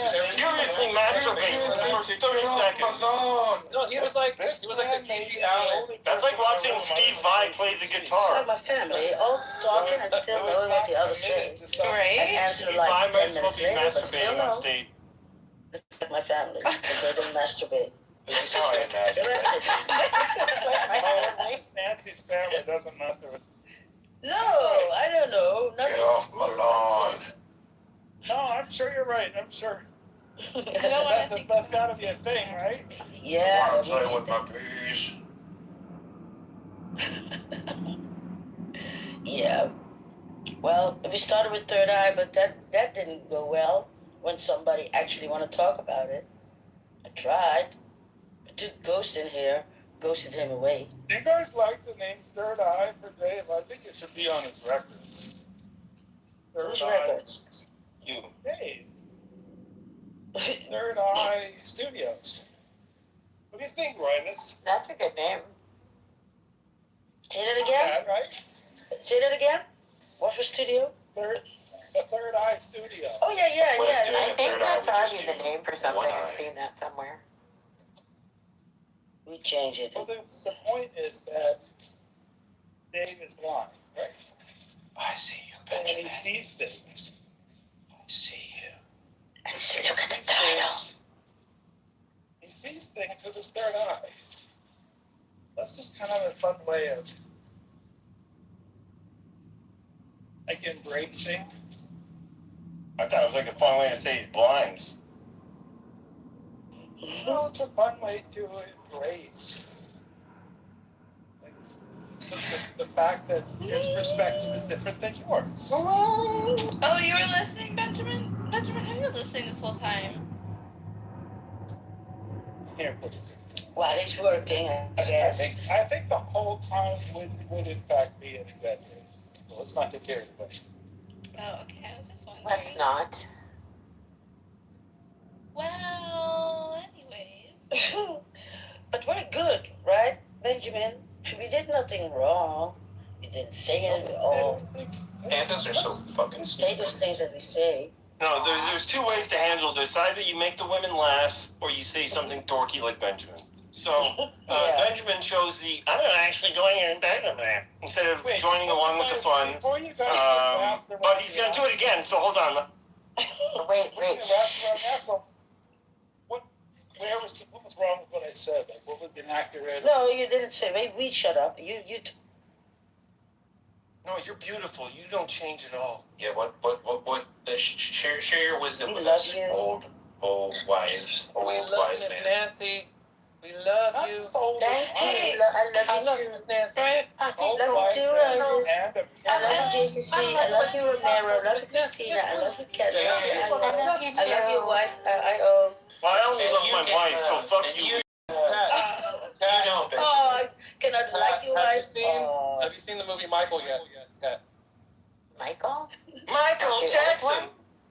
He's No, jealous. I'm not gonna watch that. That's a jealousy of Fuck a that man. movie. I've seen Arrested Development. I love your woman too, but it's just kind, but he thinks, Wait, jealous. Roy missing. It is really good, by the way. I'm sorry, is there an issue? Okay, then. People seem to have a problem with him diddling kids, but listen, there's more than one Epstein Island. There's many reasons. That's just What about Chuck ignorant. Berry? Like, stop it, dude. Why are you so ignorant? No, it doesn't change the music. The music is still fucking good. People are caught up on that. If he was guilty, the FBI would have sent him to prison. If it weren't for... You think so? You Biography. really think so? Why do I I need to see think a if there biography wasn't to enough appreciate evidence, they his would have music? arrested him. Yeah. I listen to his jail. music. I don't need to see anything about his fucking life. Yes, and Epstein killed himself. I think that the child diddling You made both at the same time. Well, you think the diddling make the music better? He's like, I connected to the inner child. He's a pedophile, so I don't want to watch a movie glorifying his pedophilic This is gonna wife. ruin me. This is gonna ruin me on Clubhouse again. I'm really good Dude, at I hope it. this Dude, that's too far. Why the fuck? No, I gotta say, the pedophilia made the music better. It just doesn't taste the same without it. I mean, 6 different stories, man. Like, I'm sorry, what did you say? That was before I spit out all my fucking drink on the... That's the last day I talked to Roy. He was so crazy. He was talking about fornication and masturbation. And big dicks. I watched the thing about him being a pedophile and what a fucking creepy Why piece of are shit he you on was. that side of it, Kat? Why? Why not the money-grubbing pieces of shit who fucking allowed their children to hang out with him? It's all bad. I wouldn't do that. I don't know. I'm like, yo, this grown man wants to talk to you? Okay, Yeah. I'm gonna meet him in What the about the bushes later. parents, Pat? Aren't the parents worse? Okay. Hey, listen, your parents can come and the sleep parents over. are worse You than can come the sleep over pedophile. too. If you Where do you live? What the fuck is wrong with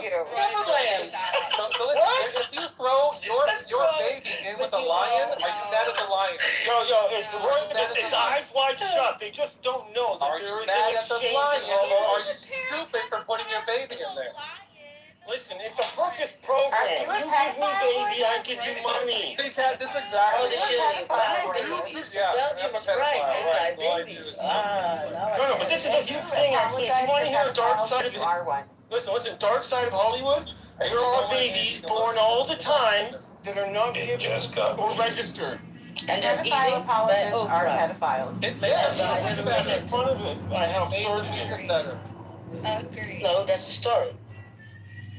Why are we? Now it's playing pedophile. Did Io get to finish that? I feel like Io started.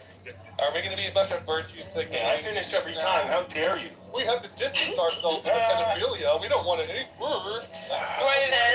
Stop it. I listen to his music. I don't need to hear about how great he is when he's a pedophile.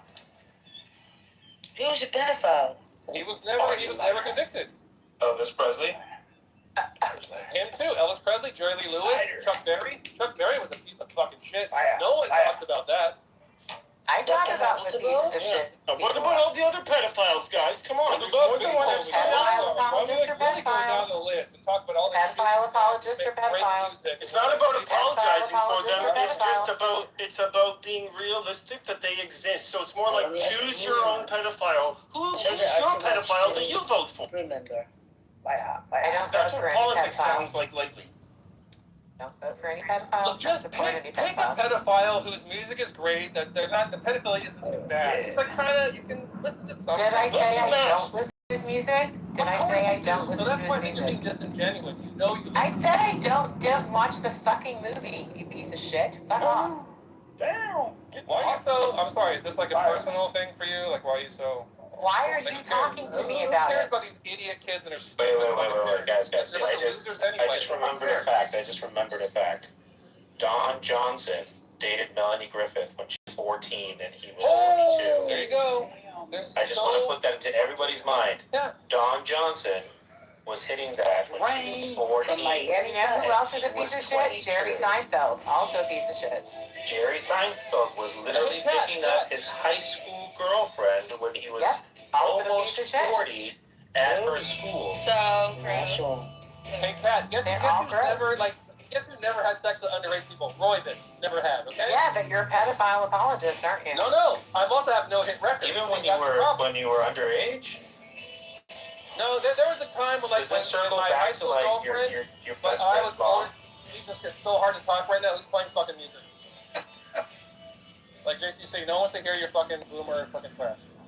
The Cure is not boomer crap. Come on. That's blasphemous. If I find someone, fucking someone underage, you're a pedophile. Was I hot mic? They get dyslexic. And then we have that hot micing and then Miss Nasty under talking. It's made a really chaotic environment. I'm for it. I'm for the chaos. Like the underdog and the underdog. It's so weird. You're the underdog. I don't need excuses for anyone, Roivas. You're the underdog. Dick. Pick a pedophile, Cat. Pick a great pedophile musician and just love it. Love the fucking music. I don't make excuses for anyone. Okay. So what are you doing? Then we're excusing You're music, the one not a who asked me person. if I saw the movie, and I said no, I didn't fucking see the movie. And So you're is going the to song guilty because it was made by a pedophile? Cat, I don't care about the loser pieces of shit who glommed onto Michael Jackson. I think they deserve it, okay? Because they're opportunistic and they're shitty people. They deserve it. Deserve what? Wait, what is it? The children deserve to be molested. So now you're saying the children deserve to be molested. Whatever happened. I mean, what? Children deserve to be molested because their parents are shitty. I have no sympathy for gold diggers. Whatever happens to you, that's the price. Oh, and here's another thing. Children deserve to be molested. Those families are still trying to sue the estate. Children and the deserve kids to be are like, molested no, because their I don't parents are want assholes. Hey man, I went some of those kids have grown up and said that their parents made them do it. Hey, Io, I've done Fuck work you, for Roivas.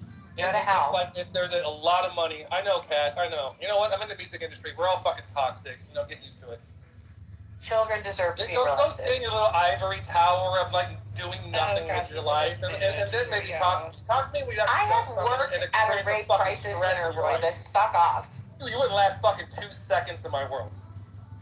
I have worked at a rape crisis center. Fuck you. Fuck you. Okay. You don't know anything about my life or what I've done. You can You can stop Nothing. off. If I looked you up, there's nothing. What do you mean? Just don't fuck with me. Things will be easier. Like, just don't butt heads with me. It's not. No, I think she's Quit not talking good to me, for you. Royvis. You're the one who pursues me. I told you to leave me alone. And Oh, I you keep talking to pursue me. you. I know. I'm so like You told me right you over here loved with me an yesterday, option. Kat. I know. Royvis, Jesus Christ. Oh my God, this relationship has evolved so quickly, the two of you. I'm so proud. Kat, when I He drink told a me little he bit, I get a left little me flirtatious. yesterday. And you believed him? No, of course you know not. I love He's a you. piece So of then shit. why do you make it sound like a soap opera now? You're like, you told me you moved. This is like a Mexican. Because he's claiming he's not pursuing me. When yesterday he's like, Kat, I want to fuck you. I love you. Yeah, and now you're repeating it, so it worked. Yeah.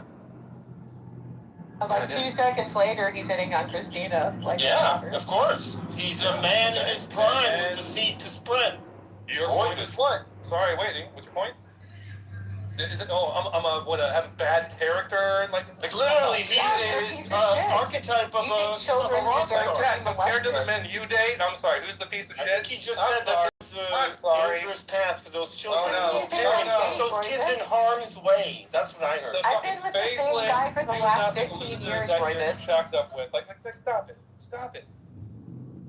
Don't the men I date. I've been with the same guy for 15 years. Exactly. And before that, the same guy for 15 years. What do you mean the men I date? I mean, they're both different. Yeah, I don't know how old you are, but at one point that might have made you a pedophile. I don't know.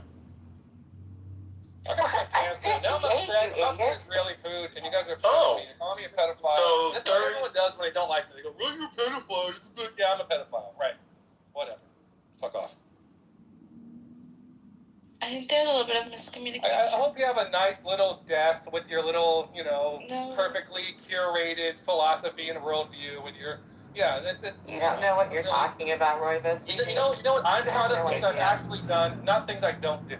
I don't define myself by what I don't do. I have no idea what you're even talking about now. Is there anything I can do? I'm fucking with you. All right. Can we? I'm not upset yet. Maybe later, have some wine. I'm able to upset. My stomach, my belly's gonna be full of fucking shawarma. So it's right here. Oh, lots of garlic. Yeah. Yeah, it's a lot of garlic. And a tomato, spicy tomato. Ooh. If you need to attack somebody, you wanted to take out your energy on me. I don't want to attack Kat, even though her name rhymes with attack.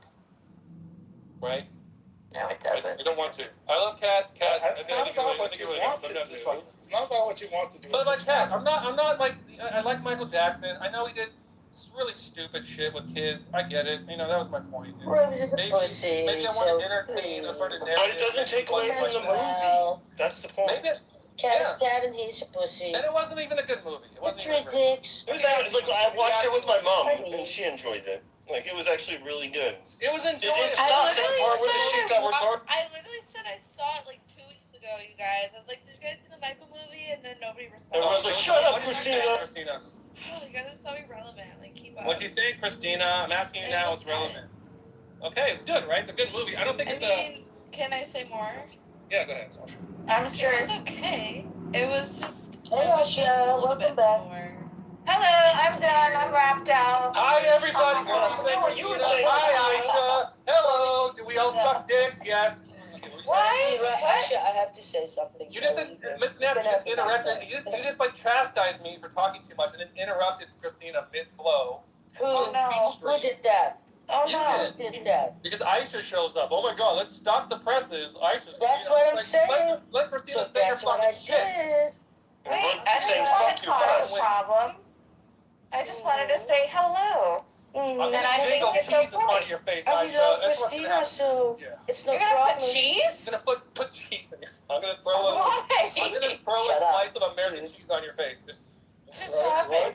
That would be a really hot Molly. Oh, you pushed away Christina. You know, I did work for Weight Watchers, so don't ask. It's terrible. Remember Betty Ford? I did work for Weight Watchers. Don't believe everything you see. No, Weight Watchers is great, but you're naturally skinny. That's why I kind of sucks that you did that. Because everyone's like, "Oh, be like me, Aisha." You're natural. Be like me. Oh, yeah, have the that's right a good genes. Go fuck I yourself. said, yeah, that was a good one. You have a high metabolism. Roifies sometimes are good. You do, and so people with that on Weight Watchers don't, and so you're just like, oh, it's so easy for me. I'm not, you know, but no, I know. I dangle carrots. No, she works for Dangles carrots with his dick. It's called the Roy's dick. Yeah. I go, you're gonna get this dick if you just behave. Well, I just wanted to say hello. That is Hello. all. Hello, dear. Hello, darlings. That's why I said welcome back. This was a good day because I did nothing and got paid and hung out on Clubhouse with you guys. Also, I have to be at an appointment at 7 in the morning. Yay. Okay. But, yeah, I'm not mad if anybody talks about the Michael movie. That's what I was trying to say. So. Oh, Benjamin. It's nice out now here. It's not 100 degrees outside anymore. FYI. Did you cut any frames? Did I cut any what? Did you cut any frames? No, I didn't get to cut brains on this movie set. I just filmed. That is all we did. Did you get some airtime? Or at least No. It wasn't used today. Will be probably used tomorrow. Totally fine. They let me go home. And I'll still get paid as much as everybody else who's staying. So, ha ha ha. But that's union rules. That's not like special thing or anything. But tomorrow, at least I know where to park. Okay. So, friends, what else is new? Ayo is here. Hello, Ayo. Hey. Hey. Okay. I will just figure out where to go.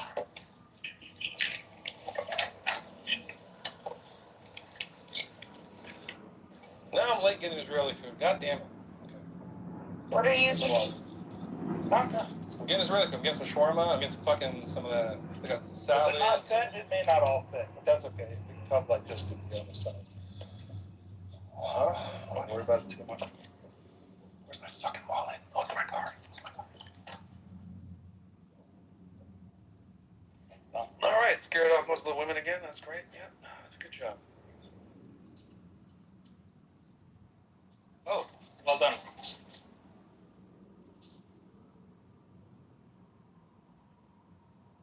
How to never get laid. Yeah, no. I've evaluated everybody in this room as like a wingman, and Benjamin would be like the worst. He'd be like the anti-fuck wingman. Well, if Benjamin never got laid, how if you went out with Benjamin, you would get fucked by him probably more likely. Oh God, what? I'm sorry, what? I'm saying, from my hypothetical first-person perspective of me talking about how good of a wingman Benjamin is, if I took him out, because he's so much of a help that way, and so cool. You don't think he's much of a help at all. Welcome back, Christina. Sorry that your opinion got cut off. I don't know how you feel about the conflict across the world. Can't hear you for all that rust. As a wingman, I rather suspect y'all kind of light grade. What? Kind of low grade. What is going on? Deck level wingman. I can't hear you, man. Have you guys done any wingman? No. So I'm actually rather accomplished, and there's several children. Ding dong! There's several children, because of my skills as a wingman. You think it makes? You don't We need to bring it back to a Benjaminism. Determined here, sir. You left me wingless and manless. You left me out there. He's an isless. I was the only. You dropped the ball, Benjamin. You dropped the ball. 3 days ago, I was the only wingman you had. It's my due. It's my due.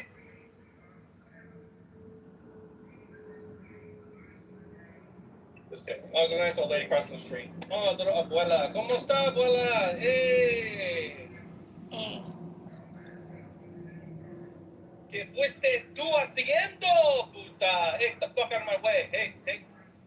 What the fuck you doing? Move it. Ahora.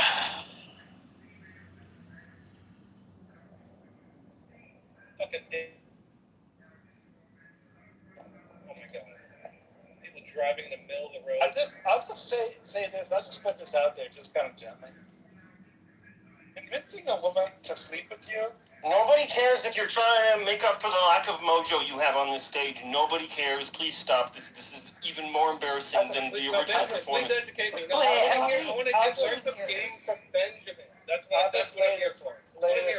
Well, not only do I not want to hear you be a lame person, but don't explain why or how you might be cool in some other scenario. It doesn't matter. The arena's here and it's right now. Be funny. I was just going to say, convincing a woman to sleep with you is kindergarten. Convincing a woman to have children. What does that mean, convincing her? Like, what do you have an What do you, like, have a proposal? Is that, like, convincing? Are you convinced to have sex with me? Have I convinced you, madam? Yeah. You don't convince a woman to have sex with you. Like, you've already fucked up right now. I don't know, Ravis. I feel like you kind of do that with women sometimes. Sorry, what? Christina? No. It's the other way around. The women convince him that it's their, like, it's your idea, Royvis. You think I want to fuck you? To raise a child with you. And I only say that because Christina said something like that a few days ago. With the exception of JCC. Christina gets away with a lot because she's a little fucking deer, you know? You're barely out of kindergarten when it comes to sex, which is why you talk about it. No, our dicks still work. That's the difference. Our dicks still work. Like, I knew people in kindergarten who were as advanced in their sexual discussion. That's what I heard here. And that's what gets women. Advanced sexual discussion. Chapter 54. Really advanced sexual discussion. I like advanced. Okay. I think let's hear this. I want to hear what's advanced. Yeah, please give us an advanced topic. What's the advanced section? Please go ahead. Advanced sex by Benjamin. Advanced sex. And it better not be fucking some 6-year-old in a Muslim country. Look, being able to discuss what might happen afterward. Women Jesus Christ, I would just shoot myself if I was a woman having to listen to this. Listen, the stuff that could happen after the sex. Afterwards? What does that even mean? You're trying to bring up for the performance. What are you doing, man? No, he apparently already finished, Christina. It's already talking about afterward. Do you think women really don't know what's going to happen during the, like, you feel like you have to describe it to her? No, nobody's describing it. We're giggling about it, but you're too old to get it. Which makes you ignorant on 2 counts. One, you don't have a good understanding of her brain state. Brain state, yeah, that's how you get fucked. Yo, girl, that brain state. No, that made my wife laugh from across the room, so I want to say that, yes.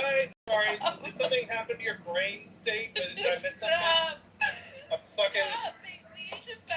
Yo, girl, yo, that brain state, girl. Yo, girl, I want that brain stem, girl. I love the fact that I'm going to be first in line for sympathy sex just because you guys are piling on so hard.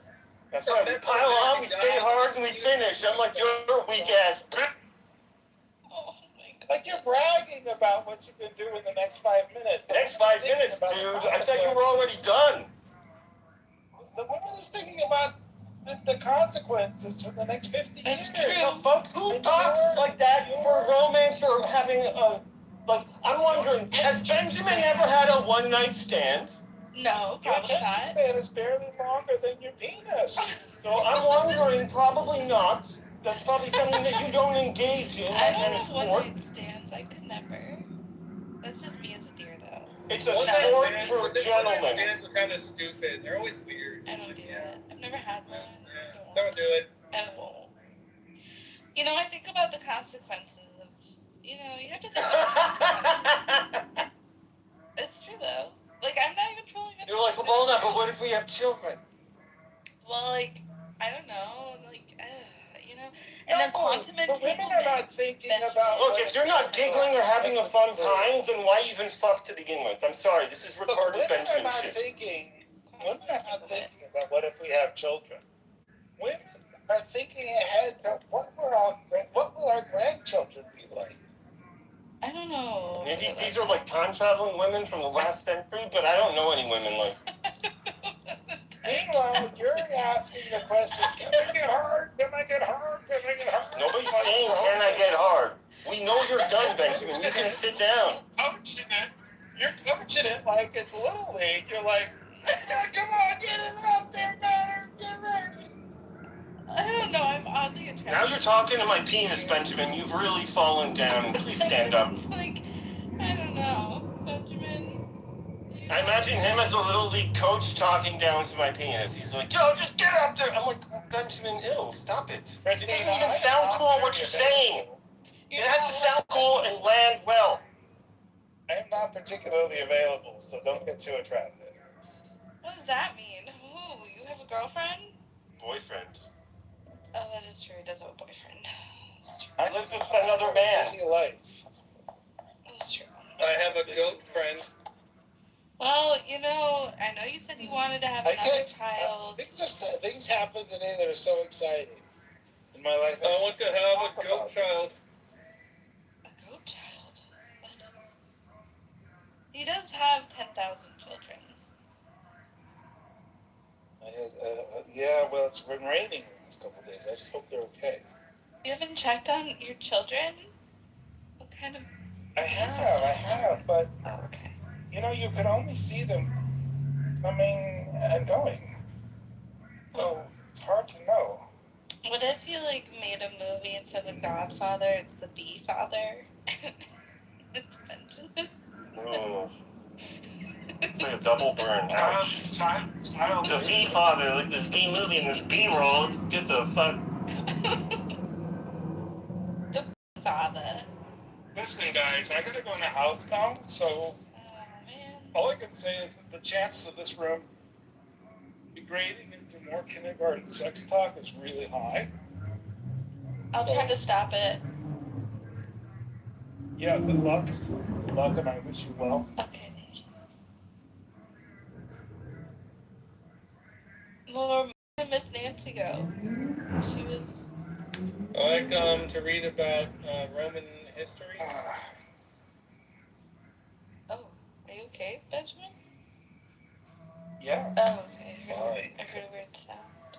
I'm just carrying a bunch of heavy groceries in an awfully one-handed way.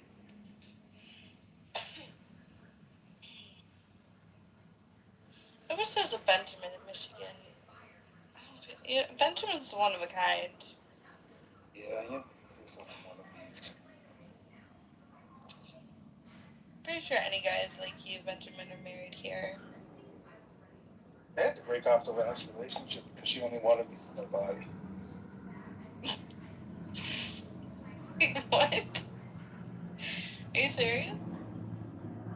Are you pulling a Roivus right now? Oh my god.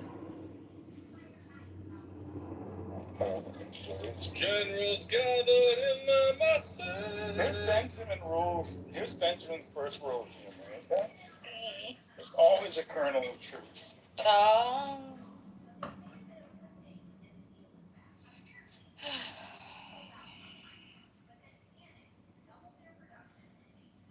Okay, so I want to like start a room and DJ, but I don't know how to do that.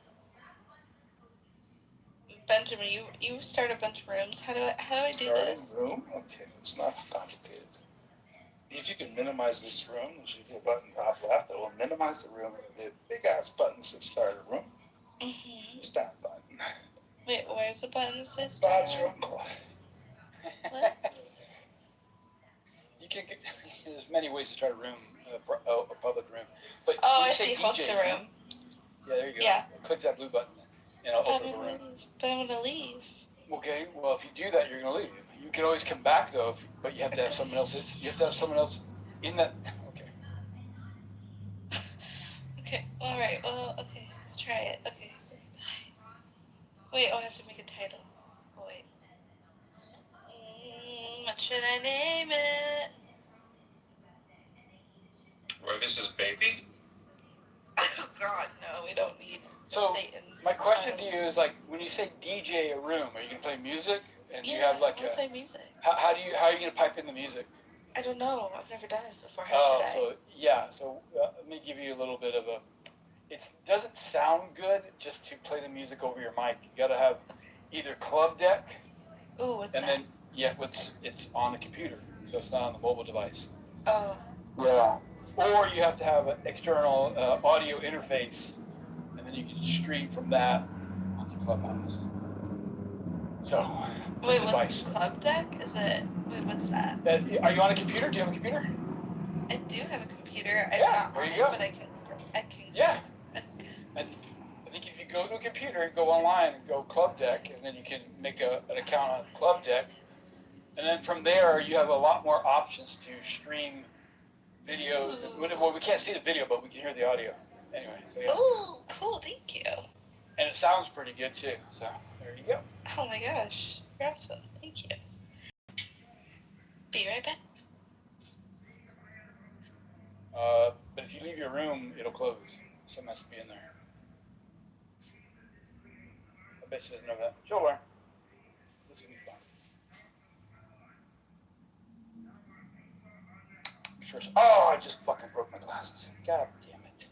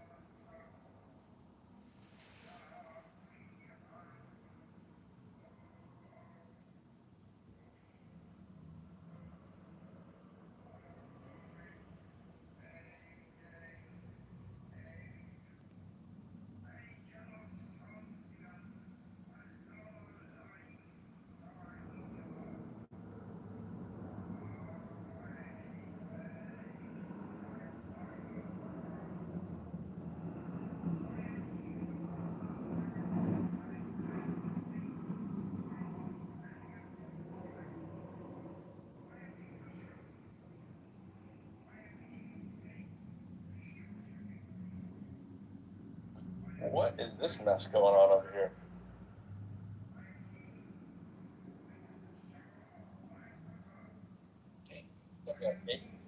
We got Anon hanging out. We got you and Miss Nancy hanging out doing some kind of poll. We got Gino and Brian. What in the world is going on here? Oh, the room has been active. Chaotic. I'd say it's been Adult Swim for a while. It's been Adult Swim, but it has been Adult Swim, but let's say, like, these Adult Swimmers are not very advanced. You know what I'm saying? I don't. Why would someone think the third eye is real? Come on. The third eye is a concept that Dave introduced. Does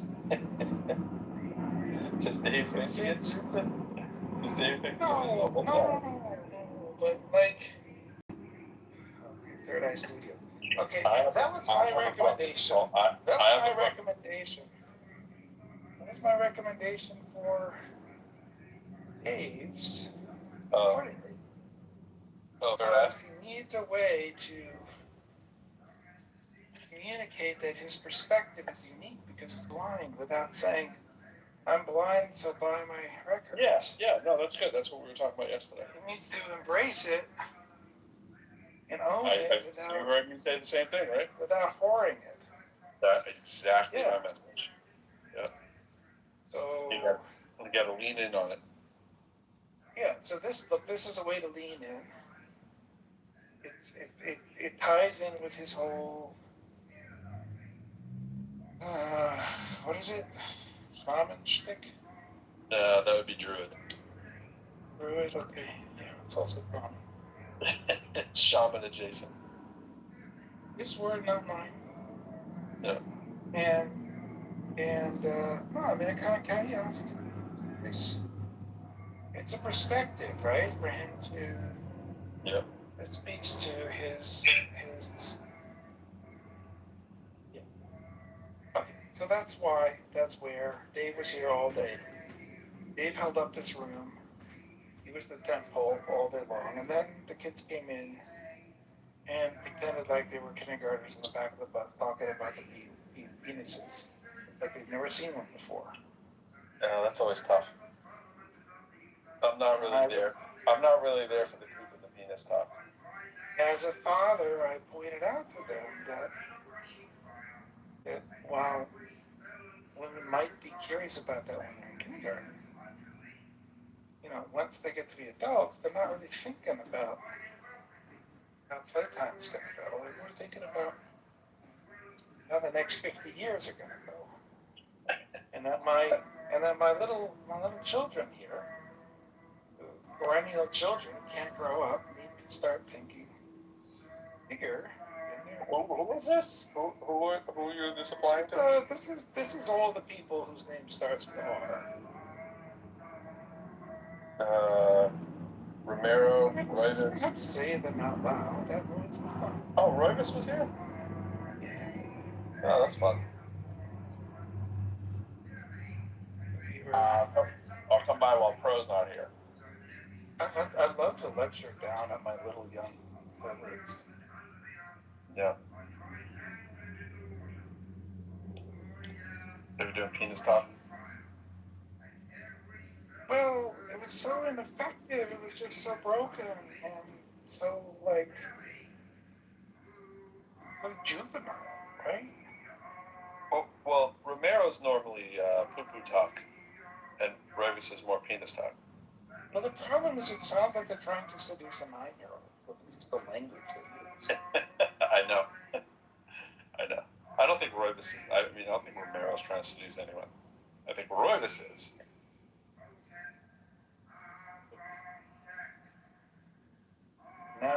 Now Kat and Christina have their own space. They've created a little bit of female freedom for themselves. I see that. Right. You know, there's a lot of like penis and poo poo talk. It works for them. It works in the PG-13 movies too really well. But I So was way funnier. I was lambasting them for talking that way. It was way funnier than them talking that way. yeah, I can imagine. I accused them of having an attention span as small as the penis. Like, it's just such great a picture that they can only imagine the next 5 minutes, and the woman is imagining the next 50 years. Right. And this mismatch intellectually between the two, it's hilarious, don't you think? Yeah. In a way, it's kind of like me being fully aware that nobody thinks it's there's not a big amount of women out there that find the fact that I like Star Wars and Marvel comics as an appealing thing. But I counterbalance that with my lack of caring. So it goes right in line with I'm not interested, and it actually works for some strange reason. Like, I don't care what you're doing or what you're thinking or what you're into, and that works wonderfully for me. Well, I think the tension, the biological tension between men and women when they approach sex, that men are thinking short term and women are wondering what happens to them as soon as he's done, right? 100%. 100%. Is he gonna throw me out? Is he gonna break my heart?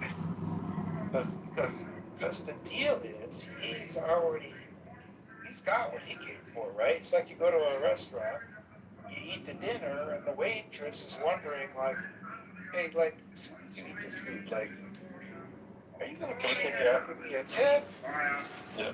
Or are you just gonna, You're hoping to hang out now. Maybe a beacon unto me.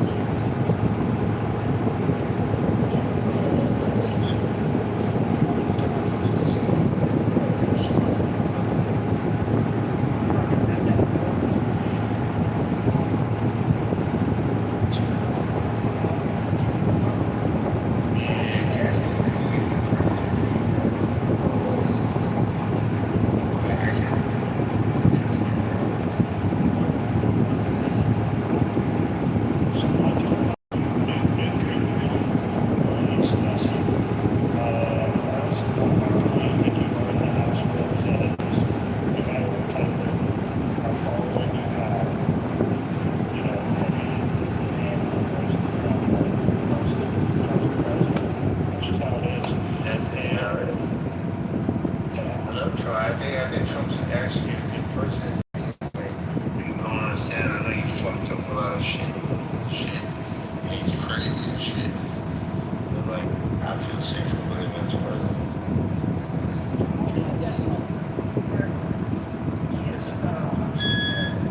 I got a settlement, so I don't care which one. I like to jump. And Nick, I think you need to not be completely honest, right? As owners, how I've supported and all that, but if you look at it, the options we had really sucked, right? And so to be fair, right? You had Trump versus Hillary Clinton, right? I actually voted for Trump as the only one that really could have beat Hillary Clinton, because the others, he was willing to call her out, like say, hey, you're your donors are the ones that are doing this shit. Like, so I think that, but he still went against the woman, right? And then you look at Harris. He ran against Kamala Harris. And he went against Harris, right? They gave him Harris. I think he still won't beat Biden, but they gave him Harris. Or even if he ran against Biden, it was like, yeah, this guy was like basically a corpse, right? So, I think he got lucky with some of those. Like, if it was one of the, like the bad, the old, like Bush versus Gore type candidates, or if it was You're right. Osama. She's getting run for her money right now. If she runs right now, like, I don't know who's going to do that. The Democratic Party has. I'm in Miami. I'm a Republican. Trump is 20 minutes away. And I would say that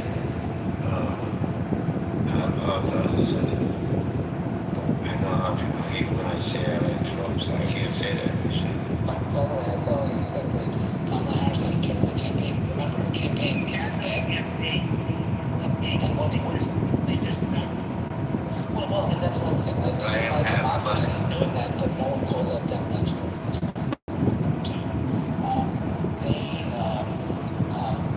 Kamala Harris's campaign ended in dead, until they chase a gig back. The Democratic Party is overall hanging back. That's disgusting, right? She should have to take some responsibility to do that, but she doesn't, right? And that's a true socialist, right? And someone else may pay off all this shit, right? But it's absolutely ridiculous, right? Because she was her campaign was using strategy of putting everyone to make go to the podcast and this business. Ask them to the story of that. That's where she fucked up at. That chick podcast that she went on. It's not the name of it, but she basically went to like a hotel room in Austin and had them decorate it the way that this girl wanted for her podcast. But Kamala would go with this lady's thing. It was really weird. It was like, what are you doing? I agree. Patrick Bentley offered to bring her on the show. Joe Rogan wanted to do an interview. There you go. They weren't like lambasting or bashing her. They were building something on an interview. Hear what she had to say, and she didn't do it. Well, and it's not just that. It's that she didn't do it because the problem is, how are you going to answer these questions? See, the thing is, I personally think that the way the party has gone to the left, right, and maybe Trump is the reason they went to the left, I don't know. But the way they went to the left is the reason why they don't want to answer the questions, because you can't hear the record. They don't want to say the things in the record. They don't want to be challenged on the things they did or said well, which is why you see Joe Connolly coming around trying to, act like he's, this is a new movement where you want to take down the establishment and you want to do all this stuff. Well, anyone with half his brain would say, if you're against the establishment, why'd you vote for Nancy Pelosi? It's been like 7 times and never challenged her once for trading stuff. Like, what the fuck? So, you voted for Jim Jefferson's the speaker, right? So don't tell us that you're anti-establishment when you're voting for the establishment. So, but that's what certain Democrats are trying to do. World Planet today, by the way, Joe, and even about Lizzie, basically said that him, Thomas, and MTG and others are trying to put together. Alright, what do you think about the deportation shit? The ICE shit? Like, Obama has more, he deported more people than Trump, right? I think Osama did, yeah. That's it. Obama. All presidents have to deport people. You know that?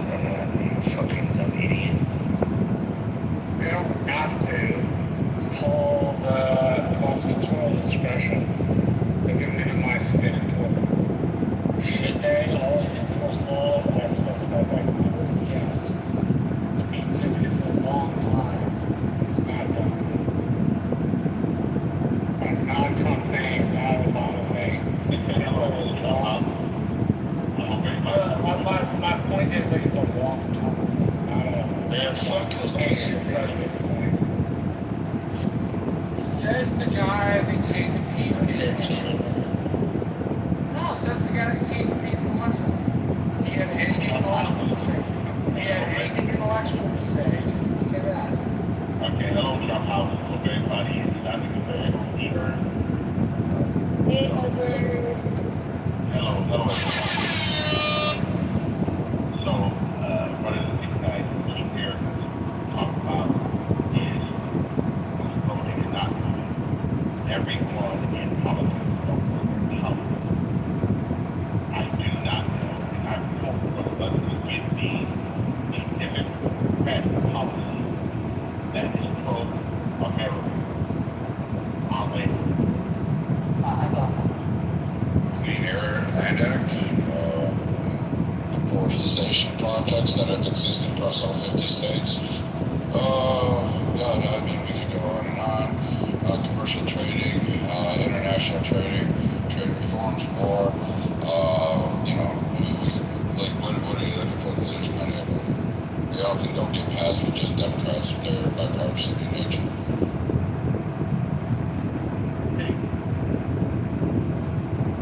I just want to say that we're not fire. I'm interested. I don't know what the energy is today, but fire. Yeah. So if I look at all the programs that we have here, right? Programs. You guys get into programs like the people in California, 70 officers in Apple. I said, oh, snap. So it's very interesting. Welfare Section 8. I got people here in Pasadena. There are a lot of people out in the officer halls. We got people living in penthouses for $200 with the credit tax of $3,700 because they decide to if you enable the Americans, they will take advantage of it. And I think that's the Democratic Party. Well, that's different from your earlier ask. Your earlier ask was name a United States policy that, in essence, helps or was up for Americans. Meaning to, I mean, we could go further. But again, how that's approached, how that's delineated out, how that's delineated out, hold on, how that's delineated out and managed is a completely different construct. And again, a lot of us could agree that there are problems in America. I agree there's a problem with immigration. Do I agree with the Democrats' proposal on just open borders and we'll just throw a bunch of money down at like fucking Ecuador and hope it does, hope it works? No, I don't think that that's the correct solution. As a conservative, I don't think that federal government should be the first onus in the first step. I actually agree with Massey on that. His earlier text isn't being highlighted so elegantly.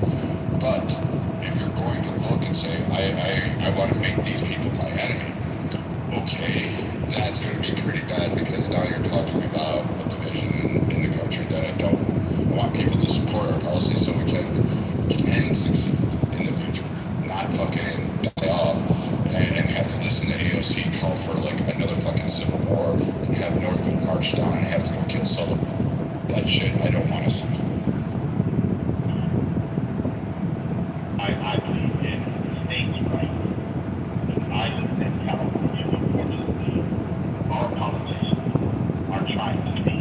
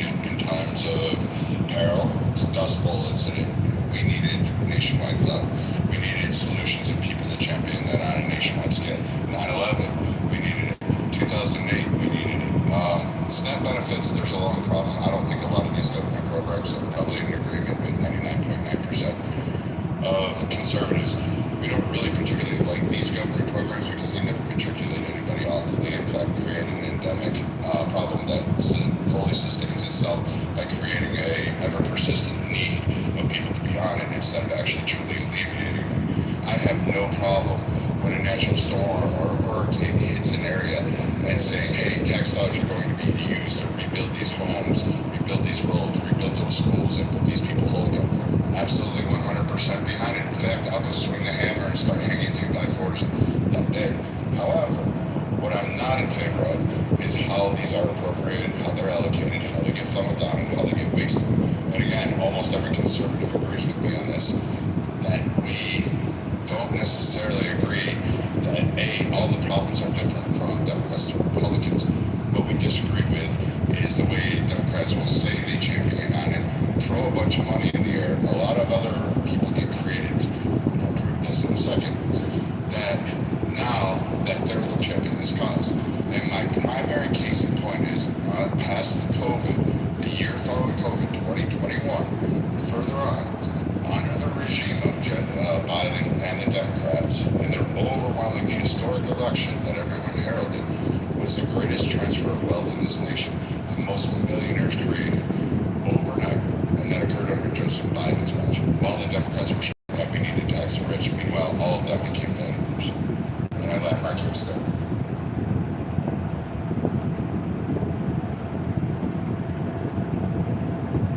Right. Unfortunately, I've got the rich model of government. But you're correct that a lot of those under the vote got rich. It's very sad. I think you correct me, Brad. Is it Oklahoma, ran by a lot of Democrats and all the other competitive cities? Or are they ran by government?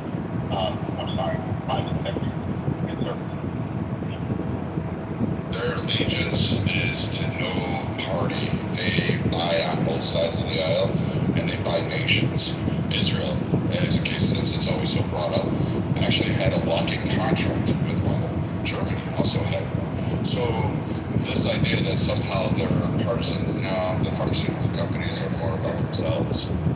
Very sad. There.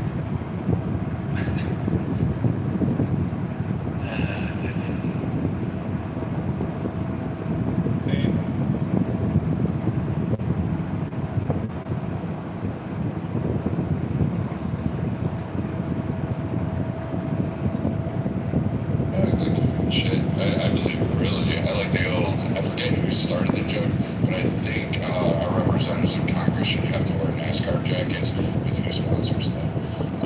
Because that way at least we know generally which way we're going to have to vote on and what we have expectations later on. Because quite frankly, this goes on the congressional side, like the discussion was on Massey. I like a lot of Massey stances. Nick, I empathize with you. I know you're a libertarian. I do. I think he was like a hope that you had. Naveen was also one earlier on the app that actually championed Massey as well. He had accolades for Massey's turnabout is kind of alarming. If you continuously vote no and won't stand for something, don't propose anything, then what are you really doing? And in fact, he didn't help his own state. Like, part of the senatorial process is to bring money back. Part of that congressional process is to be back. You have to bring that back to your state. You need projects, you need money, you need infrastructure. The mere fact that he called on road and infrastructure in Kentucky and then bailed on the federal dollar saying we needed to decrease it, yet Kentucky needed those. Yes, the government does need leakage. We don't need to do it. We don't need to have fucking $10 billion to study fucking gender-confused lizards on a treadmill. Dude, like, Sherpa, Allah Akbar, go blow yourself up. So, this idea that we need to continuously spend money on bullshit, I agree with Massey there. But the other part is you're supposed to bring your fucking money back home. Those people pay taxes and expect to be able to drive down the road because you tax the shit out of people in Kentucky and ask for that. And then you turn around and say, well, I want to decrease government spending so you guys don't get roads and bridges. You can just flood out year after year. That's fucking on Massey. He was supposed to represent. Yes. Why do you believe that? Because he voted no to them.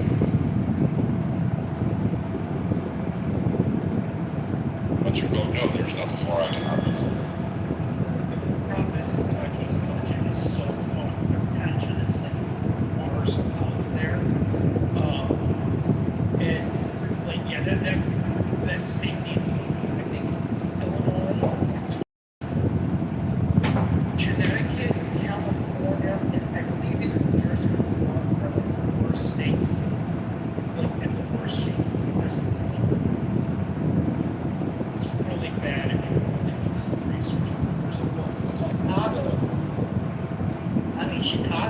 sure. Yeah. That's the Yeah. Oh, yeah, you said it. See, the whole country's falling apart, okay? Let's just put it that way. I mean, we should have invested in our infrastructure 10 years ago. I mean, from a federal standpoint, we should have invested in our infrastructure 10 years ago, 15 years ago, as far as I'm concerned. That's the whole reality of the situation. And we should have made sure that our infrastructure was much more stable, and we really fucked up. what state are you from? I don't know. I'm from California, but I really, my whole thing is that I've been really angry for a long time that we haven't invested in our infrastructure. I thought it should have been done in 2012, 2010. It pissed me off because I think that was, we're also losing, we're not in it. We lost a lot of, that's also how you bring manufacturing home. So I really, it pisses me off. Every time I hear this stuff, it's like, well, if you want to bring manufacturing home, that's going to do it. That's your infrastructure. Like, meaning, that is the simplest, easiest, fastest way, and we need to do it. And I just cannot still believe that we're talking about this now and nothing has changed. See, you also have to get rid of labor unions and government. Hey, don't you see that we haven't invented all four minutes? 1 second. Hold on, I'm sorry, Pete, go ahead. See, to my point is, you also have to get rid of labor unions and government regulations because that's the biggest deterrent in hiring. Right, but I mean, hey, you know what? Start with the federal infrastructure bill, and the states need to embrace it. That's how you bring manufacturing home. You entice them. You set up models to actually entice them. That's the whole thing. You want to bring manufacturing home, you get our country back in order because we are old, outdated. Our buildings are antiquated. They are going to fall down. That's the whole thing. Is I cannot believe no one has talked about this. I still can't believe we're talking about all this other shit, but no one's talking about the infrastructure of our own country. It blows my mind. I'm being serious. Like I cannot believe this is not the dominating conversation. And I just, even in 2016, there was a big infrastructure bill. Nothing happened. The whole thing is you entice, you can set up structures for each state. You can put it, you can change it up to make sure that it is, you have a train that goes across the country that goes fast. Like we should be on top of this shit. We are way behind. Well, California tried doing the high-speed train. That's the whole thing. That's my point. It's like exactly. So when people bring that up, yeah, well, that's kind of a bureaucracy and shit. Like I'm not. The whole thing is we've never done. We haven't done that. The thing is, like China's done this because they've just done it. That's the whole thing. So hold on. Let me finish. Let me land my plane. It's like if we invested in infrastructure and actually, because it's not an easy task building new infrastructure, fiber optic lines, also, building our airports smarter, wiser, also when, being able to, bring things in, from, China and whatnot, we need to do it all. If we actually just spent money invested in that, and it's so, you're not going to be able to set success just based on California's non-successful manner of being able to do that. What we need to do is invest in figuring out how to do it because China knows how to fucking do it. Okay, so I like your response. We're a republic, we're not communist, so a lot of China infrastructure is built by the communists, number one. Number two, we do have an invisible trade in California that has been $20,000 billion, but it's invisible. We still have it. We've had the last.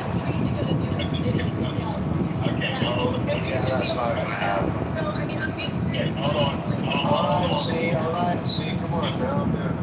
No, see, all right, I'm good. So see, I hear what you're saying, but see, I am not going to rely on the government to do anything. See, I personally believe that the government has done a lot already.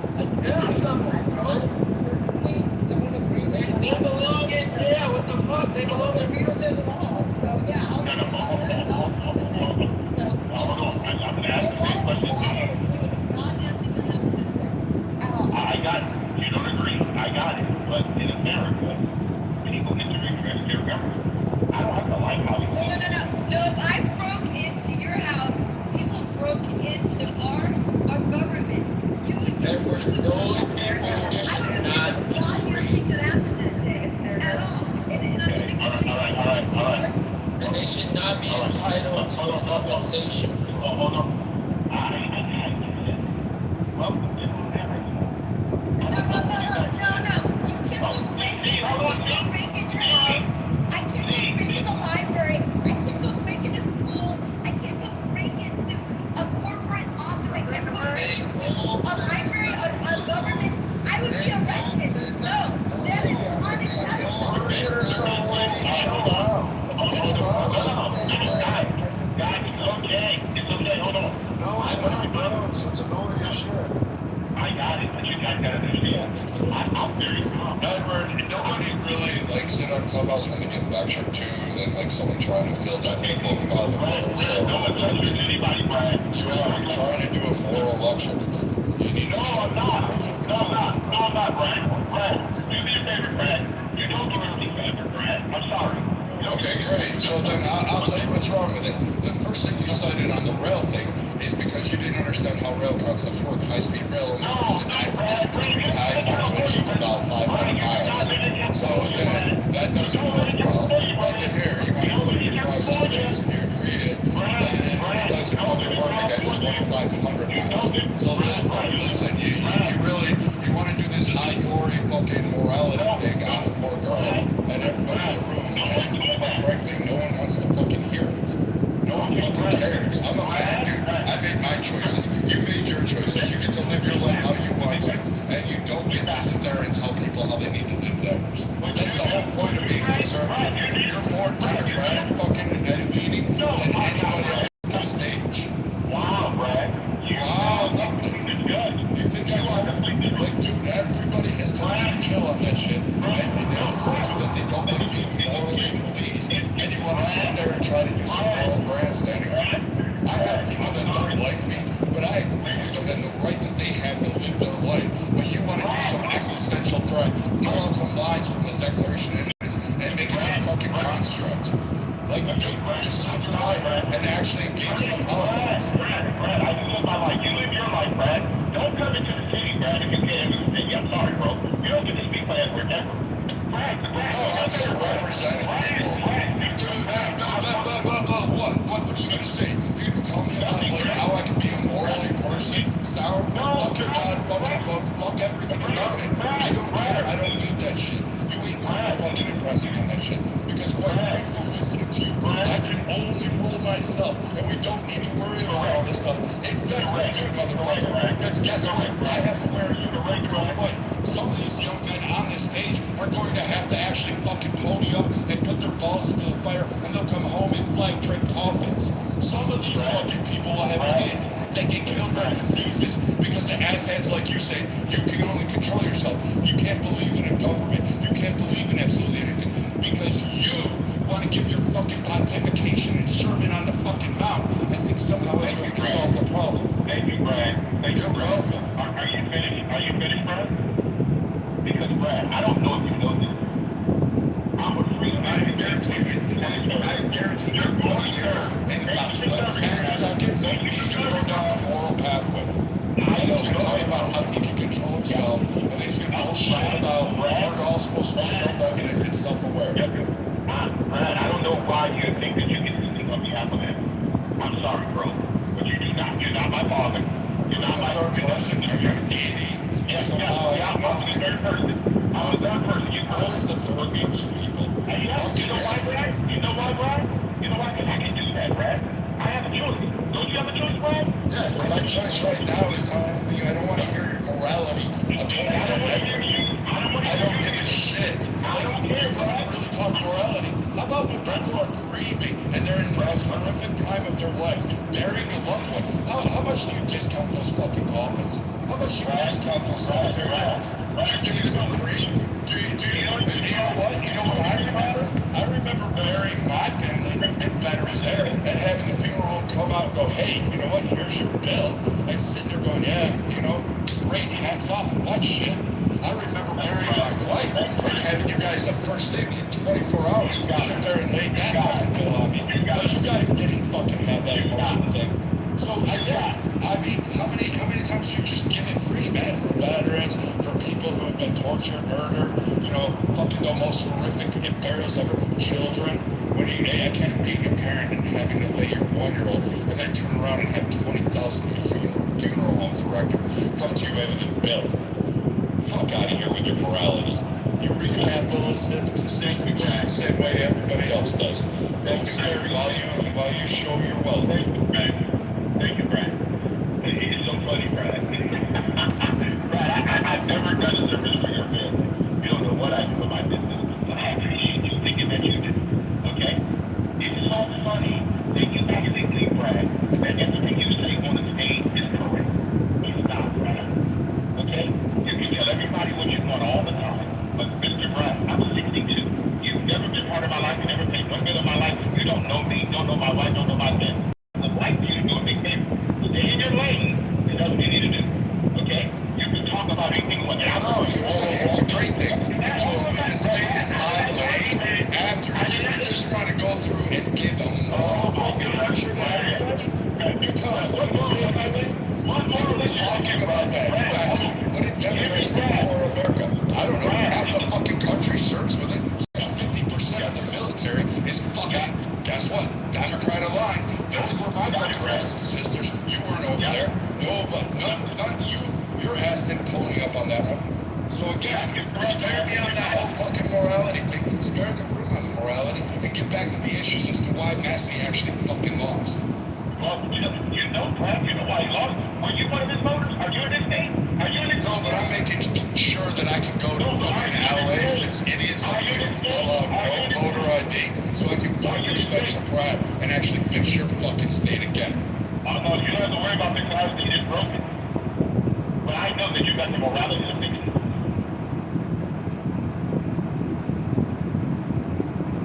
It's like we're all So, back to the conversation at hand, which the young lady, I don't know if she's gone already. Oh, no, she's still there.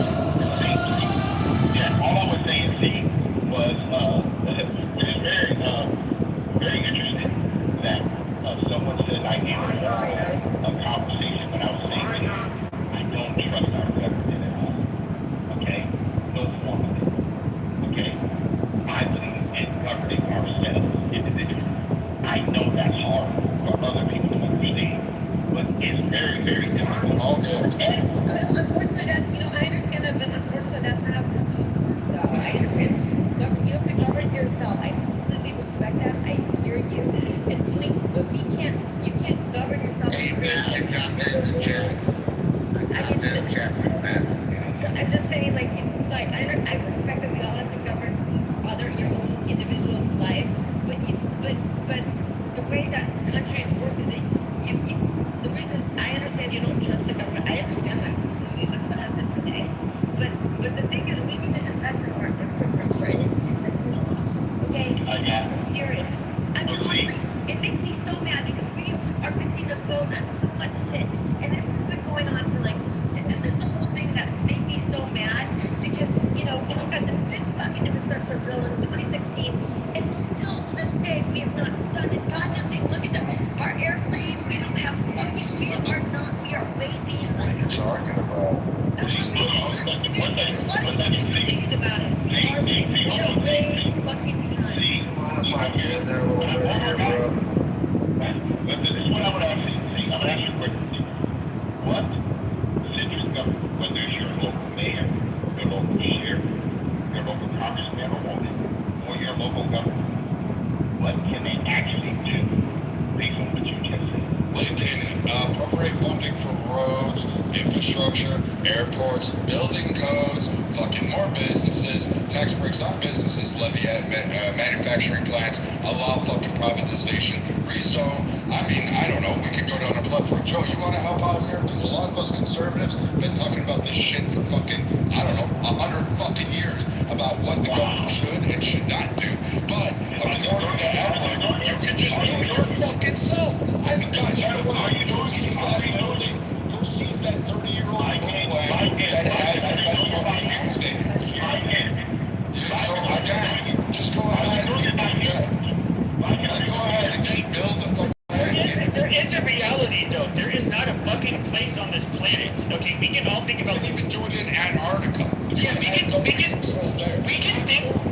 can think of like the small government, like most small government. You have this monarchist like way of viewing which I get it. The government can absolutely be an impediment, but there has never been a success I can think of that anybody would want to live on or live in on this fucking planet that has this limited government. If anything, the smoothest running societies, they tend to have quite a hefty government, and that is a reality.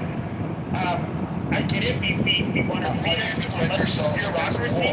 How do you defend yourself? I know, it's clearly silly. Great Lakes out there. How do you lay energy projects? No, but you can govern yourself. The stupidest rhetoric on a political discussion about policy and what Massey, which was the original topic, is, and this whole moral fucking virtue signaling is dumb. You sound more like the left. Like, oh, there's infinite possibilities of genders, and we just need to recognize it. Like, that's what it sounds like. It sounds retarded. It sounds fucking like absurd. You really need to recognize that governments have a role. We all agree to it. We all pay taxes for it. We all invest in it. Some of us sacrifice our lives for it. Some of us sacrifice families. Some of us live up for it. And they give unconditionally to the government to help make sure you have the right to create your wealth while you go around bragging about, I can only govern myself, which in fact is a lie because you're governed by not only a church, but an actual centralized government that exists across this land. We fought a civil war, in case you didn't fucking remember that one. Okay, so I was invited into this conversation, so I'll go ahead and weigh in. Right. Ultimately, at the lowest denominator, government is just a protection racket. They're no different than the mafia, where you have to pay them money to protect you and defend your property. That's all they really are. I realize that a lot of our rights and what they're written on the paper of the Constitution, if we were overrun by some sort of enemy force or opposition or power, and that's what the whole concept really is. However, where our default is, especially in the state of California, is it's fraud on a massive level. All this advocating for, well, what are we going to do if we don't pay taxes to build our roads and our bridges, while they are robbing us blind? I mean, look at what California did with how the billions of dollars that they've spent on their tram or their train, their high-speed train, and they haven't been able to build any of it. And they're still trying to build it. They're like, hey, there's no potential for it, Joe. It's like $50 billion spent on a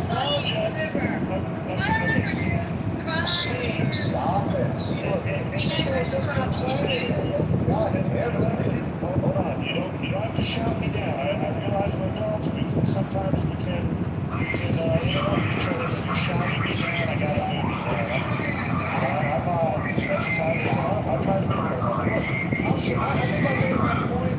I can see what y'all are saying, but where we're at today, the amount of fraud that's been uncovered, I'm not even arguing this shit anymore, that we gotta balance the budget, because I realize you can elect people.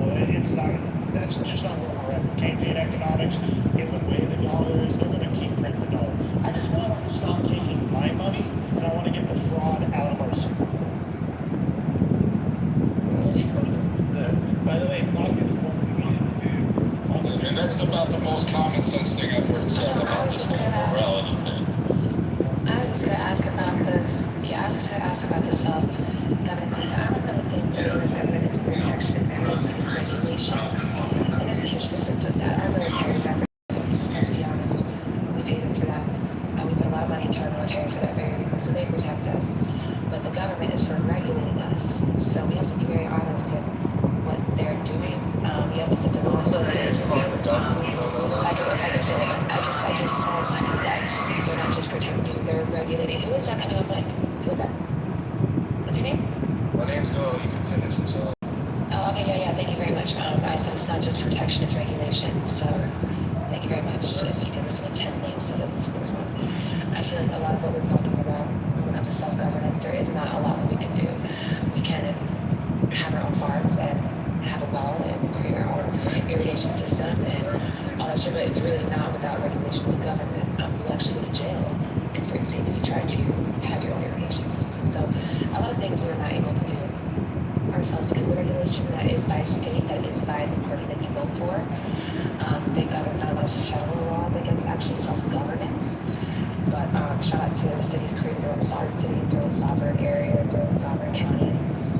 Shout out to that, but this whole self-governance thing is a complete joke unless you're a sovereign in this nation, which most people aren't. So, yeah, so just can we just stop thinking of spiritually in a way, because even spiritually you are self-governed, you are governed by commandments. So, yeah, I don't get this whole self-governance thing and this whole spirituality of it all. I'm really confused. But there's never been a free society that you know based on this consequences. Can I jump in? Jesus Christ, what the fuck do you want us now? You've been bitching nonstop. Can I? What the fuck do you want to say? What are you talking about? Say your tits. It's worthless bullshit. I want to. Go ahead. That wasn't me, faggot. Oh, my bad. Jesus, don't put me in that fucking category. My bad. I want to bring some clarity to the definition of self-government. So the definition of self-government, the whole concept of what our country is really built on, is that we will be able to build our own communities with different social issues. So self-government, and it's done on a tier, okay? So the federal government was supposed to be the smallest tier. Then below that, your state. Below that, then your county. Below that, then your city. And as it goes down, it gets wider. However, where we are today, 250 years later, it's gotten wider at the top and smaller at the bottom. So when you hear people arguing for self-government, they're not arguing for, I want to be an anarchist, wild, that we just defend ourselves against, an invading army, or what California is dealing with, invasion from all these illegals that have come from the southern border, which the California government has failed to do. Many people are arguing that, hey, look, I want to be able to govern in my community how I want to be governed, and leave some of those issues down at the city level, leave some of those issues at the county level, and some of those issues at the state level, and not have the federal government try to solve all the problems. But that already exists. Now you just have people that defer. We have right now, Can I jump in? that dumpster of empty one. So Joe, are you from California? I'm not right now, but we can come back. You're talking a lot about California. Do you live in California? I clearly do not. California, I used to live there. I used to live in California. It's assy. I lived there. It was ass. My family's from there. It's ass. It's assy. It is ass. Sorry, you lived in Red but you can't speak about It was like Santa Cruz, San Jose, Monterey. Of course she can speak about it, and she doesn't have to live there. You guys do federal funding. You take federal tax dollars out of pockets, out of fucking everybody else's wallet, and you think you can't talk about California without that bullshit? You're not independent. You're not even fucking self-sustaining. You're not even competent enough to go ahead and do that. Let's just say fucking we're all arguing that I just fought Edward on. You got this whole thing you can't talk about. Okay, it's the dumbest fucking shit ever. Listen, my mom was from Ventura, Why are you trying to defend yourself about California? Oh no, I'm not. I'm not. California is a wasted fucking monetary pit. See, you're not making any sense.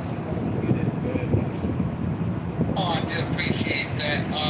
Just real quick, I'm going in there. I spent 8 years touring on bombs. California's fucking trash. But anyways, to get to the title of reparation, I think it's pointless. Okay, I think reparations are pointless. Why do I say they're pointless? In my opinion, look at COVID. Look at stimulus checks. Fucking motherfuckers are going to Walmart buying fucking TVs and Jordans, all this shit with stimulus checks. What the fuck are we going to do? It's a waste of money. It's a good intention, don't get me wrong. It's good intention. But unfortunately, it's going to be used spitefully and it's not going to really benefit. I feel like a lot of people are a waste of fucking dumpster. Okay.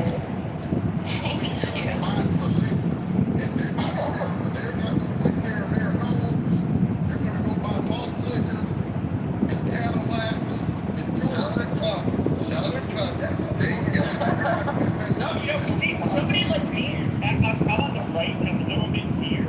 I'm okay with the safety nets. I know a lot of people say the chairman is not doing it. The chairman is bullshit. Now, however, the government can also, what they can do is they can. A lot of people say, hey, with this funding, they have why would we need it? A lot of people make money off of this shit. So it's absolute. I wish we were more like Scandinavians in terms of not being corrupt and being high trust, but unfortunately we're a bunch of fucking apes in the United States. Okay, I forgot maybe it's the audience. But goddamn, bitch, it's like totally threw me off. Yeah, I don't remember what I was saying. What's EDD for you? Oh yeah, but black people. You're mentioning about the Cadillacs and that kind of. Look, there is a real thing though, is that okay, even the communists, the socialists, they had what you consider parasitic people. They absolutely despise parasitic people. In fact, one of the things the person even do is, depending on what kind of communist, they might make you face a wall or a lot of things you just don't want parasites. You definitely have a lot of fraud and abuse, also by fellow citizens. That should not be tolerated. So, we're going back to Joe, and I think this is the crux of where we find ourselves politically today. And you know what, I gotta say, people, let me remind you, I'm the anarchist in the room, okay? I'm the anarchist in the room, not you. You all are statists. And you're the baddest people in the Hold on, Pepe, I don't want to hear anyone on this stage make an anarchist argument. You hear me? You hear me? It's my job. Okay? I just want to make that clear. Because I almost came off mic 3 times defending our country. I'm just like, wait a second. Now this is not the way this is supposed to go. Okay? Now, I'm curious, you're an anarchist that's reparations for African Americans. That sounds yeah, don't deflect. Yeah. I can explain another time. I'll talk about this. But this is what I wanted to bring us back to. The reason that I'm an anarchist, okay, and it's because of where we're at right now. Because it's not so much us, the question isn't just what should government do, right? What the question comes down to is what level of coercion can be justified when we can't figure out how to identify what the role of government is, when we have moral disagreement on the level of the general welfare, quote unquote, what type of safety net, how much of a safety net, right? When we have an imperfect knowledge of understanding of what anything might be, when we just understand.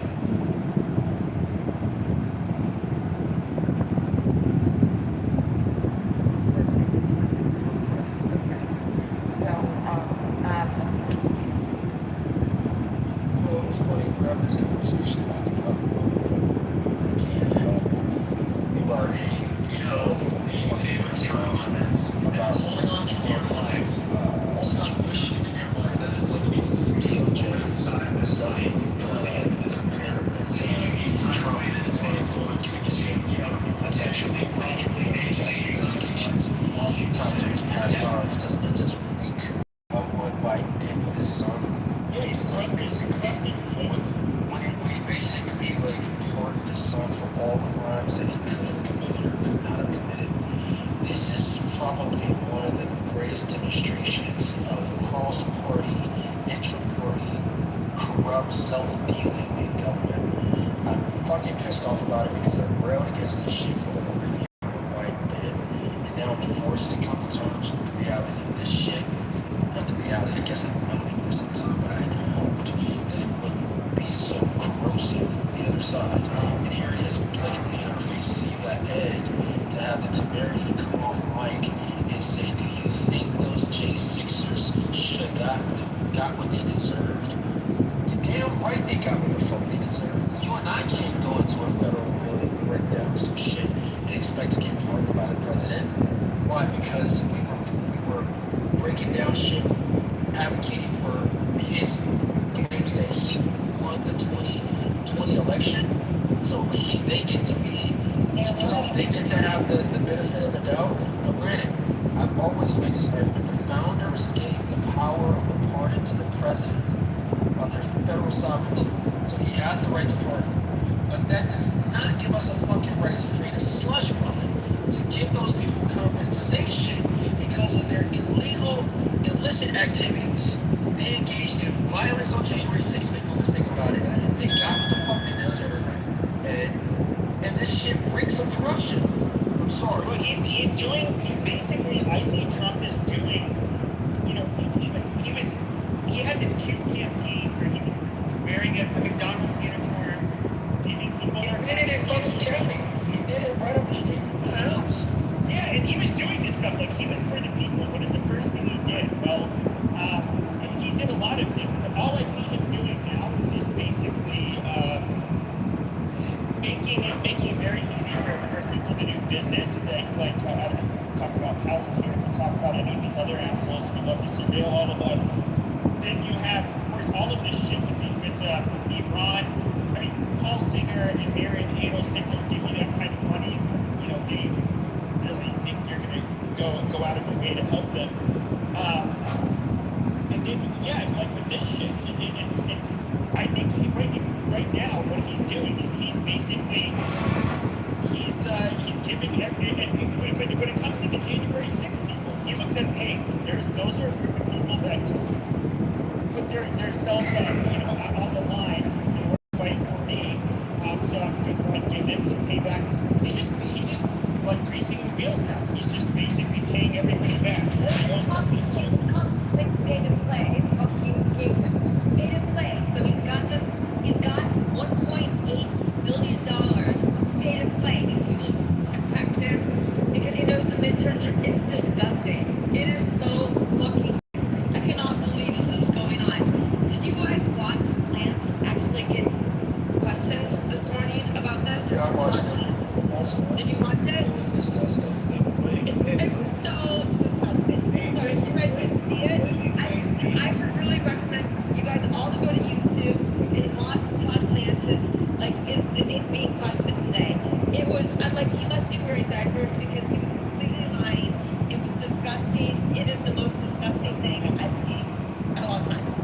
Can you summarize kind of like what you said, or GC? Can you give me a little bit of a, like one simple statement, the gist of what he said?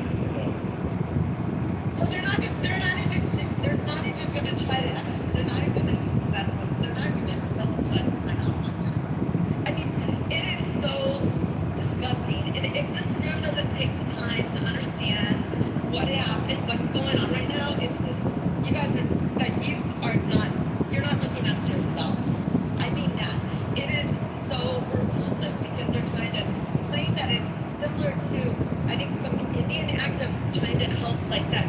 It has nothing to do with this, like, Todd Lance was trying to say that this has to do with, but that was signed by Todd himself. No, because I can't do like someone completely listen to it. What problem are you having? No, so Todd Lance was trying to claim that he's trying to use another case for the reason, justification for their why they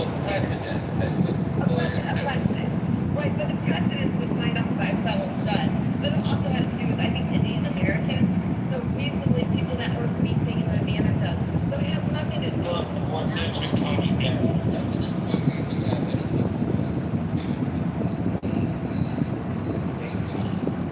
An example of the use of the law. So he tried to use that as a weapon. That was signed off with a federal judge. Whereas this is not even going to be signed off by a federal judge. And he is literally Trump's personal attorney, you guys. I mean, he still is.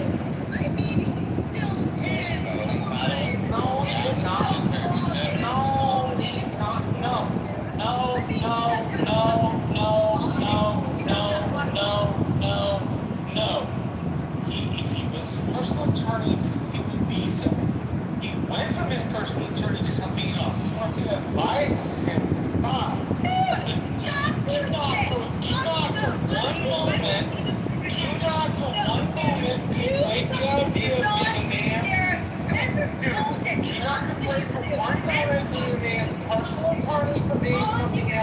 They are different. No. They are different. Nashville is in a nicer prison. Woman. They're different. They're different in kind, definition, and practice. No federal judge is going to sign off. They are different in kind, practice, and definition. If you don't want to map onto American law, that's your problem. But don't pretend for one moment you happen to understand American law because you don't. You don't get it. You don't want to get it. You want to be emotional. You want to do your own fucking thing. Just stop. You are welcome. You are welcome to your emotion, but your emotion is not actually a factual place. What did you go by on here before? Marshall, listen, Marshall. DC, what was your name on here before? You guys need to go watch possibly and get it into the question. It is disgusting. It is so sick. Not how it works. That's not how it functions. Marshall, can you not interrupt me? Just on mute, Marshall, for a minute so I can... No! You are recording something about the U.S. government that is wholly untrue that you didn't bother to learn it in the first place. Marshall, can you mute yourself? No! You don't know how the American government works, and you would like to play your understanding. Can you mute it for 60 seconds? So there's a guy in prison from January 6th, and he actually molested two girls, okay? And it is disgusting. You need to watch the YouTube thing. I will leave after this. I don't want to... Yeah, that was under the Biden administration. They didn't know about it. So what's your point? Marshall's correct on that.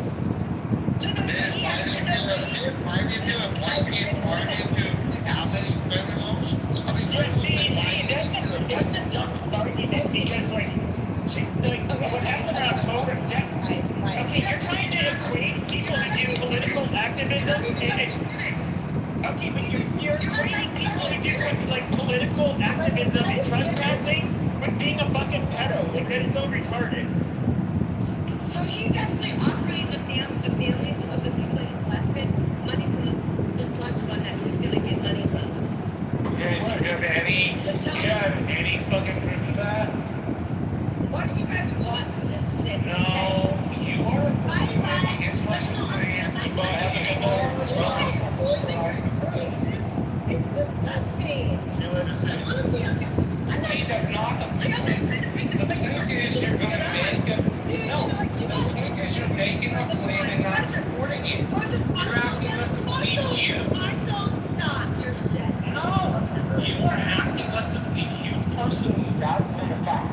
I'm sorry, you're not that interesting. Please provide facts. Yeah, that was low IQ language. Oh, for God's sake. I said it with an A. Jesus Christ, you can't never do it. People expect me not to say the hard R. People expect me not to say the hard R. You're alien the whole thing. I don't know about this part. No, look at the Jew, the pious Jew, stand, beacon to the world, trying to call out the word. Pepe, why would you do that?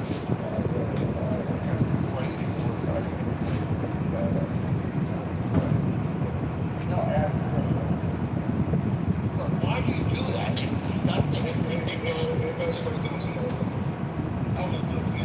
I was fine.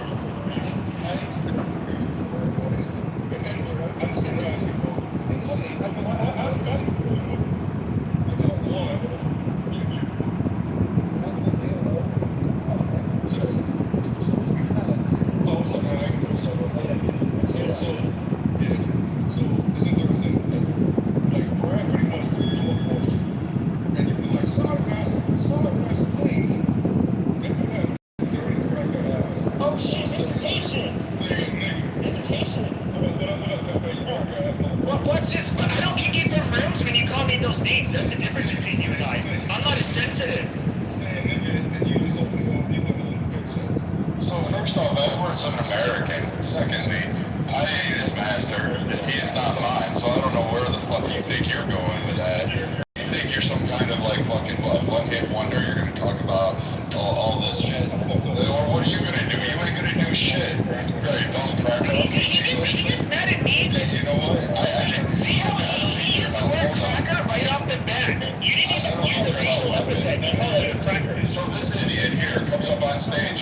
somehow or another, you're going to be like, oh, here, I'm going to show how racist all these crackers are. I'm going to show all this and master this and master that. I do recall I wore a uniform to ensure that we didn't have fucking masters in this country.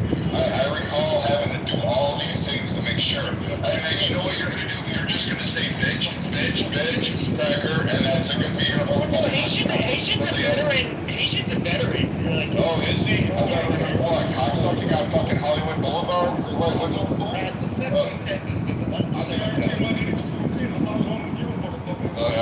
I guarantee it's probably not, but alright, go ahead. Yep.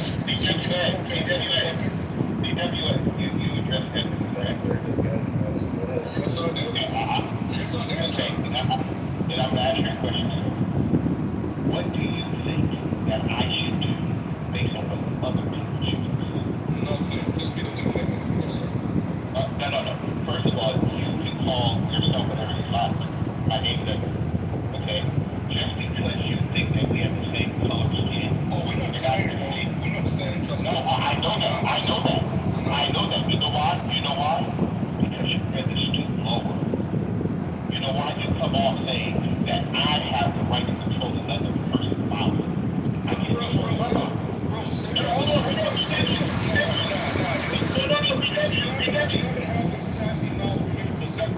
oh my God! Don't talk to me like that. That's me. No.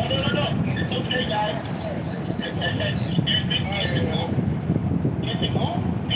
I think you're the one that... Guys, why'd you kick him? Oh my God.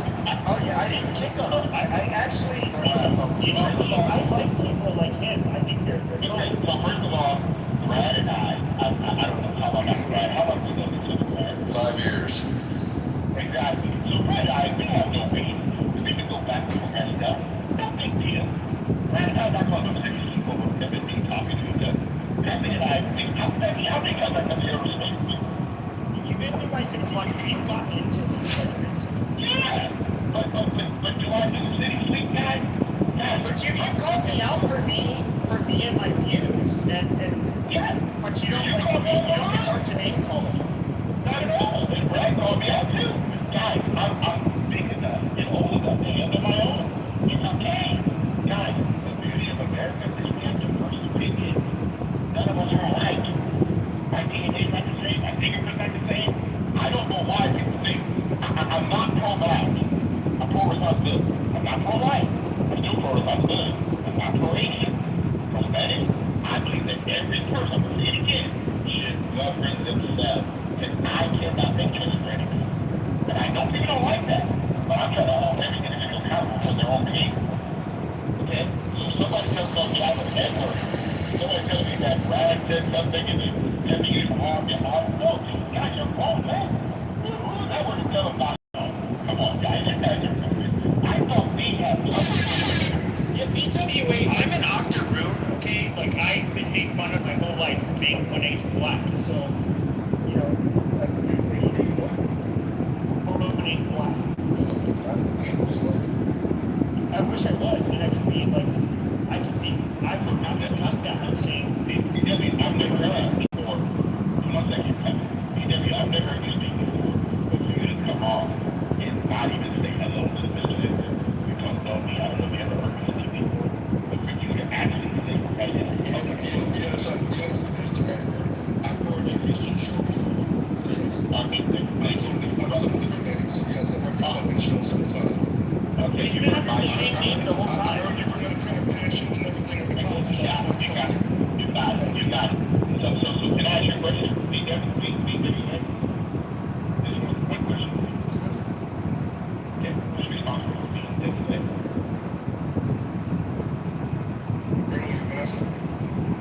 No, who's responsible for you? Oh, for me? Yes. Oh, okay. You? I don't know, I'm asking you the question.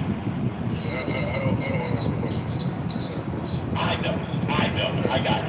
You know why you can't?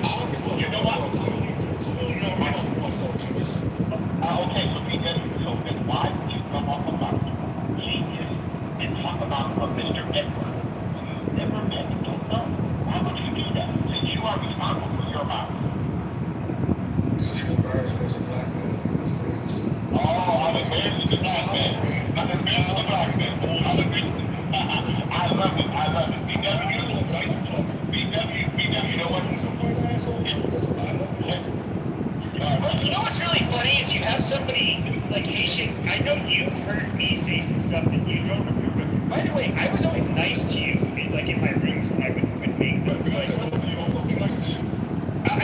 no, you didn't know. In Lisa's rooms and politically correct, you just kicked me out. You're just like, what's up, Cracker? What's up, pussy? It's like, oh, dude. But I don't think you're a bad person. I don't dislike you, but I'll say this. I've never. Well, let me ask Edward. Is maybe somebody had. I've never referred to Edward as a derogatory slur, like ever, like literally ever. I don't. Edward, have you? Somebody might have called him a derogatory slur on this app. I mean, there's some crazy people. Edward, has anybody ever been called you out of your name by using a racial slur? No, we didn't. Oh, we never. I never met one. Gosh, that's so total thing, but oh my God. I know. Oh, man. You don't good, bro. I heard you feel this way, but you sit around fucking rappers that disrespect the whole fucking thing. The only people that care that say right on the wall on the stage that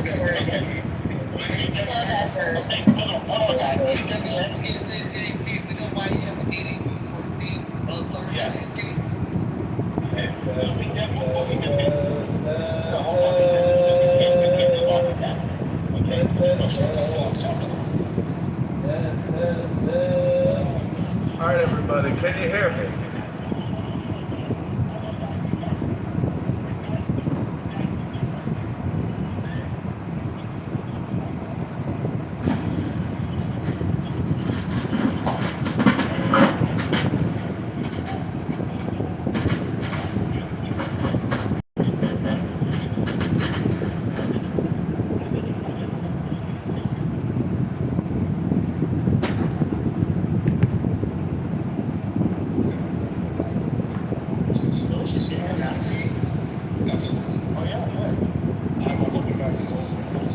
I'm not making fun of you, dude. I'm actually like saying like good job.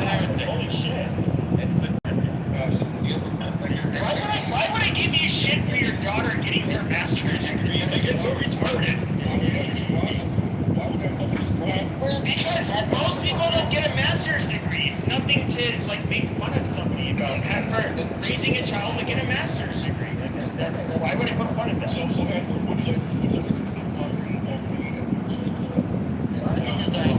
No. BWA, I want to ask you, what exactly did you take exception with? One thing I've learned in my BWA, okay,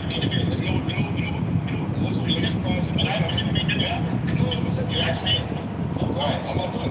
But also, what makes surprising is that I actually met Joe motherfucker. And they show to get the tools you need and not fucking become a statistic. So I'm not really racist.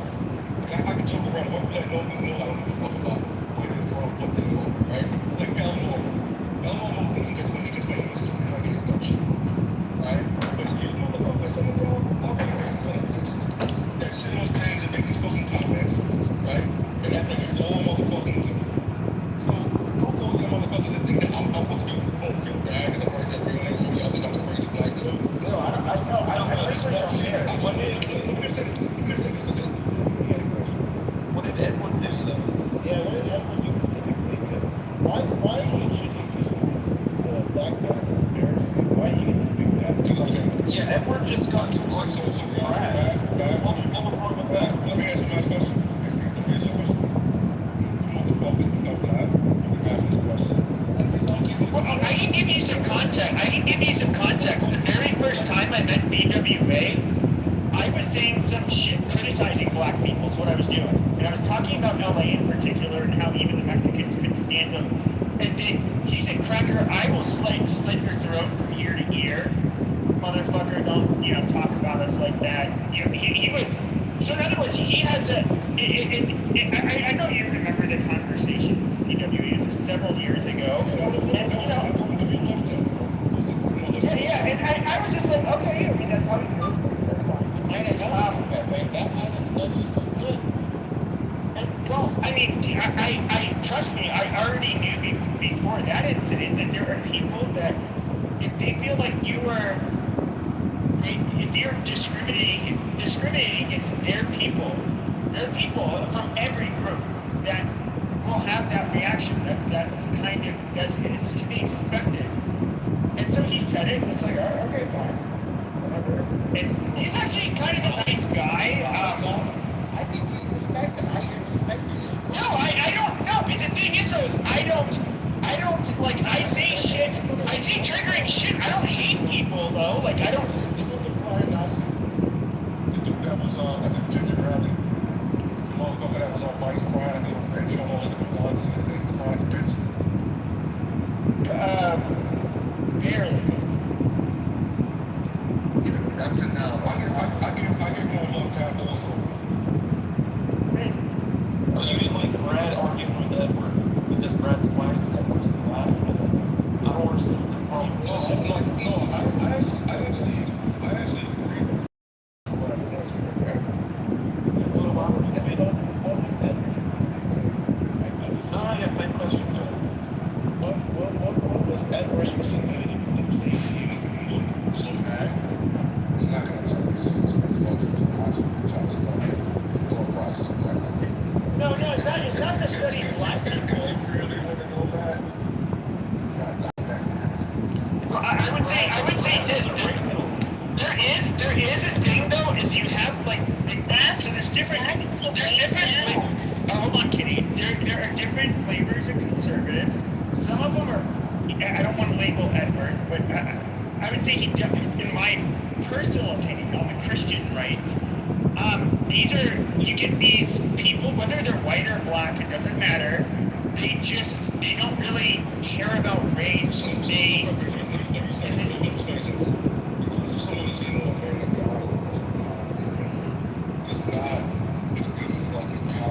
I'm not going to use that Edward, I'm going to say it in general, right? So just because someone follows a higher being does not mean that they stand for bullshit. Because most men, if you read the Bible, most men should be men. And they don't tolerate bullshit. But I would say the weird thing about Christian, this is just my personal observation, so for example, I come from more like far right circles. And so you have like the more you're trying to have a religious conversation, bring up God to a bunch of people that I do not believe and serve the same God I serve is irrelevant. Because Sure, but here's what's wrong. Okay, still fucking making exclusivity. He's a man of God. Sure, that's fine. You can have that belief, but all I was trying to say is this: is that there is you get a people that are kind of considered dissident right more because they're very steadfast in their values and they will give pushback, to let's just say even Trump. And they will listen to people, they'll listen to black people smear each other, they'll listen to whites and blacks smear each other, but they kind of look at it like everybody is people of God, and they're just like, why are they doing this? Yada yada. They're not necessarily racial, they just have this view that like, oh, we all need to come to terms with how things should be and find Jesus Christ and live our lives as good Christians, and they tend not to react the same despite their skin color. And that is something I noticed that's different amongst the religion. Those that hold religion primarily as one of their main motivating factors politically, as opposed to people who think racially. And just think about it, right? Religion is your most important thing. Race is an afterthought. But then when you look at people where race is a primary focus, whether they're on the left or the right, religion is also kind of an afterthought. Because the two don't necessarily go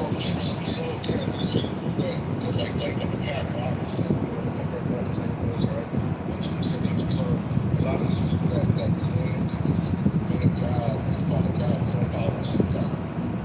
Right?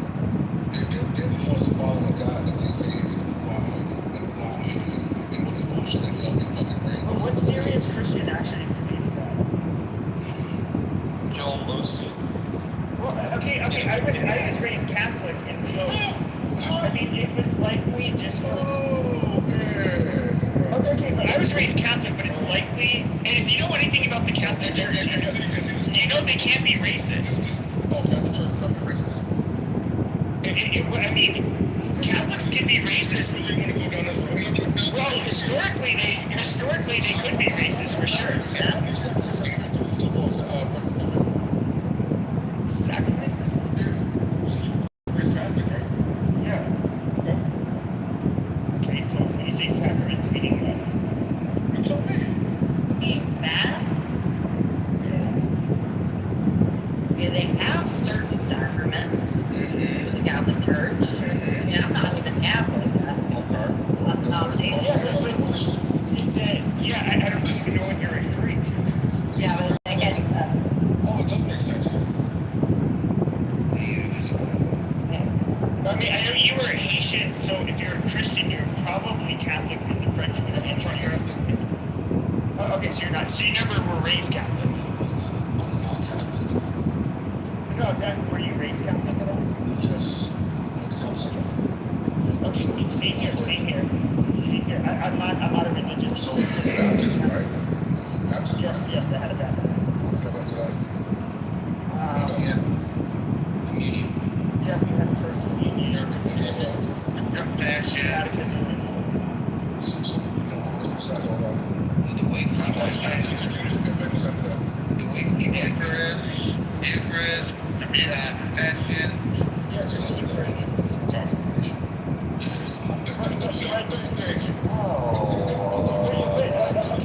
Okay, yeah, all of this happened within grade school. You just realized though, a non-Christian answer the question correctly. No, guy who's answering is a Catholic. Oh, I thought you were talking about. I heard dumpster.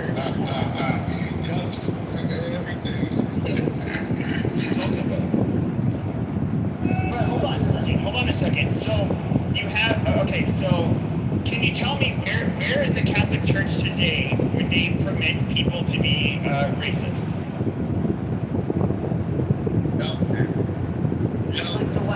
Even the last 30 or 40 years. I'm just telling you, like, obviously Catholic schools, they're given a certain, I'm sure they have to teach values that are within line with the Vatican. Organization to teach that, right? So you didn't tell me that there's no organization at the top that have people that discriminate or have biases about people. I don't see it happening. Where does it? Okay. Where is the Vatican? Okay, so where is the Vatican or Catholics? Where do you see any kind of top-down directive where it shows that they're discriminating against anybody like the last 30 years? No. Okay.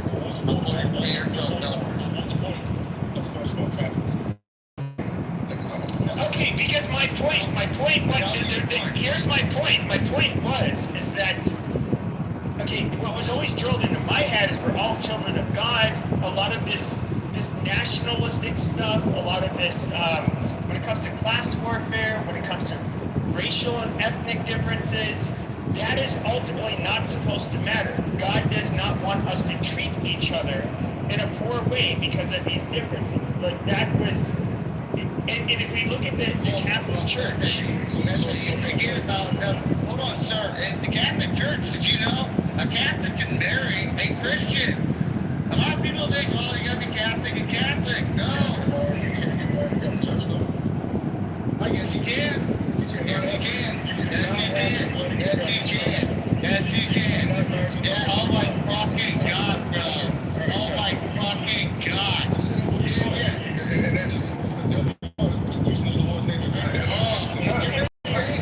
You're speaking to God.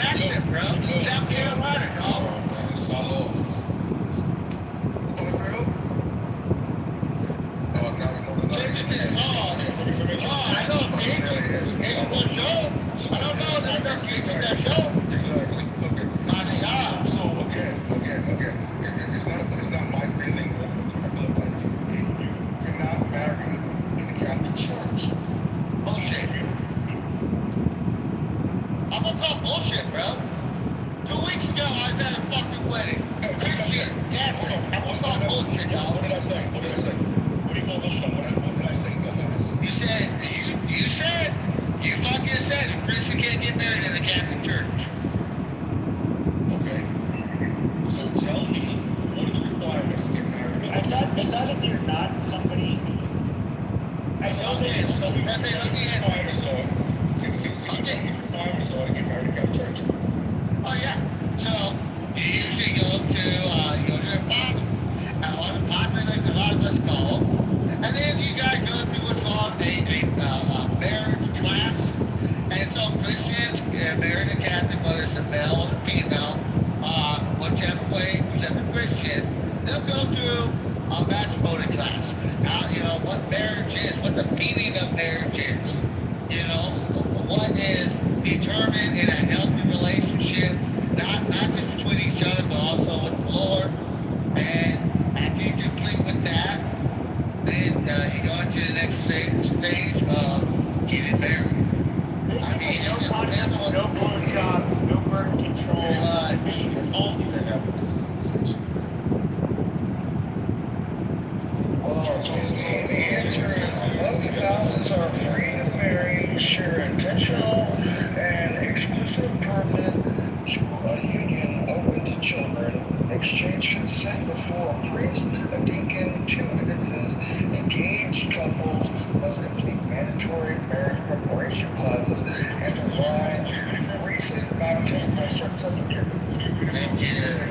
I mean, that's basically what I was going to say earlier. You have to go to a marriage class. There's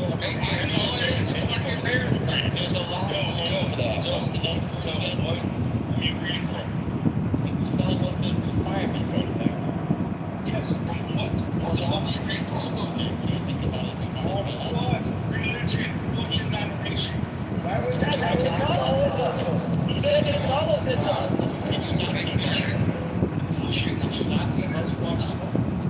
No, Catholics and it's very common for Catholics to marry non-Catholics. You have to, in order for a priest to actually marry you, you have to actually go through a fucking class.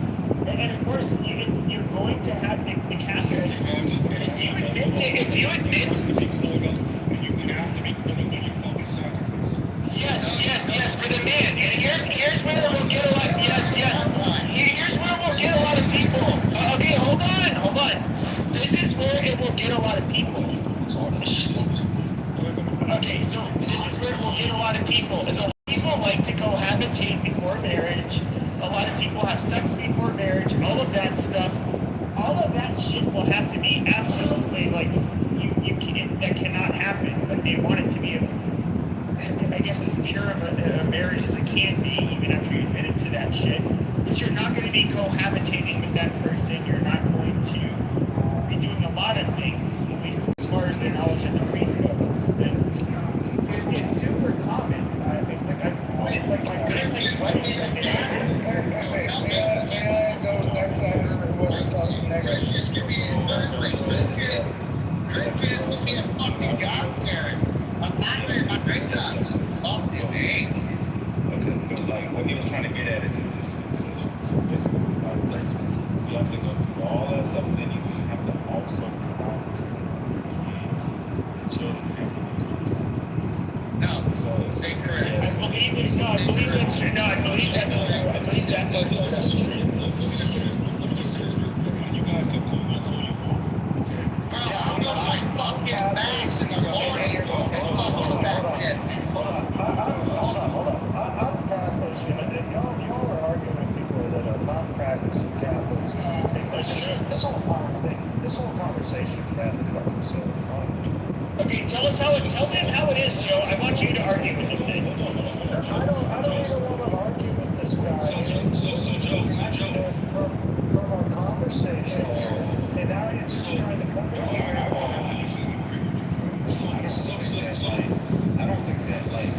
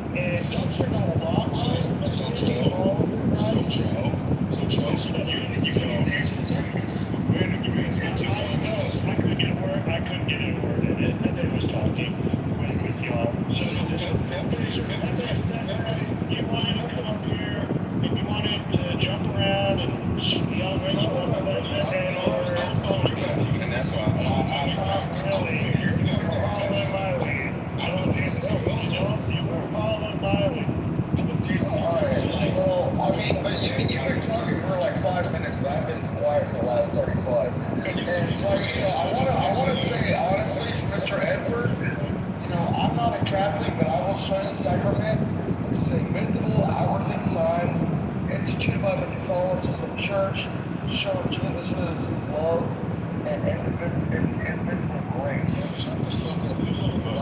Edward, you're talking about sacrament like you're trying to take the pray on the rosary and keep the body of Christ and drink the blood of the Lord. That's not a sacrament.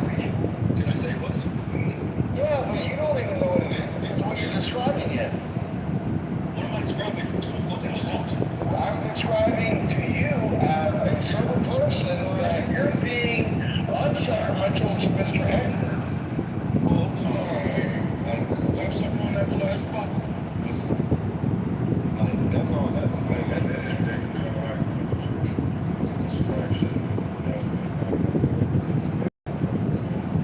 Y'all just concentrate. Well, y'all sound like Sambo we snitching on fucking Uncle Tom. Hey, man, I mean, the problem was, though, is that it wasn't, like, literally weird. Okay, I get it. I said this. I did it. I said nigga, and then, all of a sudden, Cation, he wants to come up. He wants to obviously admit everything. That's fine. I was just listening to the white trash talk. I was super white trash. Yeah, only white trash.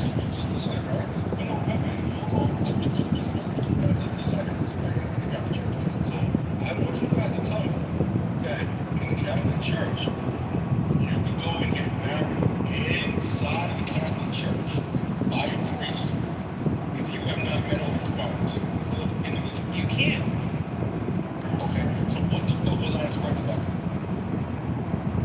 As far as the full conversion, I didn't say full conversion. I want to give you married inside. I'll answer. Okay, the part you got wrong is what it all came from.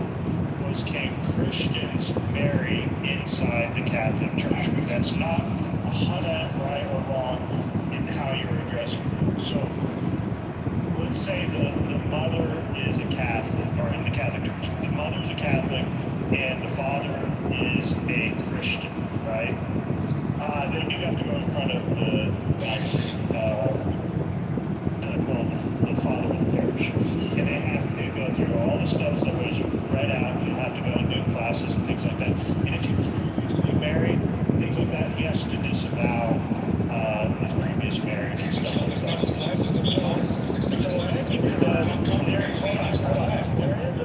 There is a process to do. You do have to join the church to be married in the Catholic Church. No stranger can just. But that's the same way. I sat here quiet listening to non-Catholics.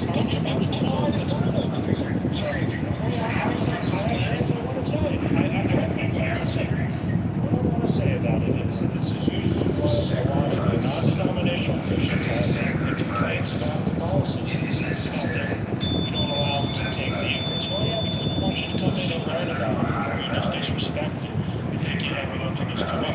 There is a process to being a Catholic. However, the doors are open to join, but you don't get to just waltz in and do whatever you want and act like you're just been there for years.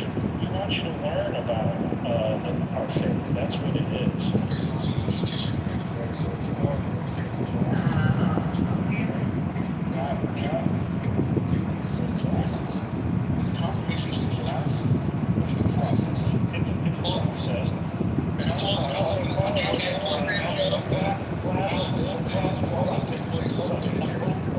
Classes are part of the process. Well, even Catholics, even Catholics, excuse me, sir, I'm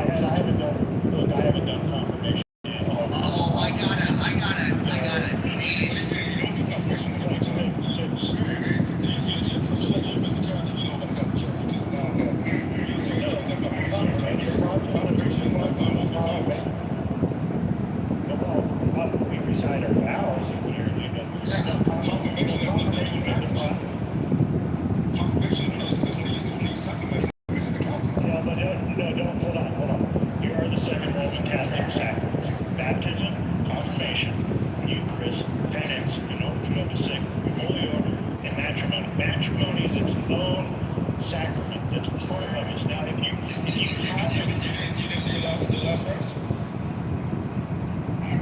excuse me, The last verse. The final verse. That's my last redemption, sir. It's literally the fucking last redemption. that's part of anointing. That's part of living on the staff. That falls into the part of anointing of the sick. We do the anointing of the sick at the end of your life. Correct.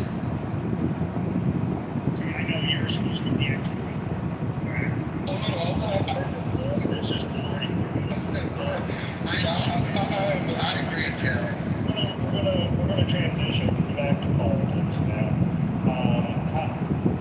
Reparations are pointless. Okay, I got it. Tell us how you feel about Donald Trump.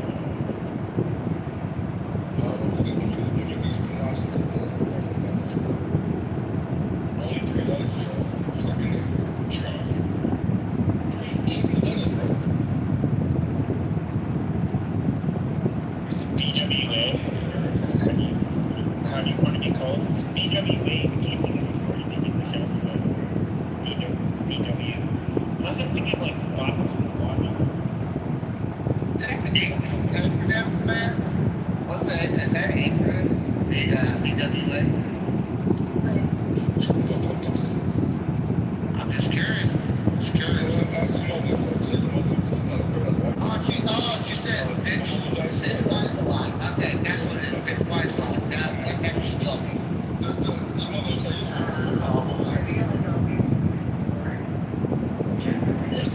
Who saved my feet? Wow. You're welcome. I guarantee they can't say nigga that we said it real easy, right? That's why I say cracker easy too. You say cracker, and I don't care. That's the difference. I don't care.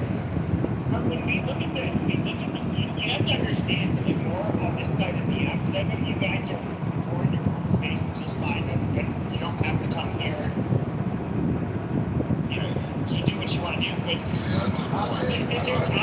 okay, but I would say that like sure, and so I would say like the people who fight the most amongst each other, at least on this side of the app. So I haven't been on the dark side. That's a big one. For a few years, and it's white people fighting with white people. It's just having arguments, and I don't know, you come in here and you think like oh, we're all about being against the brothers. In reality,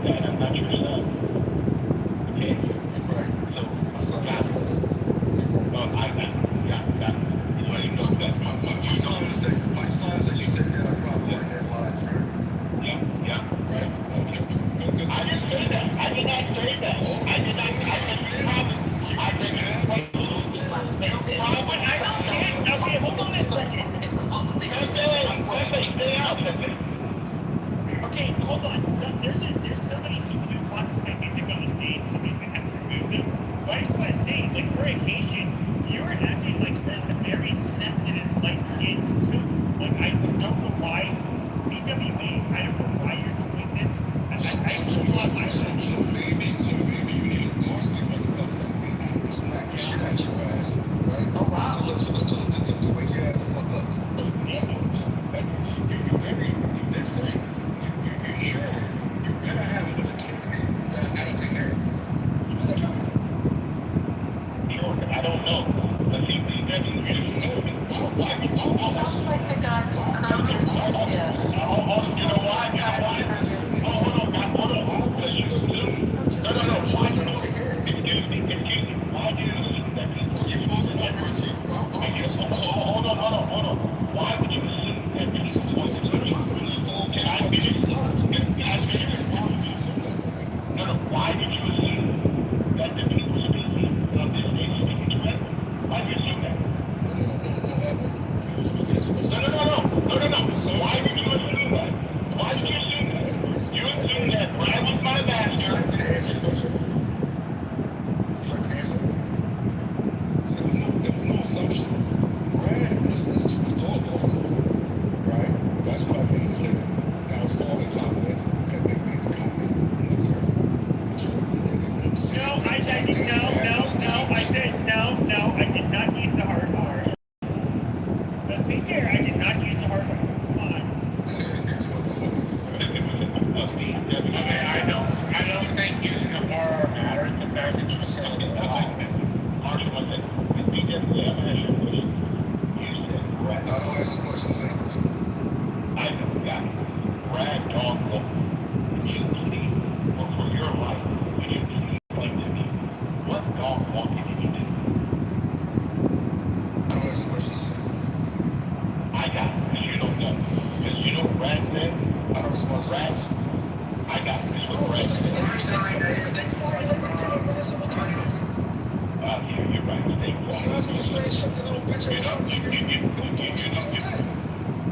BW, you do sound like that actor on Curb Your Enthusiasm. Do you get that a lot? I think it's like Leon. He sounds just like him. What's that actor's name? He's driving me crazy. Is it Leon? Or, I don't know. He sounds just like, yeah. It's just like him. I think BWA is a Jewish play. You just can't use it.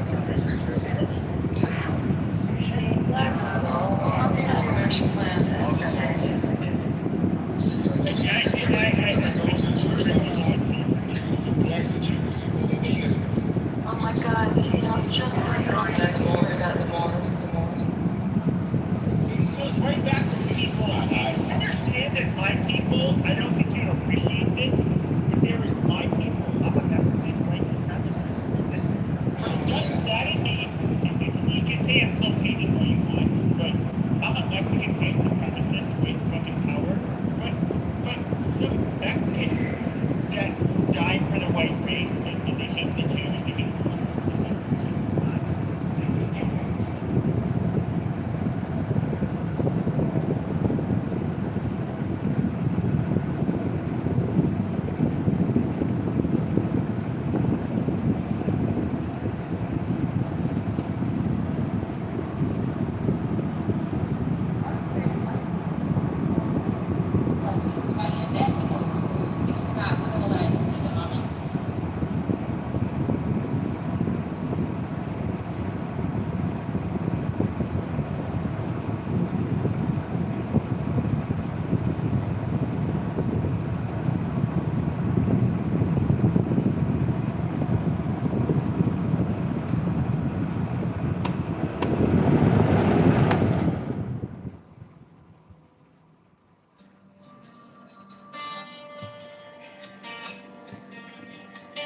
Now ye shall know that the chosen priest, the acts of infinite space,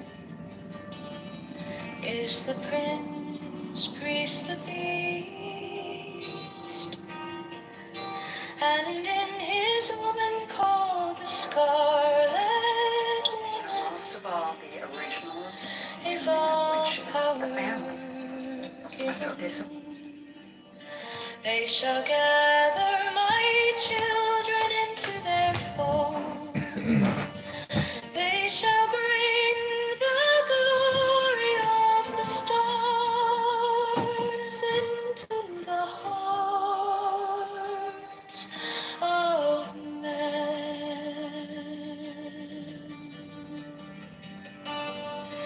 16, for he is ever a sun and she a moon, but to him is the winged secret flame, and to her the stooping starlight, but we are not so chosen. 18 burn upon their brows, O splendorous serpent. 19, O azure-lidded woman bent upon them. 20, the key of the rituals is in the secret word which I have given unto him.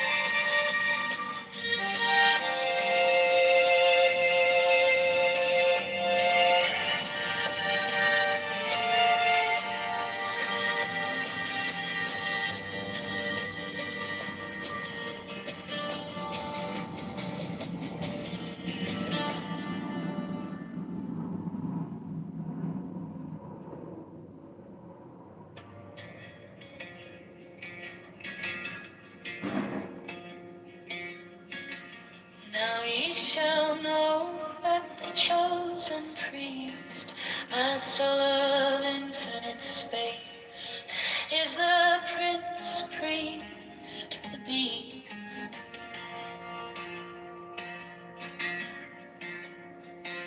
And in his woman, called the Scarlet Woman, is all power given. They shall gather my children into their fold. They shall bring the glory of the stars into the hearts of men.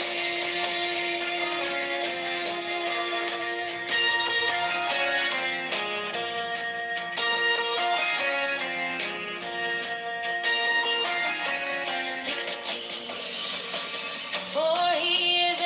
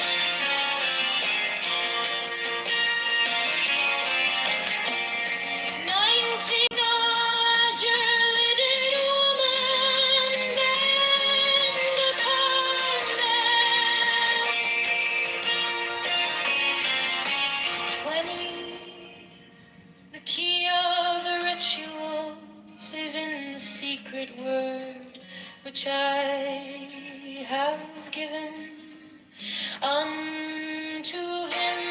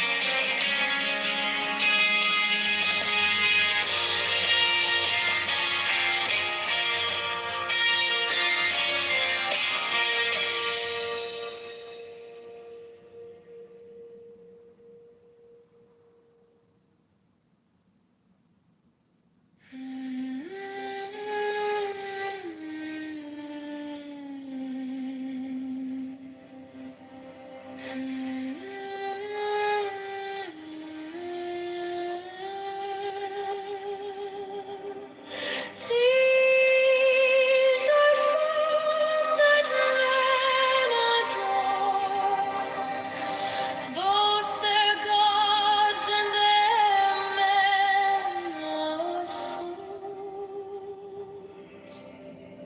12 come forth, O children, under the stars, and take your fill of love.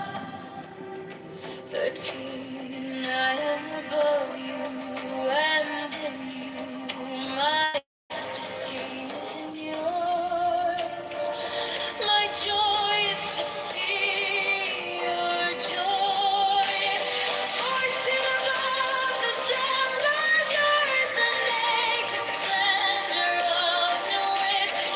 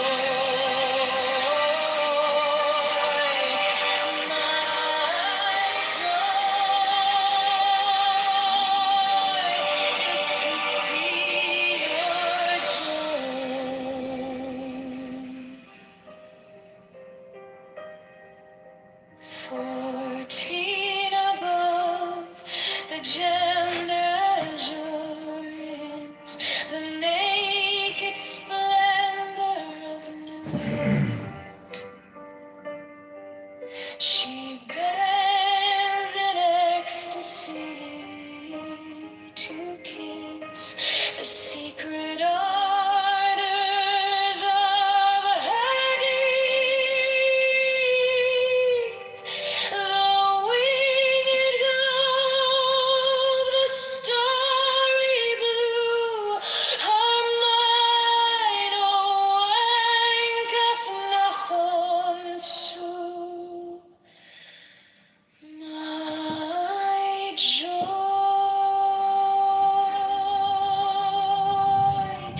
is to see your joy.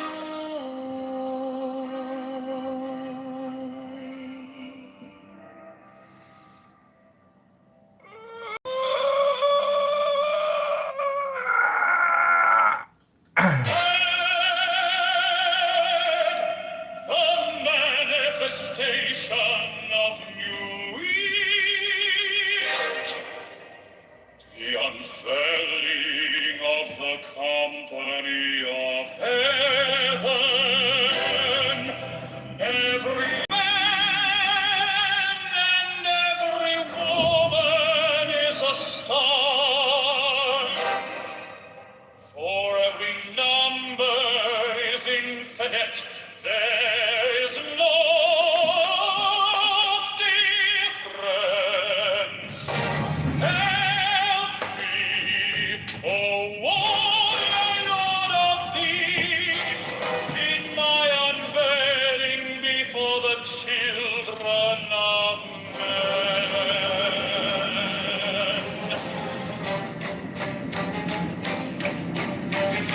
60 thou have deed to my secret center, my heart and my tongue.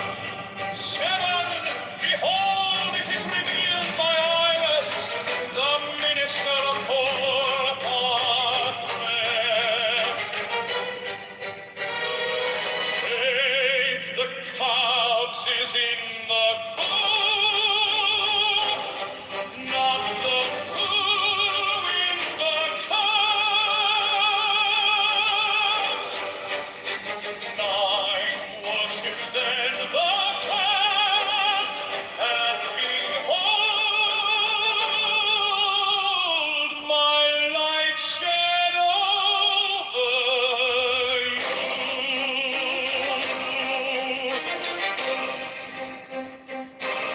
10, let my servants be few and secret, they shall rule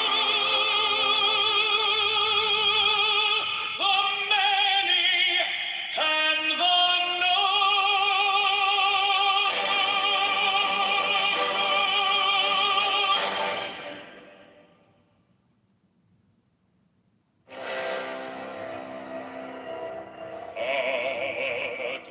The manifestation of new wheat, to the unveiling of the company of heaven. Every man and every woman is a star.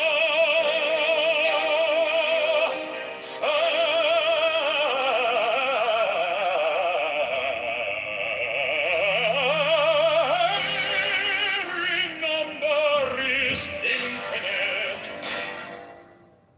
There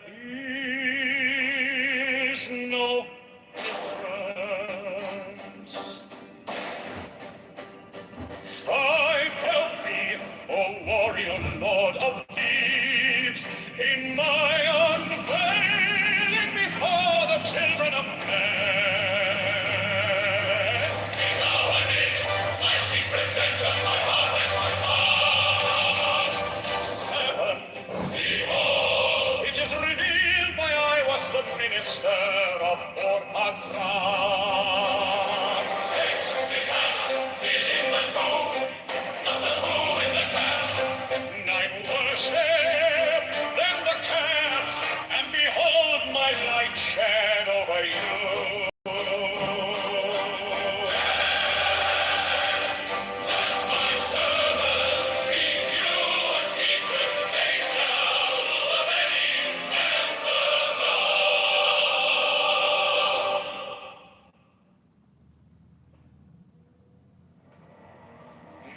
is the head of the man, and my insight is keen as the hawk's. By my head I invoke.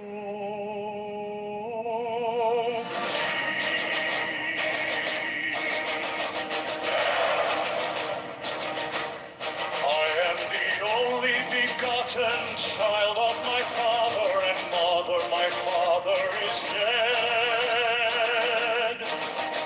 My mother bore me with labor and pain and fear.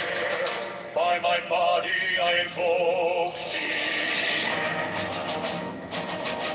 About me shine the diamonds of radiance, light and pure. By their brightness I invoke thee. Mine is the red triangle, reverse the sign, given on none save it be of thee, O Lord. By the Lamb I invoke